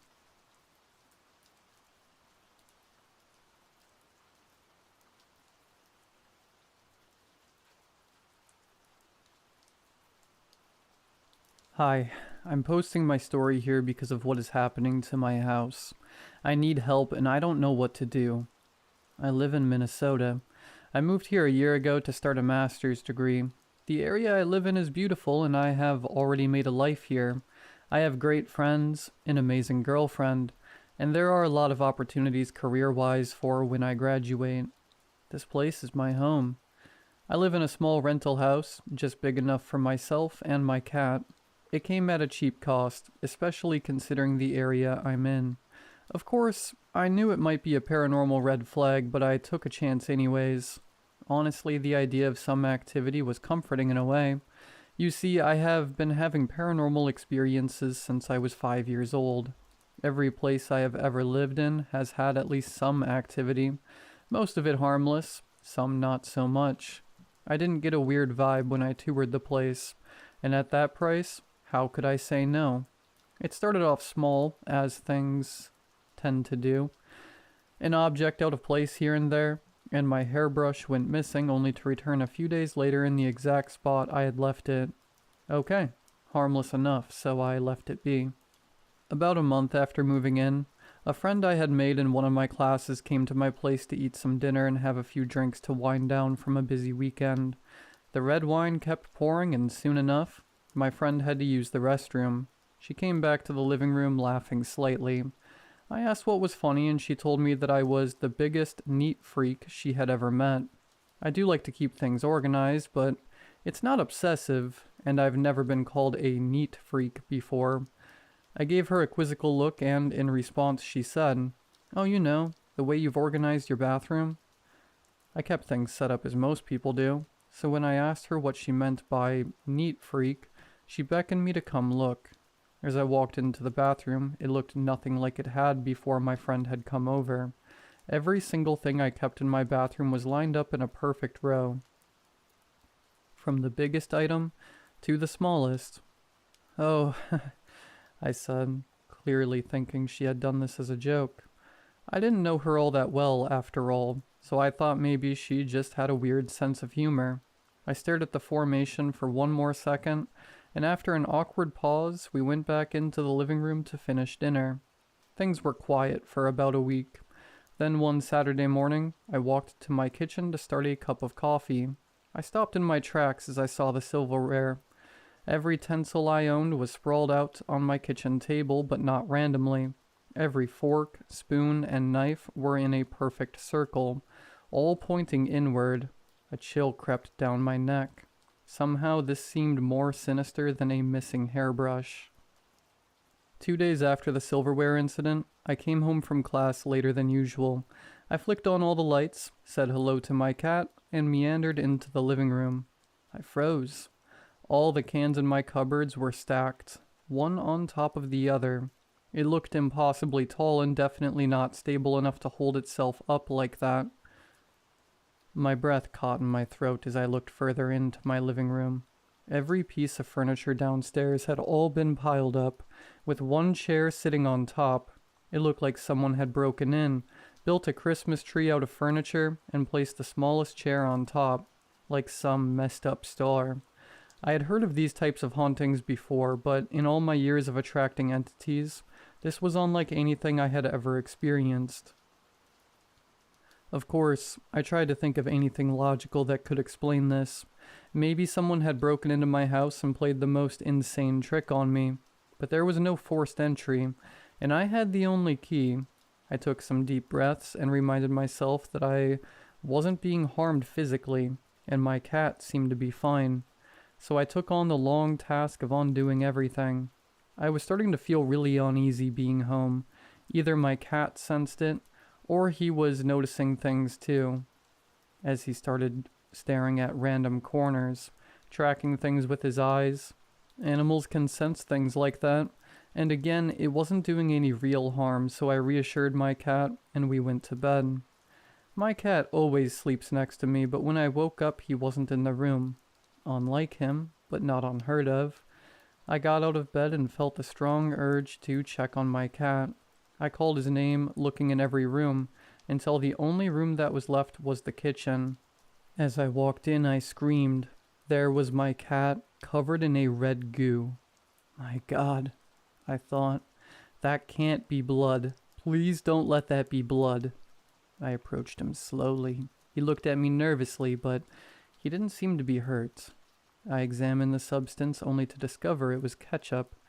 I opened my fridge and the ketchup bottle that had been nearly full was almost empty, with the cap still open. Up until now, the entity had only been interacting with inanimate things, but now it was messing with my cat. I can handle a lot, but when something starts interacting with a living being, I knew that what I was dealing with was no normal entity. Mess with me, sure, but leave my cat alone. So I did what I always do with an unwanted visitor. I demanded that it leave and never come back. I told it it was not wanted here, and was no longer allowed to be here. Somehow this only made things worse. I went to bed that night and made sure to lock my cat in my bedroom with me. Telling things to go away usually worked, but this was on a whole other realm. It was the most unrestful night of my life.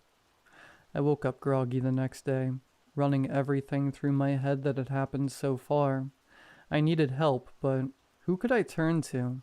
As I was brainstorming who might be able to help, a priest, a psychic, I walked to my bathroom. I flicked the lights on and almost screamed in horror. Staying was written all over the walls in various substances, with toothpaste to shampoo. I almost fell as I backed out of my bathroom. My eyes scanned every surface of the hallway, the living room walls, and all over the kitchen, only to be met with thousands of staying, written over and over again, and balanced perfectly upright on the kitchen table, was my biggest kitchen knife. But that's not the worst part. Whatever this thing has had ripped a picture of some old friends and me off the wall. It had torn the picture up, leaving only my face intact. The picture of me was speared right through my eye with the tip of the knife. Please, I don't know what to do. I don't even know what I'm dealing with. I don't think moving out of this house will help. This thing will follow me. The house is not haunted. I am.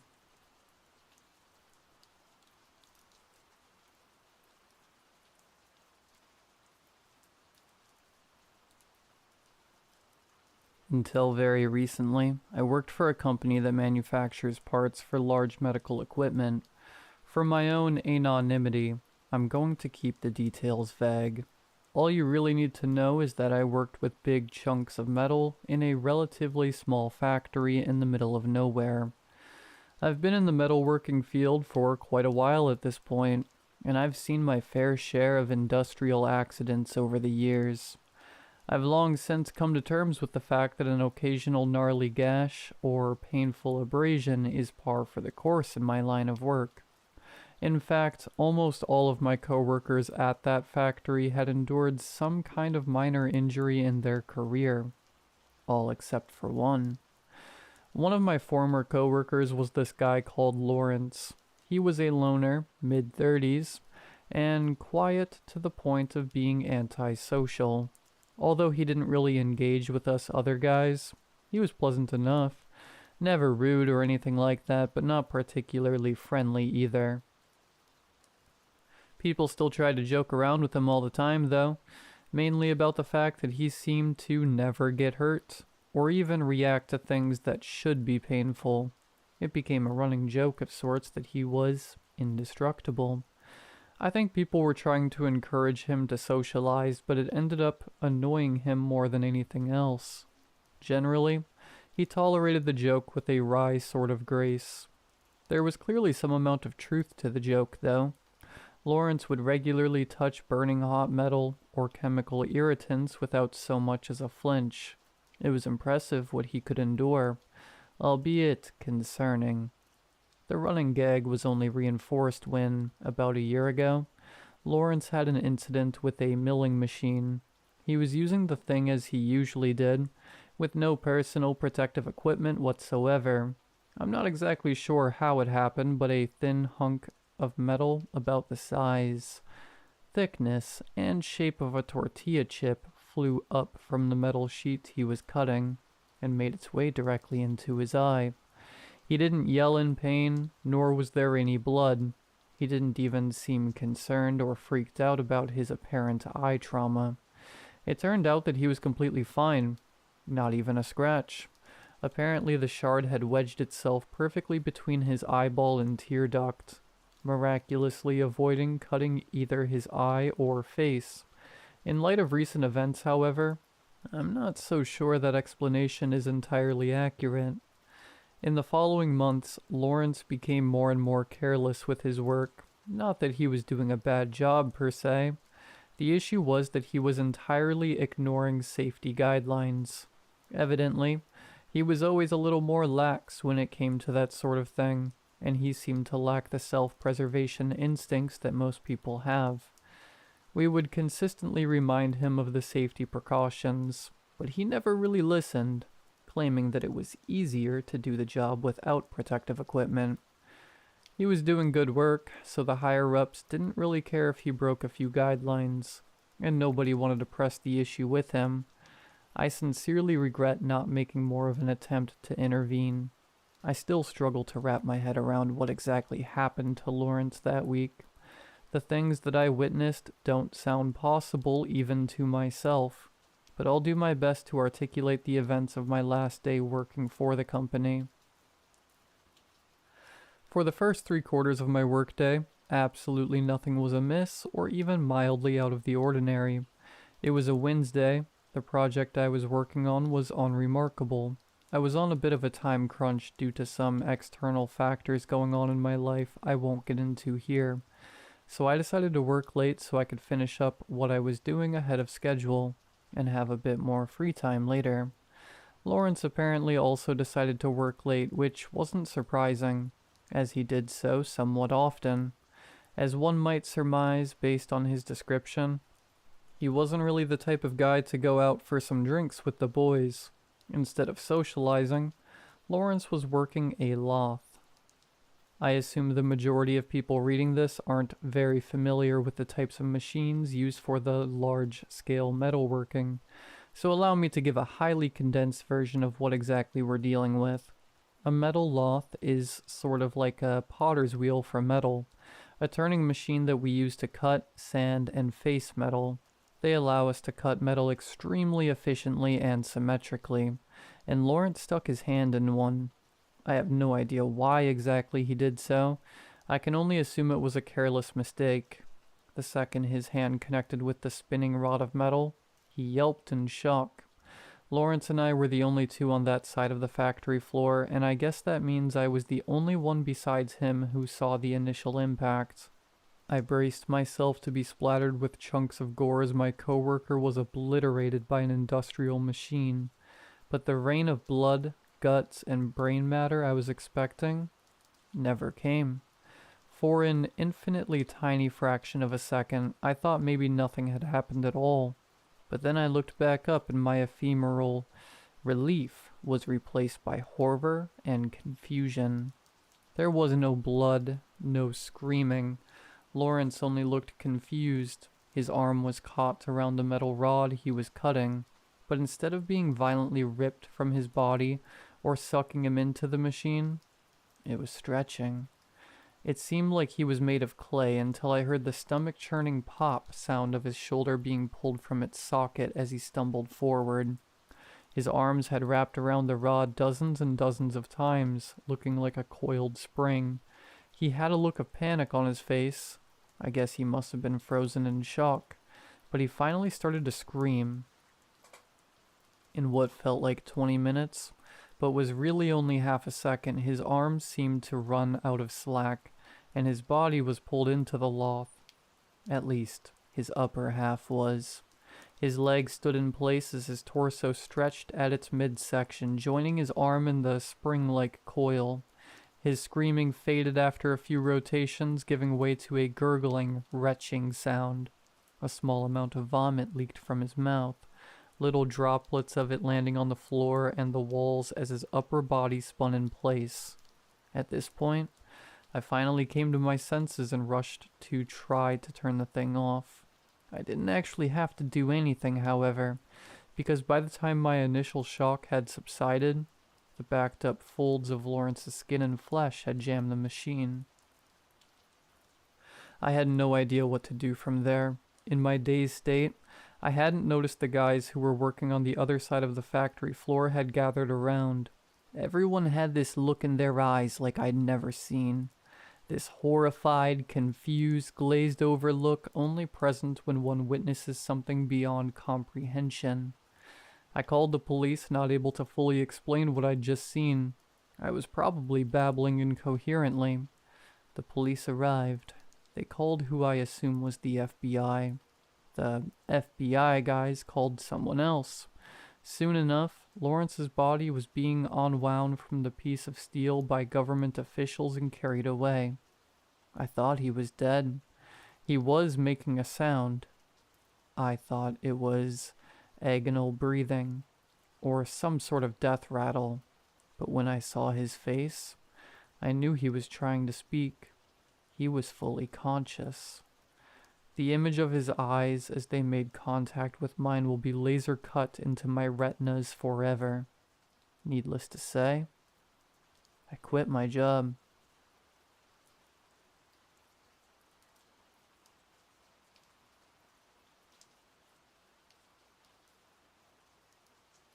The first incident occurred a week ago, 3 days after the mirror arrived.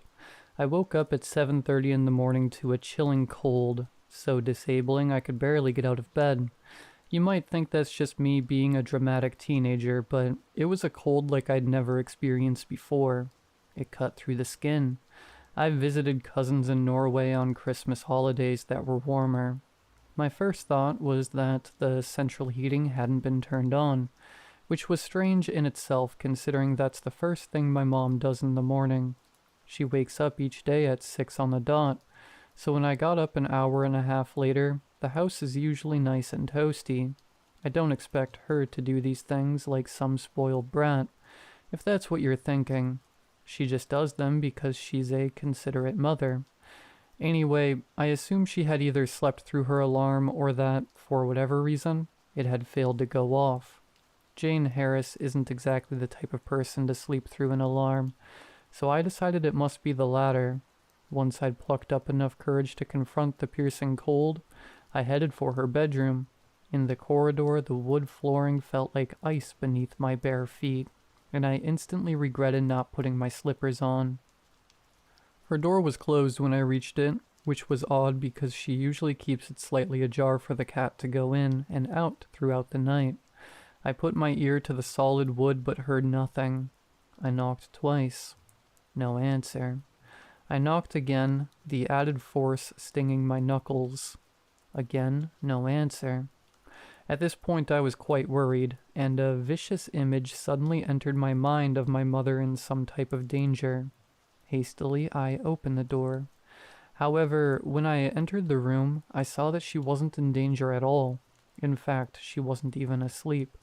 She was sat in her chair, fully dressed, looking into the mirror. "Is everything okay, Mom?" I asked. At first she didn't notice me, but after a few seconds she caught my reflection and smiled. "Hello, darling," she said. I flinched. There was something about her voice, something that sounded off. I could feel my guts suddenly churn, and the sensation of a deep pit opening in my chest overwhelmed me. Inhaling deeply, I tried to gather myself, and then it hit me. I'd heard that voice before. It must be the cold, I quickly realized, shaking my head. God knows how long Mom has been sitting there wearing only her work clothes. She had probably caught the flu or something. "Are you okay?" I asked again. She didn't answer. "Mom?" I caught the hint of a frown in her mirror's reflection, so I called out to her again, and this time she turned around to face me. For a moment, it was like looking into the eyes of a stranger, and then she sprang to life. "Sorry," she said, color suddenly rushing into her face. "Something must have come over me." She pulled herself up from her chair, looked around the room and frowned. "Gosh, isn't it cold in here?" she remarked. The second incident happened yesterday. I woke up in the middle of the night needing to pee, accosted by the same violent cold. On my way to the bathroom, with my slippers on this time, I heard a noise from the end of the corridor. It was coming from my mom's room. Curious, I detoured towards the noise, my ears alert. It was dark in the corridor, so I tried flicking the table lamp on, and almost knocked a framed picture off the wall. It was my parents' old wedding photo, the only image of Dad Mom refused to take down. I turned on the lamp, readjusted the picture, and continued moving. I reached the end of the corridor and peeked my head around the corner. Again, Mom's door was closed, but I gathered she was awake from the thin glow beneath her door. And from the noises. They were louder now, and they were coming from her room. I crept silently forward, edging towards the door, turning my head to listen. It was a cry. Someone was in her room crying. A chill ran down my spine like a bolt. I wanted to run away, but my body propelled me forward, my hand reaching for the doorknob and twisting. I flung myself into her room. The cold was like a tundra. My mom was sitting in front of the mirror, staring into her reflection, her nightie barely covering her thin shoulders. Her body was still, but her mouth was open, and a deep cry, a man's cry, flooded out of it. A cry I'd heard before, but not from her lips. I screamed. I ran over to my mom and shook her. She remained still, completely unaware of my presence, her eyes hooked to the pair in the mirror. I reached beneath her arms and pulled her from the chair. Her body felt like the heaviest object in the world, and it took every inch of my strength to lift her. We both went crashing to the floor. The crying ceased. "What are you doing, Mom?" I said to her, still shaking. I helped her up off the floor, barely able to lift myself. Her face looked gaunt and frayed. "We need to get rid of that mirror," I told her. She turned to face me, her eyes like hollowed shells. "Your dad wouldn't like that," she said. And that's when I freaked out. My dad's been missing for almost 2 years. As soon as she said that, I left. I'm at my friend's house right now. I don't know how long I can stay here, but at some point, I need to return home. I don't know what to do.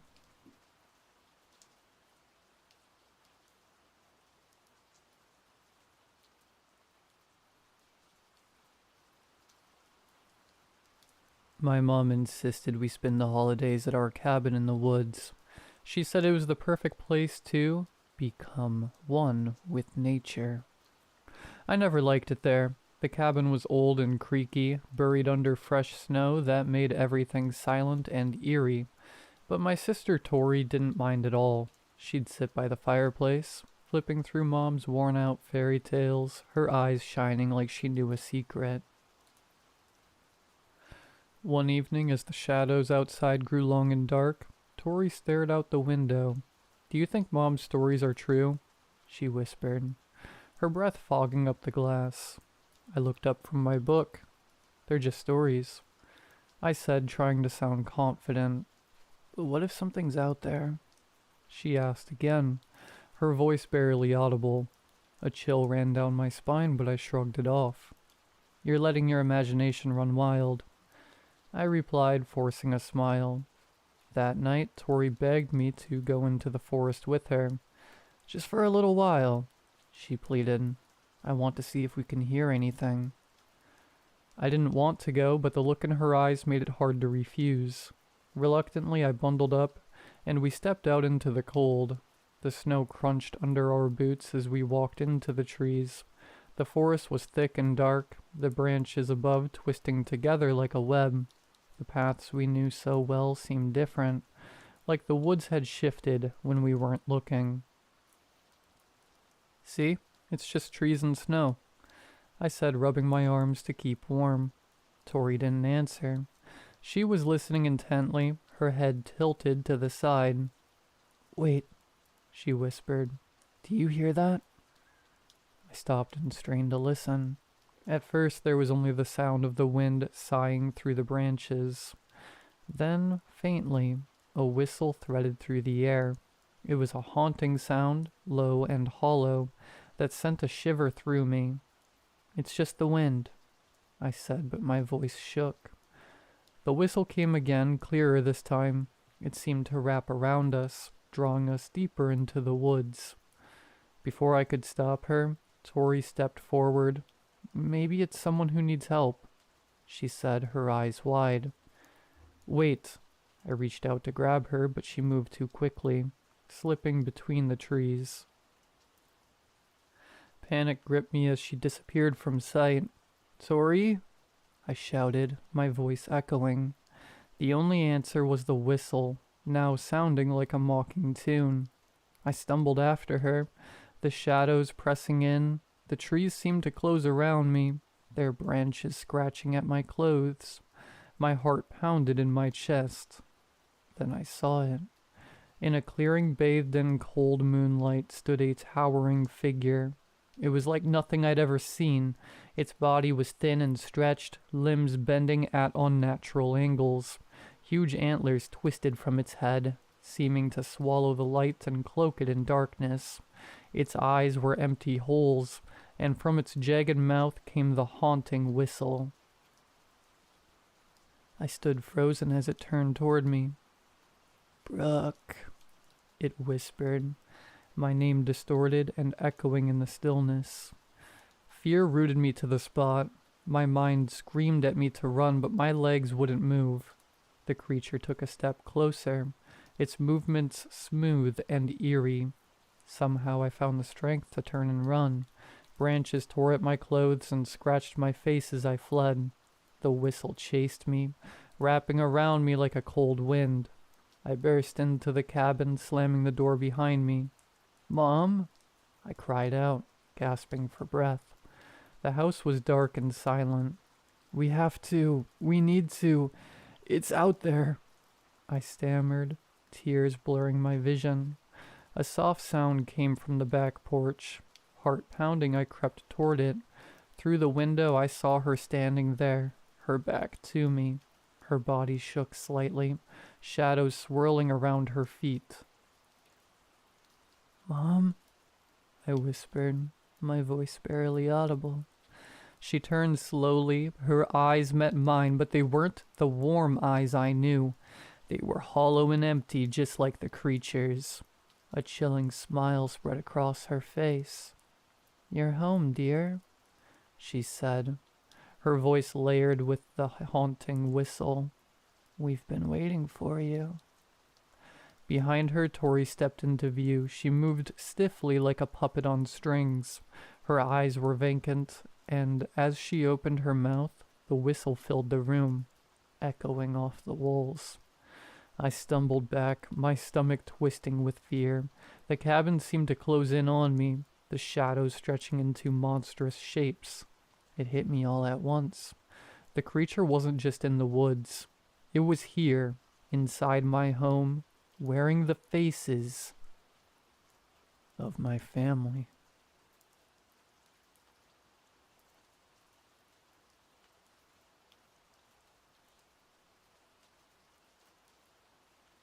Firstly, a quick introduction. I'm Cheryl and my husband is Mark.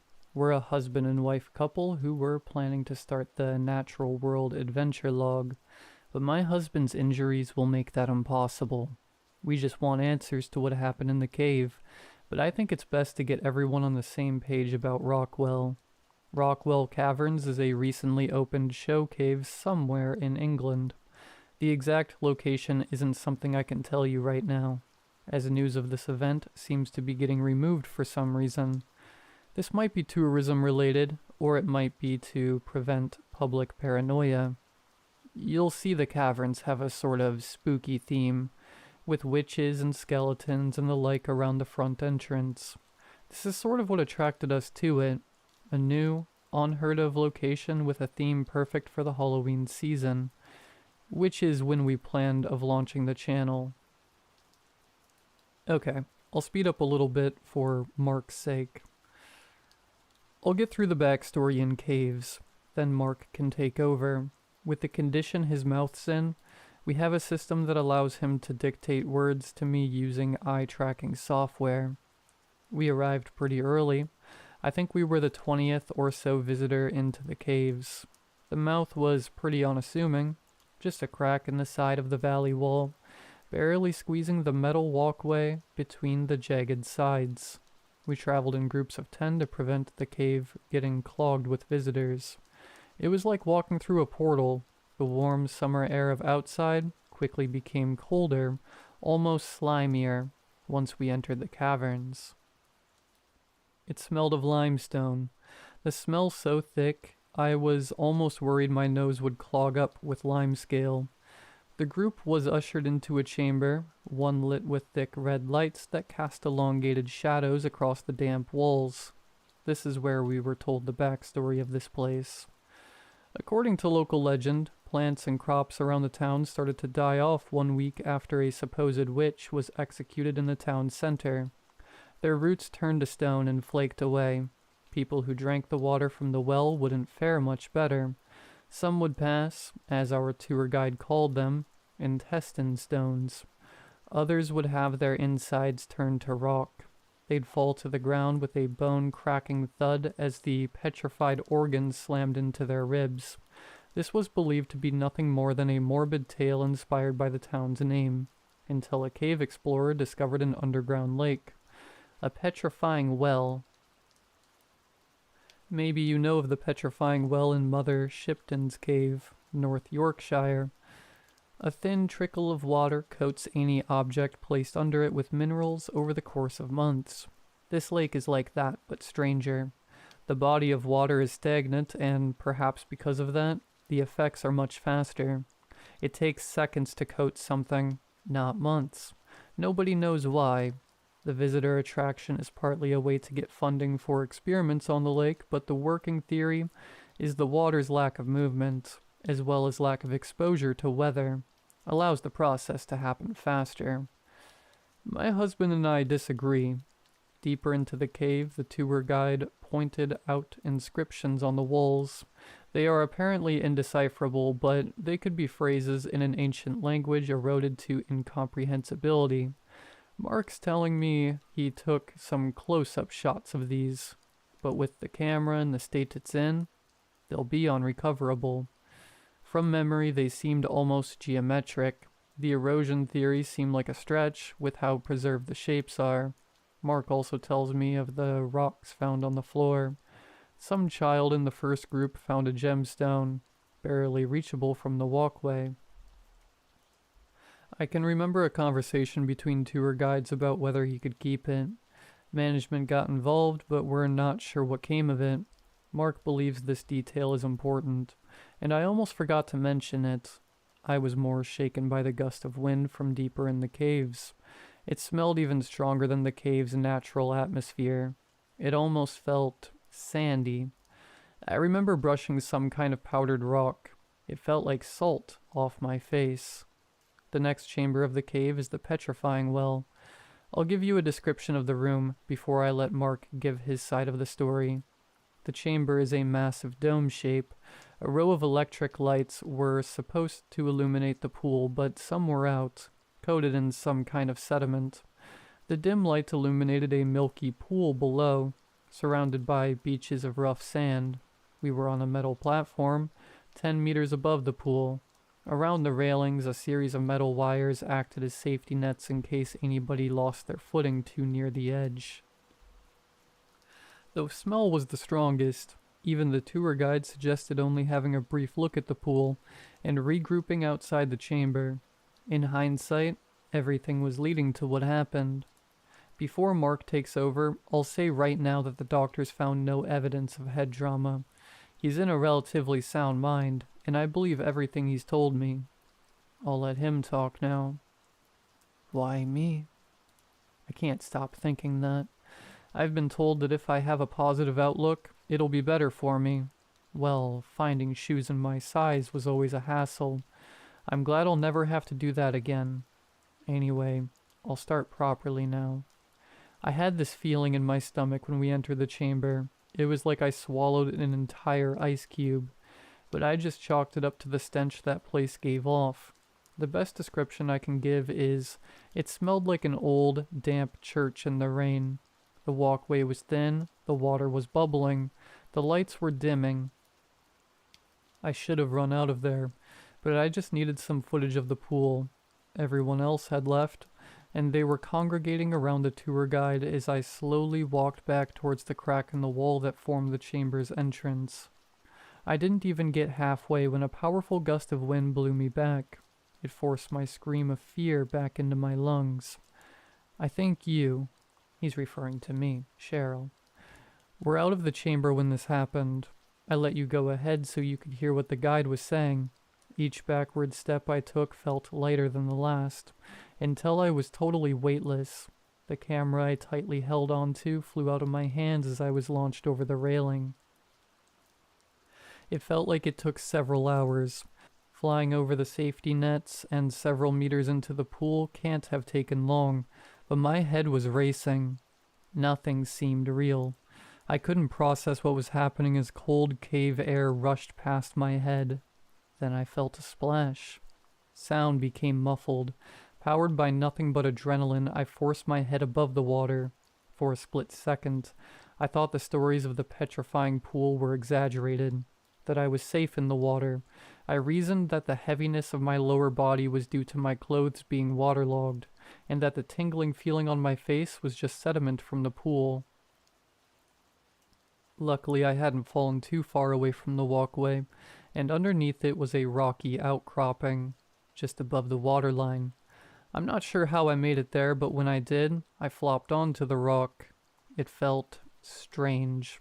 Not the rock, but the impact. It was like my entire body was wrapped in a hard, rough bandage that dulled all sensation. Something was on me. I could barely see it in the dim lighting, but my coat and trousers had turned to stone and fused with my body. My vision became hazy and filled with dark splotches as I began to panic. I could hear you, me, Cheryl, screaming my name as light scanned the pool, so I tried to call back, but pain surged through my body as I did. My coat crumbled away, and it must have taken some flesh with it. The parts of my chest that weren't numb burned and screamed in agony. In a panic, I tried to grab my chest, but my left arm began to flake away. By the time I grabbed my crumbling body, it was only a stump. The water on my face hardened into dust. I brushed it off with sharp stings of pain as the rock was torn away, before everything turned black. I jolted back awake. At first I expected to be in my bed, maybe wrestling with you for the covers, but the stench of limestone quenched that fantasy. The lights were mostly out now. The cave became a wall of darkness. Everyone was gone. I assumed they left to get help, to start a search party. The skin I had left was sweaty and clammy. Intense nausea throttled my stomach as I rolled around on the rock. I couldn't feel it, but I knew fragments of rock were chipping off my body. Even my mouth was turning to stone. That was all I was, a lump of stone with a head. My face bled and I could feel several layers of rock scraping against each other as I moved. Well, I couldn't feel the rock, but I could feel the vibrations made by the friction, and the echoing of these vibrations in my teeth. I lay in a panic-induced haze when I heard a splash. A light flicked, illuminating the outline of a humanoid figure in the pool. That thing wasn't human. It was too thin. It looked more like a skeleton linked by just enough muscle to hold it together. I kicked and rocked, trying to move away from the water, when my shin slammed into the metal support of the walkway. As a metallic clang echoed out, I could feel me crumbling away. Something grabbed me and scraped my chest with what felt like a blunt metal pole. The light flickered again. This skeletal figure had me pinned down with its finger, and was scratching something into my skin. I tried to scream, but my mouth had completely hardened, with just a crack where it used to be. With as much power as I could muster, I kicked it with my remaining leg. A puff of dust erupted as my leg evaporated into powder. I covered my face with what I had left of my arms. When the light flickered off and a silence overcame the chamber, my stomach, drunk with nausea, churned and tightened. But I blacked out before I ever got the chance to throw up. Mark is getting exhausted from this now. He's listening to his favorite music. Of course, he made a pun about it being rock, to raise his spirits. We're not sure how long he'll survive in this condition, or if he'll ever make it out of the ICU, but he seems to be on the upturn now. But a few things have me concerned. In the weeks it took Mark to dictate his side of events to me, the camera was recovered from the pool. It was on the walkway but covered in a thick layer of sediment. Most of it was intact, but the rubber grips were turned to stone completely. The picture of the markings he took are exactly the same as the engraving on his chest. Some say that he did that to himself in a state of panic, but that can't be true. The fragment of fingernail found in the scratches are old, way older than 43. The cave is pending investigation, and nobody can understand what caused the wind, and rumor has it that the rock found by the child was a currently unclassified type of gemstone. But what really has me scared is the black lump on my hand. It's heavy and hard, like stone. I never touched the pool, only Mark. Does anyone know if this petrification is contagious? Does anyone know anything about the curse of Rockwell Caverns?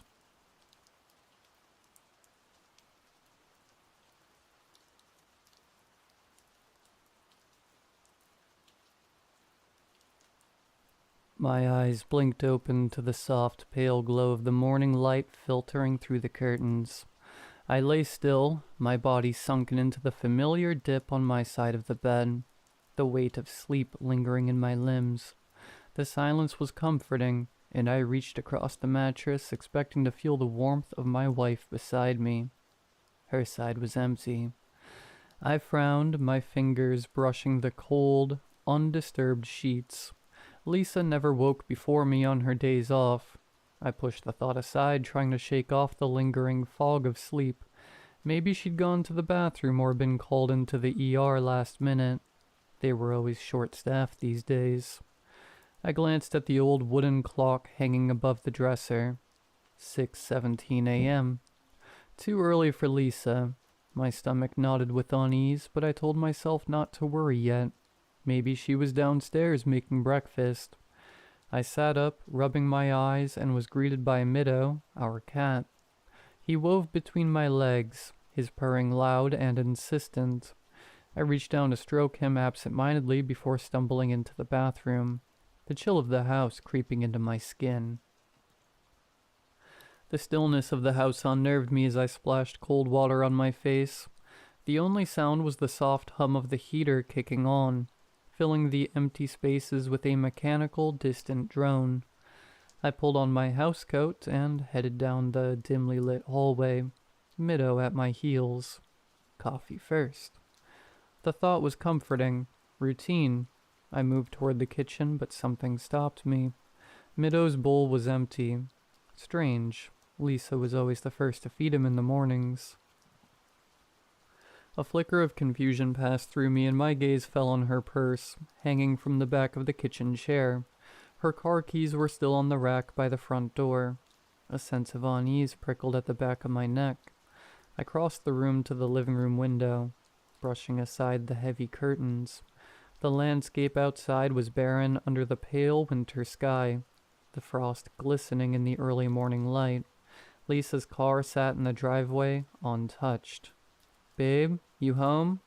I called, my voice sounding hollow in the stillness. No answer. I fed Middo, his purring louder than ever, as the coffee maker began to slow drip. I waited, tapping my fingers against the counter, trying to shake the creeping dread building in my chest. Something was off. I grabbed my phone from the bedroom, hoping for a message. Nothing. I hit the call button, but my heart sank when I heard her ringtone, a familiar melody vibrating from her nightstand. She hadn't taken her phone. Now the worry set in, sharp and sudden. I threw on yesterday's clothes, my fingers fumbling as I laced up my shoes and stepped outside. The cold air hit me like a slap, biting through my thin layers. The house stood alone on the outskirts of town, fields and forests stretching for miles. There was no movement, no sound but the whistle of the wind through the trees. Then I saw her. Lisa stood at the far edge of the property, just before the dark line of trees that bordered our land. She was still in her pajamas, her thin silk nightgown a stark contrast to the frozen landscape. Her back was to the forest facing me, unmoving. "Lisa?" I called, my voice quivering slightly.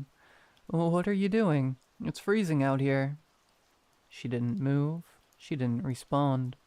I took a few steps toward her, my heart pounding harder with each one. A strange sense of dread clawed at my chest. As I approached, she began to move backward. She was still facing me, but her steps were slow, deliberate, retreating into the shadows of the forest. The trees seemed to swallow her whole. "Lisa?" I yelled, breaking into a run. "Wait, stop." She disappeared into the trees. I stopped at the edge of the forest, the towering pines looming overhead, casting long, dark shadows across the frozen ground. The cold felt sharper here, biting deeper, as if the forest itself was colder than the rest of the world. I hesitated, my breath clouding the air in front of me. Everything about this was wrong. Lisa hated the cold. She wouldn't wander into the woods in a nightgown, not in this weather. I took a deep breath and stepped forward, crossing the threshold into the trees. The world changed instantly. The sounds of the wind and the distant hum of the house disappeared, replaced by an oppressive silence. My footsteps were muted on the frozen ground, the air thick with an eerie stillness. "Lisa?" I called, my voice small in the vastness of the woods. No answer. The trees crowded in on me, their dark branches like twisted fingers reaching toward the sky. I moved deeper, my eyes straining to see through the thick underbrush. Every shadow seemed to shift, every tree standing like a silent, watching sentinel. The cold bit through my clothes, but I pressed on, my pulse quickening with each step. Then I heard it, a voice, soft and distant, carried on the wind. "Edgar." I froze. It was Lisa's voice, but something about it was wrong. Too delicate, too close. "Lisa?" I called, spinning around. "Where are you?" The silence pressed in, thick and suffocating. Then once again the voice came. "Edgar, this way." The voice echoed from deeper in the woods, sending a shiver down my spine. Without thinking, I ran toward it, the panic now fully taking hold. Branches whipped at my face. Roots seemed to rise up from the ground, snagging my feet and tearing at my clothes. The cold air burned in my lungs as I stumbled through the forest. Finally, I broke through the trees into a large clearing. The ground was frozen, barren, and lifeless, the trees forming a circle around me like towering sentinels. At the far edge of the clearing I saw her. Lisa. She was hunched over, her back to me, her nightgown streaked with dirt and blood. Her shoulders shook with soft, pitiful sobs. "Lisa?" My voice cracked, tears of relief welling in my eyes. Before I could take a step, my phone buzzed violently in my pocket. Startled, I pulled it out and glanced at the screen. It was Lisa's number. A cold wave of confusion and dread crashed over me.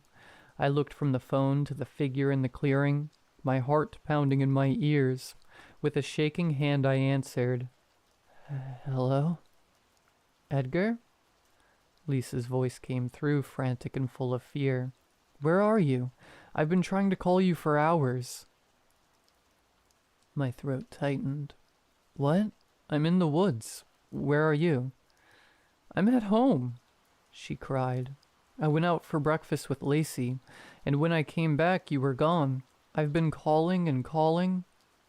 I stared at the figure in the clearing, still sobbing, still covered in blood. My mind reeled as I struggled to make sense of what was happening. Lisa, if you're home, then who? The line cut off. The phone in my hand going dead as the battery drained in an instant. I stared at the dark screen, a cold sweat breaking out across my skin. The sobbing stopped, but was replaced with a soft, creeping giggle. My arms hung at strange angles, twisted and contorted unnaturally. She took a step backwards towards me, then another, her body jerking and spasming with each movement. "Run," she whispered, her voice no longer human. I didn't wait. I turned and ran, my feet barely touching the ground as I tore through the forest. The laughter echoed, behind me growing louder and more hysterical, a sound that chilled me to my very core. My heart pounded, my breath came in ragged gasps. And still I ran faster than I ever thought possible. Branches lashed at me, roots tripped me, but I didn't care. I could hear her. No, it, closing in. Its twisted limbs crashing through the underbrush, its laughter ringing in my ears. Finally, the edge of the woods came into view. I threw myself through the trees and collapsed into the frozen grass, gasping for air. When I opened my eyes, I was surrounded by paramedics, friends, and Lisa. The real Lisa. She was holding my head in her lap, her face streaked with tears. They told me I'd been missing for 6 hours. I said nothing. I couldn't explain what had happened. No one would believe me if I tried, so I told them I didn't remember anything after making coffee that morning. But I know what I saw. They kept me in the hospital for a few days running tests and scans for my brain to make sure my breakdown wasn't related to something serious.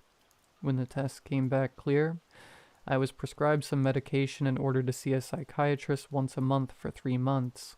And then they sent me home with a note granting me 1 month of paid leave from work.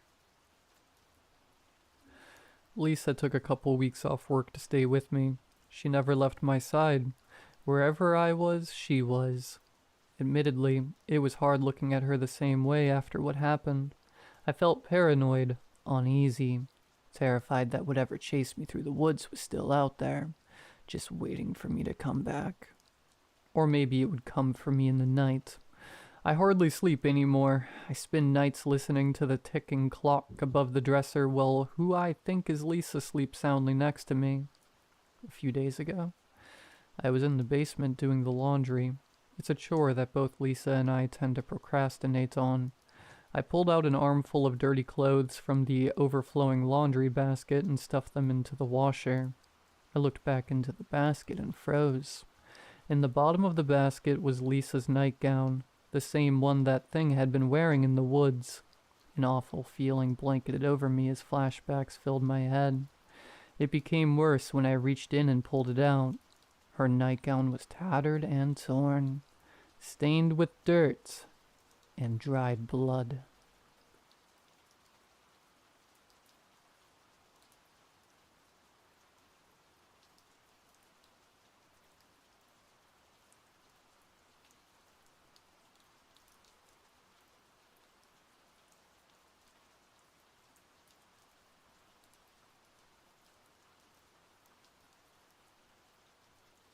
So a little context to this. I'm a young guy in a town that no one in the last century would be able to pick out on a map, and I met someone who I don't think was human.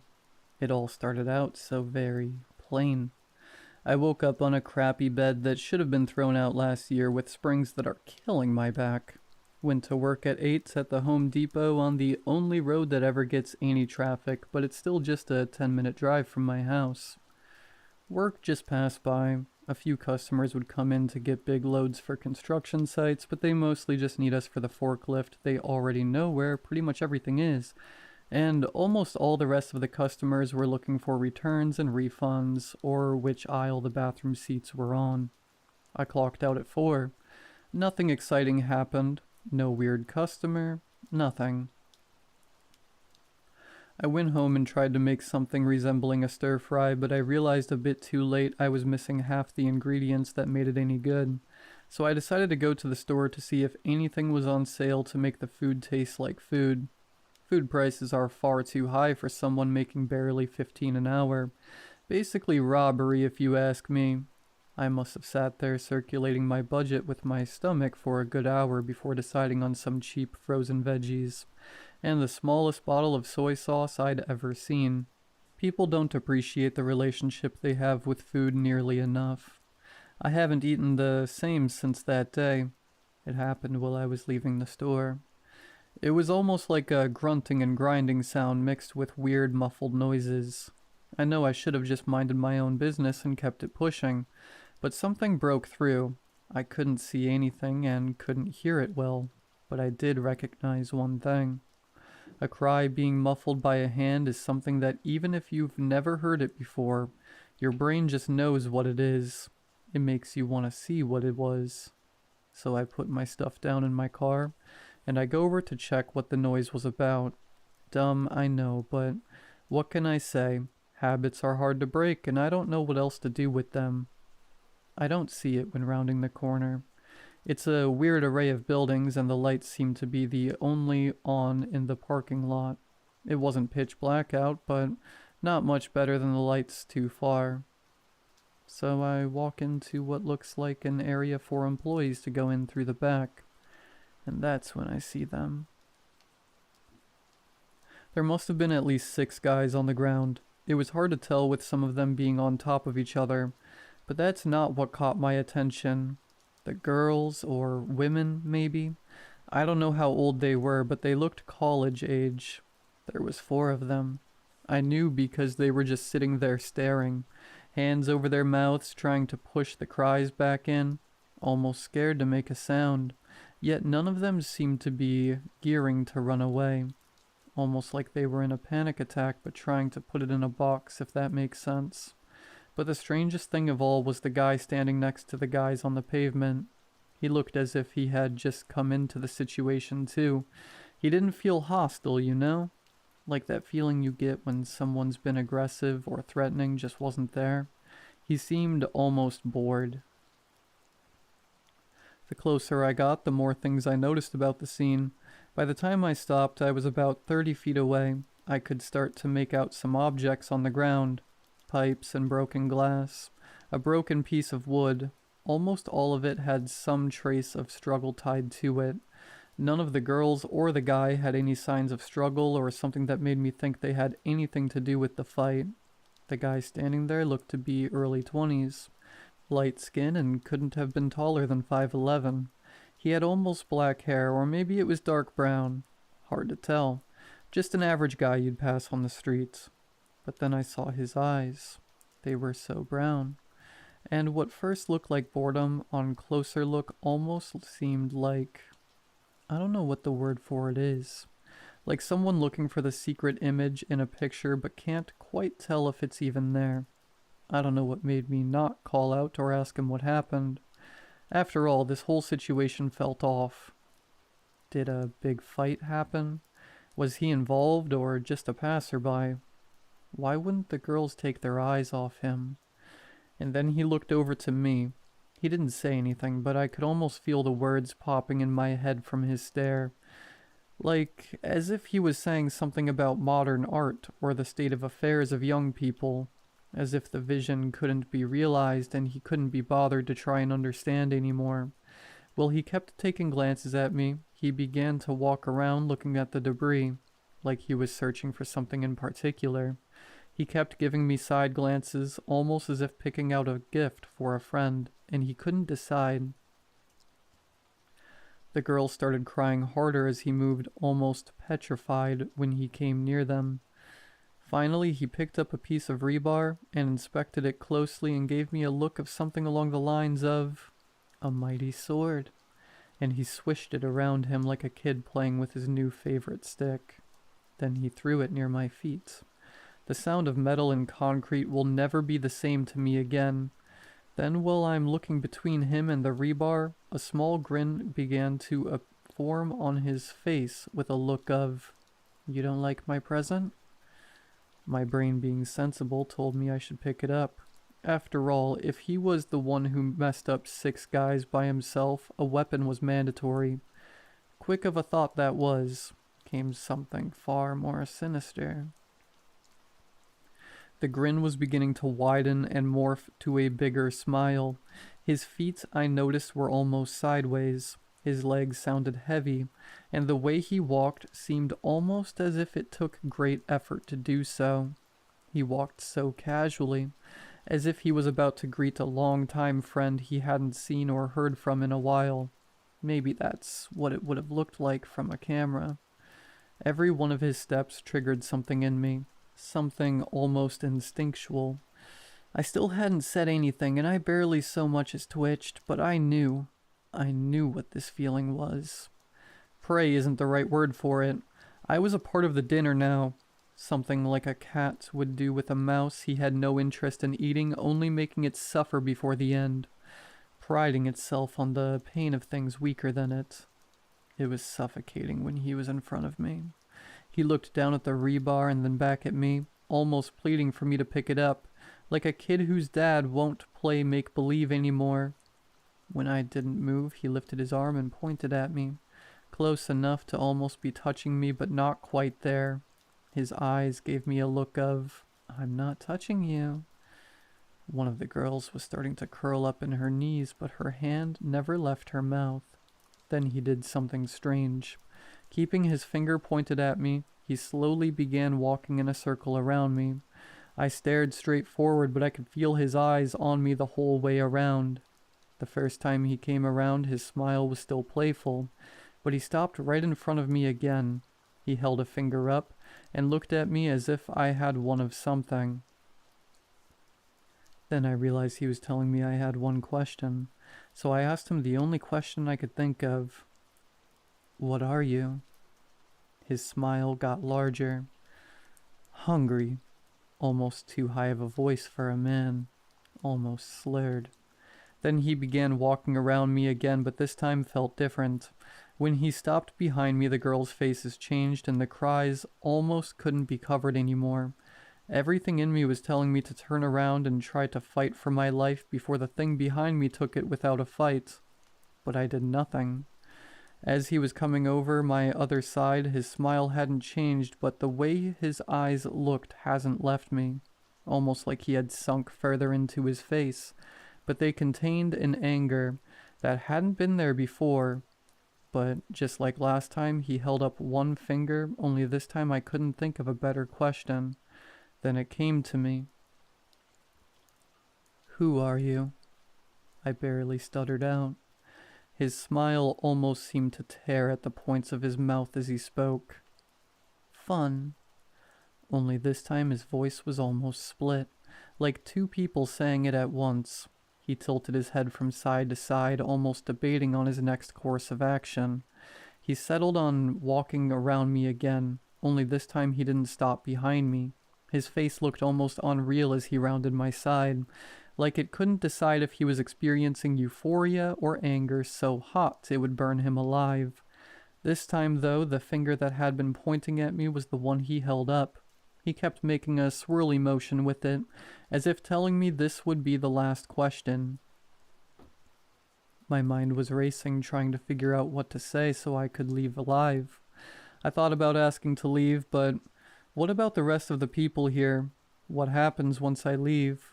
I still didn't understand what was happening now. I could only think of one thing to make it stop. One way so the girls and those guys might be able to leave so that someone might survive. I tried to summon all the bravery I didn't have to ask him the next question. "Can you please leave?" I squeaked out. I don't think that's what he wanted to hear. His hand came right in front of my neck and he began snarling at me. He moved forward and began sniffing around me, almost smelling for something. It took him a minute before he seemed satisfied. Well, he pulled away. The look on his face began to change back to how he was when I first came over, but it had almost an amused look to it, like he had never been asked that question before. Then he leaned in too close to my neck and ear. His breath was so cold if I couldn't see him in front of me, I would think a freezer might have opened right next to me. He whispered the last thing he said to me in my ear, but being careful not to touch me. "All right." His voice sounded almost monotone, like his fun had been killed. And then he began walking away into the darker parts of the night. I could hear him humming.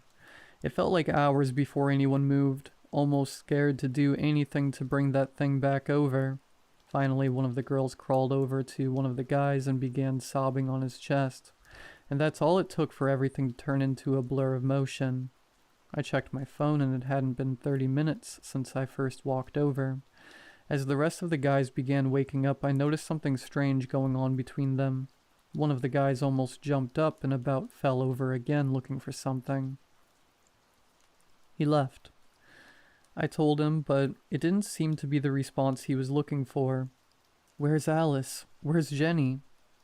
This made the girls break down sobbing, and what they said next broke my heart. I should have realized it sooner. There was 6 guys and 4 girls when I arrived. That didn't mean that's all who came. One of the girls spoke up and said something barely understandable through her crying. "He ate them. He ate them," she said as she screamed the last part before her forehead touched the ground and her back began to heave as she struggled to breathe. I tried to talk to one of them about what happened, but no one seemed to want to say what exactly happened. But then the guy who asked about the girls looked at me, and then he looked at the ground. We were just messing around, just talking about where we wanted to get something to eat that had enough space for all of us. He looked back up to me, tears in his eyes, almost pleading with me to understand him. Then he continued. "We go to the college at the edge of town. It's only a 20-minute walk to the restaurants, and we were just taking a shortcut when we..." He stopped halfway, almost scared to say what happened next. Then we saw him standing there looking up at the sky, giggling to himself. He paused for a moment, then continued. I asked him what was so funny about the sky, but he ignored me and kept giggling to himself. "You should have left him alone. All of you guys should have left him alone," the girl next to him half screamed into his ear. I didn't know. He looked back up at me, but this time he was ashamed. He wasn't doing wrong, we just thought he was slow and it would be fun to mess with him a bit. So we walked up to him and began asking him questions. "What questions?" I interrupted him. "Just dumb stuff, you know? Like who he was and what he was doing giggling at the night sky behind a store. Everything was fine until..." He paused again. "Until we started touching him." I looked at him in disbelief. Questions burning on my mind on what the hell it took for them to think that any of what they did was okay. But I needed different answers. At first it was just us touching his clothes. He never stopped smiling, so we thought it wouldn't hurt for us. "You thought he was harmless, you mean?" I cut him off again, only this time it was of frustration. "Yeah, we thought he was harmless, okay? Is that what you wanted to hear, huh? It's not like we were beating on him. We were just playing around." "Until we weren't."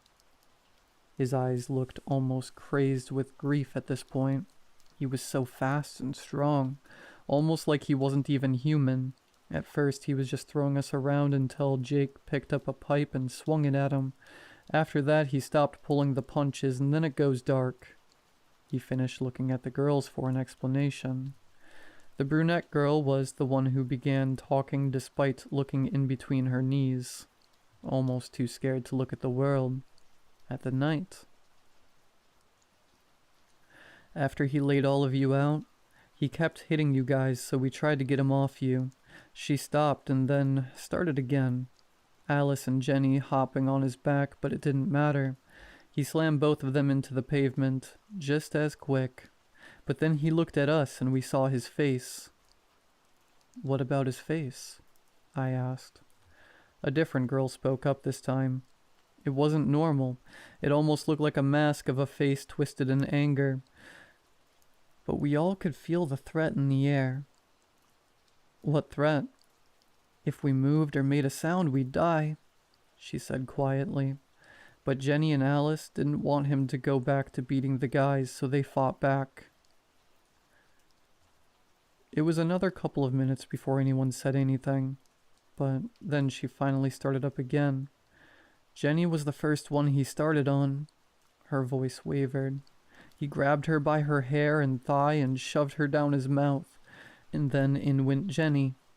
She finished, and then she looked over to me, and then you walked over, taking another breath. And then we thought there was two of them. All of them broke down at the statement of not knowing what else to do. We decided to call the cops. We decided to tell them that a man who fit a description of the thing that came here tonight had abducted the two girls at gunpoint rather than what actually happened. No one would have believed anything about that night. The cops grilled all of us for weeks and pulled all the camera footage they could find, but the girls and the thing were never found again. Just gone. Like he had never been there that night. Even now, my hands and fingers are shaking as I type this out, trying to rationalize what happened as if words could ever capture the feeling of terror of that night. Of him. I know no one who reads this is gonna believe this, so I'll only ask you one thing. No matter what they say or what they look like, don't talk to the things that roam at night. You never know if they've eaten yet.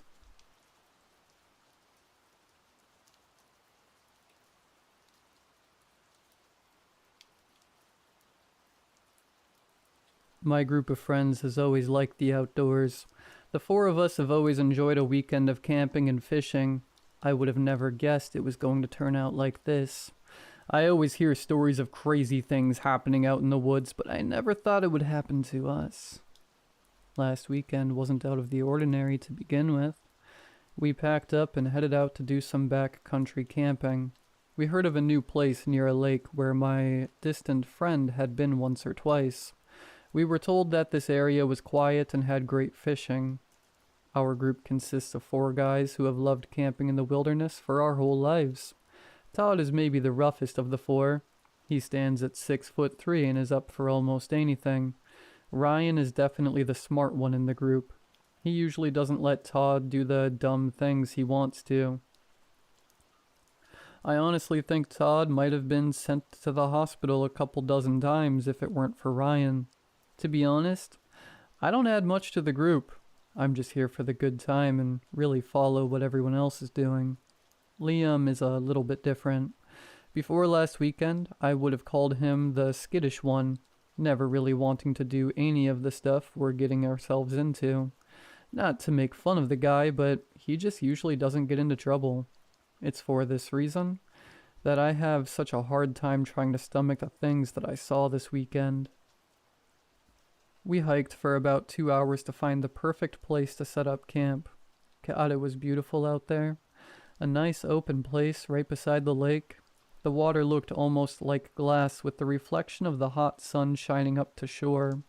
Who knew a place so beautiful could be filled with so much horror? We decided to take 2 tents instead of 4 this weekend to conserve some weight. I got bunked with Ryan, and Todd was set up with Liam.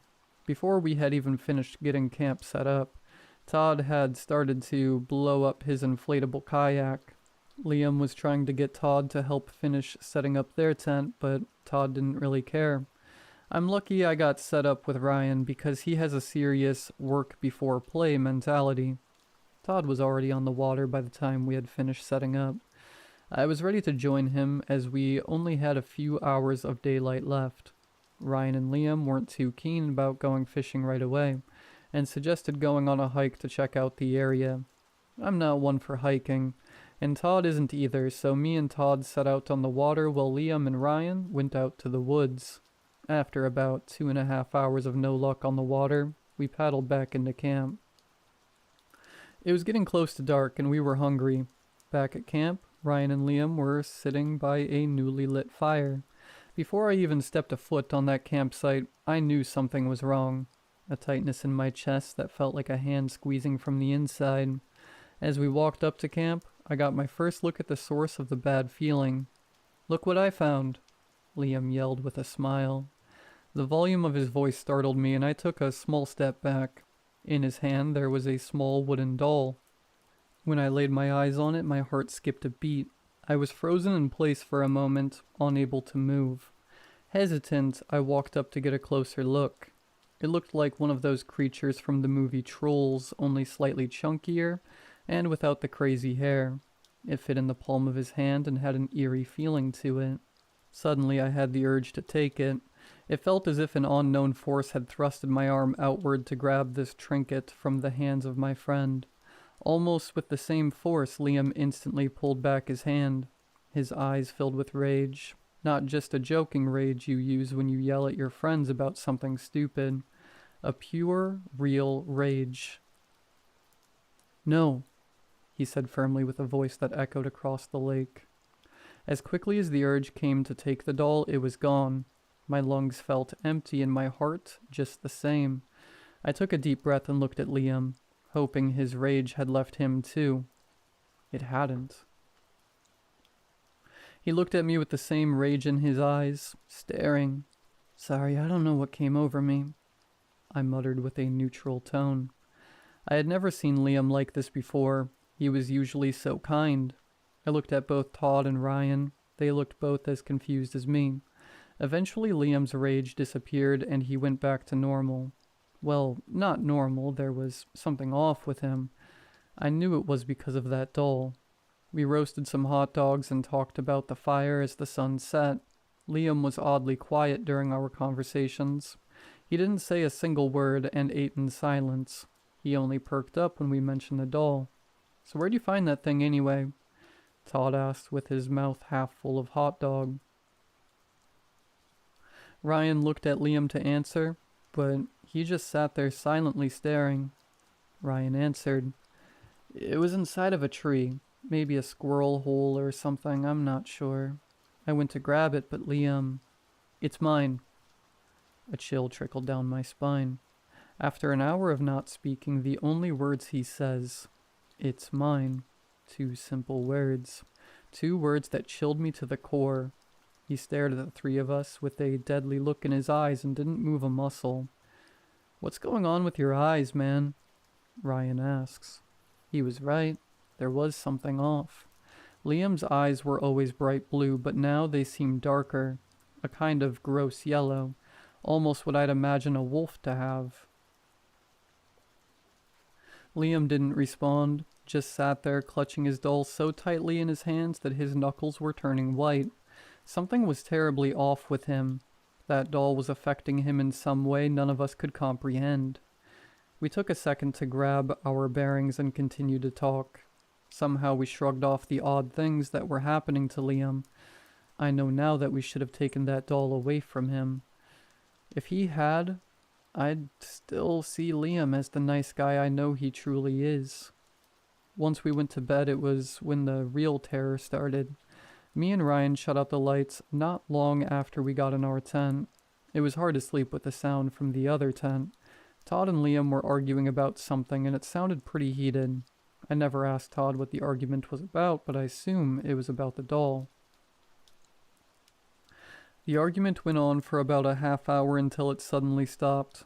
All I could hear was the sound of the frogs croaking and the odd chirp from a bird. Then I heard footsteps going out into the woods from our campsite, slowly growing more distant and eventually out of earshot altogether. I assumed that Todd had gotten pissed off at Liam and went to take a pee or something.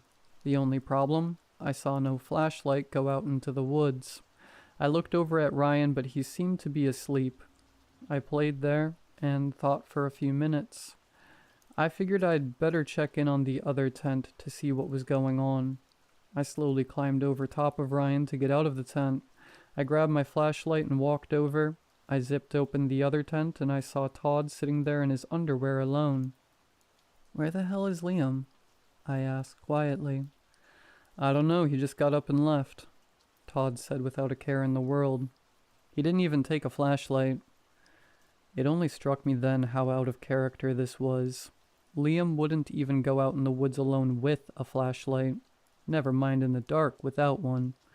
He must be really pissed or something is terribly wrong. "Don't you think we should go find him?" I asked with a hint of frustration. Liam does not want to talk to me right now. I could tell that Todd was afraid by the way he muttered his next words. Something is wrong with him, man. I don't think anyone should be near him right now. I left without saying another word to Todd. Once he makes a decision, he's set in his ways. I knew he wasn't stepping a foot out into those woods. I thought he was just being dramatic, making an excuse to stay safe in that tent. Todd could not have been more right. I wish I had known. I shook Ryan awake and told him Liam was alone in the woods without a flashlight. That idiot, Ryan spat out as he threw some pants on. It's not often that good Christian Ryan uses the Lord name in vain. I guess he just wasn't too happy about being woken up in the middle of the night. We flicked on our flashlights and pointed them in the woods. Even with the beams shining full blast, the woods were as dark as ever. I couldn't shake the feeling that something awful would happen in those woods. Every minute in those woods felt like they dragged on for hours. I could feel my heart pounding on my chest like an animal trying to break free. The horrible feeling I had when I saw that doll had come back. It had never felt more real. The only thing keeping me sane was the sounds of the forest. It's usually not comforted by buzzing bugs or screaming crows, but something about the noise calmed me. It couldn't have been more than 10 minutes when we found Liam. The noises of the surrounding forest cut out instantly, like someone had just pressed pause on their phone. Me and Ryan stopped and froze, as if we had turned to stone on the spot. I had never felt so vulnerable. I had the feeling I was being watched. I could see Liam's yellowed eyes in the back of my head, piercing my mind. I knew that he was looking at me. I just couldn't find out where.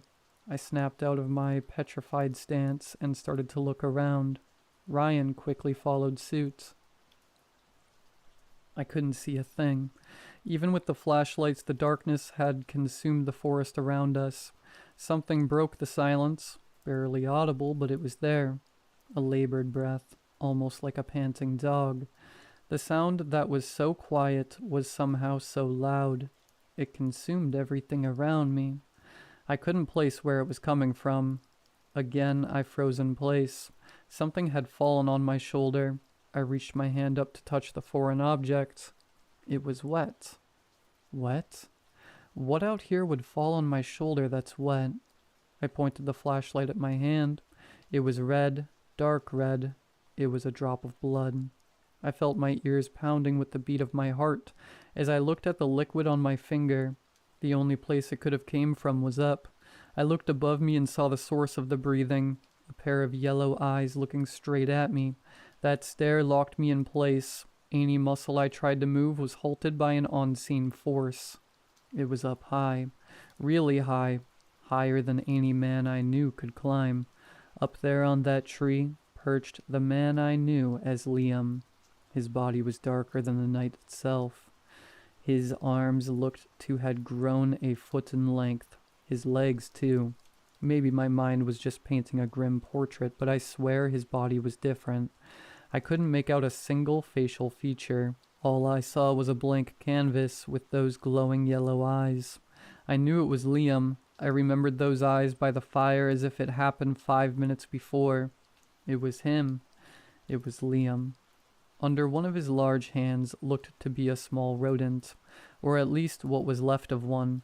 I remember it so clearly. Every time I close my eyes, I can see those eyes staring at me. Like the snap of a rubber band, I regained control of my body. I ran. I ran back to camp faster than I've ever ran before. I could only hope Ryan was following me because I was not looking back.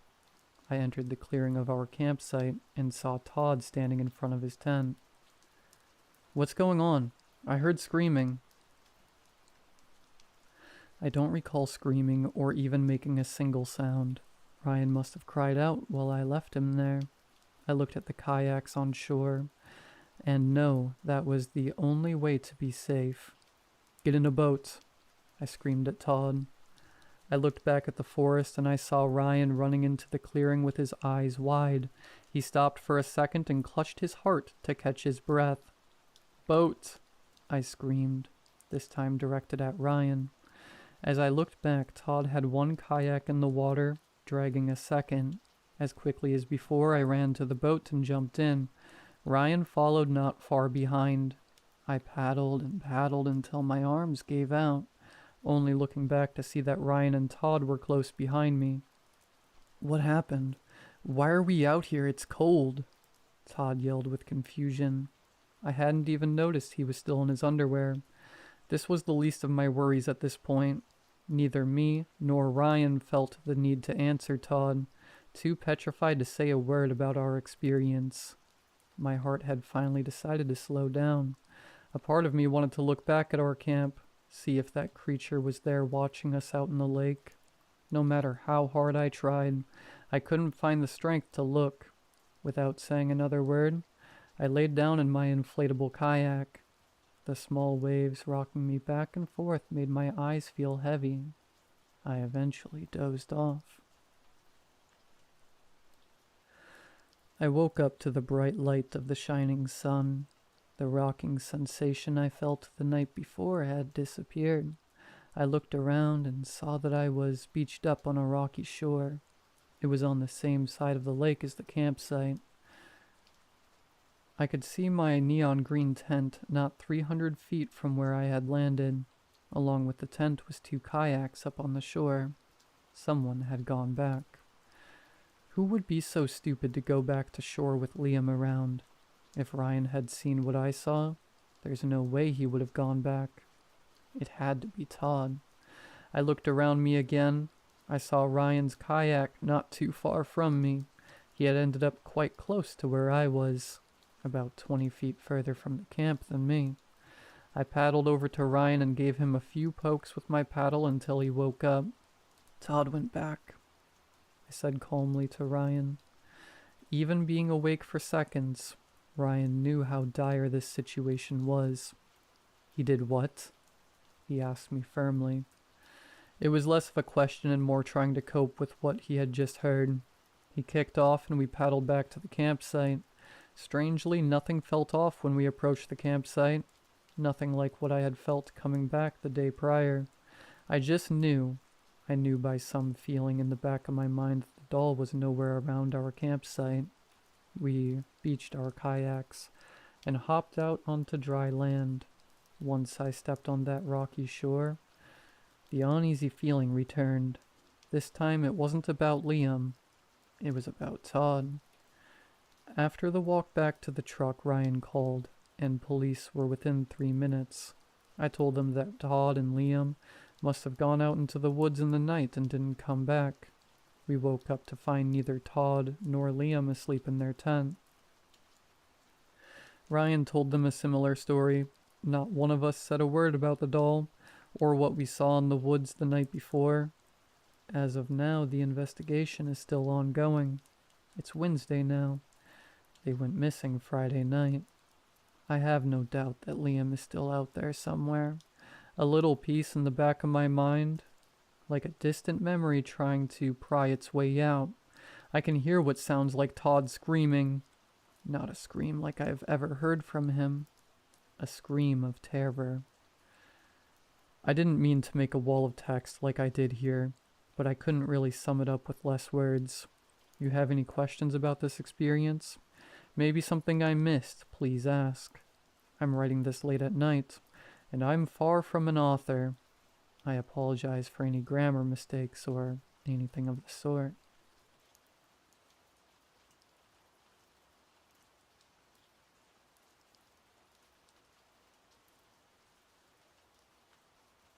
So this happened about 10 years ago when I was working as a cab driver in New York City.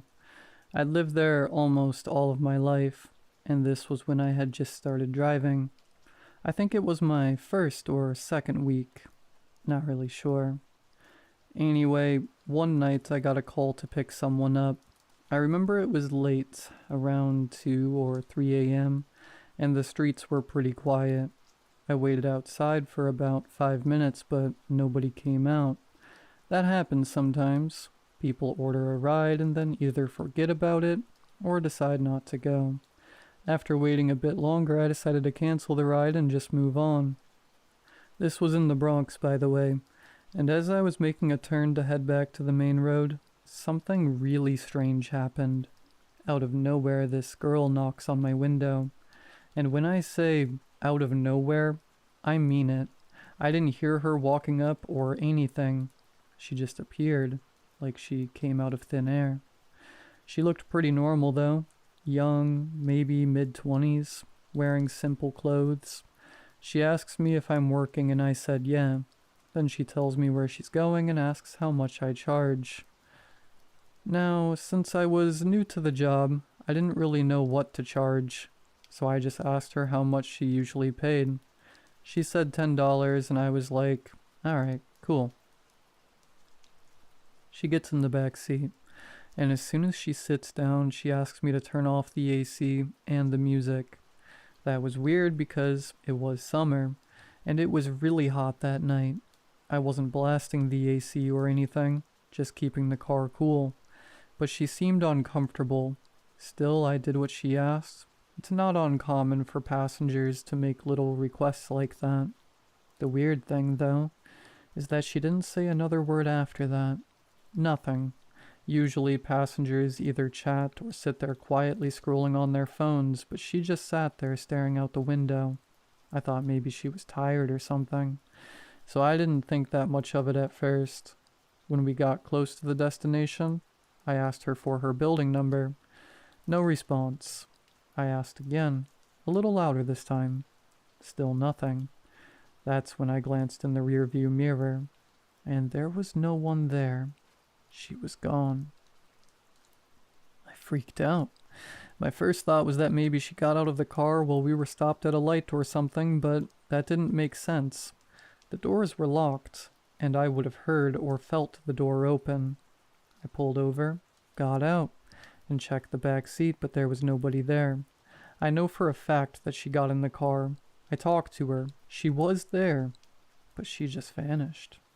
To this day, I have no explanation for what happened. I wasn't tired, I wasn't imagining things, and I don't drink or do drugs. This was real. It's probably the creepiest thing that's ever happened to me, or at least one of them. I still think about it sometimes.